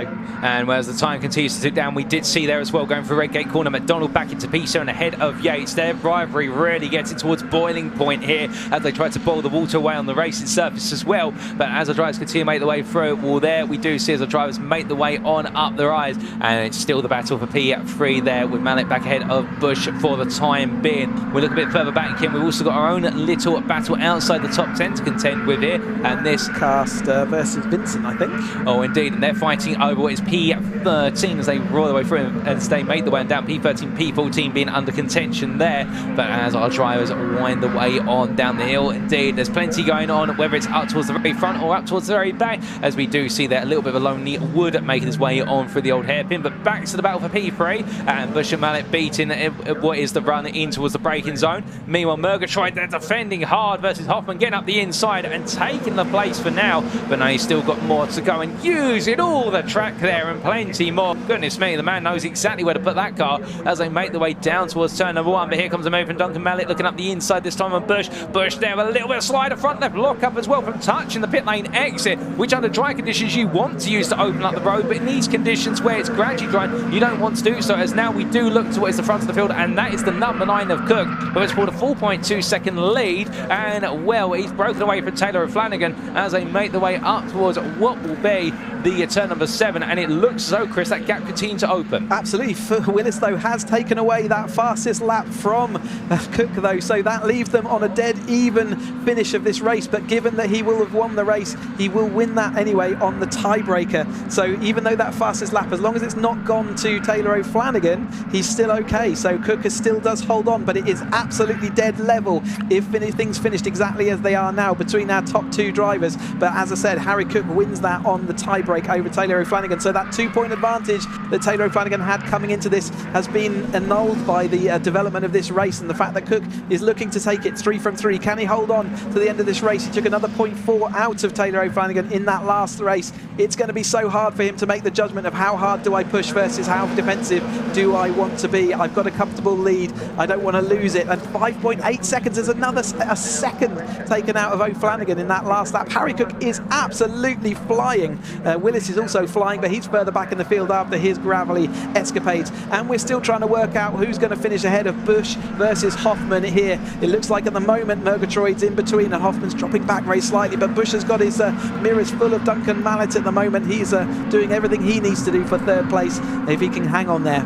Oh, indeed, and thank you for the analysis there, Chris, with regards to the championship stands. I can see you furiously working things out on the calculator lap after lap, and it's credit and testament to your quick mathematical thinking. But as our drivers continue to roar and throw, well, the only maths they'll be doing is exactly where do they need to brake in order to make an upper hand on their rival and get an advantage with less than 5 minutes to go now. There's plenty more to come, we suspect, with Duncan Mallet and Bush still fighting over that P3, but further on down as well, McDonald versus Yates for P7, and also we've got Chiddix versus Willis for P9. And then we just see there for a brief moment was Aya, Vincent and Lancaster all together as they roar the way on up the hill in that lovely panning view. They're really showing, even outside the top 10, there's all these little stories and battles, and we've really talked about that all this weekend, the stories up and down the grid and the fights as well, and how whilst it is a championship and it's highly competitive, it also becomes a running community in each and every one of these series. But right now I think the friendships we put on pause here as Bush and Mallet once again go tic-tac-toe down towards turn number 1. This time it's going to be Mallet around the outside, and Bush tucks in immediately, I think, playing the game here of, okay, you know what, going too wide into turn 1 doesn't work because I know going onto that pit lane exit is slippery. I've got to be smarter about this. Yeah, and he's just thinking about making sure Hoffman's still behind him by a car, and he knows that as long as he finishes ahead, that's all he needs to do. Duncan Mallet really is an annoyance rather than anything else, but he is still helping him. But he's going to see also Murgatroyd coming up quickly in his rear view mirror as these conditions dry out, though. David Yates' progress has stalled somewhat as the rest of them fly through the old hairpin, but it's Bush now behind Mallet as they head up through Swans Curve, doing that his job to pull him along, but unfortunately that is going to slow him up through the corners. It's one of those things, if you catch up in the tow, you really need to overtake to maximise that, but he'll just be wishing that Mallet could get off down to the road and be pulling him clear of Murgatroyd, who now he sees heavily in his rear view mirrors, and it's these situations that cause problems. 6 seconds now for Cook in our lead, still doing everything he needs to do to hold on to that championship win. Oh, indeed, and well, as we're coming down to to the finer margins and what is Bush versus Mallet going side by side down here, but now it's going to be Mallet who tucks in, and Murgatroyd, who had that absolute lightning start. We thought he had P3 coming out of the opening corner, only to fall back into the clutch to his rivals, and as they make the way down towards the turn number 1 braking zone, now heading towards Redgate corner. It is going to be 3 wide here as Murgatroyd has a huge overspeed, but he has to take to the wet line initially. Well, he is going to get on the inside. It's a lovely move. Does he get it stopped in time? Yes, he does, but in the end, Bush says, you know what, I'm going to go all in, and takes P4 back, and Murgatroyd right now taking a shot at the move, and in the end, Bush saying, whatever you can do, I can do better. And as they make the way on down, well, that's going to have given Mallet a little bit of breathing room, albeit we say breathing room, albeit for the best part of about 3 seconds. Oh, a huge slide there from what was Bush coming down in towards the braking zone. You can see all the drivers gradually drifting more and more off of that natural drying line and trying to cut even more into the corner, and all taking that risk, but having to watch the rear of the car sliding each and every time. They're experimenting, Chris, but also at the same time now, I think they're realising we're only 1.5 minutes to go. They haven't got any more time to waste. Yeah, they've really got it. If they're going to pull the pin, and if Hoffman's going to do anything about Bush, he's got to do it now. You saw Bush absolutely rolling the dice there, so brave on the inside of Murgatroyd. I can't tell you, he was all over the inside curves there, getting bounced towards Murgatroyd. The credit to both of them that they both ended up in the right direction. Heading down into here, though, Bush is down the inside, still doesn't want to give Lars any opportunity. They're really late on the brakes from Murgatroyd. Can he get it all stopped up? Yes, he can. He makes the 2 for 1 then. Mallet going down 2 places. Hugo Bush really using every single last bit of that track. He is rolling those dice. 55 seconds of this race to go. That means that they are going to come on to the final lap of the race, and we're looking to see Cook is now 7.5 seconds and taken back the fastest lap. There's contact there between several cars as they all go out. There's bumpers and wings going flying as they head into the turn 1. They know it's the last lap of their season. Who's going to come out on top? Bush is still ahead. Murgatroyd now into that 2nd place in this battle we're watching. Don't forget that Cook and O'Flanagan are up down the road. Hoffman's still not doing what he needs. Bush drifting it through. In fact, one of our drivers out wide. Who's that? It's Mallet losing speed, and he's going to lose speed into positions to David Yates. But our championship rivals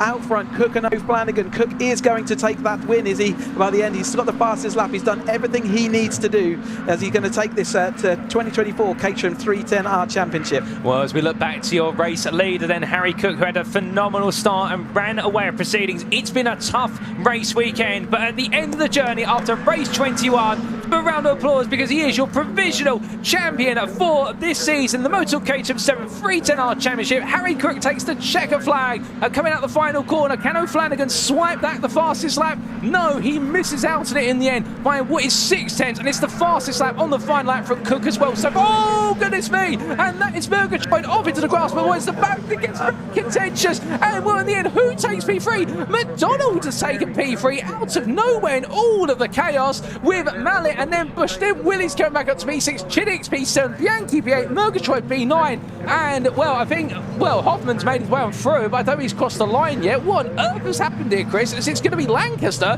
who takes a surprise top 10, and it is Hoffman into the barrier there. We're going to have to watch that back, and it's certainly going to go up to the stewards because there was a little bit of a move there by Bush across the track, and it looked like Hoffman then got spun onto the grass. He is out the car. He's absolutely furious, and he's got a bit of a bust radiator as well to boot. So yeah, we will have to watch the rear for final bit of that. It was all contentious, as you say. We'll let the stewards and work that all out, so we won't know who is in 3rd place of the championship, but we certainly know who our champion is this year.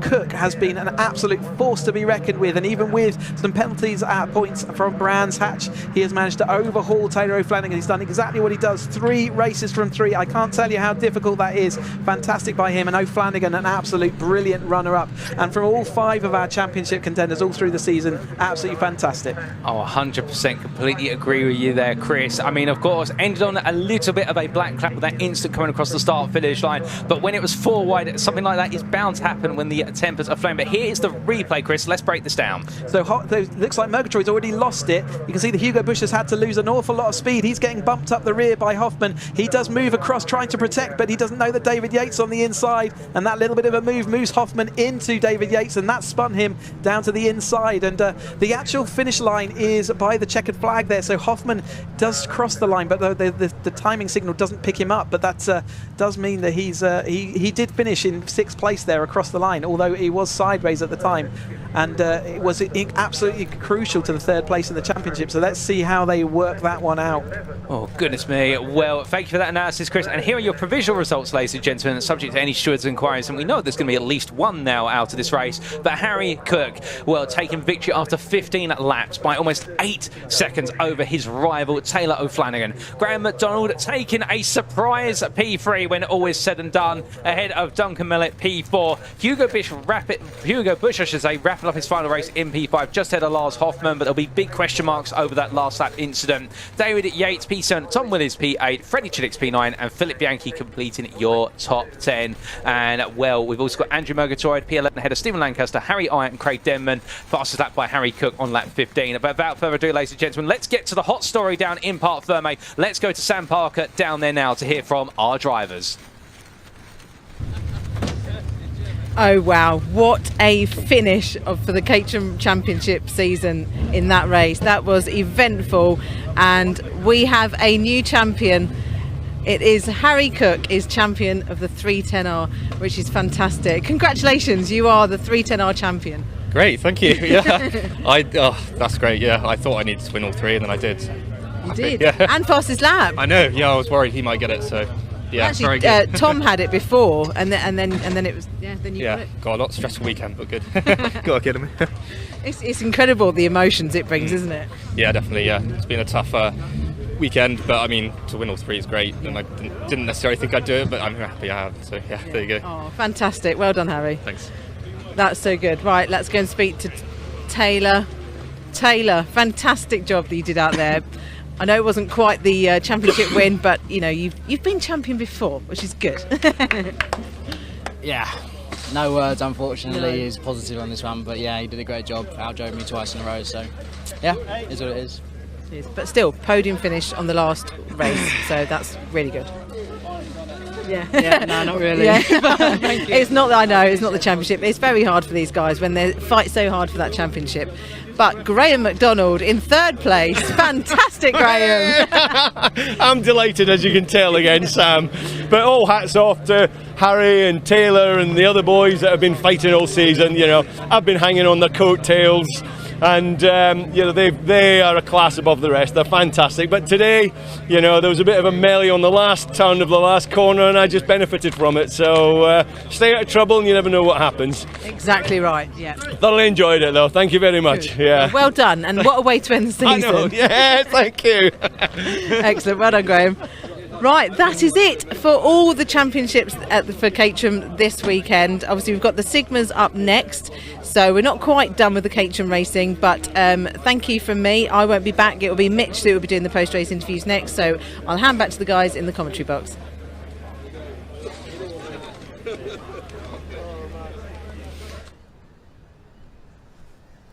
And thank you, Sam. And what a race that was, and indeed smiles all down the paddock. And I get the feeling there, I don't know about yourself, Chris, but it looks so for what was Harry Cook, it hasn't quite settled in the reality of what he's achieved. Meanwhile, for Taylor O'Flanagan, a bit of disappointment, but 9, he ran it to the wire. And then for Graham McDonald, just smiles all around after the difficulties of qualifying, just a huge grin, and 9, he's been able to take that podium. It's just the differences in personalities, isn't it? Harry Cook, one of his strong points is how calm he is under those immense pieces of pressure, and it just shows when he jumps out his car that he's just, yeah, done what I needed to do. And you could see how painful it is when you don't quite make it, and O'Flanagan didn't do what he needs to, and he knows also that he didn't quite have the speed in that second race. The setup of the car just wasn't quite there, but And well, with that, we're going to get ready for our final race of the day with a pre-race interview for the Sigma 135s in the Sim Motorsport Caterham Graduates Championship.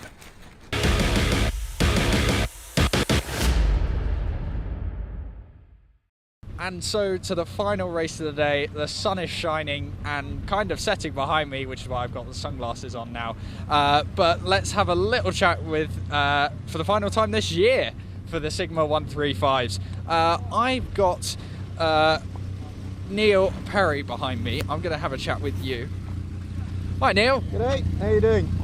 I'm good, thank you. How are you? Right, final race of the year. What's the mindset going in? Just get out there, stay safe, be quick. Seems pretty reasonable. How dry do we think the track is going into this one? Well, I think it's bone dry. Absolutely bone dry out there. Curb usage or not? Yeah, oh yeah.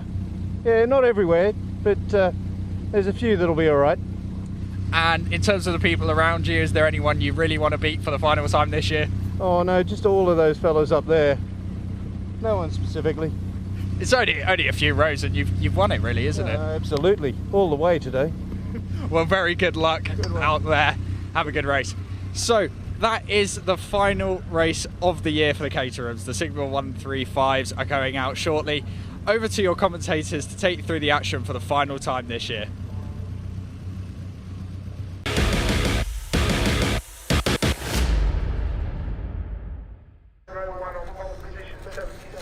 Thank you there, Mitch. And well, ladies and gentlemen, we arrive at our final destination for the Caterham Motorsport Festival weekend at the Donington Park National Circuit. And it is time for race 2 of 2 and race 18 of the weekend for the Sim Motorsport Caterham Graduates Championship, the Sigma 135s, or the 135 brake horsepower cars. We saw them do their first race earlier today. Starting on pole is Giles Derry, joined in the company of Adam Keane on that front row. Row number 2 will go to Megan Bruce and James Hapgood, with Rob Gregor and Simon Arnold on row number 3, and then Thomas Gunter and Jamie Elwood on row 4, with Kevin Turner and Tom Power completing your top 10. We've got multiple classes here. The yellows mean that they are the guest drivers, the pink-purple drivers mean that they are what is your trophy drivers, and then those in light blue are your championship drivers. But we carry on the story to row number 6, and as we can see here, Andrew Sagar starts P11 ahead of Oliver Kibblewhite. We then have Simon Nicholas starting P13 ahead of Michael Munns, who's on the 7th row of the grid with him. On row number 8, it's Alan Bateman and David Poulter, and we do see on row number 9, Mark Soden and Paul Farrell, with the top 20 being rounded off by Sean Cronin and Richard Hoare. And keep in mind, Cronin and Hoare having that brilliant back and forth battle in race number 1 of their weekend, and well, they're going to be looking to lock horns once again as their green flag lap has just got underway outside our commentary booth window. But that's your top 20. We've still got many more rows to go through. There's 18 rows on this grid, and we continue the story on down. Who's in P21 is Russell Gunter, who starts off our 11th row in the company of John Vincent. We'll now have row 12, Simon Martin and Chris Griffith, with Neil Perry and Orlando Morris starting on your 13th row. Paul Vokes and Liam Baslington, I should say, on row number 14. And then your top 30 completed by Mike Waitman and David Tonge on row number 15. But then we come on to what is the last portions of our grid in due course, and all the way through to our completion of our 35 starters, as we do start to see the cars making the way through the rear of your picture. And you'll see Stephen Trinder starts P31 ahead of Simon White, with Darren Butler and Jamie Wimbrow on the final full row of the grid, row number 17. And then Paul Goldstein starts P35 on row 18. He didn't join in race number 1, and he is the driver to look to wrap up the Sigma 135 championship today. And all he needs to do is get to the finish of this race, and he will wrap up the championship and become not just champion of that, but also what was earlier today, the Road Sport Championship as well. So therefore, for Paul Goldstein, he's got the hard work out of the way earlier today, and now all he's got to do is get the car to the checker flag, a job that's much easier said than done in any race. I think Goldstein will be feeling as though this is a much easier job compared to earlier on today. So here we go then, as they come towards the end of what is their green flag lap. It's a long journey and it's a big grid, Chris, and it really encapsulates of what has been a big weekend for Caterham Motorsport in the United Kingdom, and not just in the United Kingdom, around the world, with so many viewers tuning in around the globe as well. I mean, it's been a huge celebration of the ultimate kit car of the United Kingdom. Yeah, we call it the Caterham Festival, and it really is a festival of Caterham action. We've had non-stop, and the drivers have put on an absolute display all across the official championships and through the graduates as well. You know, some of the drivers, you know, doing both and putting in double stints, which is incredible. The weather's played its part, Donington's played its part, hasn't it? And we've had some fantastic action and some brilliant skills on display. And congratulations to all of our champions. And one final race to go today, then, before we can call the action to halt, and yeah, we can all go and enjoy the fruits of this year's racing, and then it all starts again next year around the April time, and Can't wait for that to happen. But the pregnant pause after this final Caterham Graduates race then. Oh, indeed. And as the drivers just settle into their last positions on the grid now. Indeed, an absolutely extensive grid, the second biggest grid we've had all day. And remember, these are a combination of Academy cars, of road sport cars, and 270Rs, all running to 135 brake horsepower. Very interesting position in there from our front row drivers, particularly from start on the right-hand side, that being Adam Keane, who knows he wants to go attack it into what is turn at number 1, but still waiting for lights. The safety car, stroke medical car, pulls it behind. The green flag waves for the final time today. Let's get this race underway, ladies and gentlemen. It's time for us to go racing. The lights go on. All eyes are fixed upwards. And without further ado, for the last time this weekend, it's lights out. Away we go, as it's a good start there from Keane. And meanwhile, Derry having a slow start by comparison, but the field fans out. A great start as well there further on back for Hapgood, who goes on the attack. Hapgood on your outside. In fact, I think Hapgood's going to take the lead this race, or is he? No, he's going to try and fight from the outside, but knowing that he's got to turn through the widest circumference, but the field already starting to split into two there as Aura tries to make the way through. But goodness me, the standing water on the exit curve. A red gate as there's been contact, and well, major shunt there between multiple drivers, and that's the 117 points the wrong way. That's Cronin, who we said expects elbows out from Cronin and his company around, but Cronin has been turned around instead, gets it back together,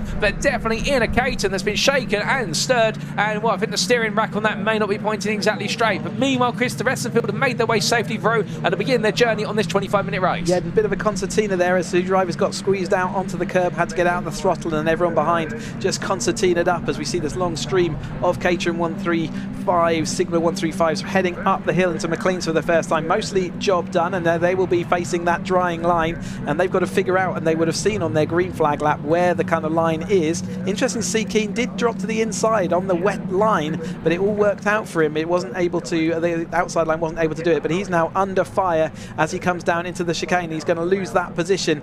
Megan Bruce also a little bit further back than she was earlier on when she took that race, and she's gone through the chicane about 6th or 7th place. Let's see how they cross the line this first time through then. Well, it is Gunter who leads ahead of Derry, followed by Keane, then Hapgood, then we have Arnold. That's your top 5. Bruce and Elwood just behind them as it's 3 wide at the front of the field. Goodness me. And there'll be Power, Turner and Sager who complete your top 10 as they then roll on through Redgate Corner. But as I try to make the way on down, where you can see this lead battle right now absolutely rising to a crescendo here as the number 95 of Gunter just breaks away. Derry and Keane right now, they're absolutely locked in here, battling each other hard. But I think they've started to see sense and realise that, you know what, let's not let Gunter run away and have all the fun up front, as Keane and Hapgood now start tripping over one another. And well, the leading guest driver and the leading trophy driver both eager to exchange blows as they make the way on up the rise. But this is going to be a back and forth battle, and with the fact you have your top 10 separated by only 3 seconds, it means at any point you could see the likes of Turner and Sagar all start to come on through. But the leaders do seem to be breaking away. Gunter and Derry are starting to pull a bit of distance. Meanwhile, we can see that Hapgood now up into P3, and it looks so Keane started to slip away more and more as they make the way on through Coppice Bend here, but this may just be a small blip. It may not be a sign of anything with regards to the car, because keep in mind, of course, with Caterham racing, we've said it all weekend, and you've seen it all season, it's as much momentum based and slipstream based racing as it is about the driver's outright pace, and sometimes knowing when to get the good toes. Good, but Keane goes very tight to the inside there, and Hapgood in the end takes full confidence on through the apex to turn number 9, and that is going to force what will be Arnold backwards as they make the way across the line once again. Derry and Gunter still leading, but here comes a move from Gunter then looking around the outside of the 95, trying to pin Derry as tight as possible to the inside there into the apex of Redgate. But now we can see 2 by 2 they go. F1 starts to settle on down, and through the right hander they roll once again. And the number 70 of Power trying to make some progress there, but it looks so Turner made his way around the outside. Yeah, Power didn't have a great race in the second race, but he's back to, you know, they do a second fastest lap in qualifying, sets the order for this race. And Megan Bruce, that means that she's actually started further down the order than she would have done had she finished, well, where she finished in the first race. She was second, and obviously we had Elwood coming through, but he's got to do it all again as well in these drying conditions then. So let's see where the speed lies. Can Power make his way through then from where he is at the moment in 8th place, higher up the grid? But Derry and Gunter doing the best at the moment. Hapgood the first in the Cup car class, and then Keane and Bruce looking as the 2 guest drivers highest up so far. Once they roll their way on through at McLean's corner there, and as we can see, it's a long charge from the number 27 there of none other than Nicholas, running in P17 and currently battling with Poulter for P9 in the championship class. We've also got a driver parked up there, and I'm trying to discern who that is. I think that might be Cronin Ronan, in fact, who's sitting on the barrier and having a chat with our marshal. Well, he can't do much else other than wait for the recovery car, so he's having a chat there, and well, that will help him get a little bit of frustration out the system. That's what the marshals are there for as well, to help the drivers out and make sure their welfare's A-OK. But meanwhile, we come back to the race at the front of the field, and well, the 70 Stone at 95 Derry versus Gunter takes another turn in the tail, but behind them, Hapgood right now falling back as Keenan up the inside, sipes his one through, and Keenan, interestingly, went for the cutback there, but he couldn't quite get the nose on round, went a bit deep under braking, Chris. Yeah, it was close, wasn't it, between all those drivers. Megan Bruce seeing whether she wanted to make it 2.5 wide going into Hollywood, decided not to. On the slippy part of the track, comes back to the dry bit before the apex as she swoops around in that retro livery. It's great to see that out there on track, and as she heads up the hill, lots of performance cars out there, and just seeing what they can do in this final 20 minutes of their seasons here at the Donington Park circuit, and seeing what they can get done. Megan Bruce got a little bit of work to do. Adam Keane doing well, gathering his thoughts after the start.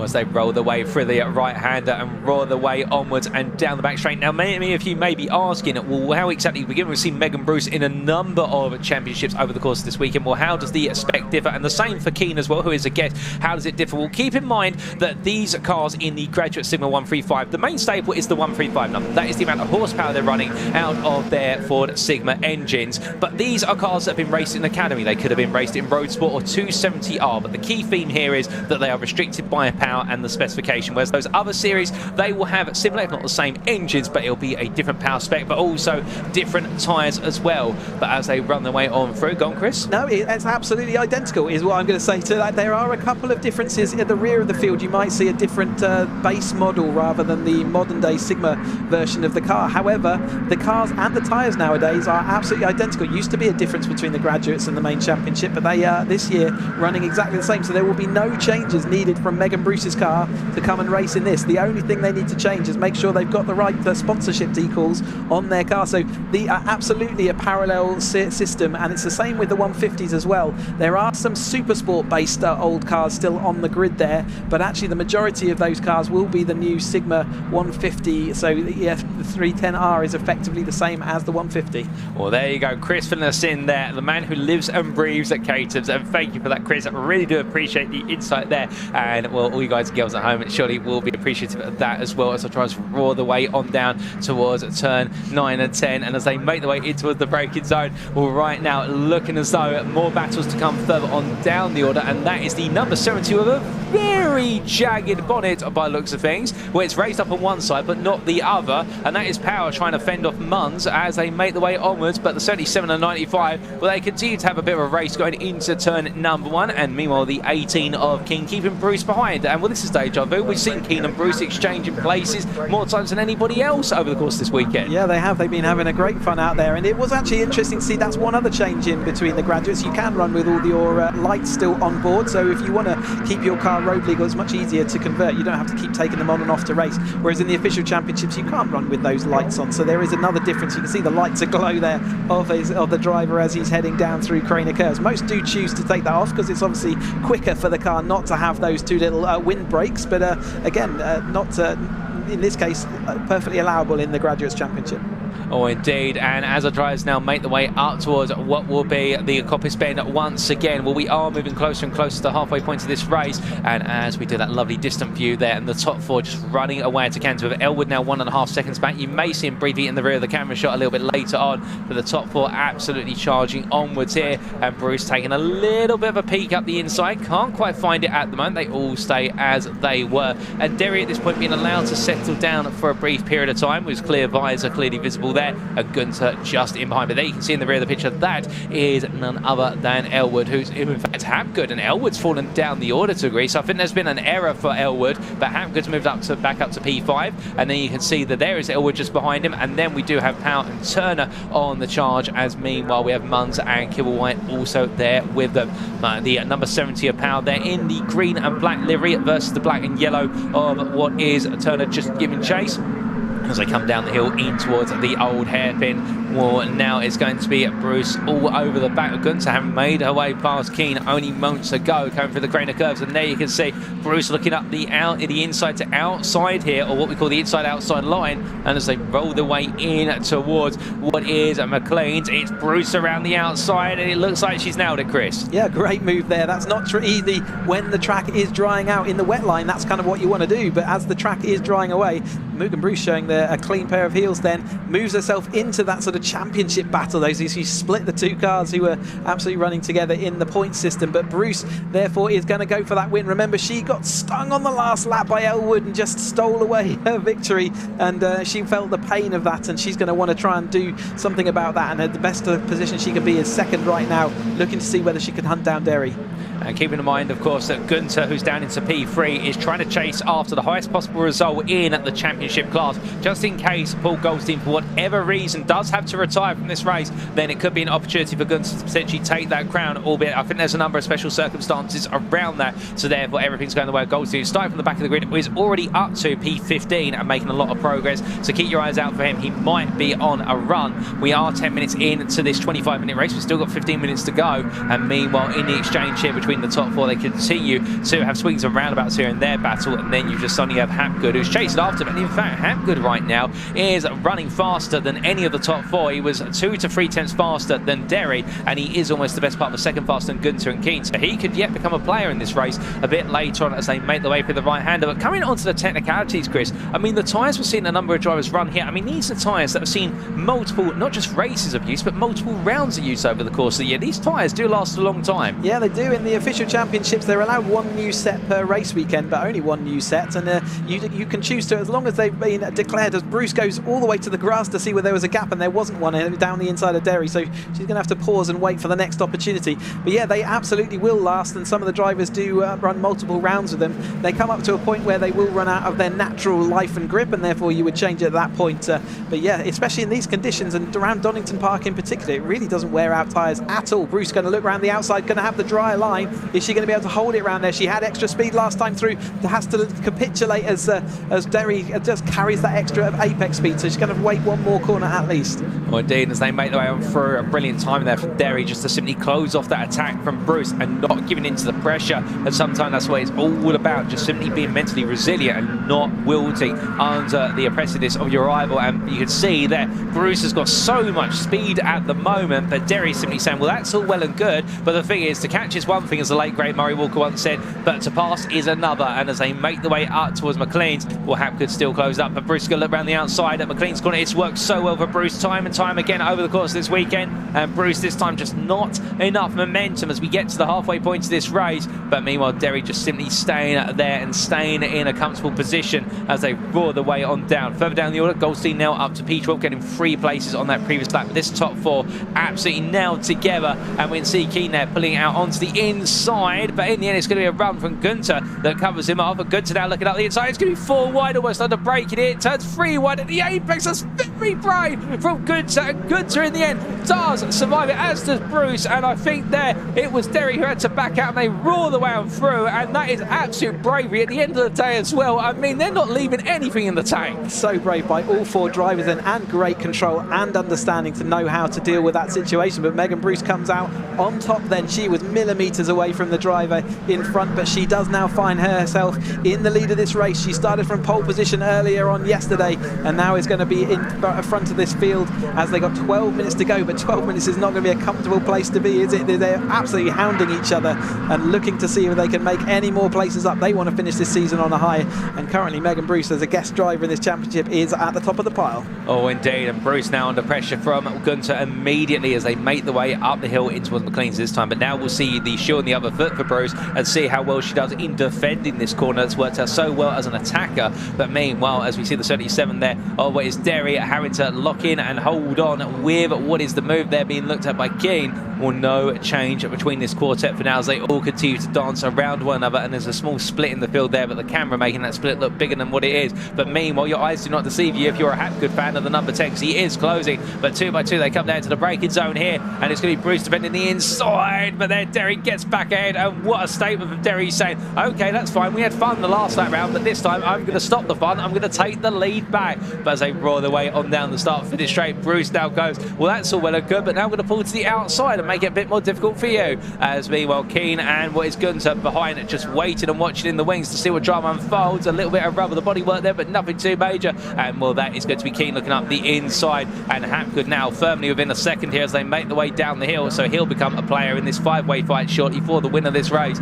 albeit to say that. And then suddenly Bruce under pressure here from what is none other than Keane. Keane looking up the inside, backs out there, but you can see the gap it immediately opens up to your race leader of Derry. And well, Derry would have been hoping, go on, fight a little bit more. I want a bit of a breathing space here. Derry's got some really good speed in that car, and the car looks really set up. He's strong on the brakes as well into each of the corners, and whilst he had to give up a couple of places the last time through the chicane, his car's good and also looks like he can defend the position as well. Knows what he's doing out there for sure. Fastest lap for Goldstein as he makes his way through, and he's now up into 10th place.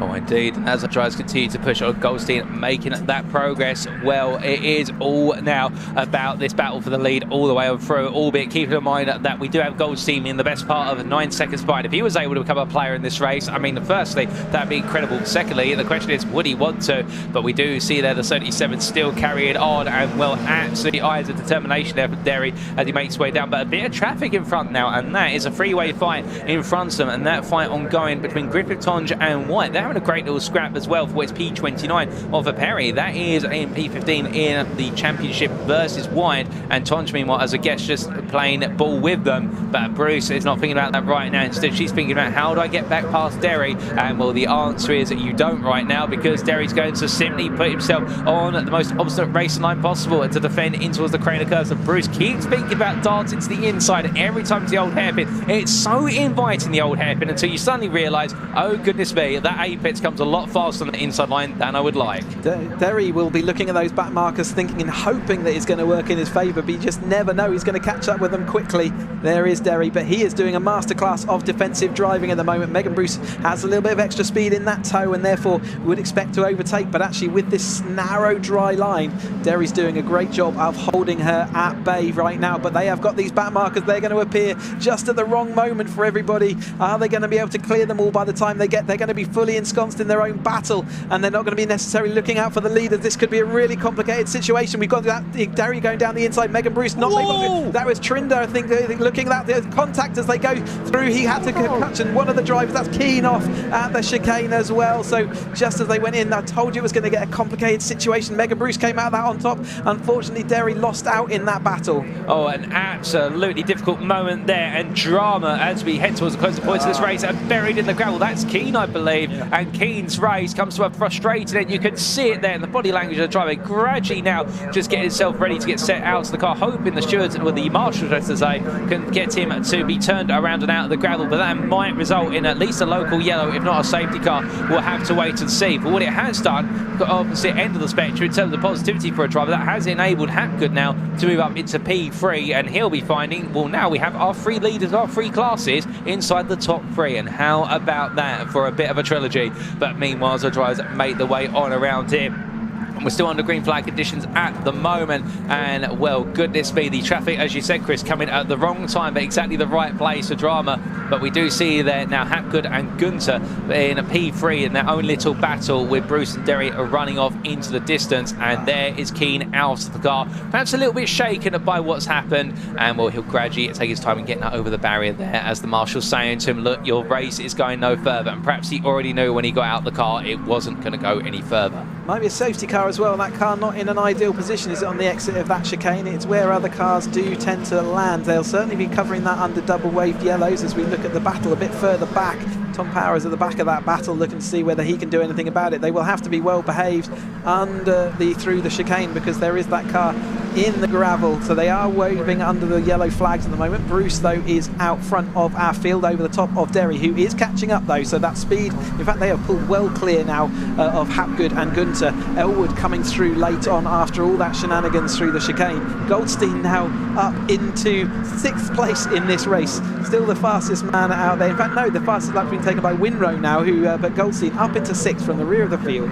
Oh indeed, Goldstein making places lap after lap. The man does not know know anything other than progress up through the field. Remember, all he has to do in this race in order to seal the Sigma 133 championship is just simply finish it. And well, right now he's doing more than that. He's going to end up taking what will be third place in the championship class and therefore score big points at P6 overall. And well, that is testament to what he's able to do. But meanwhile, we're looking here at what is some of the back runners in the number 57, and that is the car of what is none other than White, chasing after Trinder, but being chased himself by Perry as they head on around and down towards the S's. But still more fighting to come between them, and the gap not too noticeable between them as they roar their way onto another lap. But then we come back to what is your leaders who are encroaching upon the back of them there, and it is still going to be the case whereby Bruce trying to make the progress, but as they come down towards the braking zone, well, everybody right now racing as much as they possibly can and giving it everything all the way to the finish. A bit of damage there being picked up by one of our drivers, because that's Power with the damage, and Power running in what is, I do believe, at P9, chasing after Turner. So still for Power, there's more to come, albeit will the bodywork prevent him from making any more progress, because it will create a little bit more drag every so often on the straights, and well, that may cost him the time even in the slipstream. But still 5 minutes on the clock, Chris, and our leaders are still absolutely going at it. Derry in front though, this time through over the top of Bruce, going absolutely hammer for tongue. Two tenths never been won. Is the outside line going to work this time for Bruce? She's going to try and make it work, but Derry's got that all under control now. She's seen that once work for her, but actually it's not working this time. And Derry doing again a great job of coming back across that gap which had sprung a little bit from Bruce, and then getting back in front, and now looking quite commanding out there.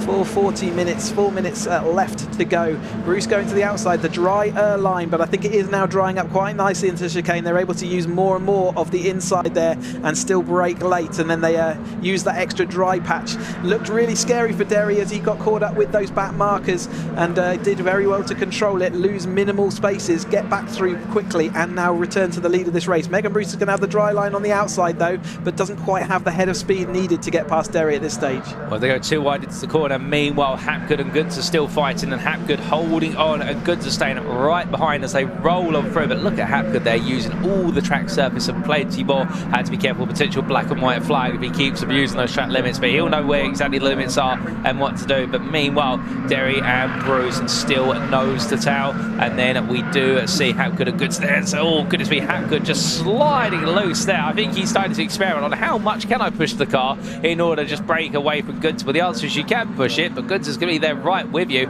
And then Elwood just watching the wings 3 seconds back and thinking, you know, I'd like to have a play in this, but I'll take a P5, given how much effort he's had to put in over the course of this race so far.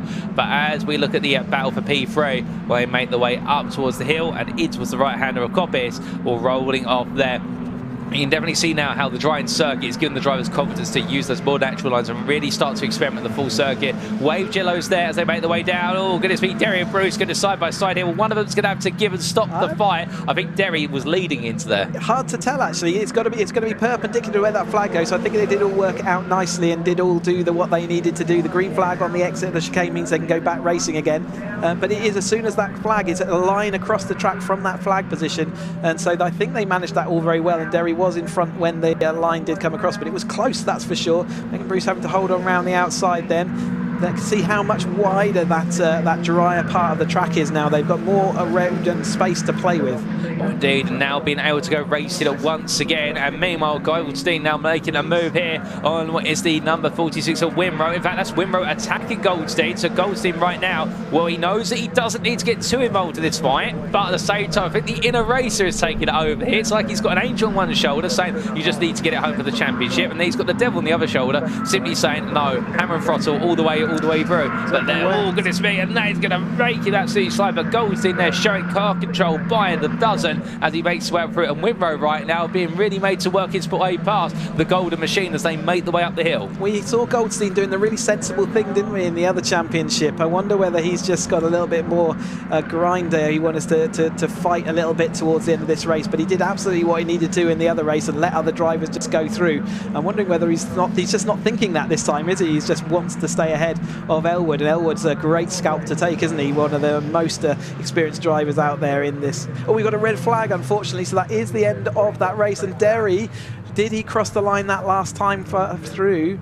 I wonder what's gone on then to cause that red flag with only 1 minute 50 to go. That will be the conclusion of the action out here on the racing. So that will be conclusion of everything. Derry is currently shown that, but they will have to count back a lap at least.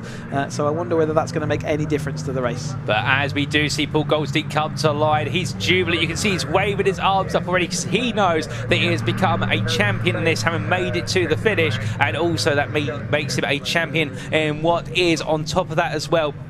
None other than the Road Sport Championship we saw earlier. So he does become the first driver to ever make what is 2 crowns on the same day, and those particular crowns. And congratulations to Paul Goldstein provisionally. But there is, of course, the car of Keane parked up there, having a chat with the spectators, and well, the marshals there. And I suspect the red flag may have been caused for that, but we will try and find out if the red flag was caused for any other reason. We have, of course, had what happened to Cronin earlier, and Griffith as well had to retire to the pits, we believe. We've had, yes, Griffith's in the pit lane, so we haven't had any other information, and all of our other drivers have been classified as crossing the timing line.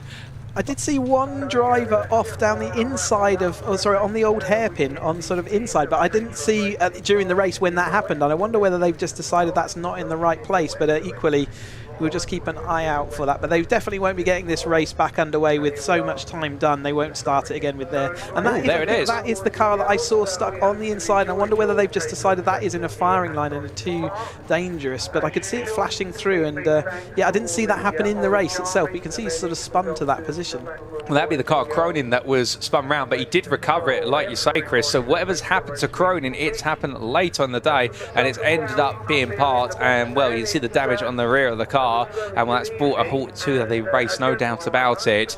But still, as we do look to those provisional results, of course, subject to stewards' inquiries and the red flag countback, Giles Derry provisionally listed as your race winner there overall, and also in what is the championship class. Then guest driver Megan Bruce taking the win in the guest category ahead of James Hapgood, and that is your overall podium, with James Hapgood being your trophy winner. Thomas Gunter P4 ahead of Jamie Elwood, and then Paul Goldstein in P6 there, just ahead of Jamie Winrow, with Kevin Turner, Tom Power and Michael Munns completing your top 10. Oliver Kibble-White P11 ahead of Richard Hoare, with John Vincent and Mark Soden completing your top 14. And the fastest lap of the race being set by Jamie Winrow on lap number 11 with 120.12. But to hear the story from our drivers as they made their way into Parc Fermé, we're coming to our paddock commentator, and that is Mitch.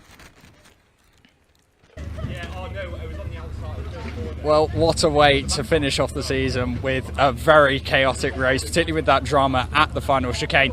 I'm going to try and grab our top 3, but first of all, I'm going to grab a word with Paul Goldstein after that incredible performance, winning 2 championships on the same day. You did it? I did it, yeah. What a weekend, what a season. Yeah, amazing. Any words that can properly sum up your feelings right now? No, I'm totally stoked. It's amazing. All the winter practice I put in really did pay off. I had no thoughts that I could possibly win 2 titles this year. I just wanted to do a little bit better than I did last year, and yeah, no, brilliant, absolutely amazing. Just went from 36th to 6th, I think. I just had the time of my life out there. It was amazing.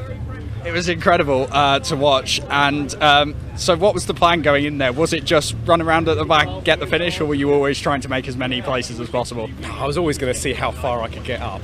I was a little bit gutted when it went dry because I was hoping for a little bit of wet, but the dry works. I just, right place, right time. Amazing battle with Jamie Winrow. We both started next to each other, and at various points we were just next to each other. I think he finished 7th. We had a great battle without actually holding each other up, so we could still catch the lot in front.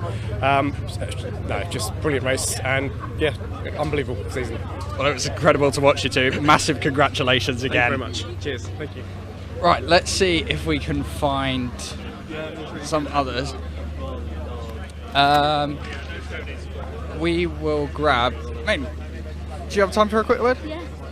So, possibly not perfect result, but how are you feeling after this weekend? Yeah, good weekend overall. Not the result we wanted. I think the yellow flags in the chicanes a bit hindered. So, yeah, disappointing, but yeah. Racing, I guess. Yeah. Still another race where you're up front though, so I guess positives to take from this, and looking into the winter, I guess you can take that with you. Is that something that you're going to carry? Yeah, definitely. It's been a good racing in graduates and the 270 championship as well. So, yeah, positive results. Well, unlucky with the result today, but congratulations on your seasons. Let's see who else is about. Everyone's kind of running off to the podium at the moment, so I'm not sure where our winner has disappeared to. They've all been snuck away from me, I'm afraid. Sam has also disappeared. So, I will give you back to your commentary team. It has been a fantastic weekend here, and end of season.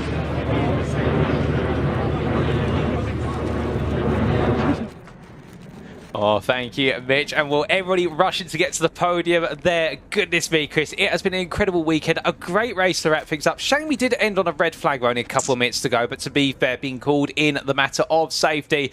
And it wraps up a fantastic end of the season for Caterham Racing and the Caterham Racing Festival. Absolutely. I would like to say some thank yous at the end of this long 2024 season. Fantastic season. I just want to say again, once more, thank you to all the marshals out there, to all the Caterham Motorsport team, Kirsty, Simon, Darren, and all the support staff that go into putting these events on. BARC for the stewards, clerks, race secretaries, and everything that makes the mechanics of these race weekends works. 24/7, and all the pictures and the fabulous events we've had all through this year shared together.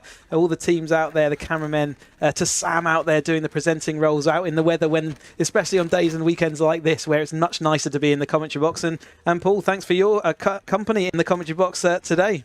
Oh, it's been an absolute pleasure, Chris, and only to echo the sentiment of huge thank you to all the production team and also our camera men and women, and indeed thank you to all of our drivers, and a massive thank you, of course, to not just everyone here but also to you guys and girls tuning in from home, whether it was on what was the YouTube channel of the British Automobile Racing Club TV, BARC TV, alternatively the Caterham official YouTube channel. And don't forget to like and subscribe if you've enjoyed today's broadcast. That way you're all set up for a 2025 year, because as of now it does mean that we bring the curtain down on the Caterham Motorsport ladder for this year of 2024. And with that, ladies and gentlemen, it's onwards to 2025, but until then it's goodbye from us here at Donington Park. It's goodbye from me, Paul Walsh, in the commentary booth, and it's also goodbye from Chris here, and I look forward to seeing you all again on the 12th, 13th of April at Snetterton next year. Oh indeed, save the date, ladies and gentlemen, the 12th and 13th of April to kick off the 2025 calendar at Snetterton. But until then, remember as always to stay safe, stay well, stay smiling, and remember, most importantly,